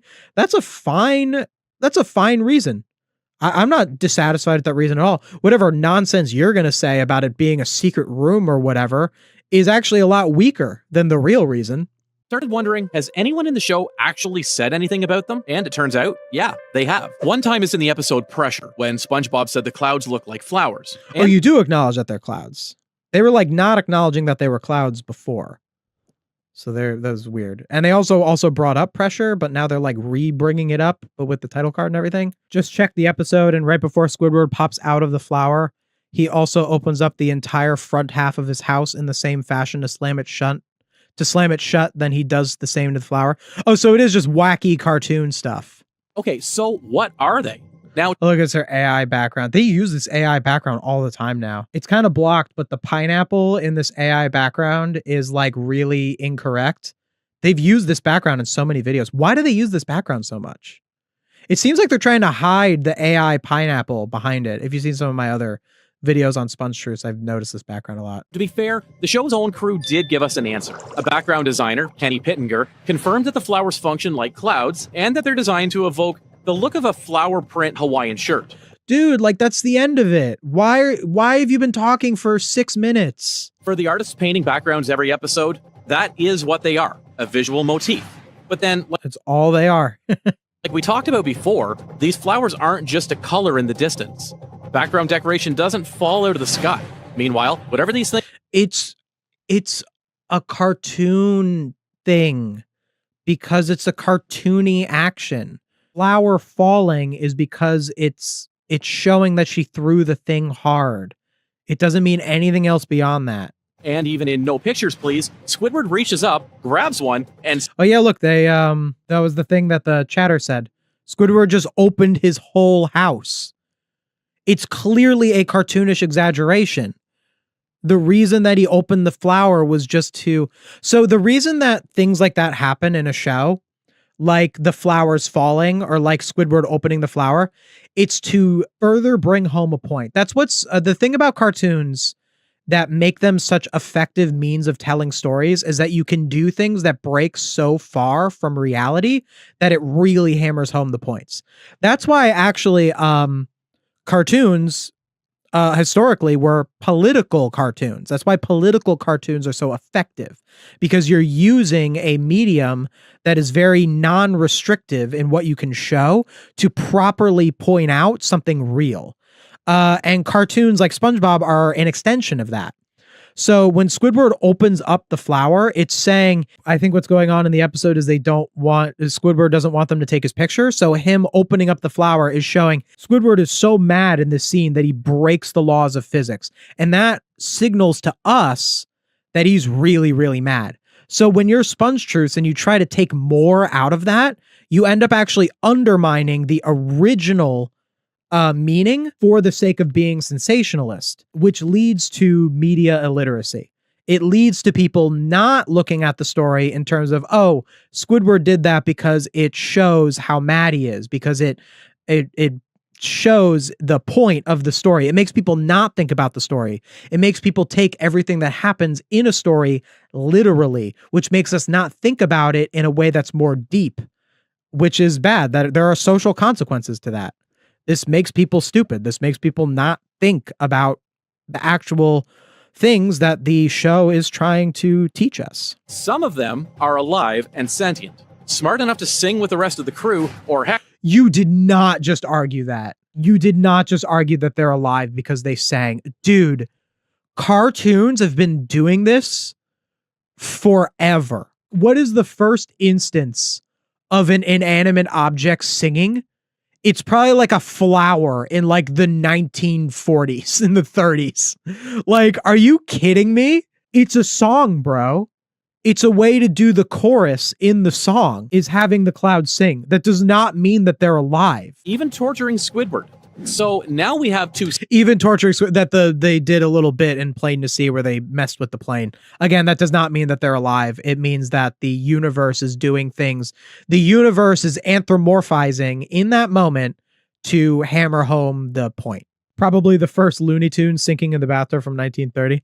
Is that true? Would like the first Looney Tune have like a singing inanimate object? Like, this is such a cartoon staple. There's so many shows that would do that, right? There's an episode like in the beginning of My Pretty Seahorse. SpongeBob says to Squidward, "Hey Squidward, did you say hi to the flowers?" And Squidward goes to the flower. He goes, "Hello," and the flower like hisses at him. Are you going to argue that the flowers, not the flower clouds, the flowers in the ground are alive because of that? No, man. It's just to bring home a point cartoonishly. There's a real organism called... There it is. There it is. Look, this is what I was talking about. Look at that AI pineapple. Embarrassing that you would use this background when there are so many images from this show that you can use. You use this background.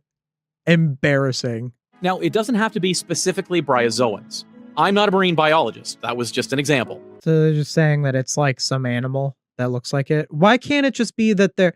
Why wouldn't they say that then? You just cited that someone who worked on the show answered why the flowers are clouds. Why wouldn't they just say, oh yeah, it's like this animal? Why wouldn't they say it? But why would anyone go that far for a background detail that most people never even think about? Stephen Hillenburg was a marine biology teacher who spent years studying exactly these kinds of organisms. This was his world. So wouldn't he have said that that's what they are if they were supposed to be that? Why would the person who worked on the show not say that if that was his intention? The Hawaiian shirt answer is probably true for the animation team or the artists filling in backgrounds on a deadline. They're just clouds shaped like flowers. But for the person who designed the world of SpongeBob, maybe they were never decoration at all. Why would he keep that a secret? What are you talking about? He made the show. If he intended for them to be animals, he would say that. Why would he keep that a secret when I'm making a show? And what is the motive? What? Or maybe it means something that a marine biologist who spent his career thinking about what humans have done to the ocean, then built a world where the most beautiful part of the sky only exists underwater. From below, what? The flowers are just a normal sky over a stretch of ocean that in real life is one of the most contaminated places on the planet. Oh, don't you moralize this. Don't you try to moralize me, AI. This is also another problem with when AI tries to make statements that I would otherwise agree with. It makes those statements in a way that is so shallow because it's not a person that it weakens what it should be doing, which is positive. Because it's only looking for what's sensational. It's only looking for what's going to get people's attention. And when it does that and it makes a statement that should be a good statement, like the oceans are polluted, it does it so nonsensically that it ends up saying nothing, and it doesn't help with the actual thing that it's talking about. Hillenburg never confirmed what the flowers were. He never gave an interview about them, never pointed at any... Because they're what the other person said. If the flowers were supposed to be like these like creatures, I'm sure he would have said it. I'm sure he would have confirmed it in an episode. I'm sure it would have been a thing. Creature in a documentary and said, that's what I was thinking of. Look, they even showed the flowers hissing that I talked about earlier. That's crazy. Why aren't you arguing that the flowers are alive? Unfortunately, he took whatever he knew with him. But this was a man... Oh, that's gross. That was so gross. Wow. That was so disrespectful. Shame on you, SpongeTruths. Literally using a man's death to try and act like there was some big secret about the clouds in the background of a show for your garbage YouTube channel. That shame on you. If you want to see more about how SpongeTruth does this, you can watch Ave's video too. Shout out to Ave, who just got 100k subs. Congrats. They did something similar in this video, which I wanted to cover, but Ave beat me to it, so I'm not going to cover this one now. So you should watch Ave's, where they did the same thing with the Mermaid Man and Barnacle Boy voice actors who died, where they just used that they died and that's emotional, and they used it cynically to get views. Disgusting. Man who worried about SpongeBob merchandise washing up on beaches as garbage. Like, you care, using AI, all of this, yeah, like Stephen Hillenburg was so against things washing up on the beach on garbage. Oh yeah, what about the polluted water that you use to make your garbage videos, huh? You care about that, SpongeTruths? You'll notice that in my videos, I almost never talk about Stephen Hillenburg, except when it's like actually completely relevant to the video, because I'm so conscious of trying to avoid the whole like using the fact that he passed away, and that also he passed away, he was not old also, like that it's a particularly sad death of a person. I don't know how old he was, but he was not elderly. He died of ALS, so it was actually very sad. And like look at the like I don't even want to show it because it's so sickening, but I need to show it for like a second. Look at this. I'm not going to stay on this frame, but like, are you kidding me? I can't even keep looking at it. That's just so awful that you would do that. And by the way, as we know, they didn't watch the show. The editor of this video, who presumably made that, or SpongeTruths, whoever made that, they didn't even watch the show. They don't even care about this guy. They don't even care. And they make a thing of SpongeBob and Patrick crying cartoonishly, by the way. They use a very cartoonish frame of them crying to react to a very real and tragic passing of a human being and try to use it to get views on their thing. But yeah, when I make videos, I I'm planning one of my biggest videos soon on Camp Coral. I'm reviewing the entire series of Camp Coral. It's going to come out soon. Really looking forward to it. There's a whole thing about like Camp Coral where they're like, oh, Steven Hillenburg didn't want Camp Coral or whatever. I'm not even going to mention it. It's not interesting to me. I'm not going to point out what a person may or may not have felt about something. I think that that is just not important. And the reason that people felt like it was important and why they talked about it so much was because it was such an emotional conversation. And I'm not saying everybody who ever said anything about that conversation did it in bad faith or did it just to get views or whatever, but it does grab people's attention when you talk about people who have passed away. And SpongeTruths is completely using that against you in this. And I think it's disgusting. And it's something that I actively go out of my way to not do. So maybe the flowers are bryozoans. Maybe there's something else entirely. Something that doesn't even have a name yet. Living in the water. Something that doesn't even have a name yet. It's why don't you just take the person who made it at face value? The guy who worked on the show, who did the interview, who said that they were supposed to be like Hawaiian thing. Just so there's a time where like you can interpret media. Like interpreting media is okay. I said this with the Magic Conch, where like I think that the Magic Conch was intended to be about religion. I think it is a commentary on religion. I think that the writers intended that. But even if they didn't, and even if they certainly didn't intend all of the things that I interpreted about the Magic Conch in my Magic Conch video about it, there is a level of audience interpretation that is valid. This is not one of them. There is the audience interpretation can only go so far as what the creator of something actually presented to you. And the show itself has not presented enough to you to think that the flower clouds are anything other than just a stylistic choice. You could maybe say that like they're like a living thing, and you could talk about the like animal that they could be if they are an animal. Like even the ship propeller thing, like it's incorrect, but it's like it's a good faith question by whoever thought of it the first place. Or the oil thing, like they're still incorrect, it's not there, but like at least they're valid questions. But trying to sensationalize it like it's anything else is just not gonna work. Hey Jackson, why did you use an animated avatar in your latest video? I remember you saying you like to show yourself to prove you're not AI, so I was curious about why you changed it to a cartoon. Yeah, good question. The reason I used a drawn avatar in the last video is there's a couple reasons why. I didn't have a chance to film that video. It just didn't really fit very well into the schedule. Also, that particular video on the, what's it called? What was the one I just did? Oh, Who Bob What Pants? I knew that video was going to require a lot of footage because I was talking about the episode and about the advertising for the specials the whole time. So I knew that video was not going to require a lot of filmed footage of my face. Whereas if you watch my Mario Galaxy movie video that came the week before, a lot of statements I make in the Mario Galaxy movie video that didn't require footage, where it's just my face, where you see me talking. It's harder to film a video than it is for me to record the video, than for me to just put the mic on. When I film a video, I have to do a lot more with the shelves. I have to do a lot more with my camera and setting up the teleprompter. Also, because when I film myself, I'm full screen. I actually I put on makeup when I film myself full screen. I don't put on makeup during streams. I have a little bit of acne I like to cover at times. And just when your face is fully on camera instead of in a little box, I like to do a little bit more with it.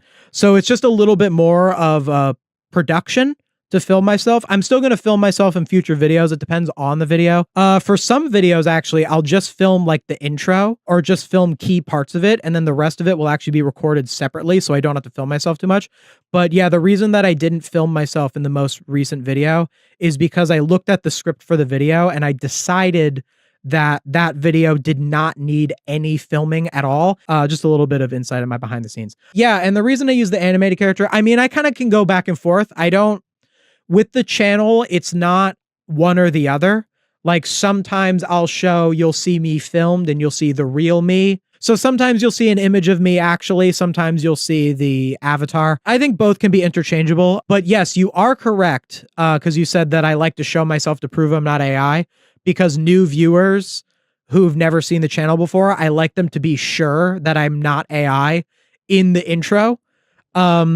I did put in my drawn avatar and I put in the credit to M who drew the avatar in the intro, because in the first 5 seconds when that pops up and it has a credit says, you know, channel art by, that does immediately indicate to new viewers that I am not SpongeTruths. I am not AI. I'm a real person, because people need to be reassured of that now. But whatever they are, they're beautiful from below and invisible from above. And I think Hillenburg knew exactly what that felt like. You know, why? Man, the guy meant nothing to you. You don't know anything about him. Like, put in with the black and white, and you know, the AI knows. They don't know. SpongeTruths doesn't know anything, but the AI is aware of how people react to how tragic his passing was. So the AI, and you know what? This is actually, this is kind of an indictment on SpongeTruths. SpongeTruths is disgusting for putting this out there. They could have, after seeing that the AI wrote this, realized how disrespectful it is and not put it out there, obviously. So SpongeTruths is still responsible for this. But isn't it kind of messed up that if you ask AI to like write you a SpongeBob video, it's going to say all of this stuff about Steven Hillenburg like that? It's going to use his death to like tug on people's heartstrings to get people's attention. Isn't that kind of scary that like AI is going to do that disingenuously? Do I actually think that this is a perfect representation of us fans and Nickelodeon in modern times? Us fans. Us fans. We always think SpongeBob is just great without ever really questioning why. It's just... What are you talking about? First of all, people say that SpongeBob is terrible like all the time with like modern SpongeBob and stuff. Even you have SpongeTruths. In many videos, you'll criticize modern SpongeBob. That's actually one of the next videos of theirs that I'm going to cover, funnily enough. So I know that you talk about modern SpongeBob being bad all the time. And yet, the people from above never really see them as flowers that decorate someone's day, let alone understand why they're beautiful to us. Huh, I guess we're Bikini Atoll to them? Funny enough, after all this, the theory... That was incoherent. Hillenburg built a world that rewards you for looking closer, filled with the feeling that someone who really understood the ocean put something real in there and trusted you to eventually find it. That's... No, he didn't. It just didn't. It just didn't happen. It just didn't happen. Like, it just didn't happen. This is just not... You were just making things up. Suno music. Really? How do you know it's Suno music? I mean, I assume that if the voice is AI and the writing is AI, it doesn't surprise me that the music is. But is there a way that you can like tell that it's Suno music other than that's just not very good? What secret room? There was no secret room. The context of this frame is Squidward cartoonishly opened up the flower. There was no secret room. Has nothing to do with what you were saying. You were trying to say what the flower clouds were. There's no secret room. It has that airbrushed sound distinctive to Suno. Oh, well, thank you. I'm actually glad to get confirmation from someone who understands it. I mean, I guess it's allegation, but I believe you. Who should Squidward have ended up with? So here's another lie. Cheater with Mindy. Who did they even interact in the SpongeBob movie? I guess I haven't seen every episode that has Mindy, but let's see what this has to say. Who should Squidward have ended up with? So I don't really need to watch this SpongeTruths. Sorry to disappoint you if you wanted me to tear it apart. I'll save you the 14 minutes or the 14 minutes plus however much I was going to criticize it. It goes over any episode. It recaps any episode that remotely discusses Squidward having a love interest. And that's just it. That's basically it. And it has Mindy in the thumbnail as cheater, and Mindy is not mentioned in the video. So that's a SpongeTruths lie right there. See, every time SpongeBob broke the fourth wall. What are we talking about here? Does SpongeBob break the fourth wall that often? Adding in some universe-breaking jokes every now and then to remind us that, yeah, this is a show taking place underwater. And that's not breaking the fourth wall. That's using your setting in an interesting way. Breaking the fourth wall means that the characters are talking to the audience directly or acknowledging that they're in a show. It's kind of a broad definition. I'll just kind of analyze if it's lying about them or not. Already, I have an issue with this premise of this video. This is kind of similar to, there was another video they did that we went over where it was like every deleted scene in SpongeBob. And you're just pointing out things that happened. Sure, you can do a video where you list, oh yeah, they broke the fourth wall in Wet Painters when Patrick was holding the time card. They broke the fourth wall in the episode where SpongeBob had brain SpongeBobs in a brain office and one of them said, you don't exist. And they said, please, I have 3 kids. But like just describing those jokes, like you're just stealing those jokes. The SpongeBob writers came up with these brilliant jokes. Great. But you don't get to just take a bunch of clever jokes that SpongeBob writers came up with and list them in a video and describe what they are. And now you get 108,000 views and all of the ad revenue from that because you listed a bunch of jokes that other people made. Let's see if you have like some commentary on like what breaking the fourth wall is and why it matters. But I don't think the concept of breaking the fourth wall justifies a whole video. I don't know, man. I think you're kind of stretching here. I think you're just listing clever jokes and making money off of presenting jokes that other people wrote. And I think that's kind of scummy. They intentionally gave us this sort of understanding that the whole cartoon is a documentary about crazy nautical life being filmed by a group of humans. It's kind of not, no, not really. This is a stretch to try and sound sensationalist. The opening lines of the first episode and the opening lines of some other episodes with the French narrator, it's supposed to be kind of a reference to a nature documentary. It does not mean that the show is framed as if it's a nature documentary. It's not like The Office, where in The Office, like it's a documentary crew. So like the documentary crew follows around the characters and they go and they have like the things where they're in the conference room and they talk directly to the camera because it's a documentary and like that's a plot device. SpongeBob is not supposed to be that. It is in some like framings of episodes, but like if you look at like it's not supposed to be that. No. Because actually the reason that it's not that, because if it were that, then there would be a narrator talking all the time. Because in a nature documentary, the narrator will talk constantly. The narrator doesn't sit there and let the fish just do their thing. The narrator describes what the fish are doing. So if it was actually supposed to be a nature documentary, the narrator would be talking constantly instead of the narrator just using the idea of nature documentaries to have the French narrator do a little bit of exposition to make the pacing of the show work better. That's the point of the French narrator and the nature documentary stuff. They put in a realistic hand every now and then, like in The Suds or Crab. The realistic hand is just a gag. The realistic hand is not supposed to be like a documentary thing. The hand, that's like a captain's jacket. It's not a diver. If it was a diver hand, then you would say it was like a documentary. The hand's just a gag. Like in The Suds or Crab Board. Like in The Suds. It always gets the wrong. Like in Suds. It's not The Suds. Suds is a singular thing. Yet whenever it says Krusty Krab, it says SpongeBob goes to Krusty Krab, not to the Krusty Krab. It says to Krusty Krab. Yet it says like in The Suds. And the reason for that is because whether or not you say the or don't say the in front of a thing that you're presenting depends so much on so much context that an AI will never be able to get it completely correct. And it's okay that an AI will never get it correct because guess what? AIs aren't supposed to communicate. We don't need to live in a world where AIs do our communication. We don't. All we need for AI to do is give us factual information. All right? None of this nonsense where it's trying to write scripts. Like, we are trusting this stuff. I mean, not me. I don't use this garbage. But people are trusting this stuff to give them therapy. They are trusting this stuff to teach them morality with what we saw with the Patrick one. People are trusting this stuff to like tell them all of the things that they want to know that are subjective, and it doesn't even know when to say the or not say the.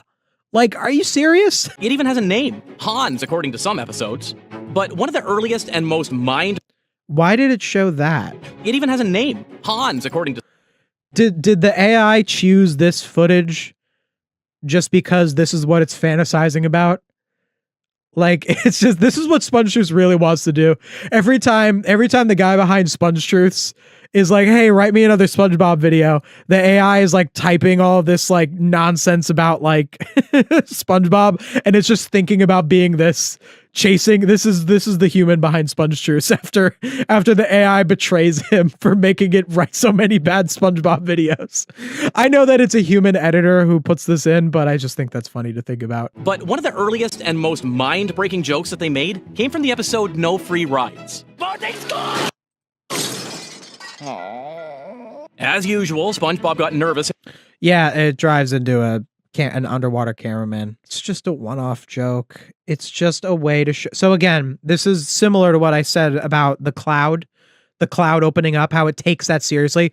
Oh, if the cloud got hit with the boat that Karen threw, that must mean they're physical objects, right? Blah, blah, blah. When a cartoon breaks the laws of reality, or when a cartoon does something that is ridiculous, the only reason it's doing that is to hammer home the actual point of the scene. The point of the scene is that SpongeBob is a bad driver. SpongeBob is such a bad driver that he hit the cameraman. And also, this does not prove that it's an underwater documentary. The joke is that it's a TV show, not that it's a documentary. SpongeBob is a TV show, so it's a cartoon, so it's animated. No one films it. There's no camera. I guess in some animation, there's a camera that takes a photo or a video of the actual frames. But I think this was season 2. I don't remember. Was it digital at this point?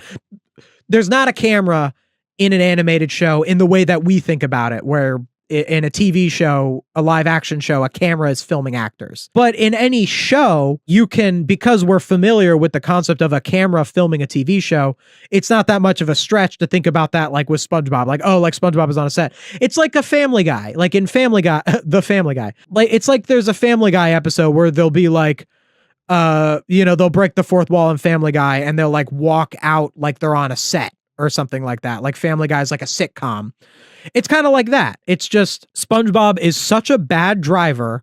He hit the cameraman who's filming the show, even though it's an animated show. And the point of that joke is SpongeBob is a really bad driver. That's the central conflict of the episode. That's it. That's all it means. So trying to use it as evidence that this is like a documentary or whatever is it's just pointless. Like, and I think that what I just said about how the reason that SpongeBob runs over the cameraman is to bring home the idea that he's a bad driver, I think that's more interesting, because that's real. That's a real reason why that happened. We know the show's not actually a nature documentary. We know this, If in that moment, like, we can go, ooh, it's like actually a documentary. Okay, sure, you get that, but it means nothing because in every other episode, there's nothing that is like that. But what I just said about the reason that SpongeBob hits the cameraman is to communicate that he's a bad driver. We can apply that to other episodes. We can look at other episodes and be like, oh, this cartoonish exaggeration is actually how they're telling the story. And that could be meaningful to us. Whereas this just means nothing. It's just pointing out a thing that's meant to be a joke and acting like it means something more to get you more views on your garbage channel. Now, okay, this is going to recap. That is another time breaking the fourth wall on top of SpongeBob breaking the fourth wall by pointing out, why is there a gorilla here? But hey, they sure love to maintain the weirdness at an all-time high in bikini. Okay, so again, what could have made this a good video is if you point out how the fourth wall breaks serve the story. So the reason I talked about this in my Gorilla Suit Day video, because I talked about I had an accident and I compared it. There's an episode called Gorilla Suit Day where they just have like underwater gorillas and they're not explained. And I talked about how in I had an accident, SpongeBob pointing out why is there a gorilla underwater is the conclusion of his character arc. The underwater gorilla isn't real. Like, it's real in the episode and it's like kind of real, it's kind of not real. But the point of SpongeBob saying, why is there a gorilla underwater? It means that the thing that SpongeBob was paranoid about, like getting hurt by going outside, isn't real. It means that SpongeBob's fears aren't real.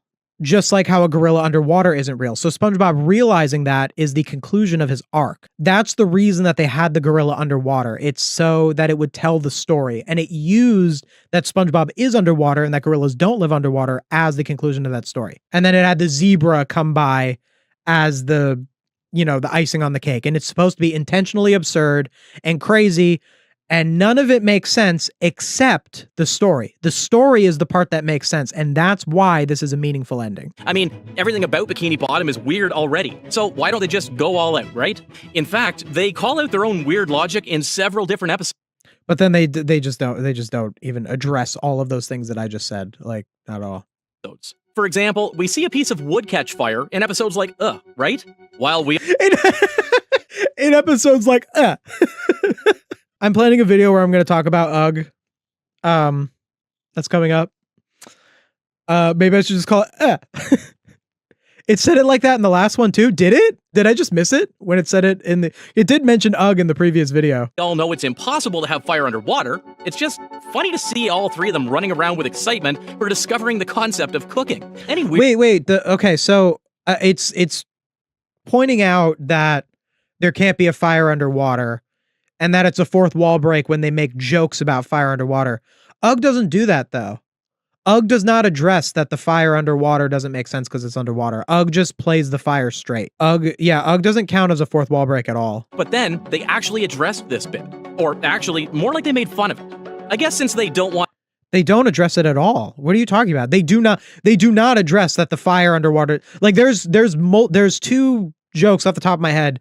In Life of Crime, Patrick says, "Hey, how can there be a fire underwater?" And then it goes out immediately. And then there's the other one where SpongeBob says, "Whoever wrote us this letter doesn't understand the physics of living underwater. I guess we'll throw them in the fire." Like those are two examples where they do that, but they don't do that in Ugg. In Ugg, the fire is just there. To make a lot of kids believe that fire can be lit underwater, right? However, they're not doing it in the way that you would think. It's not really that. I think that the fire in Ugg is fine. And I don't think Ugg is a very good episode, as you'll see when I talk about it. I actually said that I didn't like Ugg in my most recent video. And some people got mad at me. It's okay. It's okay if you like Ugg. It's not a horrible episode. It's fine. I'm planning a video coming up that talks about all of the SpongeBob period pieces. I'll talk about why I don't like Ugg in that one. So subscribe to the channel and just be ready for that. The fire is not really that big of a problem in Ugg. I think if you don't really think about it, because the point of Ugg is that they're prehistoric people reacting to fire being discovered. And that is the story. Like they fight over it. They see how it like affects their lives. Like that, it is a good idea for a story. I don't think it's executed that well, but the fire not making sense doesn't really matter that much in Ugg. Not in the same way that like the gorilla in Gorilla Suit Day undermines the story. French sailor guy. And just... French sailor guy shows the diver, the French narrator. Yeah, the French narrator in modern episodes, they started to show the French narrator and he's a diver. It's kind of a new thing. I don't know when they first started doing it. I have mixed feelings about it. I think it's not always done super well. Sometimes I find it kind of jarring, but yeah, that's usually what they do. But he's not French sailor guy. It's French narrator, or I guess French diver, but he's not a sailor, he's a diver. Those are different things. In case you forget, the Frenchies are basically the ones that narrate the story at the beginning of an episode, and... The Frenchies? You hear that? And, just in case you forget, the Frenchies are basically the ones that narrate the story at the beginning of an episode. The Frenchies are basically the ones who narrate a story at the beginning. It's a rude thing to call someone. It also implies it's just random French people, one guy.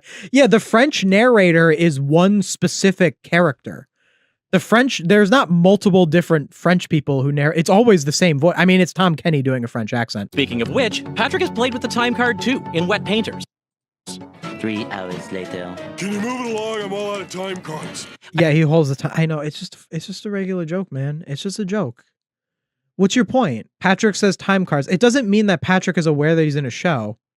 It just means that in that moment, you have the character say, "I'm almost out of time cards." It's just a fourth wall break. I think Frenchie is as close as it gets to an on... Stop calling him that. Is he canonically named Frenchie? I'm sorry. Am I wrong?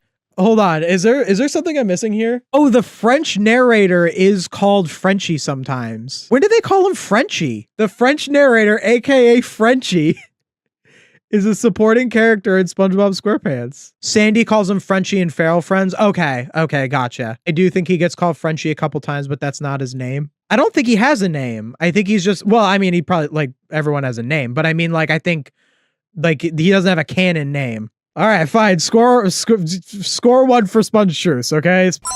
SpongeTruths got it right, okay? He's French. But it's not like, okay, whatever. Frenchie. We always tend to forget just how many brilliant jokes Frenchie has made since the beginning. Sorry. I guess it's accurate. 80,000 impressions later. Would you please stop imitating me? It is starting to get very annoying. Frenchie is voiced by Tom Kenny himself. He's basically just making fun of his own voices every now and then. Jokes aside. What? What are you talking about? It's just a way of using an actor who plays a character who appears in every episode, or just about every episode. I guess SpongeBob hasn't appeared in literally every episode, but it's just a way of using an actor who's in just about every episode to be the narrator. And also Tom Kenny just does a good French accent. So when they gave him the part, they were like, hey, can you also be the French narrator? Not really much more to that. It's a serious talent for being able to imitate yourself in a believable way. As for the lore inside the Wait, what? What are you talking about? I mean, I'm not going to deny that Tom Kenny's talented, but he's talented in a lot of ways. But like, I mean, all he did was do a French accent that sounds more like SpongeBob. Again, this is AI being very sensationalist. It's acting like this is some major achievement that Tom Kenny did a impression of the French narrator, but as SpongeBob. Like, I mean, he's a very good voice actor, but that's not like particularly impressive. The difference is that when Tom Kenny does the French narrator voice, he's specifically trying to not sound like SpongeBob, because SpongeBob is the main character of the show. So you hear SpongeBob's voice all the time. So you don't want the narrator to also sound like SpongeBob, because then the audience is going to be like, wait a minute, the narrator and SpongeBob are the same guy. That's also another reason why the narrator is French. Doing an accent obfuscates your actual voice. So Tom Kenny does a French accent for the French narrator, and then he does SpongeBob's voice, and they sound different. In that particular example, he's doing SpongeBob, who's doing an impression of the French narrator. So he's just doing a French accent, but sounds more like SpongeBob. That's all it is. It's pretty standard voice acting stuff. Again, I'm not like demeaning, his achievements. Like I think he's a really solid voice actor, but like that's pretty standard voice actor stuff, I think it serves as some of the clearest proof that they've known each other in person for quite some time in order to joke around like that. Though it's No, man. Fourth wall breaks in shows don't really exist. They're outside of the universe of the show. If a character was actually aware that they're in a show, then nothing that they did would matter. It's just a fourth wall break. A fourth wall break is just a way to... So like that joke, that's in Mimic Madness. I haven't seen Mimic Madness, but the general idea of Mimic Madness is SpongeBob keeps doing impressions of other characters, and the characters get mad at SpongeBob because he keeps doing impressions. It's kind of like Rip Pants, right? Where like they're like, SpongeBob, stop doing this joke. You're annoying everyone. Like that's the point. So by having SpongeBob imitate the literal narrator of the show, it's not saying SpongeBob knows he's in a TV show and knows that there's a narrator. It's saying SpongeBob is so obsessed with impersonating people that he's impersonating the literal narrator of the show. It's using the absurdity to communicate the story. That's all a fourth wall break is. And if you're going to make a whole video about fourth wall breaks and not acknowledge that, I don't think you're doing your job as a cartoon reviewer. You don't understand the point of a fourth wall break, and you're doing a whole video on it. I mean, obviously you don't, because AI doesn't. AI doesn't understand these kinds of story things. They're just not cut out for it. These kinds of story subtleties require a sense of human nuance to them that AI is just not capable of understanding. And it's why AI should not make videos like this. like, remember this one from Squilliam Returns? You don't pay me. We don't even exist. We're just a clever visual metaphor used to personify the abstract concept of thought. I mean, it just came up as a hyperbolic joke that ended as quickly as it was. Okay, so this one is a weird one to bring up. One other problem with this video is that this video is not making an actual point. It doesn't have a thesis. So like, it's kind of saying nothing anyway. So that is a fourth wall break definitionally. Like you can just add it to the list of fourth wall breaks, but it's almost saying it like they're adding it to some kind of archive of evidence when they're not. Like the point of that joke is that the inside of SpongeBob's head doesn't exist. Like that's what he says. He says, we don't even exist. We're just a metaphor to show the abstract concept of thought. And then a second later, he says, I have 3 kids, which is the joke there being, he just said they weren't real. And then he says something that is real. All that is a way of pointing out the cartoon nature. If anything, that fourth wall break agrees with me. It's pointing out that the reason that they do stuff like have SpongeBob have a brain office with other little SpongeBobs is to just convey to the audience the abstract concept of thought. That is the joke that is being made there. And by saying, please, I have 3 kids, by making that so funny, it's further ringing home that point. It's literally that joke is actually saying to the audience, hey, don't think too much about this. That joke is literally saying like, hey, this is all just, it's not meaningless. It's just that all this stuff is about telling the story. That's the point of all these fourth wall breaks. And SpongeTruths is literally acting like it's the opposite of that. How did they even come up with these in the first place? And yet, that was not even close. How did they even come up with these? They're good comedy writers. Like, what do you mean? What kind of question is that? It's a subversion of expectations. This one from All That Glitters really is gold. All that glitters is not gold. It's just a way of communicating the theme of the episode by having the character look you straight in the face very seriously and state the theme of the episode while the same character is crying behind him. It's just a way of communicating a point. Again, this is another like broader media illiteracy. Watching this video is going to make you think the opposite of what you should be thinking about all these scenes. All of these scenes should be about here's how it brings home the point of what a fourth wall break is supposed to be. I should steal this video. I should just take all of these examples in order, and I should just make this exact video, but I should actually talk about story and not do that much recapping. Should I do that? What do you guys think of that? What if I did that? The only thing that makes me kind of not want to do that is that I know AI wrote this video, so I'd almost feel like my video would be like AI assisted. I wouldn't like go to ChatGPT and be like, hey, ChatGPT, give me a list of episodes that break the fourth wall.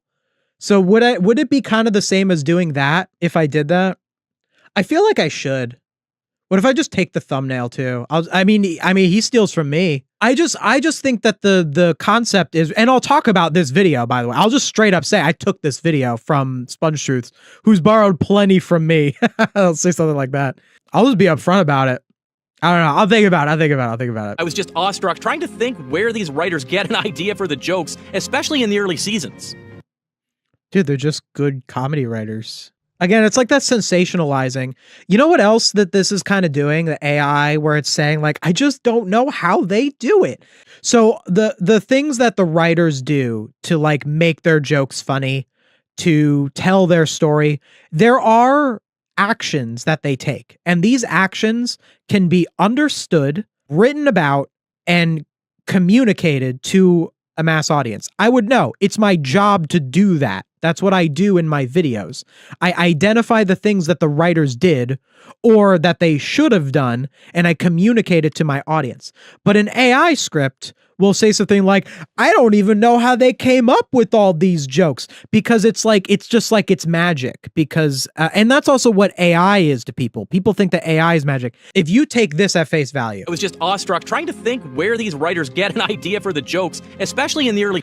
I was awestruck trying to think of where these writers get the idea for the joke, acting like it's magic, like it's this ethereal thing. And if you take that at face value, you might not care if AI writes a joke, because it's all just magic. It's all just ethereal. Oh, I don't know where it comes from. Well, it actually comes from something very specific. There are things that writers do. There are things that they understand about the world, about writing, about comedy, about character, that they will do. These are things that we can describe, we can define them, we can understand them, and we can teach other people how to do them so that more good shows can get made. That's what I am currently dedicating my life to doing, is doing that. So writing it off as, oh, I don't know what they did, it's just whatever. You might as well have AI write everything, if that's your cynical view of it. Rather than theatrical... Breaking cartoon physics. Wait, look at this. Hold up a second. SpongeBob SquarePants official. Every time SpongeBob breaks the fourth wall. Unbelievable. It's this. It's this. And again, see, that's the problem with this kind of video. This video is just a list. Breaking cartoon physics. Breaking cartoon physics. Because that's all this video is. The SpongeTruths video is just a list of the times that SpongeBob broke the fourth wall. But with an AI voice and their editing that keeps iPad kids watching. The official SpongeBob channel already did this, but because the SpongeBob SquarePants official, because they own the rights to SpongeBob, they can just play the clips in their entirety. And also, the official SpongeBob SquarePants channel, they own the rights to SpongeBob, so I don't have any problem with them making a video that's just a list of all the times they did something, because they're not stealing. They own it. So there's no problem. I have no issue with this video. It's the one he just went over. Advising the viewer. I actually like their list. I think if I end up doing the video, I think I might I'll be honest with it. I'll reference this channel and I'll say the numbers that they put. And to leave it in there too, to leave it in there where you're just taking the footage from the official SpongeBob channel. It's just so lazy. And look, you could take footage from the official SpongeBob channel. I wouldn't advise it if you're a SpongeBob YouTuber. The only reason that I think you shouldn't take footage from the official SpongeBob channel is if it's from episodes that are supposed to be a different aspect ratio. So see how this is a rectangle? This is supposed to be a square. So if you're a SpongeTuber, if you're an aspiring, or if just a cartoon reviewer who is aspiring to talk about SpongeBob, don't use this because it looks sloppy. But you could probably take footage from the official channel if it's a 16:9 episode, because it would be identical to if you got it through any other means. But don't leave this in. Don't leave the thing that says breaking cartoon physics #4. That's so sloppy, man. Toying with it. Wait a minute. Look, you had normal footage of this before. Look, you talked about this already. You went out of your way to get the right footage of the episode, and then you used the official one later. What the heck is going on here? Did you notice these details when you're watching Help Wanted? Most of us think it's just SpongeBob trying to encourage himself to apply for the fry cook job. But he's also looking us straight in the eye, clearly explaining what he's about to do, as if we're someone standing next to him. Are you serious? Are you this media illiterate? Watching him do all this stuff. This gives viewers, especially... Yes, he is talking to himself, and it's giving exposition because he's hyping himself up, but the hyping himself up is giving exposition. That is not a fourth wall break. It's literally not a fourth wall break. In universe, SpongeBob is not breaking the fourth wall. He's talking to no one. He's just hyping himself up. What you're talking about is exposition. He did it once when Cousin Stanley broke his TV. Uncle Sherm won't let me watch TV back at home. Why not? Don't lie, SpongeBob. You know there's some good stuff on late night TV. Oh my Making goodness. it painful and...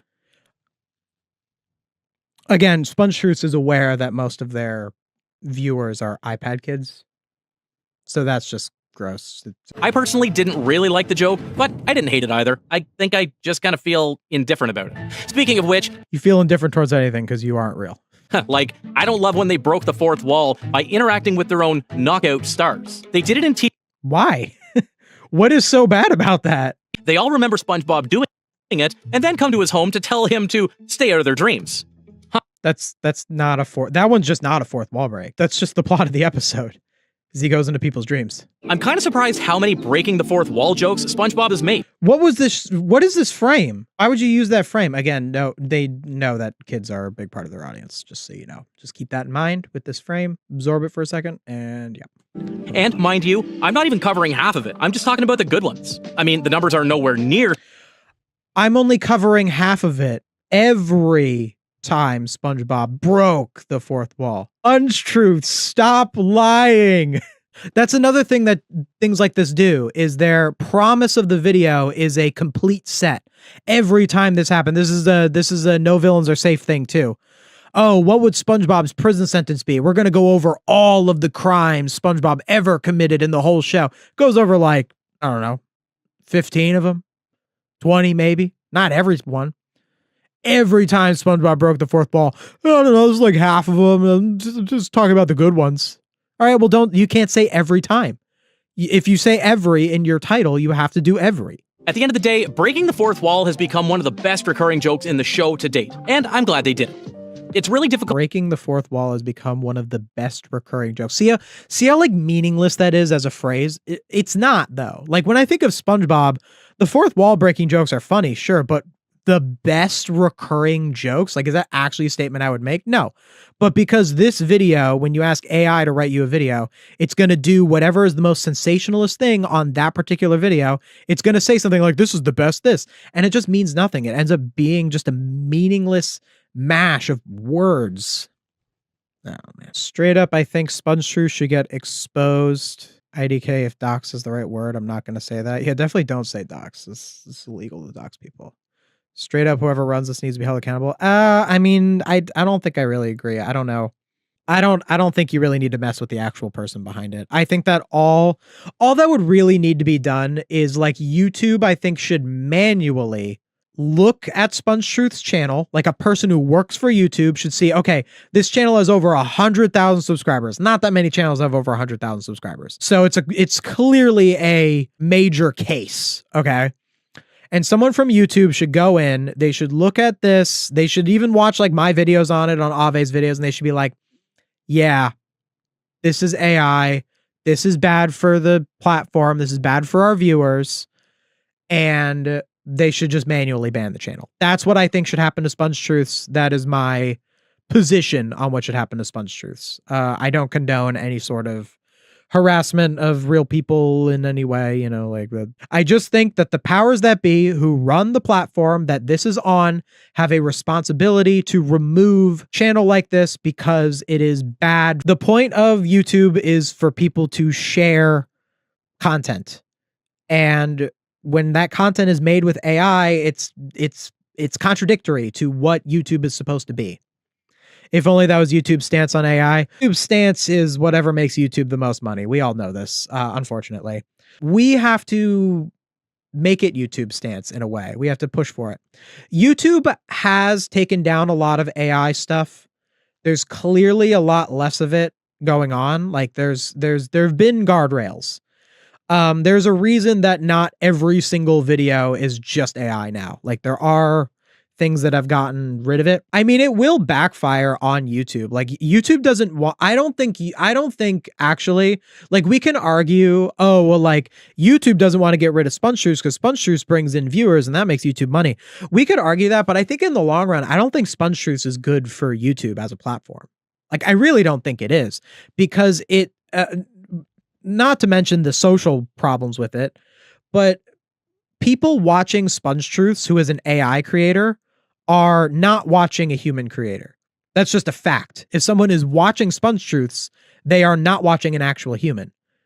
And that harms the human creators. That makes human creators less inclined to create. And that, if let out of hand, would lead to the point where all of the content would become AI and the content would be so shallow that people aren't going to really watch YouTube anymore. And the whole point of YouTube is going to fail. So I actually think that even if there were like short-term profit drops of like, you know, the ad revenue of something like SpongeTruths, I actually don't think SpongeTruths is good for YouTube. I mean, think about it. There's enough human creators that people aren't going to watch YouTube less because SpongeTruths is gone. Like most of the people who watch SpongeTruths are iPad kids. They don't care what they watch anyway. They just want to see things moving on a screen. There are human creators that do that. You know, like it's fine. So I don't think SpongeTruths is actually good for YouTube at all, even if it's like, oh, you know, YouTube doesn't care. They only care about money, which is true, but it's really not in their best interest to have content like this on there. And then beyond that, just having a stupider population, I think you, as the owners of one of the largest video sharing platforms, I think you have a responsibility to make sure that the thing that you own is not spreading things that make people stupider, which is what SpongeTruths does. I think that you have a responsibility to that. Much like how if you own a bridge, you are responsible to make sure that bridge doesn't collapse. I think it's a pretty one-to-one argument. SpongeTruths. So, SpongeTruths has this one video that has been really popping off. I've been talking a little bit about these AI channels and their view counts lately. A little while ago, this was already a month ago. So I guess a month ago, SpongeTruths had like their most recent like pop-off video, which is actually about Narlene, which caught my attention because when SpongeTruths posted this video, I was like kind of in the earlier stages of working on my Camp Coral video. I recently reviewed every episode of Camp Coral. It was a nightmare, but it was also a lot of fun because that show was a gold mine for what not to do when writing a cartoon show. So I had a lot of fun doing it. It's super long. It's the longest video the channel's ever done. You should totally go check it out if you haven't watched it already. It's so much more than just your average, ooh, Camp Coral sucks. Camp Coral was cringe. Like I really put a lot into it. I'm very proud of it. But I've also in watching Camp Coral, I think I became a little bit of a Narlene Narwhal expert. So if you've never seen this character before, why SpongeBob fans avoid episodes with her. This is kind of an infamous character named Narlene Narwhal. And Narlene Narwhal actually was not introduced in this art style. That's actually how she appears in the main SpongeBob show. Narlene Narwhal was actually introduced in Camp Coral. So she's usually seen in a 3D art style. Narlene's like the most like infamous character because she represents Camp Coral. I had a whole take in the Camp Coral video where my hottest take about Camp Coral, I think, is that like Narlene is not that bad. Like she's like fine. She's not like amazing. Like I wouldn't say she's like my favorite character in the whole SpongeBob canon or whatever. But like she's really not that bad. Like she's like when you watch Camp Coral, and I did, and I didn't just watch Camp Coral, I studied Camp Coral. I sat there with a book. All right. I'm like I took notes on Camp Coral for every single episode. And when you look at Camp Coral and what's actually wrong with Camp Coral, it's the writing. It's the fact that like the stories don't have lessons. It's the fact that it's all like slapstick and nonsense. It's the fact that it's not that funny. Narlene is like not even in the top 10, maybe not even in the top 20 problems with Camp Coral. There are so many more issues than Narlene. She is like such a benign character. She's just kind of there. In fact, you took notes while watching. I take notes while watching anything that I do a video on. That's how I do it. I wrote a 2 hour and 10-minute video. Of course I took notes. I've started handwriting my videos actually recently in a book because I need to reduce my screen time because I'm a YouTuber. I spend so much time looking at screens. I'm trying to protect my vision long term. So I felt that the best way to do that would be to handwrite my videos. It takes a little longer, but I actually handwrite my videos in a little composition book, and sometimes I have to type them out if I do it on a teleprompter. Narlene is just not that bad. Like when she shows up in Camp Coral, I'm not like, oh no, Narlene is here, because I'm already going like, oh no, I'm watching Camp Coral. So like I'm already in a bad mood when I'm watching Camp Coral. However, I think I know why Narlene has such a bad reputation. Because the thing about Camp Coral is that no one watched Camp Coral. People didn't watch Camp Coral, but people do watch SpongeBob. People even still watch modern SpongeBob. So in modern SpongeBob, because Narlene was introduced in Camp Coral, they have a couple of modern SpongeBob episodes that Narlene appears in because she exists in the SpongeBob universe now. SpongeBob will be like, oh, I haven't seen you since camp, Narlene. Like she'll show up. So the reason that I think people actually hate Narlene is not because she's particularly an annoying character or she's bad in Camp Coral or anything, but it's that when she shows up in modern SpongeBob, we're like, oh no, they're trying to get us to watch Camp Coral. Like it feels like Camp Coral is being shoehorned into modern SpongeBob. And a lot of people just want to ignore the existence of Camp Coral. Like it also doesn't help that the Narlene episodes are particularly bad, even by modern SpongeBob standards.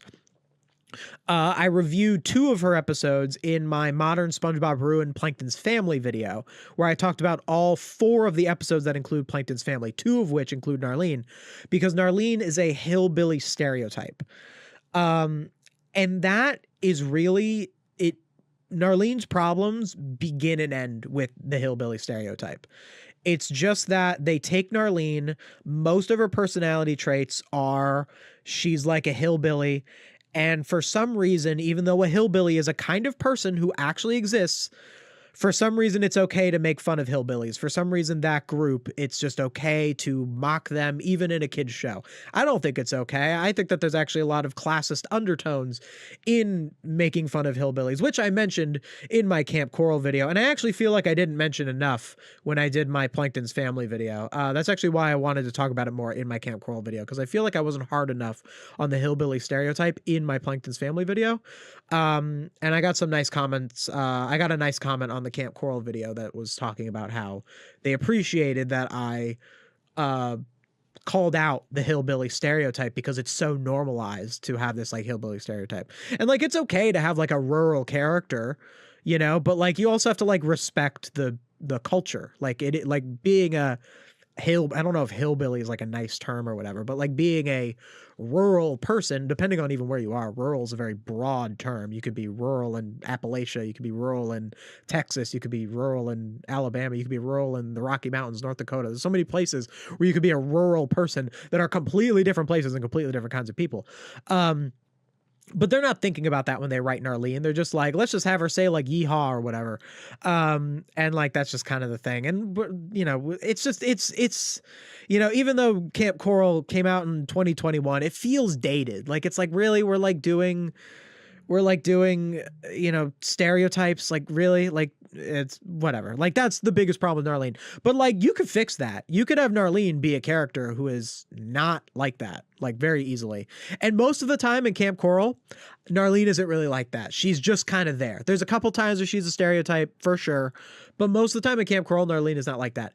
Every time she appears in the main show, she is like that. She is a stereotype every time she appears in the main SpongeBob show. This is what leads to her infamy. So the other thing I want to discuss besides Narlene is, why did this video pop off so much? Why did this SpongeTruths video get 600K views? Because if you look before it, I guess they get like 100K every so often. Someone got almost 200K, 100K. They average SpongeTruths. I would say SpongeTruths averages about 50K views, but then they get 100K every so often. We're seeing a bit of a ceiling for SpongeTruths. You know, we're seeing about a 200K view ceiling for SpongeTruths in the most like recent time. This one is like, this is 5 months ago, and this is particularly high. You know, like, it's just they're getting a bit of a ceiling. Now, that's bad that a channel that uses AI this heavily is even getting one view, honestly. It should get no views. The 600K view video is probably their most popular video. No, it isn't. It actually isn't.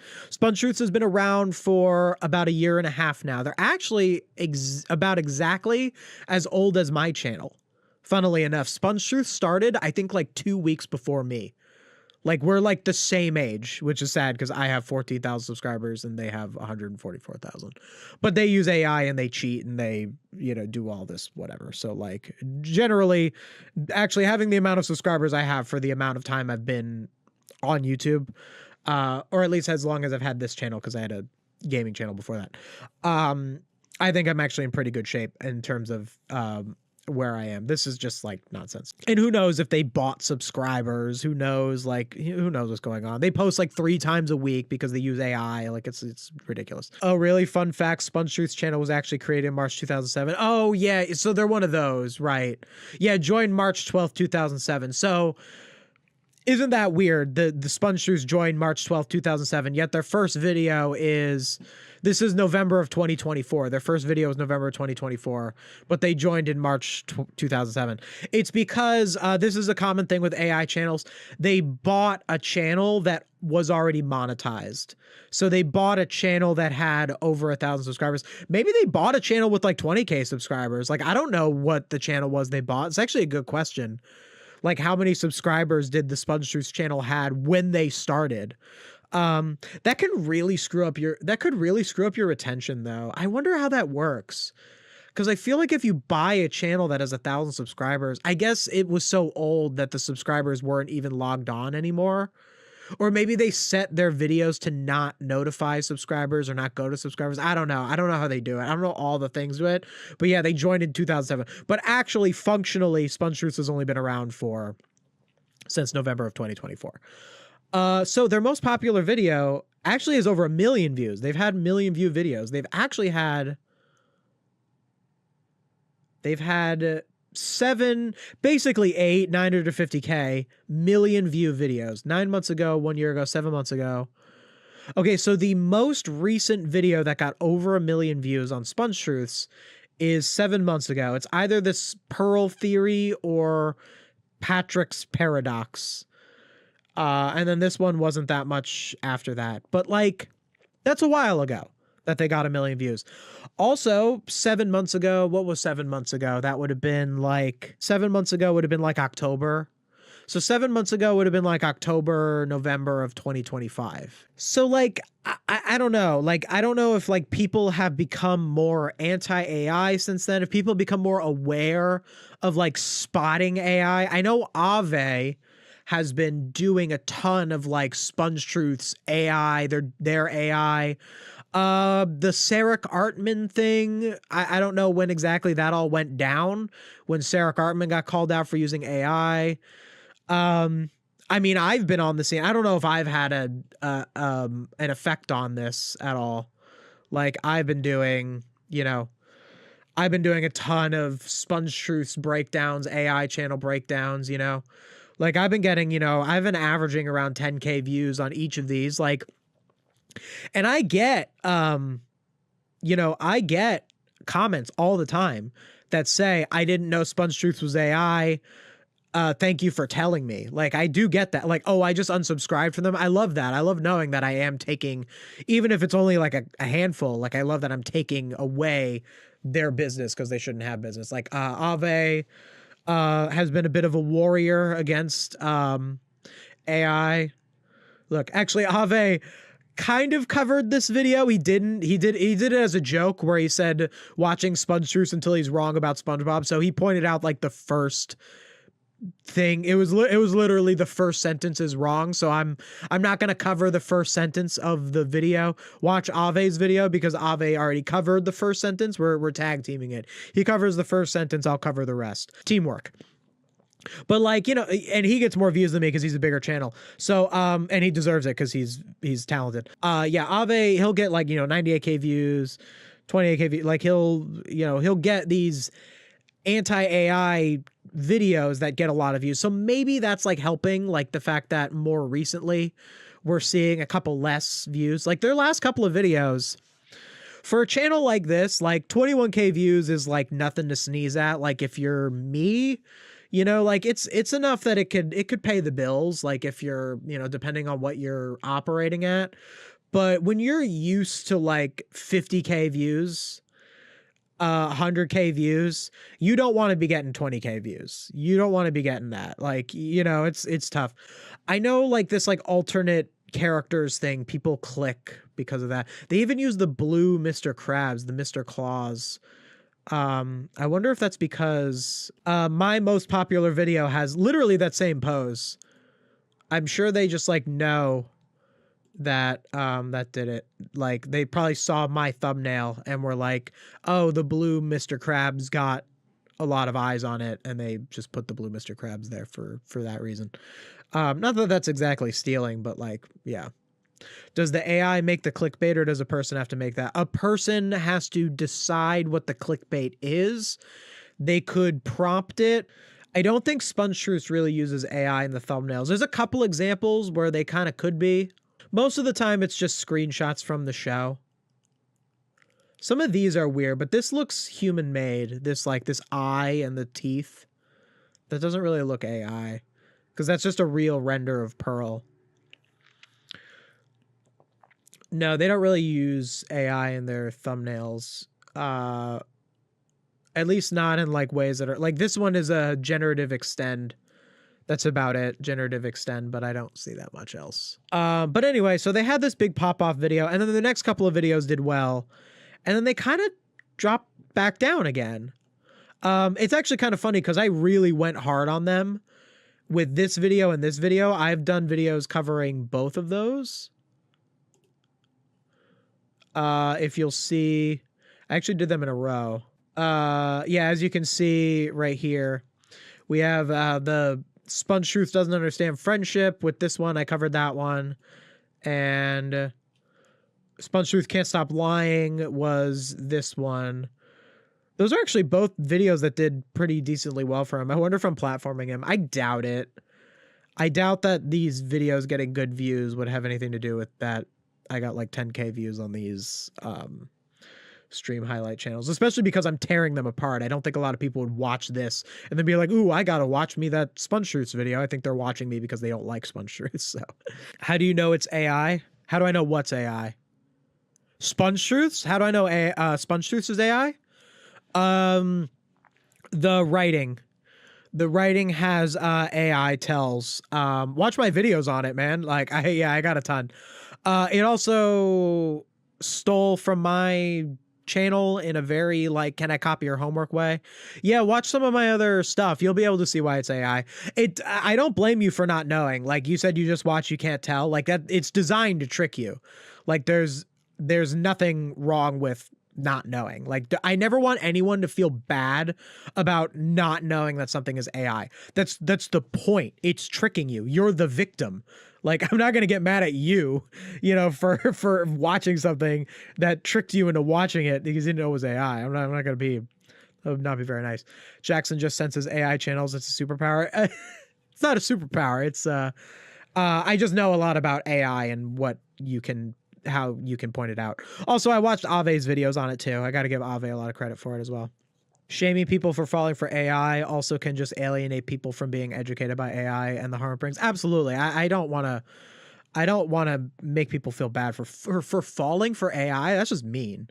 Now, if you're like, if you like defend it, like if you're like, I think it's fine that SpongeTruths, uses AI, well, then I'm going to debate you on a moral ground, but like, yeah, if you fall for it, like, I wish there was an AI for YouTube. Yeah, exactly. The guy who just said that they got tricked by it says, I wish there was an AI for YouTube. See, imagine if I was mean to that guy. Imagine if I was like, oh, you got tricked by Spot. Like they're on, like they agree with me, man. Like, So what we're trying to do is we're trying to figure out, why did this SpongeTruths video do better than all the others? Why did this one pop off? In a world where AI videos are kind of starting to drop off, in a world where like SpongeTruths isn't really doing as well, why did this video kind of hit a certain viral, moment? Why did this video do so well?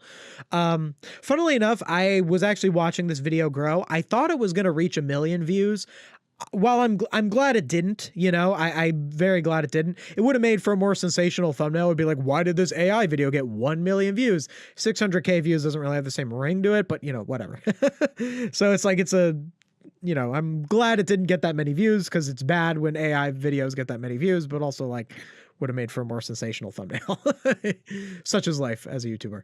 Also, they ripped off the Alpha J Show thumbnail. I don't know if Alpha J Show is the only person who does it, but that's what someone pointed out to me, is that I've actually watched the Alpha J Show sometimes. See, even the most recent video from the Alpha J Show. This is a human channel, by the way. This is an actual person who's actually been doing this a long time. They've been around for forever. How old are they? 10 years ago. Yeah, they've been around for a while. But like, look, their most recent one, a Bluey video, and they do the same thing. Overhated. She acts like a real kid. Like, it's just like a comments thing. Like, it's saying like, this is comments. So let's look at the Narlene one. So it's Narlene, and it says, awful moral. We're skipping the character for now. She is rude. Okay, so awful moral, I guess that's referring to episodes that she's in having a bad moral. Which in the case of one of the main show SpongeBob episodes she's in is true. In the Mood to Feud, I think, has a pretty bad moral. It's like clearly about like these like two feuding groups, and the end doesn't really address like the morality of that. Like, it does have a bad moral. We're skipping this character for now. It's a little incoherent, right? We're skipping this. How do you skip a character? You don't know when they're going to show up. You could skip an episode. And why would you be skipping this character for now? Are you going to come back and watch it later? If you skip it, that means that you don't want to watch them. I don't know. I feel like they saw something where it said, we're skipping this episode, and they just go, we're skipping this character. You can't really skip a character. I guess you could skip episodes that the character is in.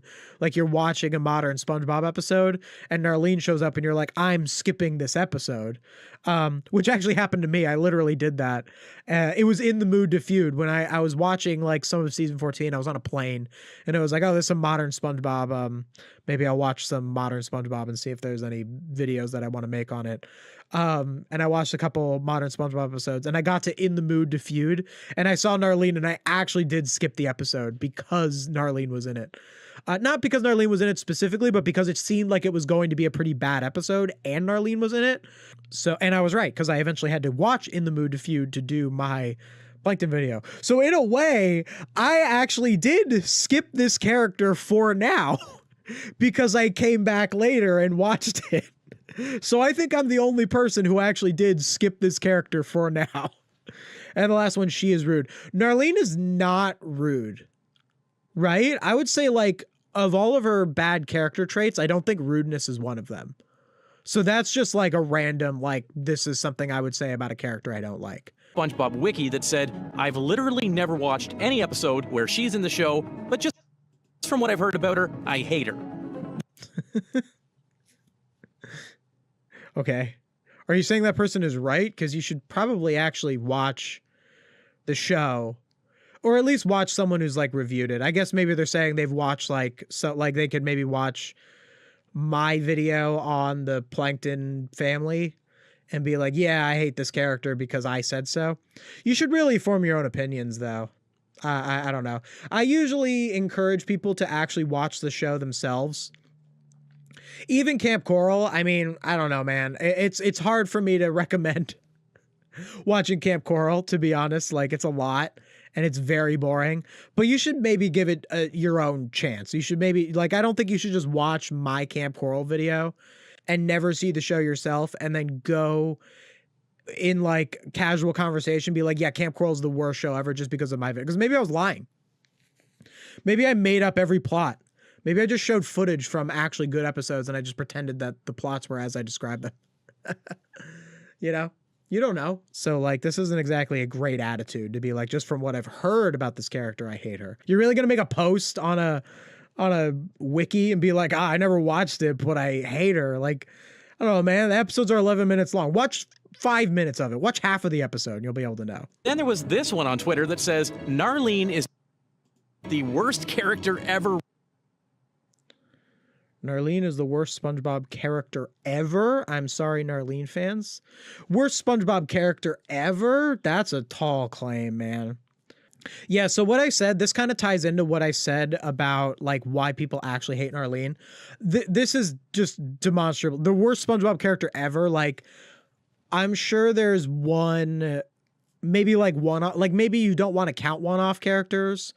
So like if Big Sister Sam was like more of an issue but like Big Sister Sam was only in one episode and like Narlene shows up all the time. If I had to guess, the reason this person said this is they hate Camp Coral and Narlene represents Camp Coral. So when Narlene shows up in a modern SpongeBob episode, they hate her because they're like, I have to remember Camp Coral. But that's not what's wrong with Camp Coral. What's wrong with Camp Coral is its writing. There's so many issues with Camp Coral that have nothing to do with Narlene as a character. And in fact, if Camp Coral fixed those writing problems, Narlene would have been a better character. Because the problems with Narlene are just the problems with Camp Coral or the problems with modern SpongeBob. But when you say, oh, I hate Narlene, you're just putting a face to it because it's easier to hate a person than to hate a concept or to criticize a concept. Even though Narlene isn't even a person, she's a character, she's a fictional character. But you could still it's much easier to look at Narlene. I can picture Narlene in my head and go, yeah, I hate Narlene. But it's like when you picture poor writing decisions, you know, you don't have a face to that. So it's harder to hate that. So we don't want to fall into this fallacious thinking of I hate Narlene when what you really hate is Camp Coral. And the reason you hate Camp Coral is actually kind of complicated and important to actually discuss. So I did what any reasonable person would do. I went and watched every single Narlene episode, at least in the main show, to figure out exactly what's going on. Oh, not even watching Camp Coral? Seriously? That's such important context. Is this video only going to be in the context of her being in the main show? Because you'd have a very different opinion of Narlene if you only look at how she appears in the main show.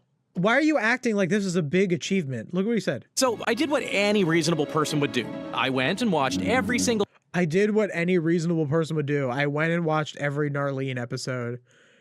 It's 4 episodes, dude. It's not that much. Also, she's in 5 main show episodes. She's in Creepaway Camp. So you didn't even watch all of them. Creepaway Camp came out in October of 2024. It's been out for a year and a half. You just ignored it. Why are you like, it's 4 episodes, bro. I could cover 4 episodes in one video in my sleep. Like, and also they didn't really watch it. AI wrote the script. So like, you can't do this video and not talk about at least what, you don't need to watch all of Camp Coral like I did, but like you need to at least watch a handful of episodes from Camp Coral.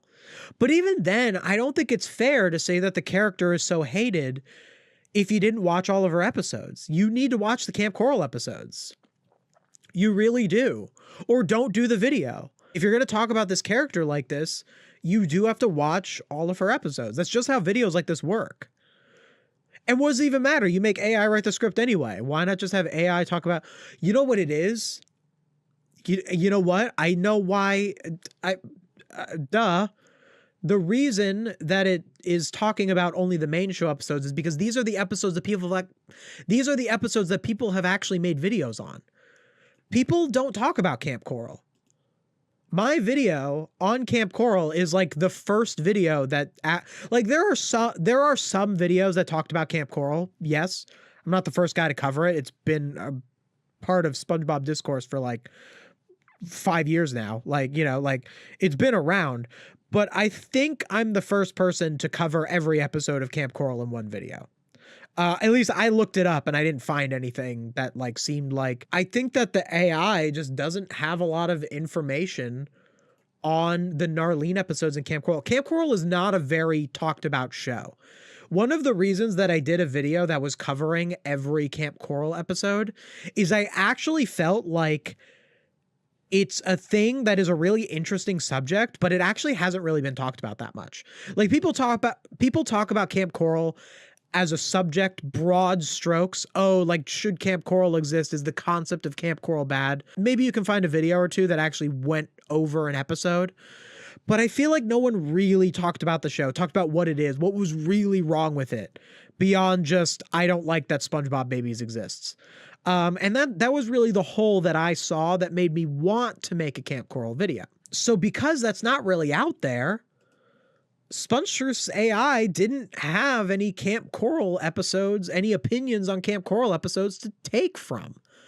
So it takes these more talked about, because these episodes are much more talked about. You take, you know, people who review modern SpongeBob, like I've talked about, I didn't talk about Upturn Girls. Upturn Girls I did not do a video on. But I've talked about In the Mood to Feud. I talked about Something Narwhal This Way Comes. I didn't really talk that much about Sandy Help Us. It was only in my Flying Dutchman video. I don't think I even mentioned Narlene because it was about the Flying Dutchman, because I just reviewed every Flying Dutchman episode. But like, people have covered these episodes commonly. Camp Coral episodes, not so much. And honestly, it's a lot more complicated than I expected. Now, before we get into... Is it? It's really not. She's a bad hillbilly stereotype. It really begins and ends with that. That is the issue with her, is that she's a bad hillbilly stereotype. But let's see what they have to say. Anything, we need to talk about where Narlene actually comes from. Okay, they do address Camp Coral. That actually, yeah, no, we're not going to get into that conversation today. You know, I kind of had that flippant attitude towards Camp Coral sometimes. Like if you watch, like in my Nosferatu video, it's funny, when I did my Nosferatu video, I wanted to talk about like every appearance of Nosferatu. I mostly talked about the original Graveyard Shift and then Squidferatu. And I had like a couple of other examples of Nosferatu and modern SpongeBob. And I had a moment where I talked about Nosferatu being in Camp Coral. And I just kind of wrote it off. Very similar to how SpongeTruths is right now. And I was like, oh man, I guess I'm not giving it a fair shot if I don't watch the Kid Feratu episodes, because I just was kind of writing off Camp Coral. And the reason that I did that is to avoid talking about Camp Coral, because there are times where I would just be like, okay, I want to have this discussion about this character in the context of SpongeBob, but like, I don't want to get into how they're portrayed in Camp Coral, you know, all that. Like, I'm thinking about doing a Bubble Bass video where I talk about every Bubble Bass episode. And I've technically seen every Bubble Bass episode in Camp Coral, but Bubble Bass is like a background character in Camp Coral. He barely does anything. He has like a couple episodes that have something to do with him. But like in SpongeBob, the main show, see, I call it the main show, Bubble Bass is like a big deal. Like he's always there. So like if I did a video that was like every Bubble Bass episode ranked or whatever, I wouldn't really want to talk. I'd kind of like I'd address Camp Coral, but I'd kind of want to just like get it out of there. And I did the same thing with Nosferatu. But you know what? You can't really do that with Narlene because Narlene originated in Camp Coral. It's not the same. Bubble Bass in Camp Coral doesn't really do anything because they just carried over Bubble Bass from the main show and he's just one of the campers. And same thing with Nosferatu being Kid Feratu. It's just like, oh, sometimes with the spooky kids, there's just a Nosferatu, but he's a kid. But you shouldn't just flippantly shoo away Camp Coral when talking about Narlene. But the reason that it does is because, one, AI will pick up channels like mine that go to Camp Coral and be like, ugh, Camp Coral, I don't want to discuss Camp Coral. Camp Coral's the worst. So it picks up that and it does it in a way that just is not correct, where like you should talk about Camp Coral in the context of Narlene, but it's seeing these other videos talk about, ooh, I don't want to talk about Camp Coral. And No, we're not going to get into that conversation today. But the short version is, we're not getting into that conversation today. So that means SpongeTruths is going to discuss Camp Coral? Well, SpongeTruths, you got a gold mine of Camp Coral discourse now from my video. in Camp Coral, Narlene is basically the feral woods girl who lives near the camp. They are... That's not really accurate. The feral woods. Okay, whatever. It's just AI making a statement that isn't like entirely accurate. That just it's so. Also, you know what? You're already like, is the feral woods girl like that's actually worse. No, she actually lives in a house. Like, she doesn't live in the woods. I mean, she lives in the woods, but she lives in a house in the woods. She's like a cabin. Calling her feral is really reductive. Yeah. Are the forest dwellers. They barter instead of using money, they cause chaos, and her feet are basically her solution to everything for whatever reason. What? Equating hillbilly to feral is insane. You know, that's like a little bit, it's kind of AI racism. I'll say it, you know, like I think it is, you know, or classism or whatever. I mean, like a hillbilly is not really a race. But it's a kind of person, you know, like it is. And AI will pick up prejudices and push them unless it's explicitly told not to. So with something like the hillbilly, like I said earlier, hillbillies are more accepted to be prejudiced against. So because of that, the AI programs don't have a thing in them where it says, don't be prejudiced towards hillbilly. So it will equate hillbilly with feral. Whereas with certain other groups of people that are more known to have had racial or offensive stereotypes of them, and AI is usually programmed to not lean into those stereotypes. Although sometimes it does, sometimes they prompt it into it. But also that's like a problem is like you would never be able to meaningfully create an AI program that does all of the biases, that would never have something slip through the cracks, like replacing hillbilly with feral. You would never be able to reasonably do that. And also, what's the point? We don't need AI chatbots. We don't need AI to write for us. So who cares if you can't reasonably do that? The thing shouldn't exist in the first place. It's just another example of like how it will always have these issues. Should feet stuff even be in the show because it seems more like a kink? I addressed this a little bit in the Camp Coral video, the foot thing. Feet can be funny in an innocent way, but I just think we've moved on as a culture. I think culturally, we've moved on from feet being funny because certain people took it too far in some of these kids shows, and we now have a different association with it. I don't think that a foot joke is inherently a fetish. I don't think it is. But I think that when you're writing a show, especially a kid's show, you should be aware of how people view this stuff nowadays. I think it's very tone deaf to have Narlene do so much feet stuff. Like really, like you don't know that people respond to it that way. It doesn't mean that they're necessarily trying to make it like a thing. Like they're getting a jolly out of putting feet in the show. But like, also most important thing, even beyond any sort of thing of it being like a kink or whatever, it just isn't that funny. Like the character using her like feet all the time, it just isn't funny. Like there isn't a point where it made me laugh. Like just tell better jokes, you know? Maybe there's a point where it'd like make a kid laugh, I guess, but like it's just not that worth it. And in that setting, it works, at least contextually. What? But you didn't even show Camp Coral footage.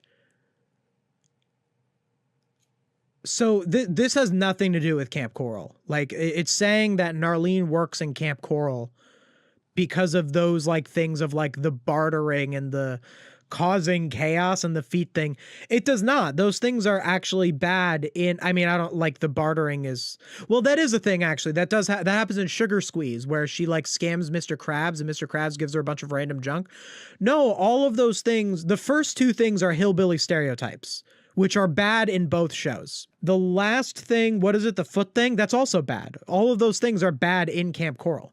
It's not the fact that when she does that stuff in Camp Coral, it's fine because it's in the woods. It's not fine ever.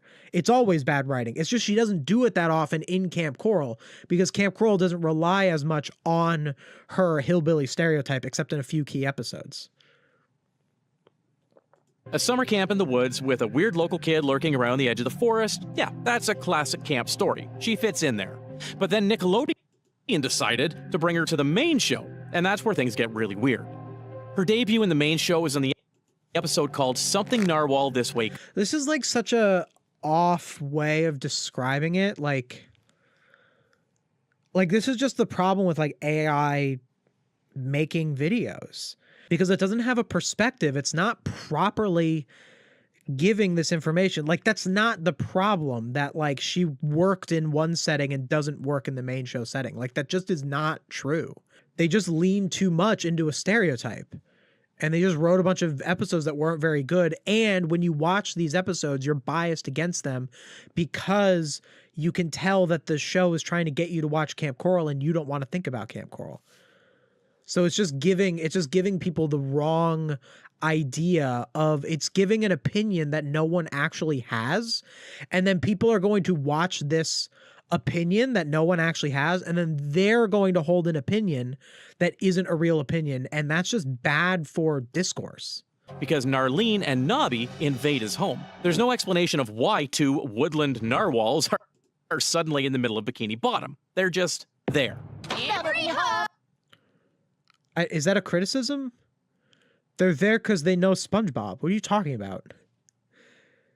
Because they know, she explains why she's there. She says that SpongeBob said that she could stay with him. And then she does. She takes him up on his offer. That's not what's wrong with this episode. You see how like this is the problem? Like AI is looking for when it's looking for something to say, it'll say anything as long as it's something to say. Even if it's just false. Like, that's not a criticism. And now people are going to watch this video and they're going to be like, huh, Something Narwhal This Way Comes makes no sense. Why would the narwhals be in? Well, because like this is media illiteracy. It promotes media illiteracy. This scene already tells you everything you need to know about what this episode is going to be. Feet jokes, hillbilly gags, and gross out humor from start to finish. There isn't gross out humor. I don't know what you're talking about. Do you know what gross out humor is? It is not a gross out episode. Not a single moment of gross out. I don't know what you're talking about. Before long, they've completely renovated SpongeBob's house into a stereotypical Hicks. So look how they're framing this as it's a criticism of the episode. Like, that's just the plot of the episode. Like, they're saying, oh, they're doing this. Well, like, yeah, that's the point. Like, the point is SpongeBob, like, Narlene is the one in the wrong, and SpongeBob is supposed to stand up for himself and kick her out. That's, like, the point of the story. The reason that this episode is bad is because the story doesn't really resolve properly. SpongeBob is inconsistent with him liking or not liking having Narlene around. He doesn't have a character arc. The episode ends too conveniently with Plankton just calling his family to kick them all out. These are actual criticisms. The fact that Narlene and Nobby take over the house, that's the point. That's the story. That's what the story is. You can't have this tone of oh, this is like a criticism that like, why doesn't SpongeBob just tell her to leave? Well, because he's a pushover and he told her that she could stay with him when they were kids and he doesn't know how to tell her no. That's just the story. Now, you could say that's inconsistent. You could say that, oh, SpongeBob would stand up for himself because of that time where he grabbed Mr. Krabs because of the first dime or whatever. Like, you could say that's a real criticism, but you can't criticize Narlene and Nobby for their actions from a writing standpoint. You can criticize their actions from the sense that like the episode is trying to say that what they're doing is wrong, but then you're just that would just be analyzing the episode. But as annoying as they are with every single one of their stereotypical hillbilly jokes, it's even more irritating to see that SpongeBob... Stereotypical hillbilly jokes. Oh, really? You're so offended? You called her feral like 2 minutes earlier. So... didn't give a single care about it. Everything these siblings do just gets Vilified? Thrillified! Yee-haw! like, it just feels weird to watch. Because if you think back to episodes like Can You Spare a Dime? Yeah. Or Stanley SquarePants, SpongeBob has a whole history of struggling when someone overstays their welcome at his place. That tension is actually what makes those episodes funny. Here, none of that. He just nods along no matter what. This was my criticism, by the way. I said this. Let me see how close it is. I still haven't yet gotten around to Camp Coral, so I'm not really... I have now. Back when I made this video. sure what these characters are like in that show, but considering what I've... Oh yeah, see how I quickly kind of went in on it? I'm not really sure how they're like in Camp Coral, so I'll just talk about this. Seen of them here, I am not impressed. So let's talk a little bit. And actually, they weren't as bad in Camp Coral, to be fair. Like, they look worse in... You can see this. Like, you can see from me, that bias of, I thought that they were bad characters. I'm sorry, yeah, I thought that they would be bad characters in Camp Coral because of how they are in the main show, so we could see the exact bias. The story of the episode is incredibly weak. It just has Narlene kind of offhandedly point out that SpongeBob said she could stay with him anytime, and then she just kind of takes over his house. Now, on paper, this is a character flaw on SpongeBob's part. He'd see exactly what I said. Like, I gave it credit. I was acknowledging that them taking over his house is a part of the story.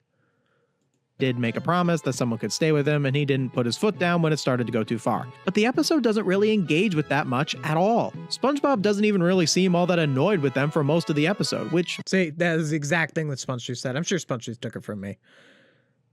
Makes there be just about no tension in what should be a tense situation. An episode that did this same plot so much better was Can You Spare a... Literally the same example of SpongeTruths. SpongeTruths also said... I guess SpongeTruths also said Stanley as SquarePants. They added one more in. Because it actually took us on the journey of setting up SpongeBob's relationship to Squidward. It set up why SpongeBob feels bad for Squidward. It shows us how uncomfortable Squidward overstaying his welcome is. And it has a really satisfying conclusion where SpongeBob stands up for himself. That's how you do. It's the same comparison. It's just the same. It's just blatant. It's just blatant. Exact same comparison. Then a hillbilly version of Plankton shows up to save the day. Yeah. And then a hillbilly version of Plankton shows up to save the day. What? Like no human would get that wrong in that way. Like, that's just ridiculous. It feels like it belongs in a completely different show because it literally does. So, obviously, some fans really... No, not at all, actually. You're so wrong. That plot would be bad in Camp Coral, too. Like, that narrative is not correct. It would be okay. Like, that episode wouldn't have suddenly been okay. It wouldn't have made sense as a Camp Coral episode. Because the whole point is Narlene took over SpongeBob's house. She was staying with him, implying that she lived somewhere else. In Camp Coral, she lives near the campgrounds. So she wouldn't be able to do that. She wouldn't have... And also, Camp Coral itself is a small, contained space. Whereas in... I guess you kind of could have done an episode like that in Camp Coral, but it would have been just as bad. It wouldn't have made it better. They dislike this episode. Wait, do narwhals eat plankton? Just need to know. No, they do not.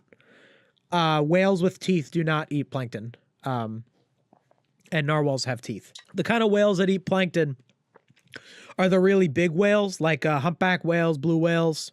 The reception wasn't great, but Nickelodeon didn't seem to notice or care because she came back for Uptown Girls. For Uptown Girls. Like it gets so many episode names. It can't do episode names. We saw this with Truth or Square when it called Truth or Square, Truth or Dare. Uptown Girls. It just can't get episode names right. Narlene wants SpongeBob to show them around Bikini Bottom, but SpongeBob can't. He's working. So Pearl steps up and offers to take Narlene to the mall instead. And honestly, you didn't need any of that. Like, you could have just been like, in Upturn Girls, Pearl and Narlene go to the mall together. You don't need SpongeBob. It can't work. And blah, blah, blah, blah, blah. Like, it's just so. When I make my videos, I don't want to just recap the episode. I don't like recapping the episode. I like sharing my own opinions. Like, it's just so cynical to want to have so much of your video just be recapping an episode. I just don't get it. It's just so like gross, like that there's just someone out there that just is like okay with their video on SpongeBob. I know they're AI, they're just doing it for money or whatever, but like I just think that's sick. You don't have any passion in your life. Like, does the person behind SpongeTruths, what do they want? Do they desire? Do they feel love? Do they want anything? Do they look up into the sky at night and think that there might be more to them than making these videos? Like, I'm genuinely asking here. Like, do you not have dreams? Is this actually something you're proud of? Two thoughts hit me almost immediately.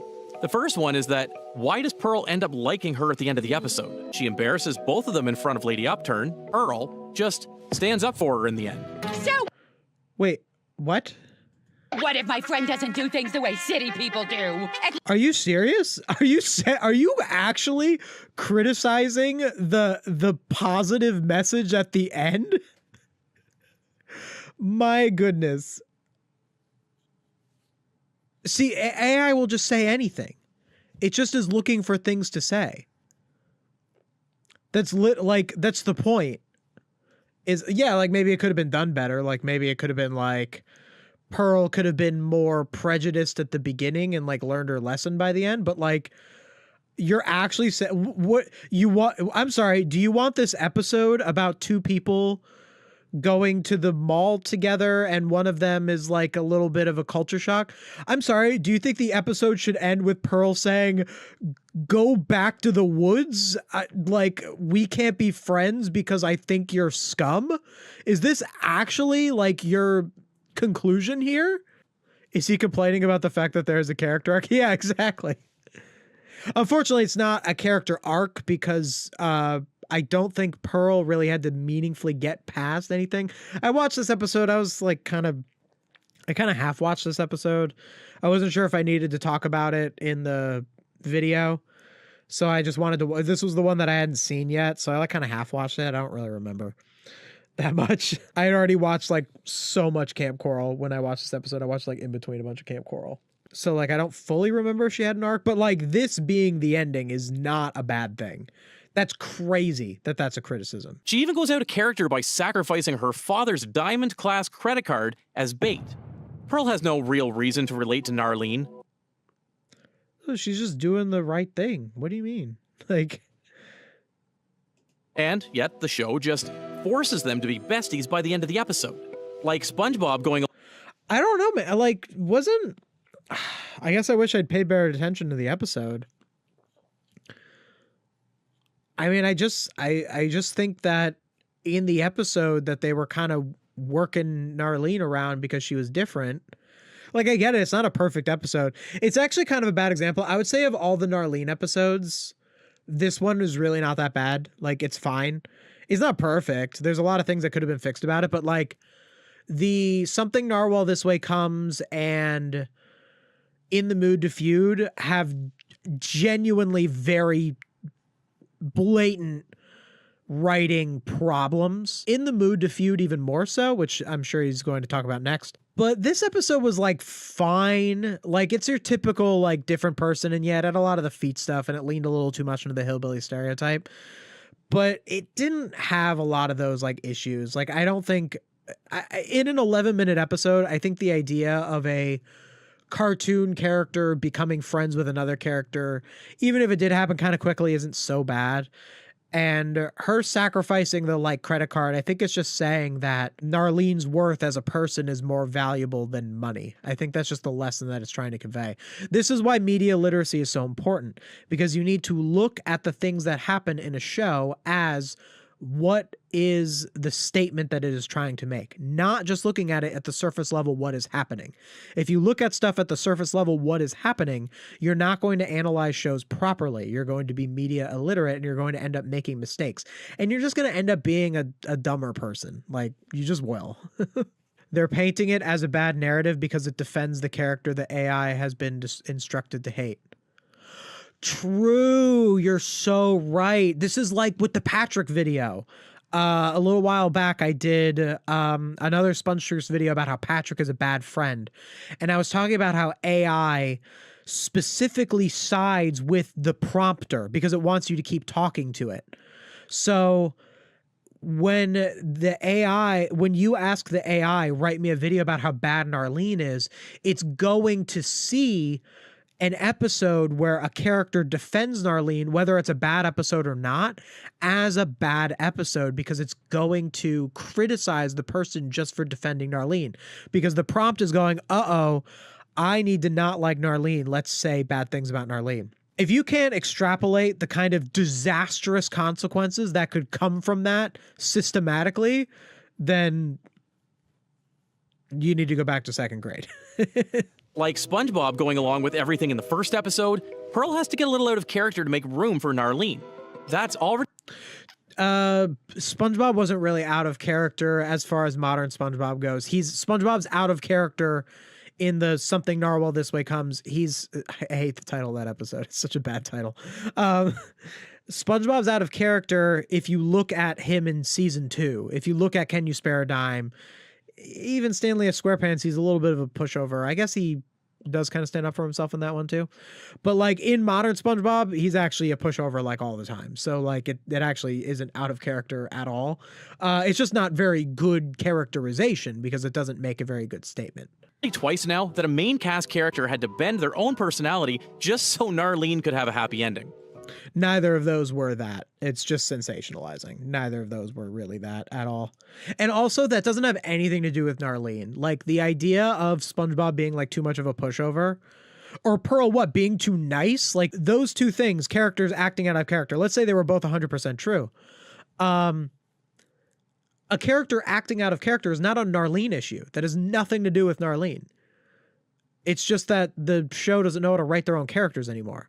But you're taking Narlene because Narlene has a face and saying, oh, I hate this character because of this. You're hating on the character for more nuanced writing issues. And the second thought, why isn't Sandy here instead? Texan scientist living in an underwater world. Pearl is a whale teenager trying to navigate modern society and fit in. Pearl is... See how much of a nothing statement that is? Pearl is a whale teenager trying to navigate modern society? And what are you talking about? What do you mean modern society? Is it because the AI is getting confused and it's like Camp Coral took place in the past? So because Camp Coral was like a prequel show, it's thinking of Pearl as like in the modern day. So it's emphasizing modern society. Like, it's such a nonsense phrase. Like, just say Pearl is like a teenage girl archetype and Sandy is a Texas scientist type. So maybe Sandy would more so be Narlene's friend. Like, just say that, man. But like, no, like AI has to like go on with all that nonsense. AI thinking Pearl should hate Narlene because it's different is wild. I mean, like, wouldn't you expect AI to like want there to be rigid class differences? The people who made it want there to be rigid class differences. Why would they go out of their way to have the AI not bias against that? Sure, like the AI will have like guardrails against like racism or like things that people would really point out are like, ooh, like if AI allowed that, it would get like, it would be like a problem. It would be a PR issue. But they're not going to have guardrails in there that are like, yeah, like AI shouldn't have classist overtones. AI shouldn't think that hillbilly poor person should be friends with like a daughter of a rich man or something. Like I feel like the people who made AI would love that bias because they want that bias in the world. It's what gave them the power to create this garbage in the first place and make a bunch of money that they don't deserve off of it. Wait, why would the AI want Sandy to be in place of Narlene? They could do that, but Narlene benefits the story. No, I think it's saying that it makes more sense for Narlene to be friends with Sandy, right? Pearl and Sandy could just carry that episode without breaking a sweat. Oh, they are saying that it should be Pearl and Sandy. You're so right. I thought it was saying that Sandy should have replaced Pearl in the episode because Sandy and Narlene, like Sandy's from Texas. Sandy's not a hillbilly. She just has a Texas accent. But like that they'd be more likely to be friends also because I guess they were like in Camp Coral together. It's saying that it should have been a Pearl and Sandy episode. That's so incorrect. Sandy's way too normal. That story would make no sense. You could maybe do a little bit of it with like, I guess Sandy, who's more like a no nonsense, like science person, like learning to like embrace like femininity and like, I don't know, man. I don't see it. And that's what makes this one sting more than the first episode, honestly. Something Narwhal This Way Comes. I think the Something Narwhal This Way Comes was the worst episode, but I think because of the structure of this video, you have to act like this one is worse because Something Narwhal This Way Comes was the first Narlene episode. So you have to act like it's the most benign of them because if you put them in order from least worst to most worst, you would not be able to talk about the first episode first. It would mess up your order.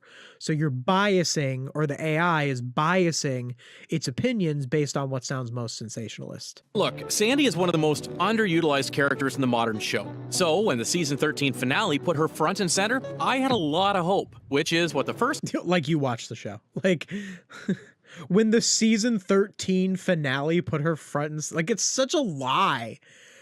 Like a regular 11-minute episode is the last of season 13. You have a lot of like, it's just so a person who actually watches the show would not talk like this, but like AI trying to emulate human speech would talk like this. It's ridiculous. SpongeBob can't fix his broken alarm clock? Call Sandy. The Flying Dutchman has beef with a local witch? Call Sandy. A giant meteor is about to hit planet Earth in under a minute. Don't worry. Look, they're recapping they always do the list. They always go really in depth. Like I described this episode when I did my Flying Dutchman video, and I basically said that this episode, my criticism of this episode is basically that it's just one of those cartoon episodes where you have character do like X thing. There's multiple SpongeBob episodes like this, by the way, where it's basically just like Sandy help this one character do this thing, and it's just a couple of those. And then the episode kind of does like one big one at the end and then it's over. And it's weak. It's just weak writing of like, oh, here's just a bunch of bits. A series of bits is the whole episend. But SpongeTruths loves talking about episodes like this because they get to pad out the runtime by just repeating different things that happen, or the AI likes doing it because it hits their word count better. It's just like it allows them to just describe every other thing that happened. Also, what the person was saying earlier, this prompt is biased against Narlene. So it's going to say that the episode was good, but Narlene made it bad.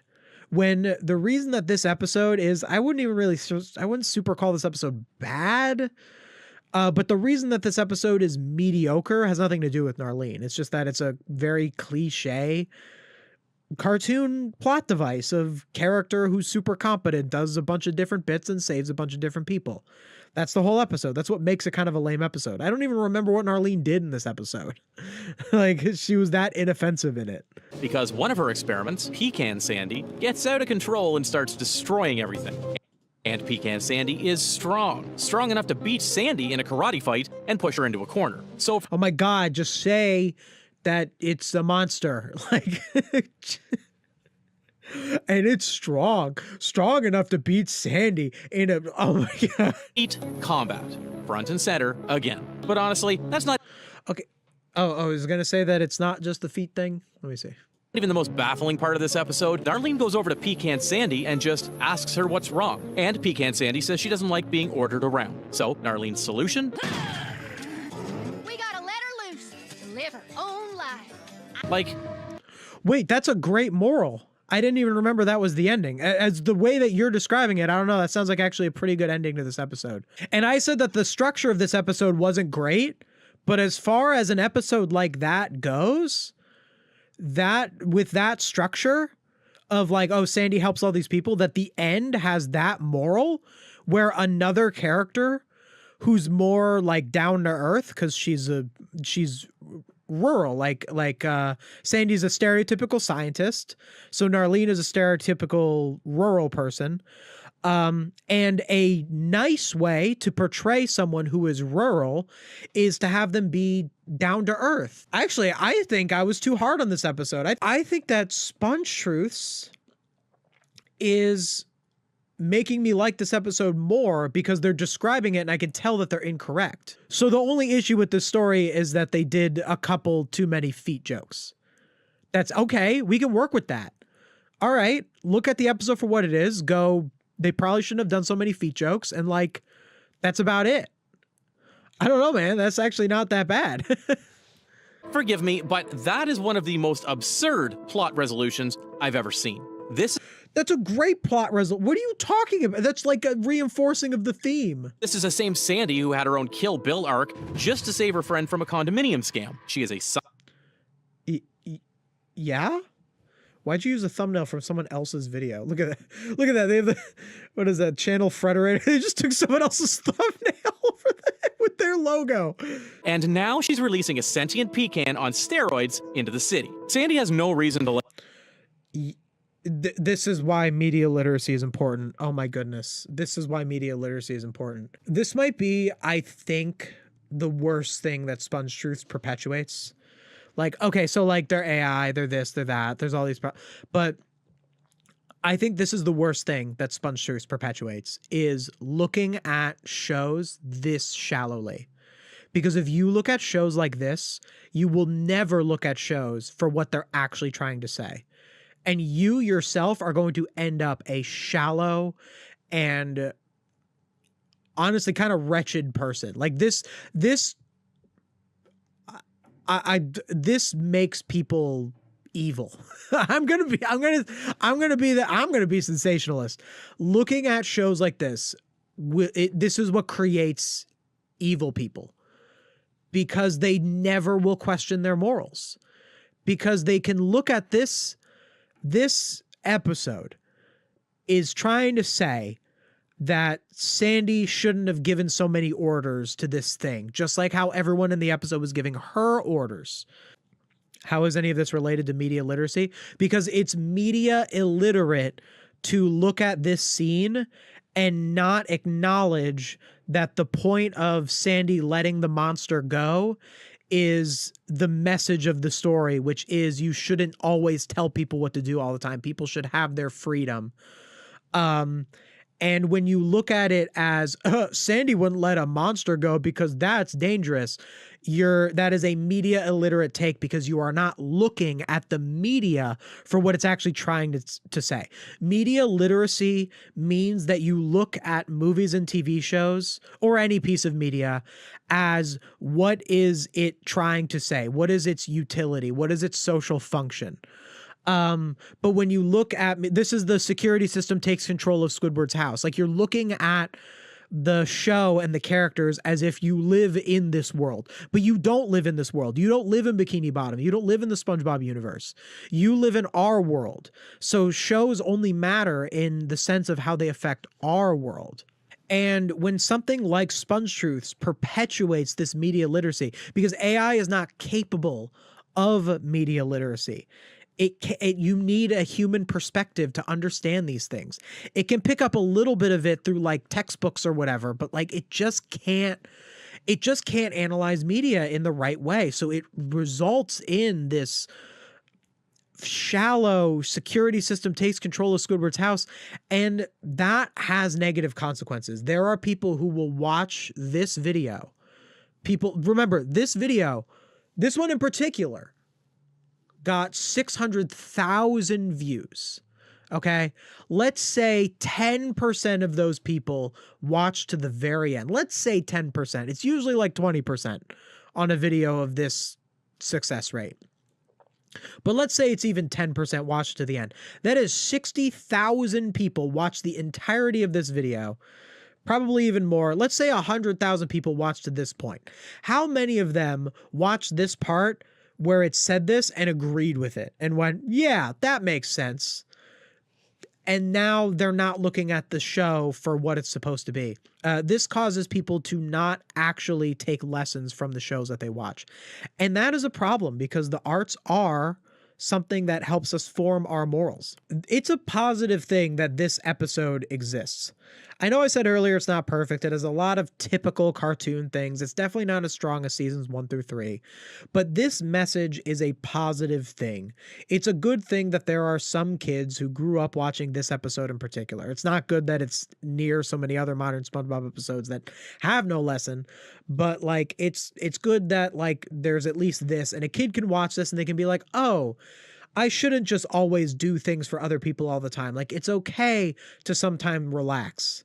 And they learned that from Narlene. But because this video was prompted to be against Narlene, and Narlene was the one who gave that lesson, it's now going to disagree with that lesson and try to come up with some flimsy justification for it. All of what that should be is gone.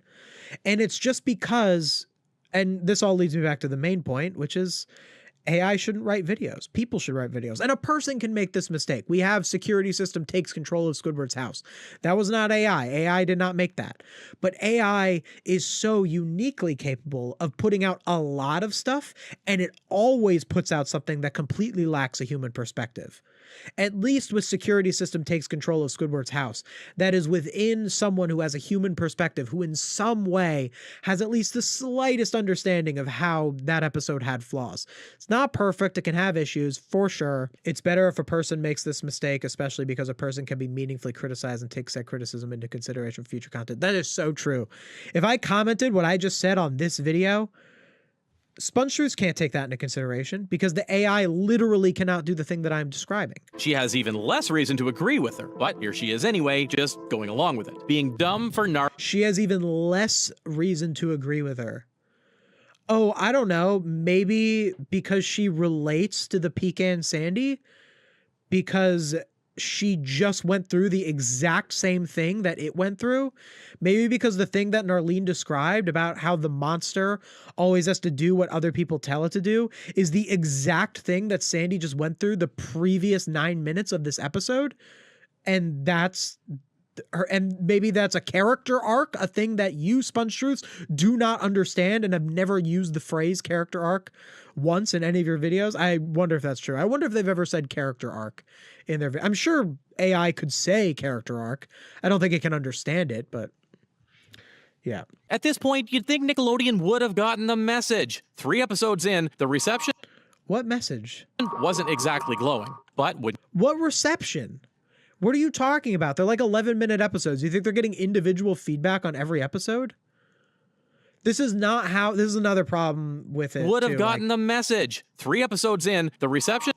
Like, this is just not how... Like, another thing that I try to do when I talk about, like, modern SpongeBob being bad, I talked about this a lot with Camp Coral being bad, is I try to actually understand the real conditions of why shows end up the way that they do. What SpongeTruths is saying here is asinine. It's asinine. It makes no sense. So SpongeTruths is saying that they made 3 episodes with Narlene. First of all, cartoon episodes take like a year to even make. So like, if you're saying that that Nickelodeon should have seen that these 3 episodes were not well received and then not made the 4th one, well, I'm sure that 4th episode was already well into production by the time these episodes aired, because that's just how cartoons work. Wait, they take long? Cartoon episodes? Oh yeah. Whole industry. Like, and you need to understand that when you're covering the show. It's okay that you, chatter, don't know that they take that long. You're just a normal guy. Like, you're supposed to learn that from people like me or people like SpongeTruths. When you're a creator, you have a responsibility to be informed on these things. Not just say, oh, Nickelodeon didn't get the message. Also, even beyond that, how is Nickelodeon going to know that these 3 episodes were like not well received? First of all, I don't think Sandy Help Us got, of the 3, 2 of them had decent messages. So really, something Narwhal This Way Comes would probably have been a slightly more infamous episode. But like, what is Nickelodeon doing? You think they're watching YouTubers, seeing the reviews? Like, there's probably a little bit of that, a little bit of feedback, the ratings, all this stuff, but that does not affect what episodes come out. So when you say stuff like this, again, you're making people dumber. People are going to watch this and they're going to think, yeah, why didn't Nickelodeon get the message of that people didn't like these Narlene episodes and stop using her? What is wrong with Nickelodeon? Well, you're not understanding how these things work. And there are real problems with how Nickelodeon operates. There are issues with executives not giving the writers enough time to write good stories. There are issues with good stories not being valued, with character arcs not being put in, with shows not having rules for, oh, your character should always have an arc. Every character should learn something. Showing a foot is not a joke. Like, yes, these are all criticisms. These are all things that the executive should have as rules and pass down to the writers. This SpongeBob YouTuber said he doesn't like Narlene. Let's never use her again. No SpongeBob writer ever. Dude, people, and by the way, this is a real thing. People will comment on my videos and they'll be like, why are you complaining about modern SpongeBob? Clearly, the writers aren't going to watch your videos and change. And I'm like, of course they aren't. My videos aren't for them. Like, why do you think that? That's not how these things work. My videos are for the public so that if they become writers, they can maybe do some good, or if they become executives, or just in choosing what to watch, you know, like in a media landscape, like you can just choose shows that have the things that I think are good writing, and then you're going to be better off by watching better shows. There's better shows out there than modern SpongeBob. There's better shows out there than Camp Coral. When people watch my videos and they'll comment, they'll be like, maybe you should just give up on modern SpongeBob. It's not for you. It's like, well, maybe other people will learn that it's not for them either, because they see my videos on it and they see, oh, it's not that good. And then I realize, as an overused AI tell, it so is. I'm just now realizing that. That was a total accident. In the mood for feud. The episode starts with in the mood for a feud. Of course, it just pronounces it wrong. In the mood for feud. That's not even like uptown girls instead of upturn girls. Okay, like that's like the AI confusing it with the Billy Joel song. Like, okay, sure, whatever. But like, in the mood for feud. What? But then the episode does something that kind of kills whatever goodwill it built. What is this editing? What the heck? Oh my goodness. Up. After spending the whole What? What was that imagery? Throwing shoes, tater tots, the whole thing, we find out at the end. Throwing shoes, tater tots. They're potatoes. They're not tater tots. It was just an excuse to have Narlene and her family cause chaos for 20 minutes and walk away without any. It's an 11-minute episode. Cause chaos for 20 minutes. The AI got confused with episode length, because most episodes of TV shows are 20 minutes. Celibate Sahara with the $50. Well, thank you. Thank you so much. Narlene could be a great character if she was written better. An episode where Squidward was forced to hang out with Narlene and SpongeBob with Squilliam showing up to make fun of them for being poor could be a really great lesson about classism.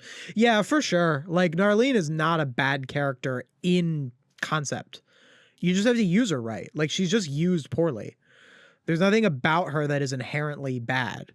It's just she just originated in a bad show, and then they put her in episodes that are considered bad. Although now that we're actually looking at it, of the 4 episodes that she's in, the 2 that are pretty bad are the ones that I talked about in my Plankton's Family video. No matter what the episode is about, no matter where it's set, the narwhal feet jokes will find their way into it somehow. So it literally is just the foot thing. That's like the only real criticism.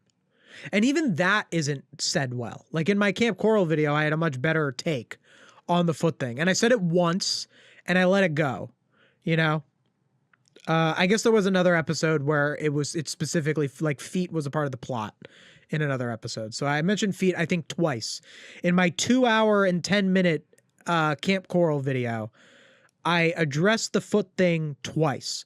First, when Narlene was introduced, and second, when there was an episode that specifically focused on a foot thing that I had to address. So now we've sat through 4 Narlene episodes in the main show, and there are 5 in the main show. Just skip, and I know why it skipped Creepaway Camp. It's because Creepaway Camp would have been a lot more to explain, and Creepaway Camp does not fit SpongeTruth's narrative at all.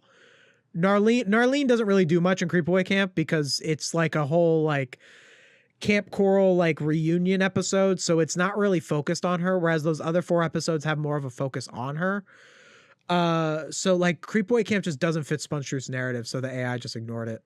If you've been paying attention, the pattern isn't difficult to see. She shows up out of nowhere, causes chaos, then she doesn't show up out of nowhere. She always has a reason to show up. It's never out of nowhere. Someone said in the chat earlier, like it's saying she goes to Bikini Bottom for no reason. Like the show does establish that her childhood friends live in Bikini Bottom. So like it's not that weird that she shows up.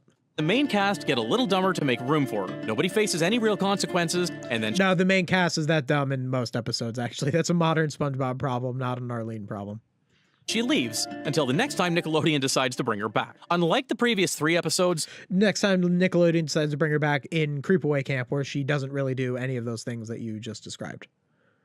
And she didn't really do them in the first place. The problem was never really the concept around her. The problem is just her, and what the show refused... That's so funny that I said the exact opposite. That is like the opposite take of me in my Camp Coral video.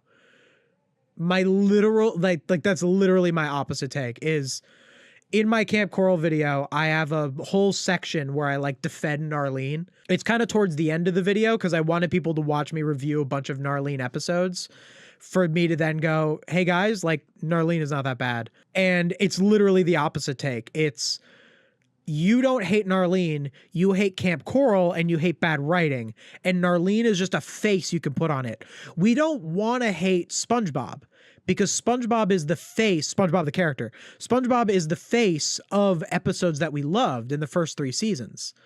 Or maybe beyond that, maybe you love season 4, season 5, you know, like SpongeBob is the face of episodes we liked. Every character that is like a main character since the beginning is the face of episodes we liked.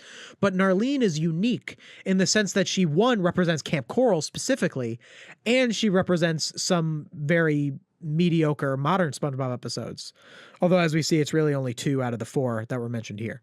So we put a face to that and go, great, I hate Narlene. And when you go, I hate Narlene, Narlene is the problem, you're not focusing on the actual problem, which is the writing. I'm not making this video to tell you whether Narlene is a good or a bad character. That's up to you to... No, you're making this video to generate ad revenue because you don't care about the things that you're talking about. Decide. Because my honest answer to that question is, it depends on where you put her. Which brings me to Creepaway Camp. Oh, he does mention Creepaway Camp. Okay. Okay, he does mention Creepaway Camp. Okay, all right, he does mention Creepaway Camp. All right. Retracted. A season 14. Again, no mention of a single Camp Coral episode. It's like... It's either that the AI didn't have anything to say about a specific Camp Coral episode because Camp Coral is not as talked about as these modern episodes, or maybe they didn't want the editor to have to look for Camp Coral footage, so they just omitted any mentions of Camp Coral. Could be that. It could also maybe be that SpongeTruths only wants to talk about the SpongeBob main show. Maybe it goes out of its way to not discuss any spin-offs, like any spin-off episodes. Like it discusses the existence of them, sure. I don't know. Is there any time where it would actually discuss a Camp Coral episode? I'm sure it would, because I bet there's probably like some kind of mediocre, like secret formula timeline video on SpongeTruths, just knowing them, where they would talk about Kitchen Sponge, I feel like, because that's a big like timeline episode in Camp Coral. It's just odd that you have a whole video about Narlene and you talk about all of her appearances in the main SpongeBob show. Now with Creepaway Camp, it actually is all of them. I'm pretty sure it's only those 5. And you don't even show a shot of her. We haven't even been shown her 3D model. Fans, even the ones who can't stand Narlene, had to admit this was the one time she had a decent role. And if you look at why it works... I don't think she had a decent role. I think she like did nothing. I actually wouldn't admit that. Creepaway Camp is a nothing episode. Creepaway Camp is garbage. It's 40 minutes long. It's slow and meandering. It has like really tired horror movie tropes of like, ooh, if you're in a horror movie, you gotta stick together. It's so bad. Creepaway Camp is awful. Narlene just does nothing in Creepaway Camp. She just doesn't do anything.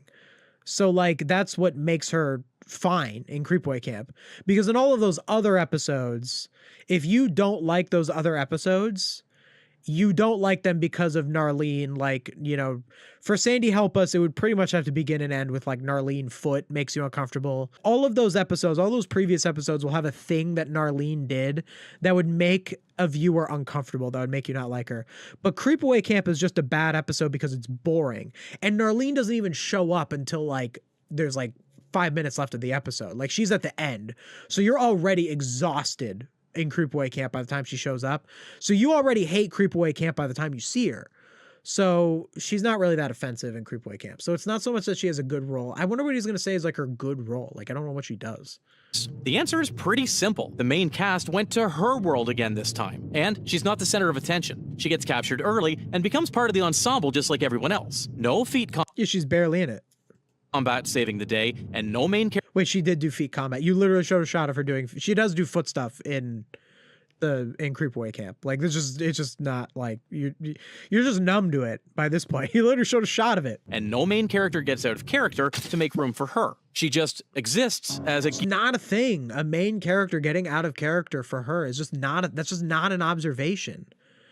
Pulled that out of nowhere. Now, I want to be clear. I'm not here to tell you can't. Look, here's a frame from Camp Coral. This is the first time we're seeing a frame from Camp Coral other than like the poster. Camp Coral is a good show. That's a whole separate conversation. But even if you take Camp Coral completely out of the picture, I think the point still You shouldn't. She's a Camp Coral character. Stands. Creepaway Camp somehow works for her because at least the setting justifies her presence. Meanwhile, the main show episodes don't fit her because nothing about Bikini Bottom was ever built. This episode's not in Bikini Bottom, so. To drag a Camp Coral character into a completely different show with different audience expectations. And every single time. Yeah, that's just like not the issue. Like, so SpongeTruths can't articulate real points. It can't look at how like actual writing works. It can't look at the media literate takes. So it just has to say something. And then when it says something and that something is incorrect, the audience then internalizes it and it makes them dumber. It's really messed up, man. Of underutilized characters who deserve more screen time. Sandy, Pearl, even characters like Mrs. Puff who barely show up in modern episodes anymore. Are you just saying that these characters could have replaced Narlene because they're also women? That's literally what it's saying. Like, again, with like AI taking, this is AI sexism now. Like, just like, because it's not, AI will perpetuate like the worst of our prejudices because that's what robots do. It compartmentalizes data and goes, oh, okay, these characters are women. Narlene is also a woman. So these characters could have replaced Narlene in episodes. Like, couldn't you say the same thing that Narlene could have been replaced by Plankton's cousin Clem? Because they're both hillbilly-like, you know, but this is what AI does. And this is why AI racism or AI sexism here, AI classism, like I'm planning on doing, planning on diving deep into that soon. So stay tuned. But it's literally just saying like, no, actually like, and by the way, to the writer's credit, to the character designer's credit, Narlene is a distinct character from all of these female characters. Like she is. Like she's a little too much of a stereotype. Absolutely. Acting like any of these characters could just replace Narlene in any of those episodes. Like they just kind of can't. Like they literally can't. Now you could say that some of those episodes didn't need to exist. Like something Narwhal This Way Comes. It's just a typical someone stays with SpongeBob and overstays their welcome. That's not even specifically a woman thing. They did that episode with Can You Spare a Dime with Squidward and it was great. And that was all you needed. Mrs. Puff? When will Mrs. Puff replace Narlene? How would In the Mood to Feud work with Mrs. Puff instead of Narlene? That doesn't make any sense. Kept hoping that if they put Narlene in enough main show episodes, fans would eventually come around. Well, I'm sorry to say this. They didn't put her in that many episodes, though. They were trying to do that. That is why people didn't like her in the main show, is because they were trying to like normalize Camp Coral by putting Narlene in the main show. That was a thing. Absolutely. But that's a very cold take. This could have gotten it from anywhere. Maybe they finally got the message. Or maybe she's just waiting for her own moment in season 16. Waiting for, well, no, the season 16 episodes have all been announced, and Narlene is actually not in season 16. Like, we know that. I'm pretty sure she's confirmed, and I'm pretty sure you would know now. December 18th, what is this poster? Season 16, December 18th, 2020. Look, there's a signature on the bottom. Just stealing someone's art, man. You can know by now all of season 16. No, wait, season 16 is done. Right, the last 4 episodes they like didn't air. They aired in like New Zealand or something. They aired somewhere. Like season 16 is all out there. So Narlene is not going to appear in season 16. We already know this. Maybe she'll be in season 17. I think they're not going to bring Narlene back. I think they know that she's associated with Camp Coral. And like, I think she is done for that reason, because it's like, well, like she's associated with Camp Coral. I think she's finished. And I think that's fine. I think like it was all just a mess, you know, like Narlene could have been a good character. She just wasn't. And I think they're just going to let her go. And I don't think she's going to come back. Did they drop her once Camp Coral was canned? I'm pretty sure. I honestly, I think they're going to retcon Camp Coral. That's my guess. I think SpongeBob, I think they're going to give it like a bit more of a buffer.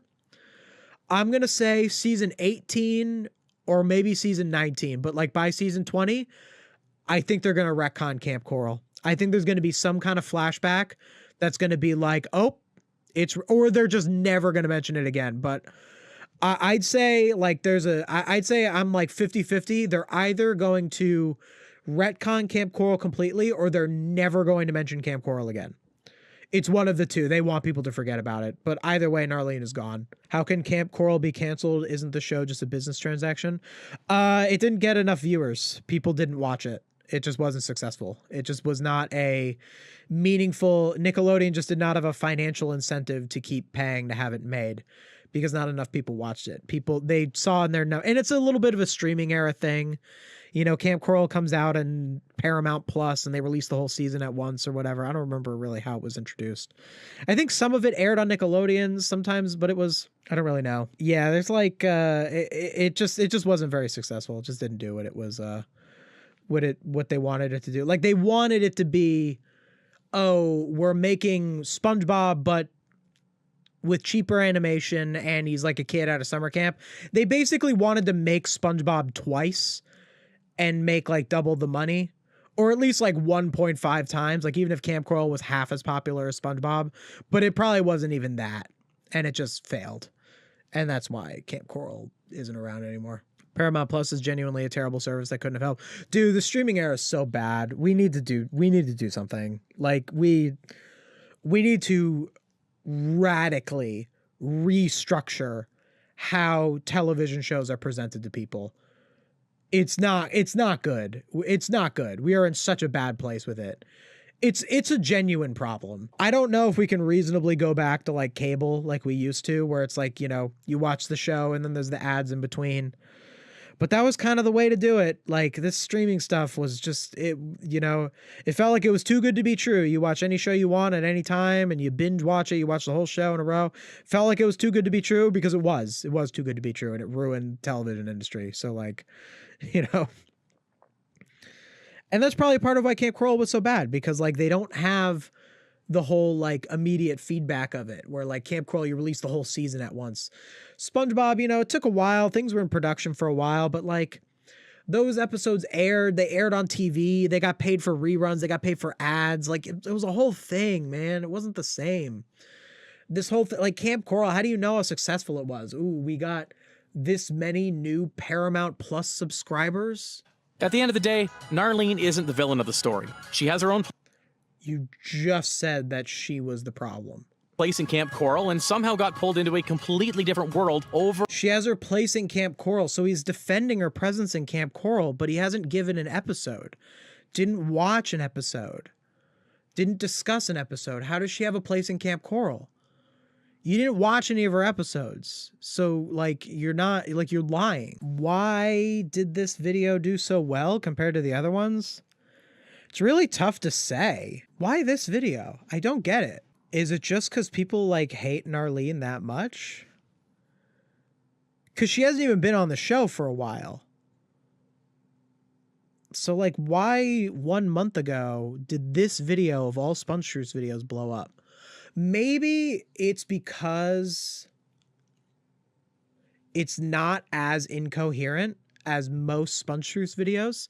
Like it does have that thing where it says multiple times that the reason that like it was saying like the problem with Narlene is that other characters are dumber around her. Like it said that multiple times.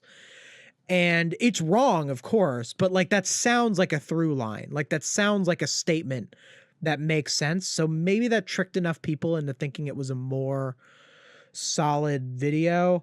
I guess also the thumbnail is not their usual SpongeTruthsy thumbnail. Like it kind of ripped off that Alpha J show thumbnail. So maybe people clicked it thinking it was the Alpha J show, and that just bumped up its regular click-through rate enough to put it into the 600,000. And maybe of those people who clicked on it thinking it was the Alpha J show, they were like, oh, like this is a different channel, but they didn't know it was SpongeTruths and didn't know it was AI, so they stuck around anyway. That's probably one theory. I'd say that that's probably about how this one slipped through the cracks and became a little bigger. I think it was just the right combination of the character being very hated to the point where it rage baited people into clicking it.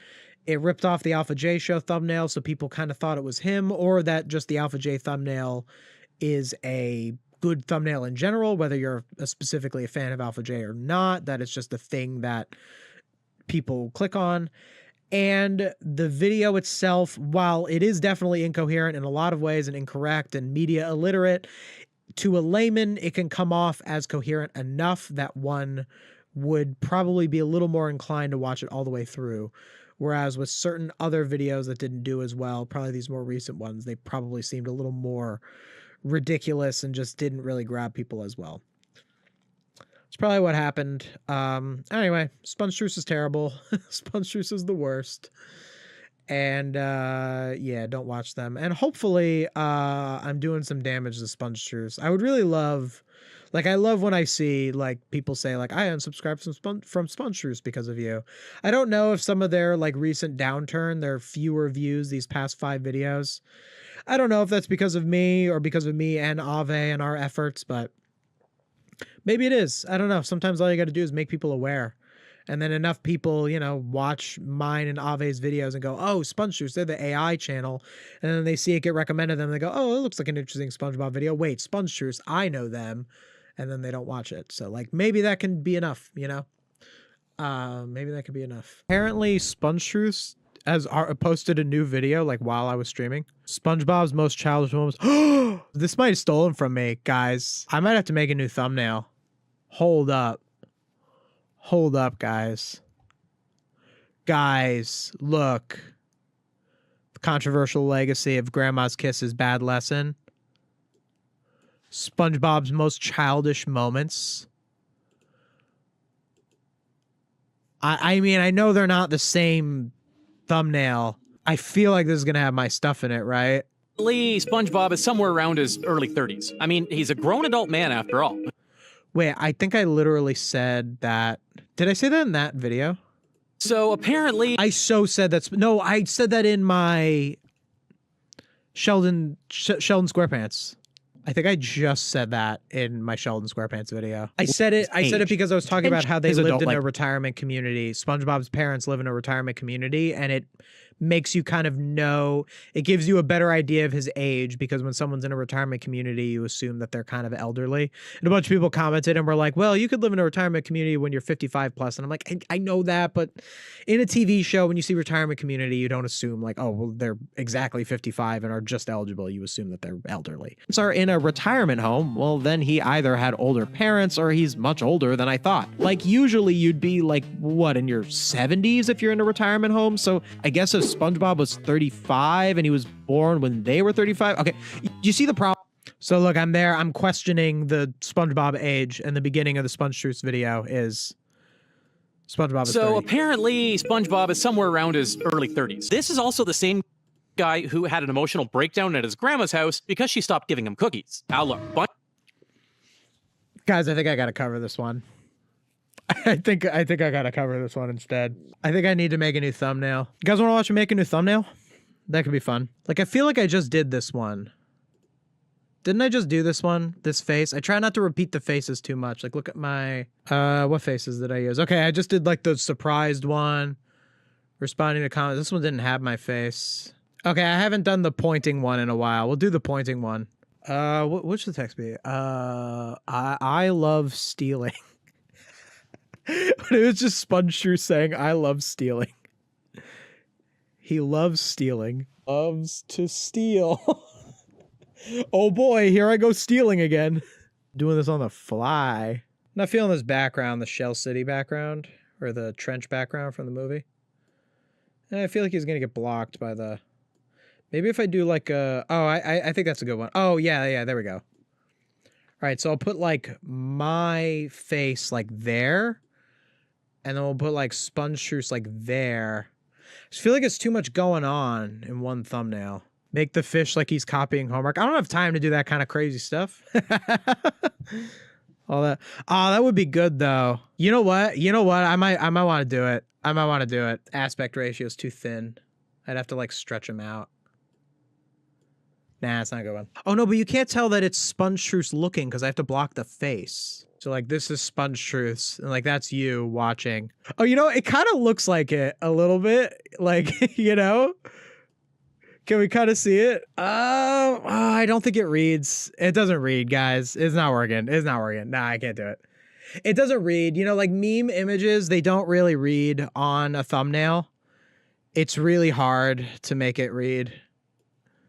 It was a nice experiment, though. I think SpongeTruths is too big in it. You know what? I think I need to remove me. I think I don't need to be in it. Some of the thumbnails don't need my face in it. It's okay. I'm humble enough to admit that. SpongeTruths can stay in it. He's the villain. It doesn't really read. This is a tough thumbnail.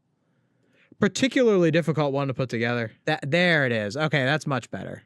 I can make it red, but I'd have to make the arrow yellow. I'll go with that. That's fine. Kind of makes the SpongeBob stand out a bit. There we go. Thumbnail made. SpongeBob's most childish moments. Sure. Even if this doesn't really steal from me that much, it's clearly going to be a very hollow video. SpongeBob's most childish moments. So already the thesis is... Also the same guy who had an emotional breakdown at his grandma's house because she stopped giving him cookies. Now look.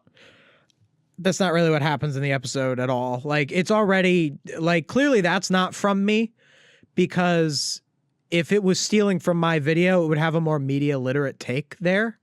Like, it would say the actual reason why that matters, like how that works in the story, like how the fact that him not eating cookies with the grandma is representative of his, you know, character arc and all that. Maybe it will take that. Like I remember in the Bizarro Bottom video of his that stole from me, it said the stuff like there's no story here and all that. Then there's a third version, one that easily becomes a disaster when you carry it too far. So fortunately, more... All right, so it looks like it's covering multiple episodes, so that would be a little different from my Grandma's Kisses video, because my Grandma's Kisses video... I mean, I did cover Squid Baby at the end of the Grandma's Kisses video, but I don't think it's talking about Squid Baby. More often than not, SpongeBob has a good childish side. In fact, I think this is what made us fall in love with the show in the first place. And one of the best examples... Yeah, kind of cold take, but yeah, the thing about SpongeBob that makes it such a good, like, kids show is that it has that balance between it's, like, enjoyable for kids to watch because they can relate to SpongeBob on a childish side, but adults still enjoy watching it because SpongeBob acts in a way that is more relatable to us. Whereas if you have a show where the main character is a kid who goes to school, people who are a little older might have trouble relating to that character. It's a way of making SpongeBob a more timeless show for everyone. And by timeless, it's not even time period, it's timeless in terms of age. I can give you is Idiot Box from season 3. Of course, what kind of normal adults would do that? But then he starts hearing all these sounds coming from the box. Mountain climbing, All right, I covered this episode too. two grown men sitting in a box, completely What is this wobbling thing that they do? committed to whatever world they've I decided. hate this so much when they go, their faces like wobble back and forth. They've been doing.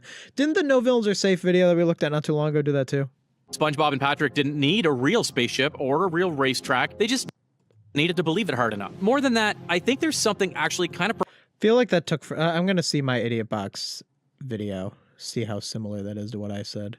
Or, if you look a little deeper, perhaps what Squidward is hearing is the fun that SpongeBob and Patrick are having with their imaginations, so that's kind of what SpongeTruths said here a little bit. So what I said is what Squidward is hearing is the fun that SpongeBob and Patrick are having with their imaginations.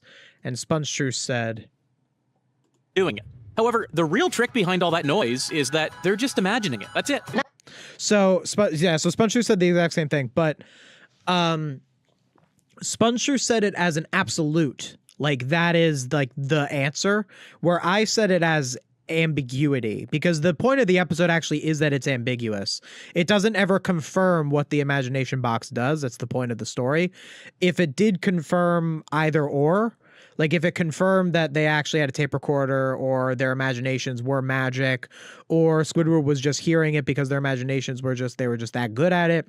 If it confirmed any of those things, the story wouldn't work. The story only works if it's ambiguous. So SpongeTruths saying that it is that is actually not understanding the story, because AI can't understand the story. It just took, I assume from my video, when I made that statement, and it put that into its training data, because my video is a very prominent video on this topic. It's a very prominent and a very recent video on this topic, so it has a more like fresh perspective on it from mine. And there probably are older videos that have that too. Maybe it didn't particularly take it from mine. You know, it's always alleged stealing this, that. But let's say it did take it from me.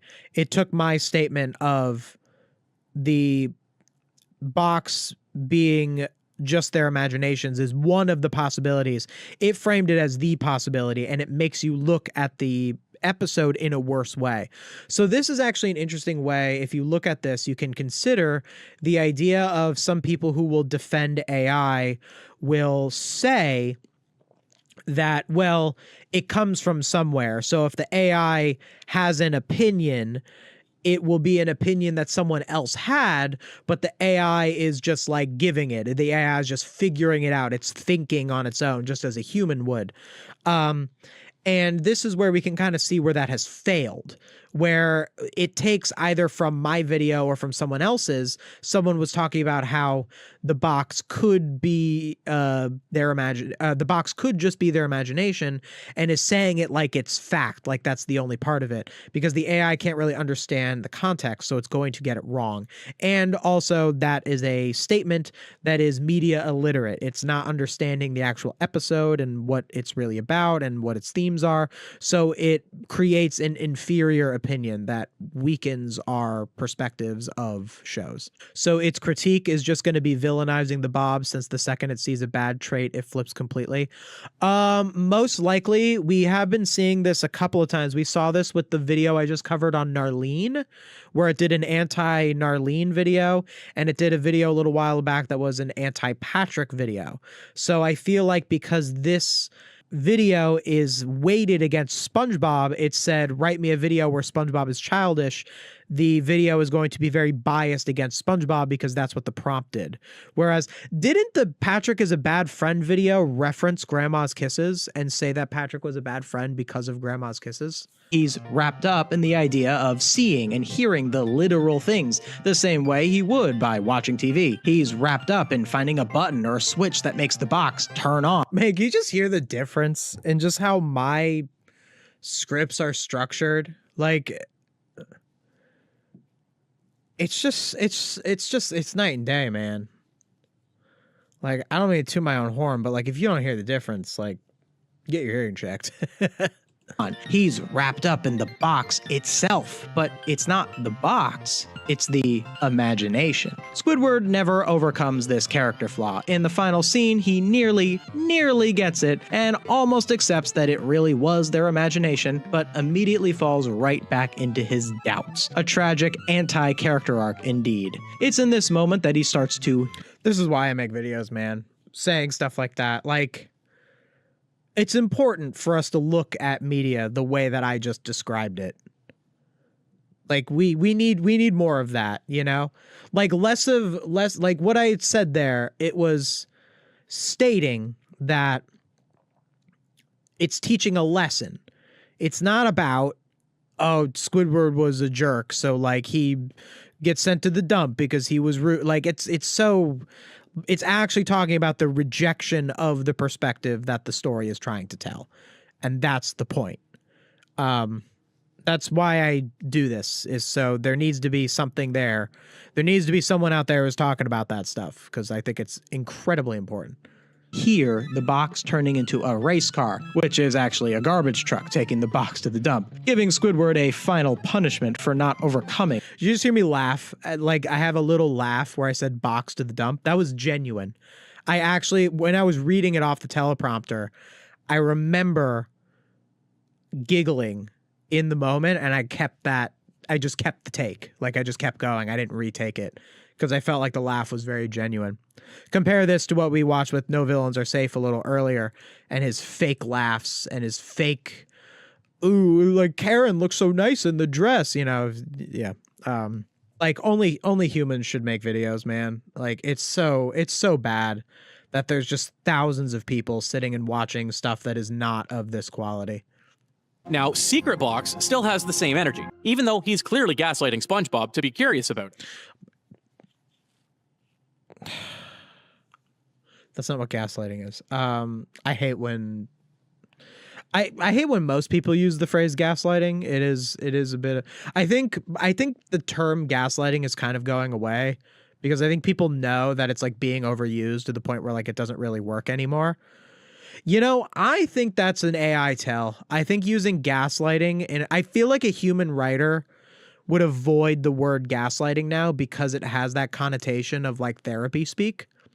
You know what I mean? But AI is trained on so much data that like that word is so out there that it would still use it. Whereas I think culturally we've moved on a lot from the term gaslighting, especially something as shallow as like Patrick was gaslighting him into asking about it. Like, what? So SpongeBob takes the bait and spends the entire runtime. Wait, also that was about Squidward, the idiot. I guess it was about SpongeBob being imaginative. I guess it's saying that SpongeBob being imaginative is positive. What does the secret box have to do with him being childish? Patrick did reveal later on that it hides an embarrassing photo of SpongeBob making a stupid face at a Christmas. Why is this relevant? Why are you just recapping the episode that we've all seen a million times? Pretty clear that Patrick had planned to do this all along. He just wanted to rage bait SpongeBob for the whole day because it's not like he'd have anything better to do anyway. However, it's almost like it's still weighted against, it's almost like the AI program remembered that it wanted bias against Patrick before. Why is he talking about Patrick being like Machiavellian trying to, no man, like he just was, that would make the episode so much less funny if Patrick was like baiting him on purpose with the box. No, the point is that Patrick has this like secret thing. Also, that's media illiterate, because that's not what the point of the story is, to teach a lesson of when your friend has a secret, you need to respect your friend's secret. But in real life, in that situation, the friend isn't trying to tell you the secret. They genuinely don't want you to know the secret. So it's the same with Patrick. But if you're saying, oh, Patrick is gaslighting him, Patrick wants him to do it because Patrick's such a bad friend, because your previous AI prompt was biased against Patrick and you hadn't cleared the history yet, it just misses the actual statement of the story. As the breaking into your friend's house was, I don't think SpongeBob really overreacted. It uses therapy speak to try to make itself an authority figure. True. That's so true. That's such a strategy that it would use, huh? Why do so many AI scripts say nothing better to do? This is like the 5th time I've heard SpongeBob AI recaps use that phrase. Huh. You're so right. I mean, I guess we were looking at No Villains Are Safe earlier. Like, they were talking about themselves. They were saying, I had nothing better to do than watch SpongeBob to make this video. But yeah, this did say that, didn't it? It's not like he'd have anything better to do anyway. However, You know why I think it says that? You know why I think it says that so much? Because it's a great way for it to make nothing points. That's why it says that so much, because the goal. So remember, this is, the goal of AIs is to keep you using them. It's the same thing with YouTube, by the way, or any sort of like social media, TikTok, all of these platforms, anything that is internet based, or even like TV shows like cable. The point of anything that makes money based on how much you use it wants you to use it for as much as possible. So AI is just like that. Is just another thing that does that. So AI chatbots want you to use it for as much as possible. And in order for it to do that, it has to keep talking. AI doesn't want to make a not conclusive statement. So saying, oh, because he had nothing better to do, is now giving a reason that is a non-reason. It's actually very telling that it says Patrick did it because he had nothing better to do, because Patrick doesn't do that. That's not Patrick's motivation. Because he's not doing it on purpose. Patrick is the passive character in the secret box. Patrick is not SpongeBob is the protagonist. SpongeBob is the active protagonist who makes choices. Patrick is the passive character. Patrick is the one who has the thing that SpongeBob wants to actively go and invade the privacy of and look into. So, because Patrick is the passive character, the AI can't come up with a thing for him to do that is the AI can't come up with a motivation because he has no motivation. That's not how he's written. And the AI has no media literacy. So the AI doesn't have a thing where it goes, oh, Patrick is the passive character, so I'm not going to say that Patrick was doing something actively, because he wouldn't. The passive character wouldn't do that. I would only say that about SpongeBob. AI doesn't understand that. I understand that. I went to school for this. When the AI tries to justify something to say more words, it'll just default to meaningless platitudes like he did it because he had nothing else to do. And that's why it says it so much. I'm sure the only reason it brought up Secret Box is because it also has box in the title.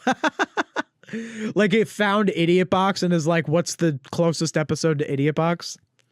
It is a weird example because this is not a very childish episode. Actually, I would argue that, Secret Box is a lesson that kids can learn. Absolutely. There are times where like kids will like have a secret from each other. Or kids need to learn what a secret is. And usually you learn that as a kid. So like, I get it. Like I can kind of see the idea of this being a kid-centric episode. But the way that the episode is handled, I think what makes this such a brilliant episode is that the secret box is a lesson that you learn as a kid, keeping someone's secret. That'll usually happen to you in like elementary school. Someone will tell you a secret, you let the secret slip, you feel bad, and then you don't make that mistake when you get older. You usually make that mistake when you're a kid, and then if you're a mature person, it never happens again. The point of an episode like The Secret Box is to teach a kid that lesson before they make that mistake, so they never make that mistake. But what makes Secret Box a very brilliant episode is that SpongeBob and Patrick operate like adults. You know, like Patrick is very mature in this episode, actually. He says, listen, if you violate this boundary, we will not be friends anymore. Like, that's pretty huge coming from a character like Patrick, who's such a bad friend, setting, according to SpongeTruths, setting that like clear boundary. And then at the end, when SpongeBob does explain himself, he does like forgive him. I got to give Patrick a lot of credit in this episode, like, or not a lot of credit to Patrick himself. I mean, in the terms of the story, is showing a very mature way to deal with someone who wants to know your secret. Is you can give them a fake secret that satisfies them. So the string satisfies SpongeBob as the fake secret, and then the real secret is obviously the photo that Patrick didn't want him to know about. Actually very mature on Patrick's part.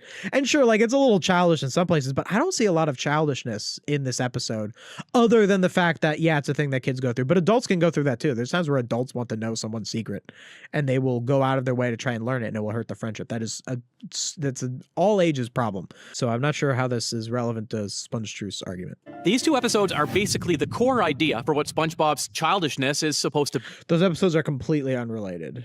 That's such a stretch. It is literally like what the person said. They're just two episodes that have box on the title. I think the similarities begin and end there.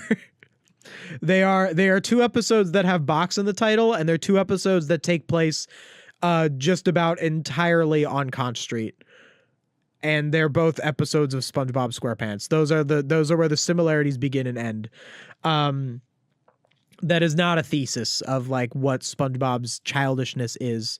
Also, aren't you saying that those are the positive elements of SpongeBob's childishness? In the secret box, he has the character flaw. He's wrong in the secret box. SpongeBob is in the wrong. That's the whole point. He has the negative perspective. That's why at the end of the episode, SpongeBob is the butt of the joke.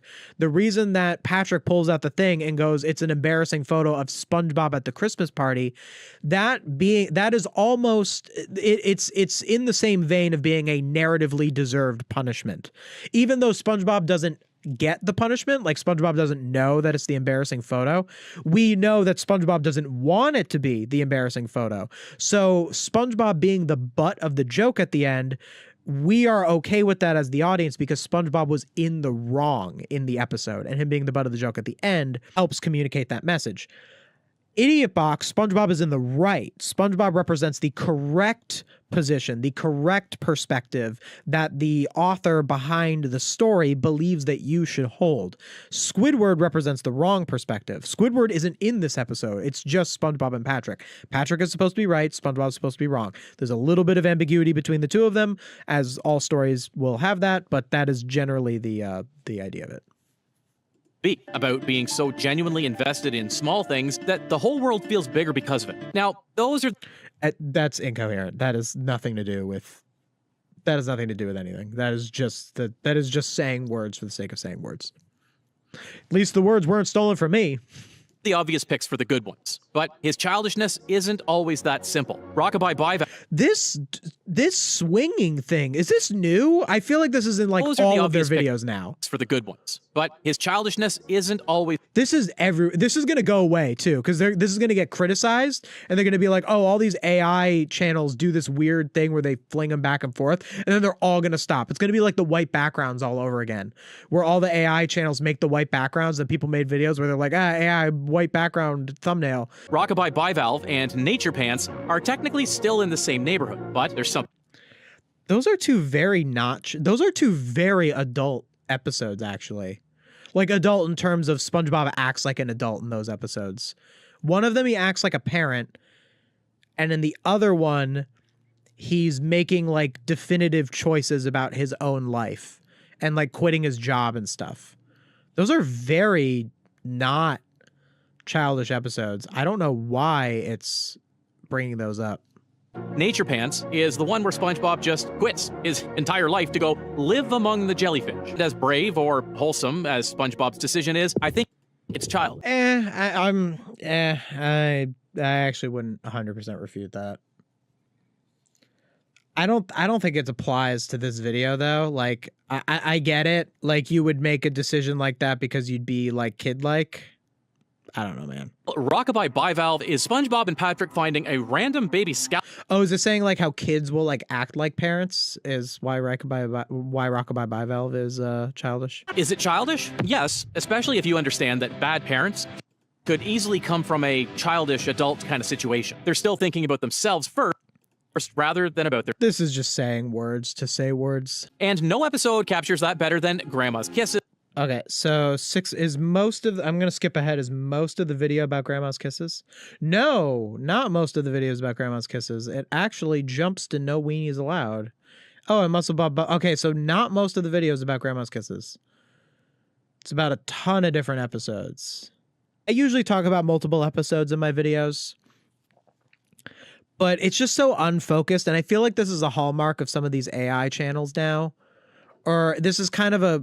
No Villains Are Safe also does this. Like, a lot of the things with these AI channels is when you cover one episode and review one episode for a whole 14, 18 minutes or so, it becomes a little clear that you're like doing a lot of recapping, that you're not really getting a whole, that you're not really having a lot of substance. When you keep jumping between episodes, it probably obfuscates that a lot better. We saw this with that one video that was just a review of Sailor Mouth, and like that was it. Although that video did pretty well for them, but most of the videos are like a bunch of different episodes. However, Squidward actually manages to get the whole restaurant to laugh at him. SpongeBob immediately cries, of course. Just recapping. I can't say it's stealing from me because it's just recapping the episode. Let's see what its actual substance is. Both show up to Grandma's house wearing fake sideburns, refusing look at this. Look at this. all of this completely seriously. They both show up to Grandma's house wearing fake sideburns. They put the arrows pointing to the side. Like, why? Does that actually make a difference? I don't get the editing while you're recapping. Just show the footage. You can do like fancy edits when you're making your own points. The pointing to it. You're just saying the plot of the episode. Beneath all the trophies for the best fry cook in town is just a guy who really misses his...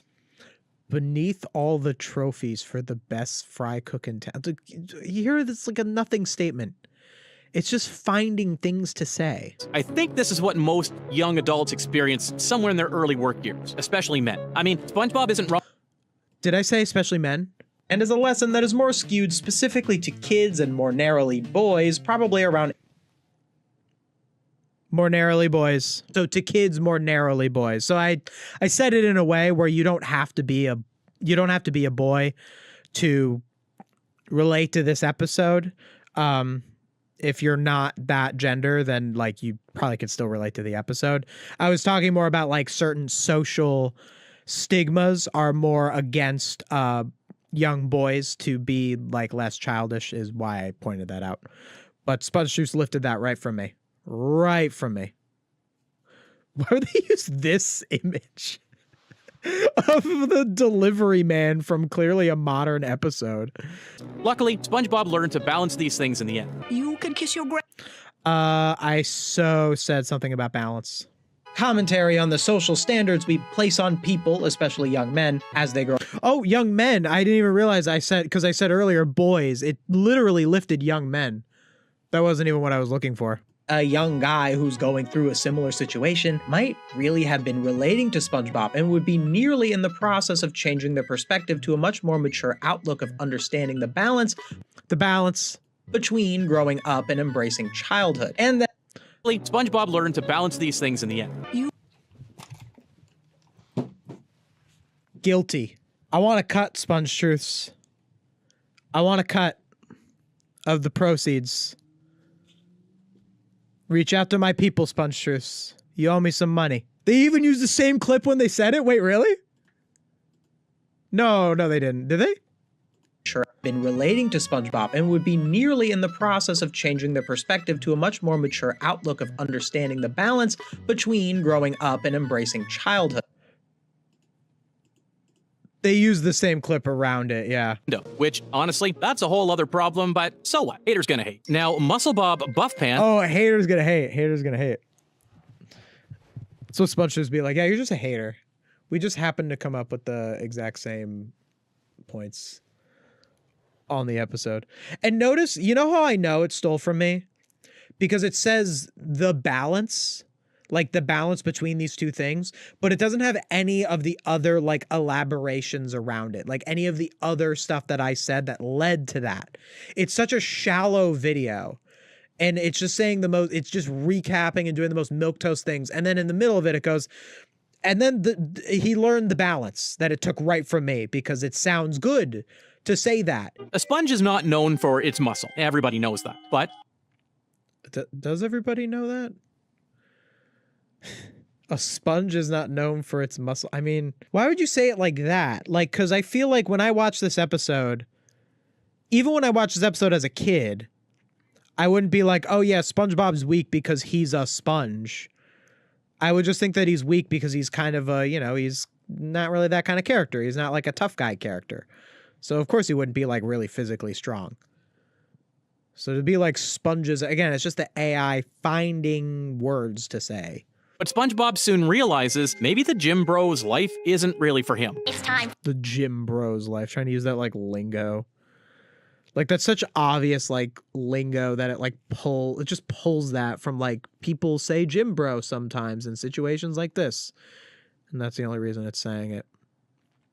Also, this doesn't have anything to do with childishness. It's such a stretch. It's actually not that far off from the whole like, does Mr. Krabs have a fetish? Where like it's just like it's taking things that are vaguely in the ballpark and just being like, yeah, they're childish. Like Muscle Bob Buff Pants, like sure. Like I guess a child would do something like that, where they'd like want to be stronger and like get a fake arms or whatever. But like not really. Like it kind of works for everyone. Like something about Grandma's Kisses that I said in my Grandma's Kisses video is Grandma's Kisses is noteworthy as a SpongeBob episode because it is a lesson that is more geared towards kids. It's more something you experience as a kid, like what happens in Grandma's Kisses with being close with your grandmother and feeling like more childish. Like it's, you know, that's kind of more of a kid lesson. Whereas like Secret Box, you know, like Muscle Bob Buff Pants, like these are two examples where they're childish ways of acting, but they're really timeless lessons in terms of age. And SpongeTruths is just stretching it so they can put it in their list of episodes they talk about. Instead of, you know, what I did where I focused pretty much entirely on Grandma's Kisses. Like, you know, like talking about all these episodes, so little. Like, look at all the different episodes it's talking about. Like, in an 18-minute video, you don't have enough time to cover all those. He orders inflatable muscle arms from TV and just straps them on. And for a break. Yes, that's the point of the story. Yes, is he should have gotten stronger by putting in the work, and he bought a thing that he lied about it. Yes, that is the story. Do you have any unique takes beyond the thing that is already presented in the base narrative? No? When it comes to actual weightlifting... Look, it's him! Look, SpongeTruths! It's you! You're in the episode! Whenever my fiance and I watch SpongeBob now, whenever we see this background character, Tom, whenever we see this background fish, she'll always be like, look, it's SpongeTruths. So we hate this background character now. Every time he's the chocolate guy. So whenever we see him in the background of a scene, we're like, oh, it's SpongeTruths. Like we hate SpongeTruths. So because we think of him as SpongeTruths because it's always that face. Tom has been ruined. Ruined Tom. I hate Tom now because of SpongeTruths. Wait, why ice cubes? What do you mean by that? What did you put in my drink? Honestly, that's couple goals. Oh, thank you. Tom needs to sue for defamation. For real. Well, he's gonna have to get in line. SpongeTruths owes me for the videos he stole from me. He owes Tom for his likeness. He poisoned our water supply. Literally poisoned our water supply. Literally, SpongeTruths poisoned our water supply. You can say that and it's accurate. Kid doesn't really think 2 steps ahead. At least most of them. A kid sees a problem, then they would try to find the quickest solution and commit to it completely without considering what happens next, just like SpongeBob does here. He just thought about how good it would feel to walk in there, look... Bro, that is not childish. I mean, it is childish, but like adults do that all the time. What are you talking about? He just made a hasty decision based on his insecurity. That's it. There's like no reason to call that childish. At least in the context of the thesis or whatever the thesis should be of this video. However, it pains me to say there are also lots of adults who experience these kinds of situations in real life. I know a few of them, maybe even myself sometimes. You made the self-deprecating joke. Maybe even myself sometimes. Yeah, do you sometimes try to be something you're not, SpongeTruths? Like, do you try to be a human being when you're actually a cold, unfeeling robot? Maybe you should just take a lesson from this episode and just embrace who you are and just like calculate numbers and data and not try to write videos because you're not cut out for it. Sorry, Weenie Hut General. But here's the thing. SpongeBob doesn't need to be in the Salty Spittoon. The only reason he wanted in was because someone told him he couldn't. That's it. Just like a child hearing, you can't do... That's not why at all. He does not only want to go in the Salty Spittoon. He wants to go in because Sandy goes in. Which is also childish. I mean, like... But it's also about his self-acceptance. It's about, like, I could tell that this... I covered this episode. I did a Salty Spittoon video about the 3 Salty Spittoon episodes. Surprise, surprise, this was the best one. Although, the first Salty Spittoon reference episode was actually pretty good in Modern SpongeBob. I actually kind of like the Salty Sponge. But it definitely didn't steal from me because this is way too shallow of an analysis. Like, it's about his insecurity. It's actually very similar to Muscle Bob Buff Pants. But it's just his insecurities. He thinks he's a tough guy, so he wants to be in the Salty Spittoon because he thinks he's a tough guy. He doesn't belong there. It's not just because someone told him no. He tried to get in before anyone told him no. He was already walking in, and then Reg told him no, but he already wanted to go in before that. This is where the whole thing tips into something almost philosophical. So one evening, SpongeBob cracks his rear end while sandboarding. The doctor tells him one more injury and he'll end up. I had an accident is probably the least childish. I know kids can get freaked out with like they get scared of the world, but the agoraphobia in I had an accident is very much the result of like that's a very adult kind of anxiety, like leaving yourself in your house. Like kids can get anxious like that, sure, they can get afraid of like the world and like getting hurt and stuff, but like, you know, I don't see it. I see that like it can be relatable to a kid, but like it's just very weird choices. SpongeTruths is in the iron butt. I didn't even notice that. It is SpongeTruths. Guys, this is how he makes the videos. See, he puts his butt up there and then in there, and then this is the machine that makes SpongeTruths videos, guys. This is how they do it. Oh man, it itches. Up in an iron butt, which is exactly as horrible as it sounds. And SpongeBob, driven by that fear, which is exactly as horrible as, I guess you would know you did have it. I would refute that and say, how would you know that you didn't? It's just a show. But I guess you were in it. You were there. decided that he is done with the outside world permanently. What's funny is that he adapts incredibly quickly. He makes friends with a chip, a penny, and a piece of tissue, and he adapts incredibly quickly? What do you mean? Him making friends with the chip and the penny is not him adapting. It's him. He's wrong, bro. Again, what no media literacy does. It's bad that he doesn't leave his house and that he acts like he's friends with a chip. AI knows about making friends with lifeless objects. True. AI would have an agenda of being like, yeah, if you just sit in your house all day and never go outside, that would be better for AI, because then people would have like AI friends or AI partners or whatever, and would just talk to AI all day instead of actual real people. Something almost admirable about how fully SpongeBob commits to his bad decision, like the inability to sit with discomfort and do something with it. I mean, most adults... What? It's totally praising that he doesn't leave his house. That's so crazy. And staying away from the world is the solution, which is, again, exactly how a kid processes a bad experience. All these episodes... No, man, adults feel that way too. Adults totally feel that way. The agoraphobia in I Had an Accident is much more similar to how an adult would deal with it than a kid. Especially because it's a medical thing. Like, I'm sure a kid, like, maybe a kid breaks their arm or something and they're, like, afraid to go to the park, or, you know, like, it could happen. It could definitely be a kid thing, but, like, Grandma's Kisses is the only one that is, like, specifically childlike. And maybe Idiot Box. Maybe Idiot Box, because they're, like, playing in a box. I could see that as well. But Idiot Box is for a much more adult lesson, even though it's a very childish situation. Whereas Grandma's Kisses is a lesson that could be related to by an adult. Absolutely, an adult could relate to Grandma's Kisses, but it's much more of a child-skewed lesson. Episodes are still funny and memorable. Why was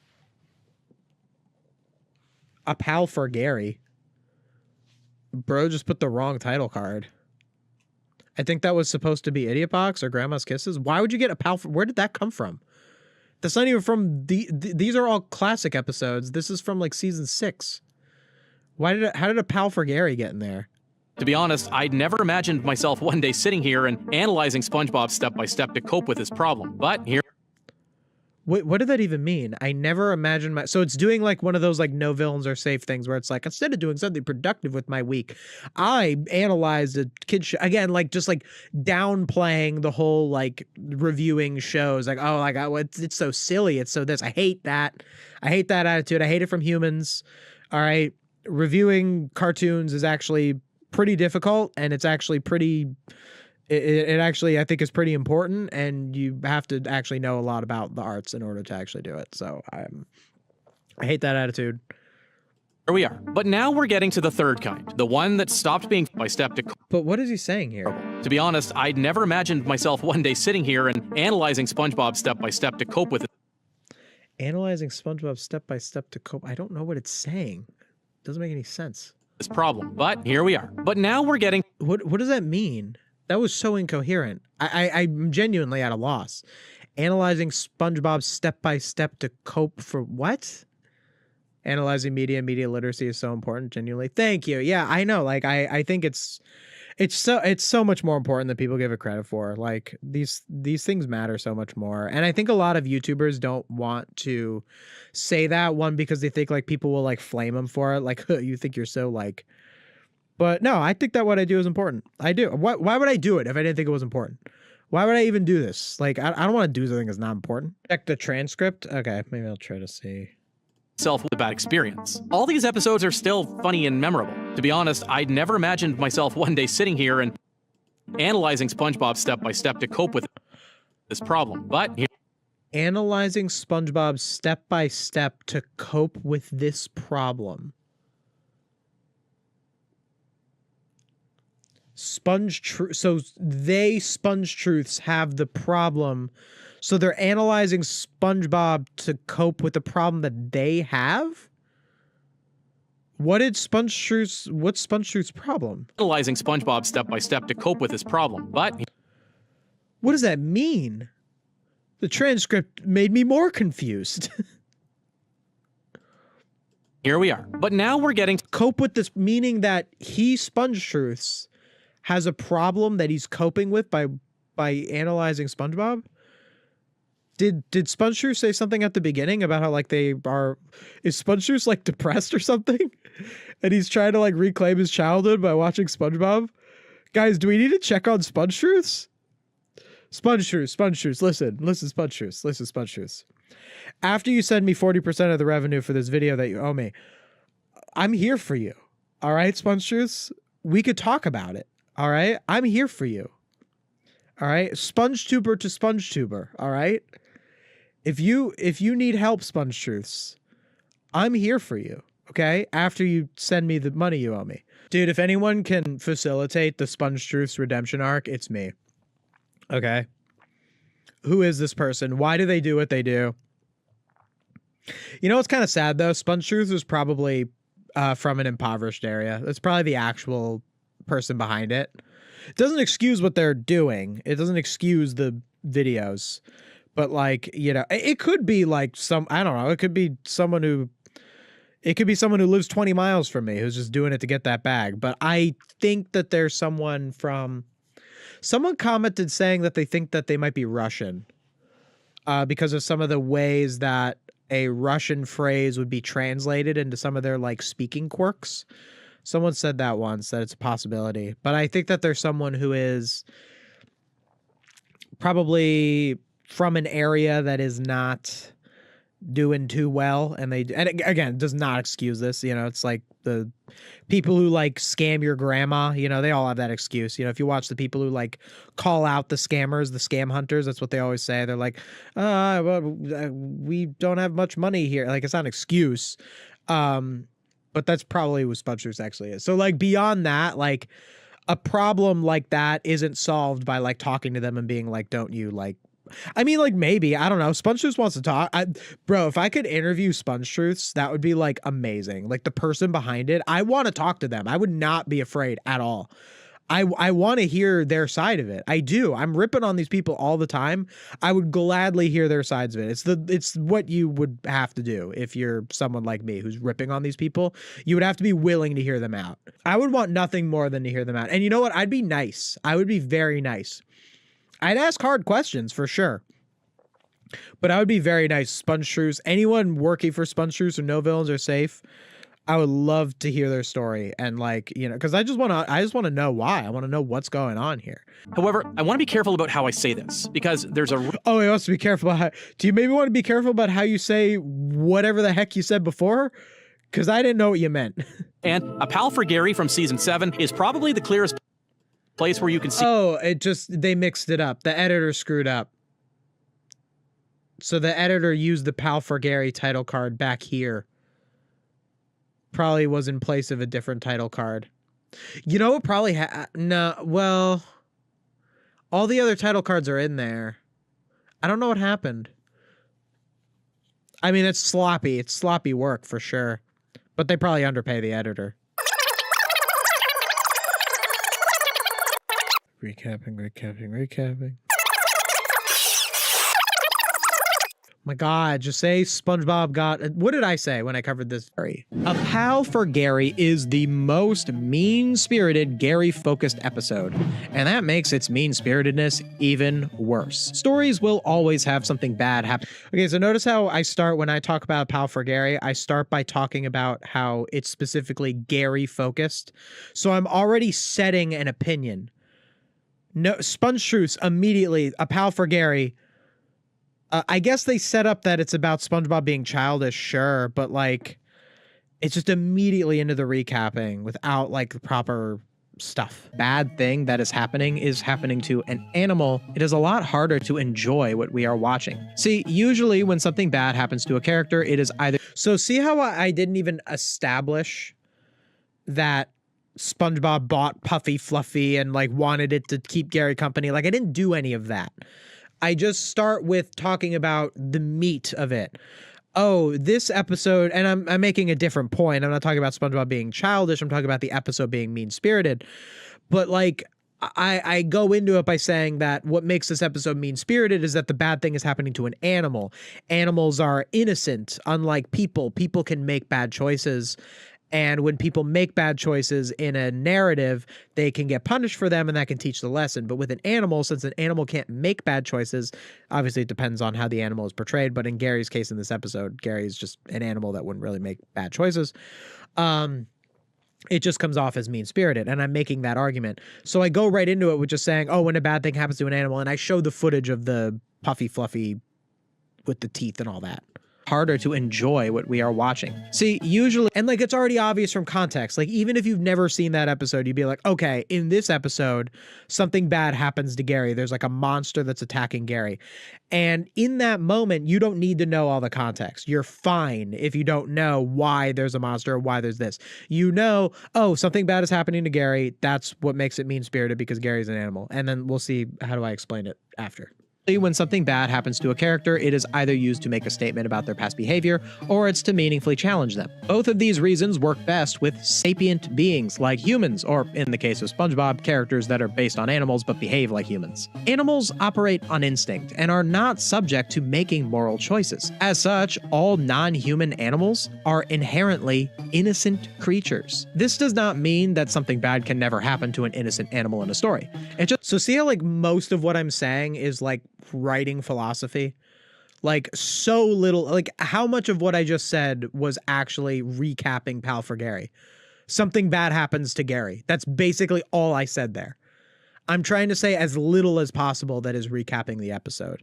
Whereas SpongeTruths will like lean right into it, or the AI will lean right into it, because what's easier for the AI to come up with than just restating what happens in the episode itself. The story could have still worked even with everything Gary goes through if the message of the story was framed through SpongeBob learning something through the suffering of his pet. But SpongeBob is so oblivious in this episode that nothing really happens other than this poor snail getting worked over. The episode has a hard time deciding if Gary is... Yeah, like, I don't even like say that SpongeBob does this or does that. You know, I don't even say that SpongeBob like buys the Puffy Fluffy or this. I just say that he's oblivious. You can already put it together, right? Even if you've never seen this episode, you can kind of see SpongeBob's oblivious. There's another animal that's attacking Gary. You can tell what's going on. You don't need the thing. End of the episode, it is Gary who saves SpongeBob by lassoing the monster. Yeah, I don't even say the plot. I think it's not, I think it just wasn't necessary. If anything, I might have actually said too little of the plot.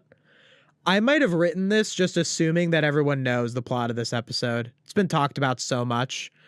So I might have actually had a little too little recapping. I don't know. Do you think if someone's never seen this episode, would they be confused on the plot, or was it like just enough?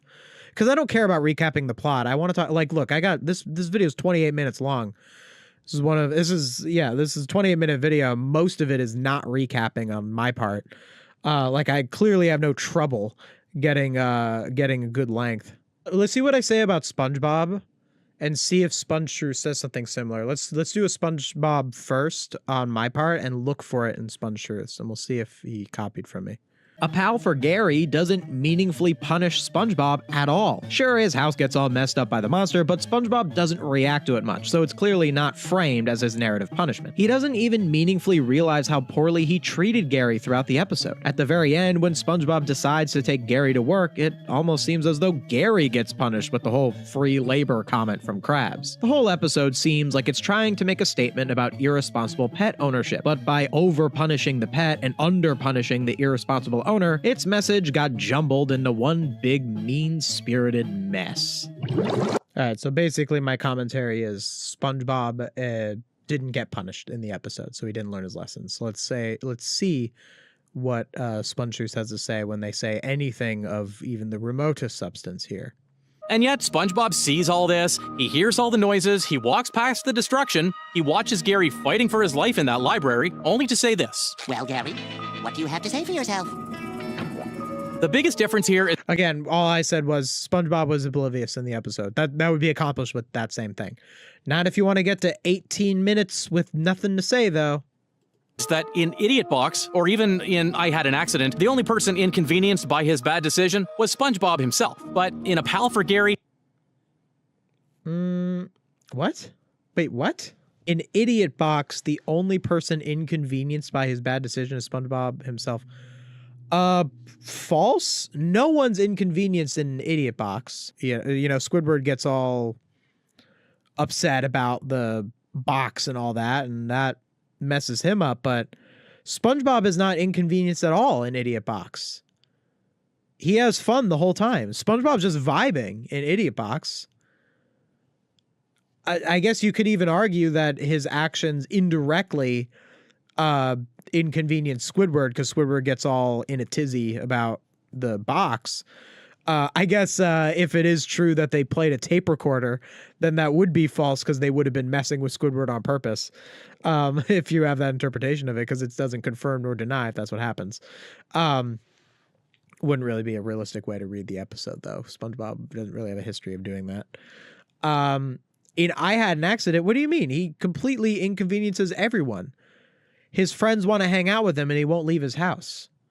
That's so inconveniencing your friends.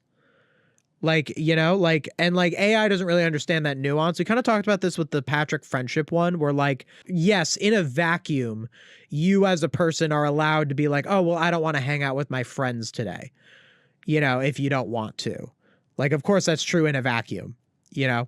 But in I Had an Accident, the reason that SpongeBob doesn't hang out with his friends is because he's afraid of the outside world because he got hurt and he has an irrational fear. It's his character flaw. He would have had fun with his friends. So him inconveniencing his friends in I Had an Accident is not this whole every man is an island, he's only inconveniencing himself. No, he is inconveniencing his friends because of the nuance of understanding their friendship dynamic and also understanding like friendship in general, that like that's not always a hard and fast rule where it's like, oh well, like it's okay that you don't want to hang out with your friends. Like of course that's okay if it's like, oh well, like I'm really burned out today, I'm really tired, oh I worked so hard, I need a day off, you know, like these are valid reasons to like not hang out with your friends, you know, like, and they could be very small reasons. I'm tired is enough, but I don't want to hang out with you because I'm irrationally afraid of the outside world. And if that were not true, if I were not irrationally afraid of the outside world, I would hang out with you. It's not a valid reason to not hang out with your friends at all. And thus, your friends having a worse day without you because of that is your fault. That is you inconveniencing them in that specific scenario. You're not inconveniencing your friends if you're just tired. You have a right to be tired. Absolutely. But, you know, a character flaw is a character flaw.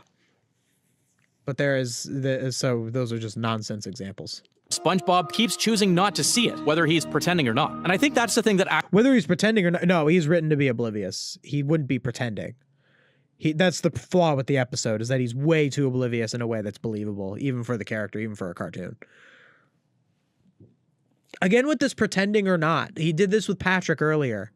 The AI will like apply these motivations that don't make sense for these characters, saying that what they're doing is like sinister, like Machiavellian.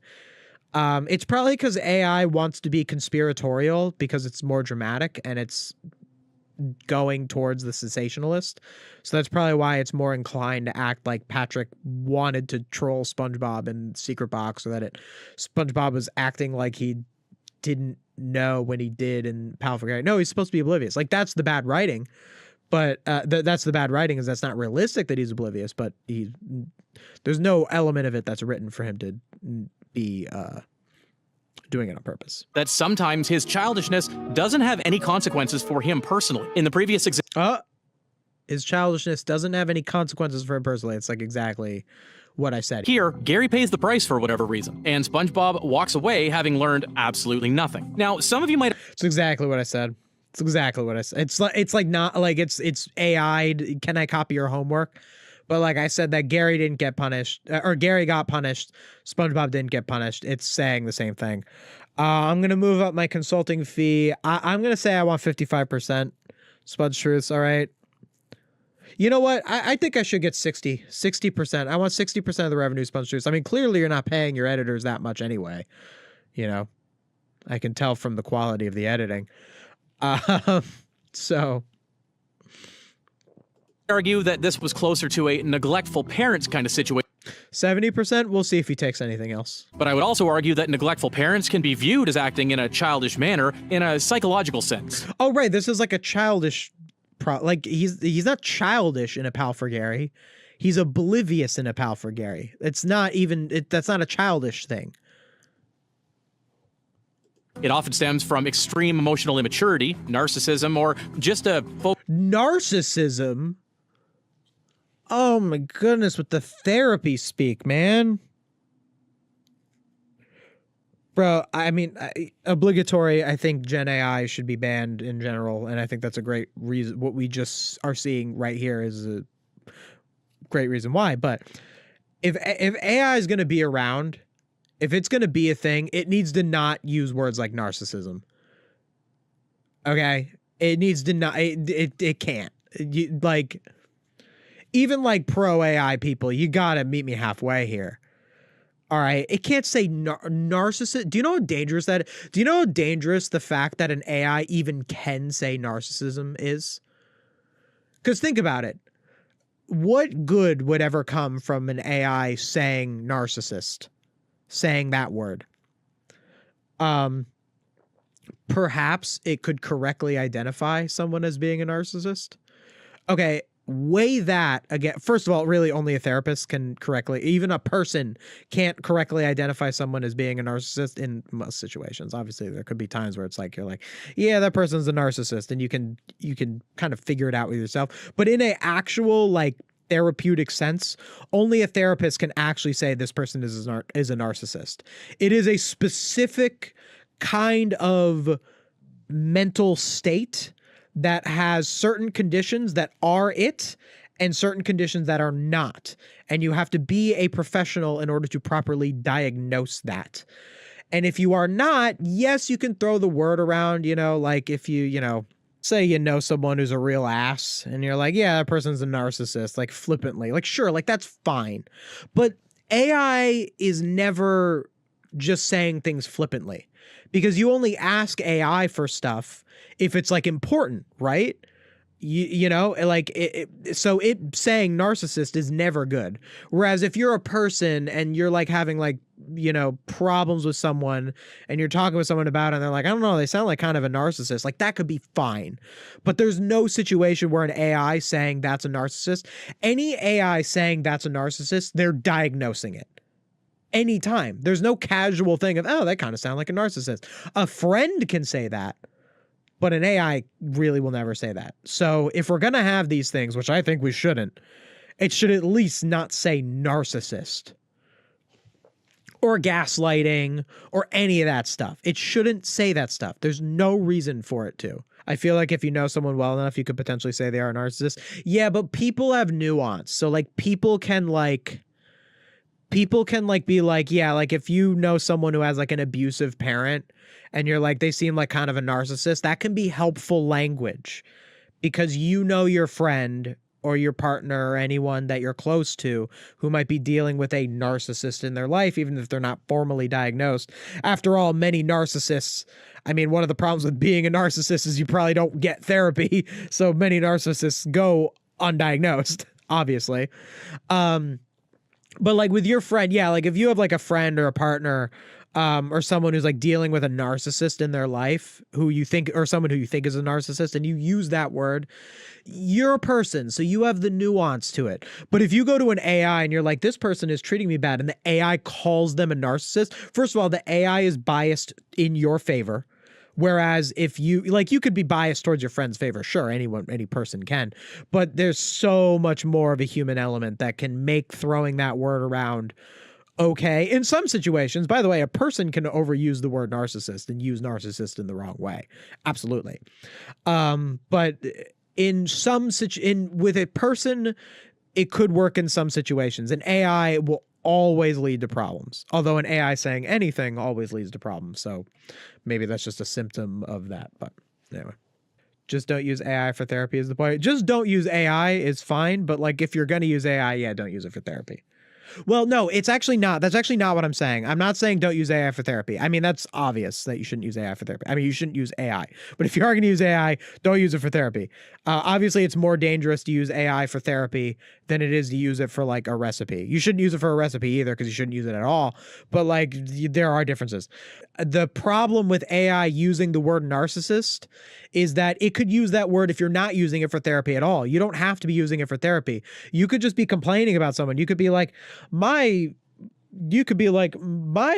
mother wants us to go to this restaurant on my birthday because the other one is, you could say like, oh, my mother wants us to go to this restaurant I don't like or something. And like you leave out context, you don't say that the restaurant you wanted to go to closed and it was on short notice or something. And the AI will be like, your mother sounds like a narcissist when like your mother's fine. You know what I mean? Like it could be anything like that, So no, it's not even necessarily therapy. It's just that it will throw that word. I mean, put it in this video, SpongeTruths wasn't using this AI for therapy. They told it to write them a video and it used the term narcissist. So yeah, childish is a pretty broad word when it comes to SpongeBob because at its best, it doesn't mean anything.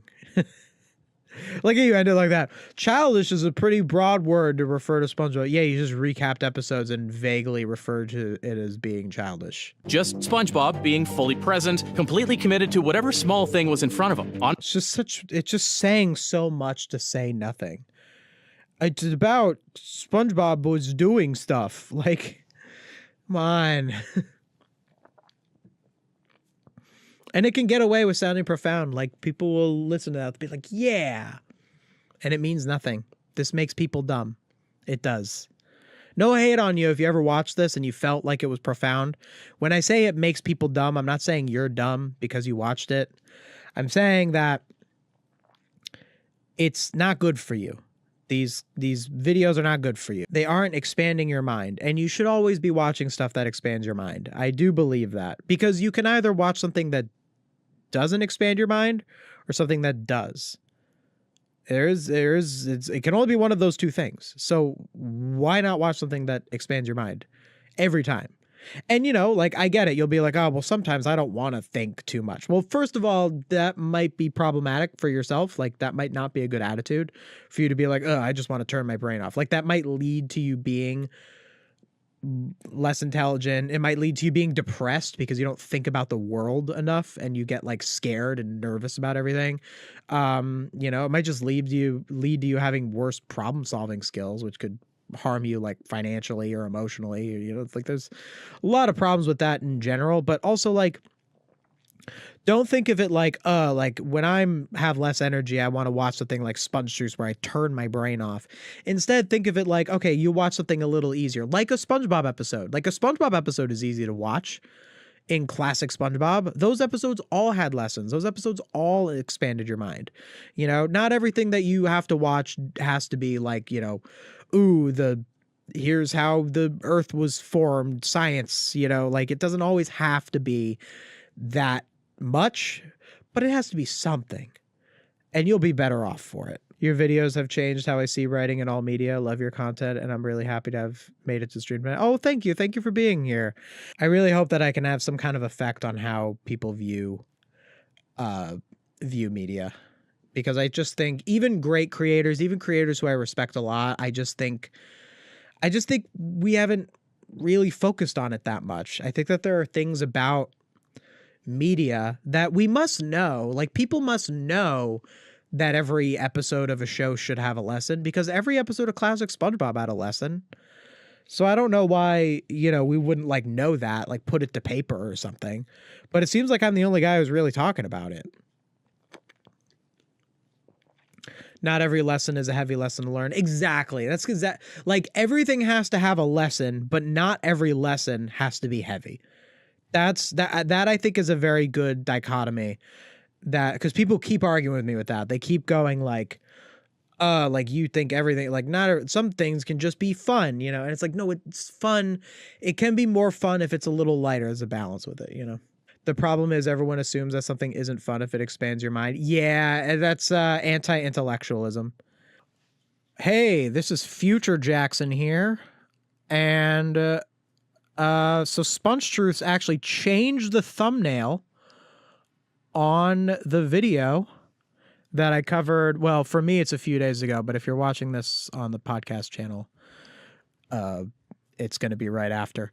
And it's SpongeBob with the tan line. Patrick, is that supposed to be Patrick looking at that? And then Patrick laying, what is this? And why is it blurring his butt? This shot was in the episode. It's just his butt. Why are you blurring it? What is that? This was the original thumbnail. Look, see, I screenshotted it. This was the thumbnail at first. And it's the reason that I thought that he was stealing from me. So they changed the thumbnail on the SpongeBob's Most Childish Moments. The reason that I'm talking about it right now is I'm about